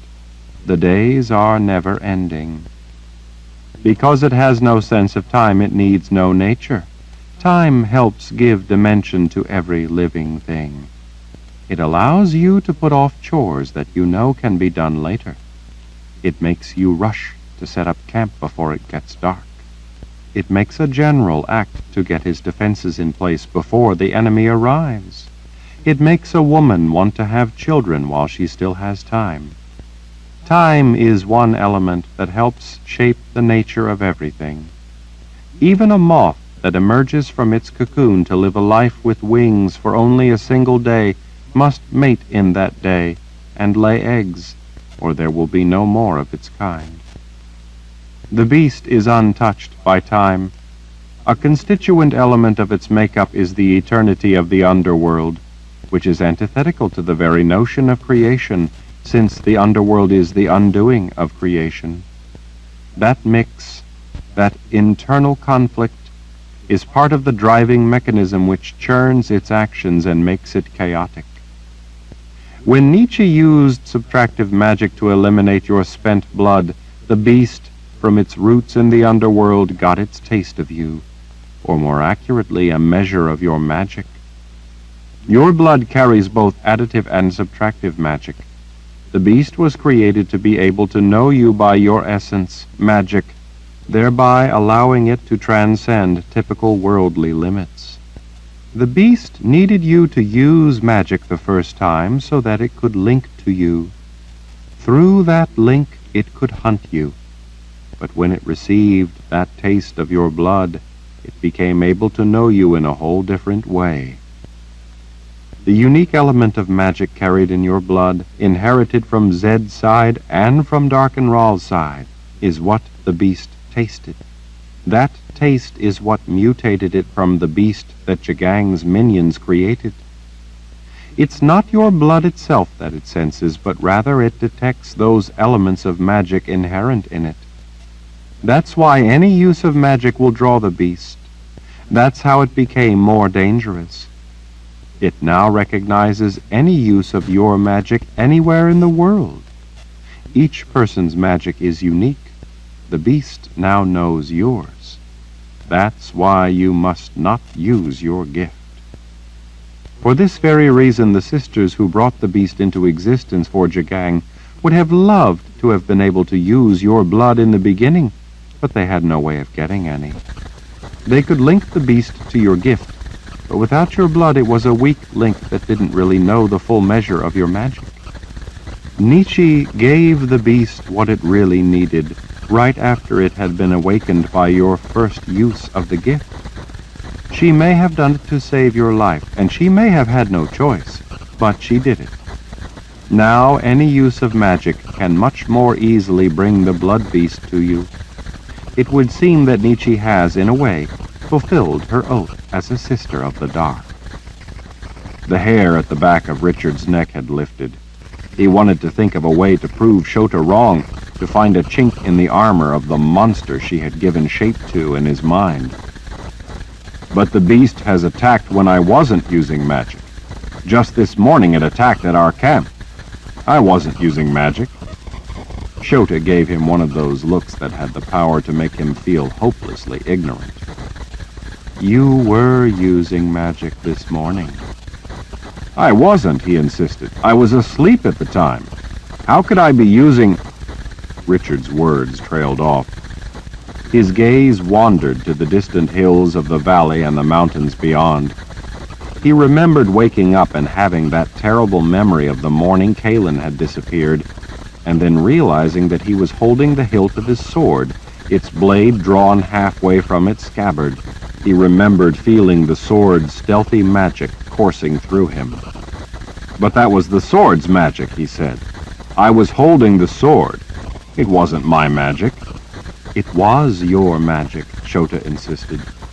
Using the sword of truth calls its power, which joins with your gift, your magic, which is recognized by the blood beast. The sword's magic is part of you now.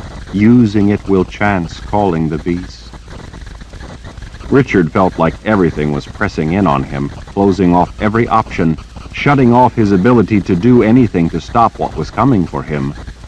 He felt the way he had earlier, when he woke up to find himself in an ever-tightening trap. But the sword will help me fight it.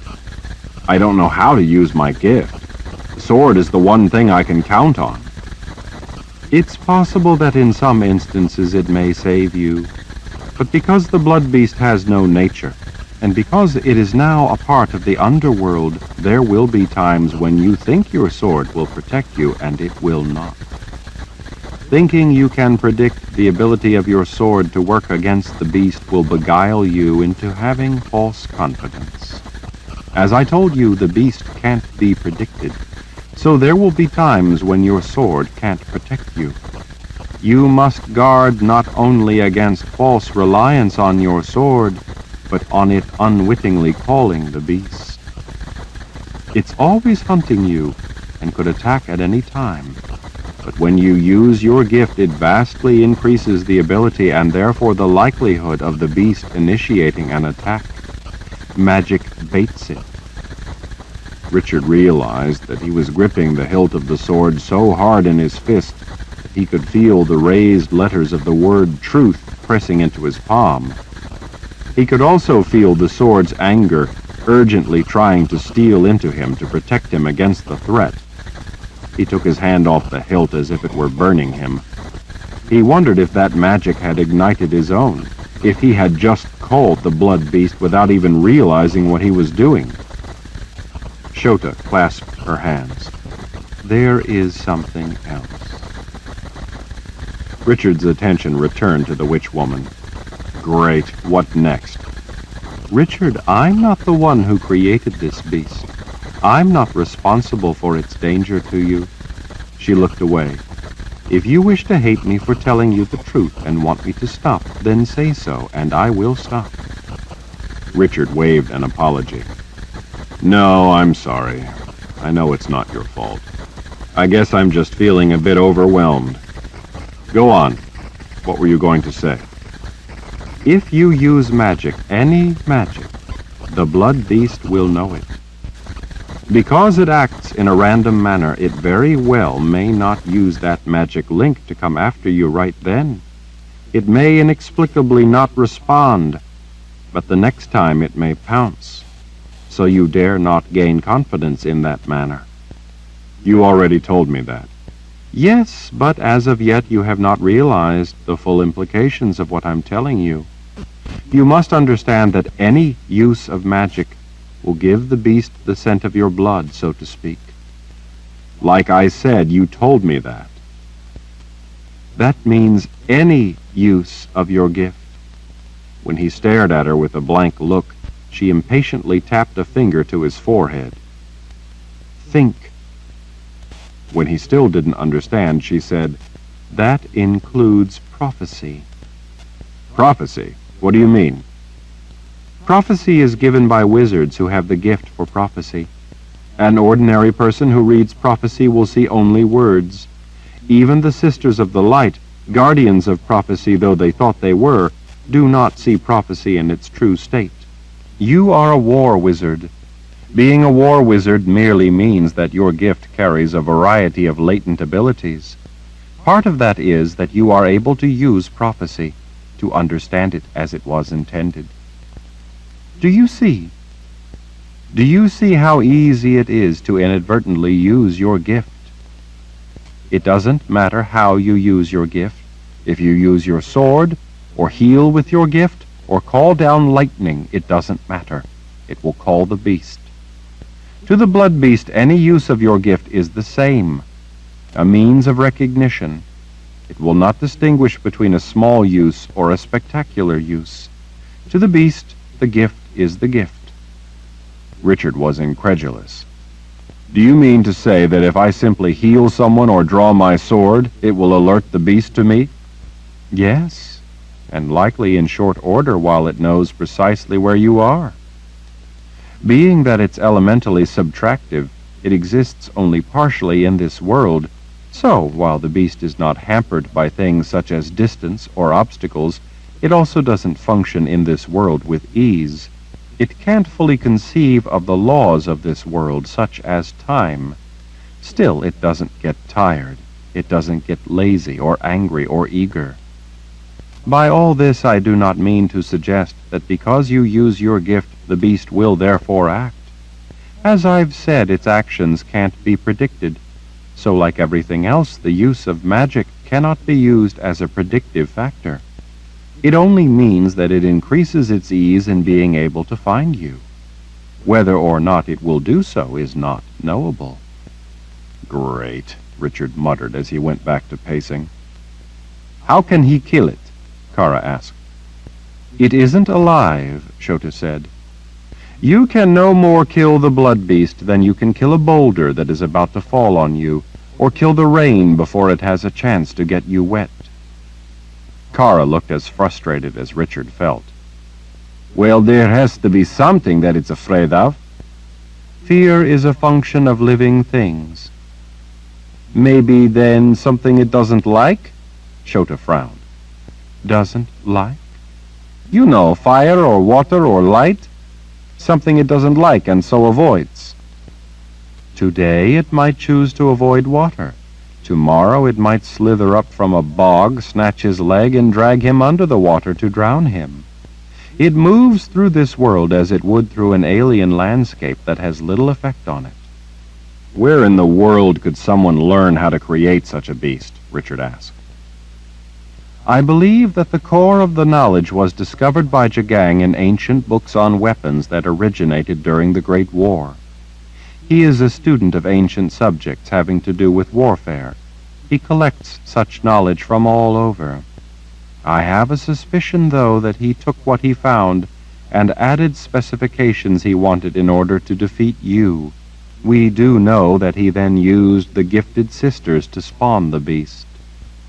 Since they used subtractive magic along with their stolen wizardry, they were able to make use of other gifted people as constituent parts of the beast, ripping their souls from them, ripping away all but what was needed in order to conjure, combine, and create the beast. It is a weapon beyond anything we have ever encountered before. Jagang is the one who caused the beast to be created.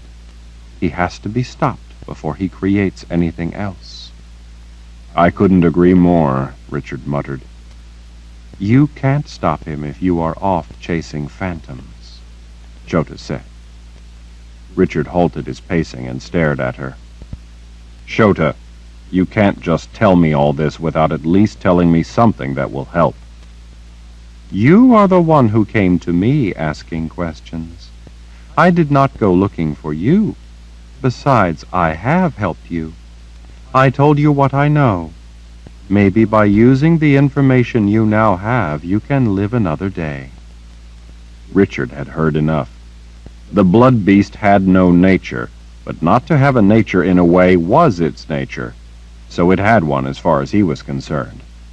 It may be true, as Shota had said, that there was no accurate way to predict what it would do next, but lack of understanding or knowledge did not constitute a lack of nature. It was, however, a point that was not worth arguing. He thought that it might be an important distinction sooner or later, but right then it didn't matter much. Everything Shota had said largely confirmed what Nietzsche had already reported. While she had added facets and details that Nietzsche hadn't known about, Shota hadn't provided any solutions. In fact, it seemed to him that she had gone to a great deal of trouble to make sure she had painted a hopeless picture. Richard almost rested his hand on his sword. He stopped and ran his fingers through his hair instead. He was at his wit's end. He turned and stared off at the trees spread across the valley, their leaves shimmering in the late-day sun. "So there is nothing I can do to protect myself from the blood beast?" "I didn't say that." Richard spun back around. "What? You mean there is a way?"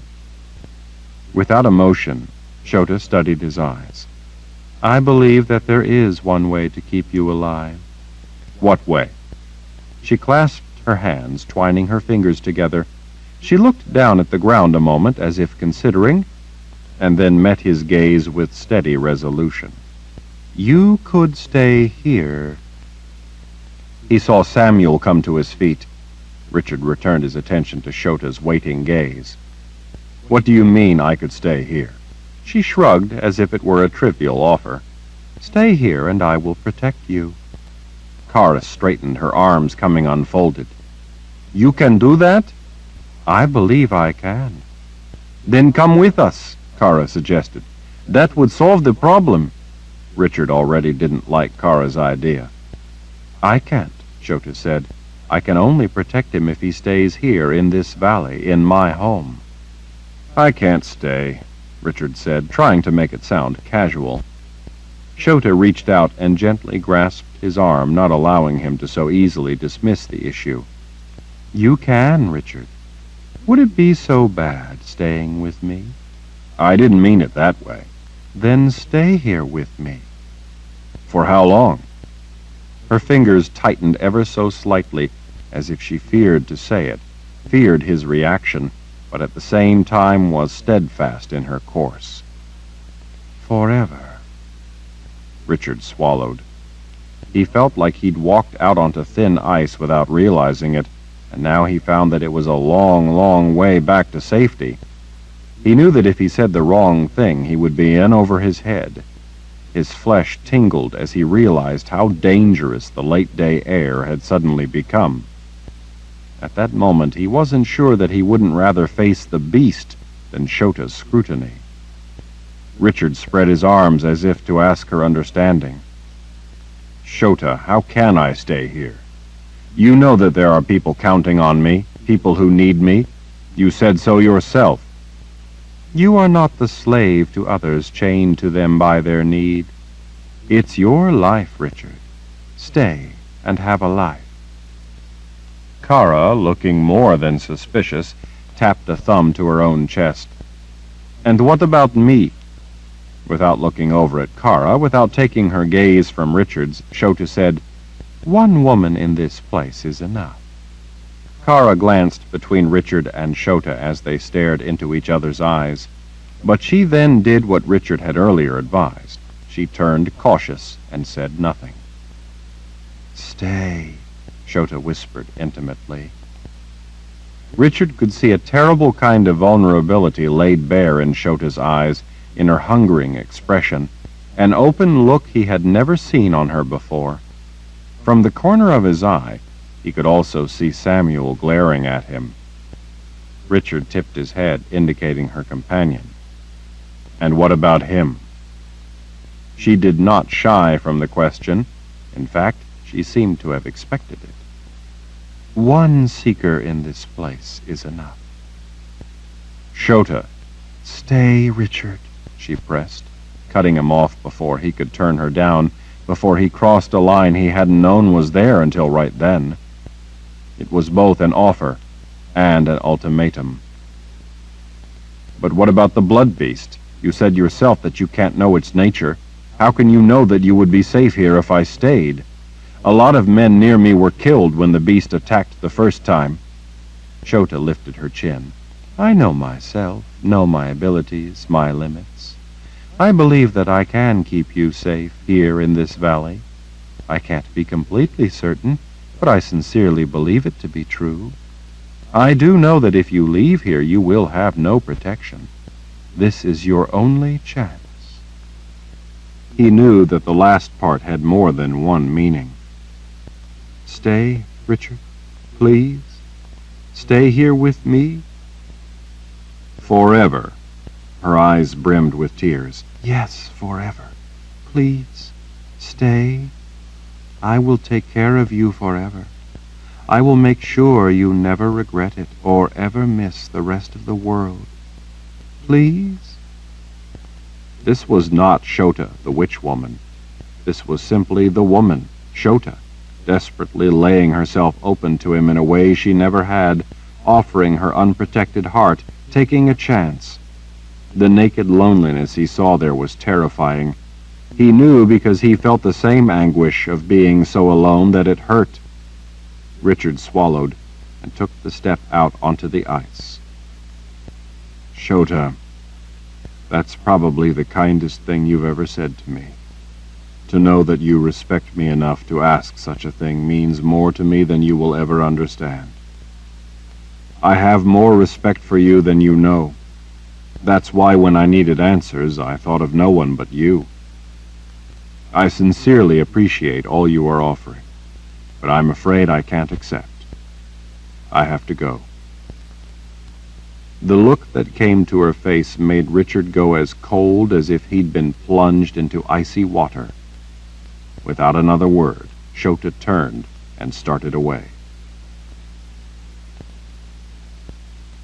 Chapter 42. Richard caught Shota's arm, stopping her before she could leave. He couldn't allow it to end in this way, for more than one reason. Shota, I'm sorry, but you said it yourself. It's my life to live.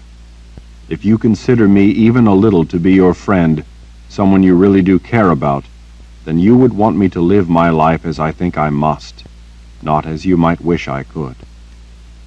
Her chest heaved. Fine.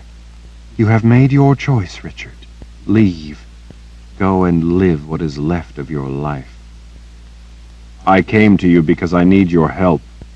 She turned around fully toward him and cast him as forbidding a look as he had ever seen on anyone. It was the unmistakable mask of a witch woman. He could almost see the air around her sizzling. I have given you help, gained through an effort on my part that I seriously doubt you can begin to imagine. Use that help as you wish. Now, leave my home. As much as he wanted right then to do as she asked, as much as he wanted not to press her, he had come for a reason and she had not yet addressed it. He wasn't leaving until she did. I need your help to find Kalen. Her look turned even colder. If you are wise, you will use the knowledge I have given you to stay alive as long as you can, to help to defeat Jagang, or to go chasing after phantoms. I don't care which anymore. Just go, before you find out why wizards fear to come into my home. You said that your ability helps you see events in the flow of time. What does your ability see about me in the future? Shota was silent for a moment before she finally glanced away from his steady gaze. For some reason, the river of time has become obscured to me. It happens. Her gaze returned, more determined than ever. You see, I can be of no further help. Now go. He was determined not to allow her to dodge the issue. You know that I came here for information, for something that could help me find out the truth about what's going on. This is important. It's important to more people than just you or me. Don't close yourself off from me like this, Shota, please. I need your help." She arched an eyebrow. "Since when have you ever followed anything I've ever told you?" "Look, I admit that in the past I haven't always agreed with everything you've had to say. But I wouldn't be here if I didn't think you were an astute woman. While some of the things you've told me in the past were true, if I would have done things strictly your way without using my own judgment as the situation developed, I would have failed, and we would all be either under the rule of Darkenral or in the merciless embrace of the keeper of the underworld." "So you say." Richard lost his indulgent tone as he leaned toward her. "You do remember the time you came to see me at the Mud People's village, don't you? The time you begged me to close the veil so that the keeper wouldn't have us all? You do remember telling me how much the keeper wanted those with the gift, wanted you, a witch woman, to suffer unimaginably for all eternity?" He jabbed her with a finger, punctuating his points. "You did not suffer all the frightful things necessary to stop what was happening. I did. You did not have to fight the keeper's terrors to close the veil. I did. You did not save your own hide from the keeper. I did." She was watching him from under her lowered brow. "I remember. I succeeded. I saved you from that fate." "You saved yourself from that fate. That it saved me as well was not your purpose, merely a side consequence." He let out a breath, trying to be patient. "Shota, I know that you must know something about this, something about what's happened to Kaylin." "I told you I don't remember any woman named Kaylin." "Yes, and the reason is that something is terribly wrong, and I realize that because of that, you don't recall her. But you must know something that will help me in my search for the truth, some bit of information that will help me find out the truth about what's really going on." "And you expect that you can just walk uninvited into my home, put my life at risk, do your little dance, and get whatever part of my life, my abilities that you want for yourself?" Richard stared at her. She had not denied that she knew something that might help him. He realized that he had indeed been right about her. "Shota, stop posturing and stop acting like I'm unfairly making demands of you. I've never lied to you, and you know it. I'm telling you that this is important to you, too, whether or not you yet realize it. For all I know, it could yet be something the Keeper has initiated in order to get us all. I need whatever information you can give me to prevent the success of whatever it is that's going wrong. I'm not playing games. I will have what you know." "And you think that such a demand entitles you to it?" Her eyes narrowed. "You think that just because I have something, your perceived need means that I must surrender whatever I have? That you are entitled to any part of my life you feel you need? You think that my life is not mine, but I am merely meant to serve you? You think my life means nothing but to be at your disposal when you deign to have use of me? You think you can come in here and make demands, but when I dare ask for something, you get indignant." "I wasn't indignant," he said, trying to restrain his tone. "I appreciated the sincerity of your offer. I understand very well the empty feeling of being alone. But if you're the woman I believe you are, you wouldn't want me even though my heart wasn't in it. You deserve to have someone who can love you. I'm sorry, Shota, but I can't lie and tell you that I can be that one for you, or I would only in the end be hurting you worse. I can't lie to you. I'm already in love with someone. And even if you already realized that, would you really want someone who was so casually unfaithful as to just take up such an offer on the spot? I think what you really want is your equal, a true partner in your life, someone with whom to share the wonders of life. I don't think you really want the empty reward of a lapdog. I think you already know that a lapdog can bring you no real joy. If you care about me, If you made such an offer because you really care, if you were sincere, then help me." She didn't look like she intended to answer, so he pressed on. "Shota, I need to know any information you can give me. It's important. As important as it was to you when you came to ask me to seal the breach in the veil. I don't know enough to solve this problem. If I fail, I fear we all will lose. I don't have time for games. I need the information you have." "How dare you make such an arrogant demand of me? I've already told you, already given you my answer. It's my ability, my life. You have no right to it." Richard pressed his thumb and middle finger to opposite temples as he took a calming breath. He grudgingly realized that maybe she had a point. He turned his back to her and walked off a few paces as he considered what he might do. One thing he knew for certain: he wasn't leaving without every bit of help available. "You're saying, then, that you know something that would help me in my search for the truth?" "I know a lot of things about a lot of different areas of the truth." "But you know something that I need in order to find the truth about what brought me here to see you?" "Yes." He knew it. With his back still to her, he said, "Name your price." "You would not be willing to pay the price."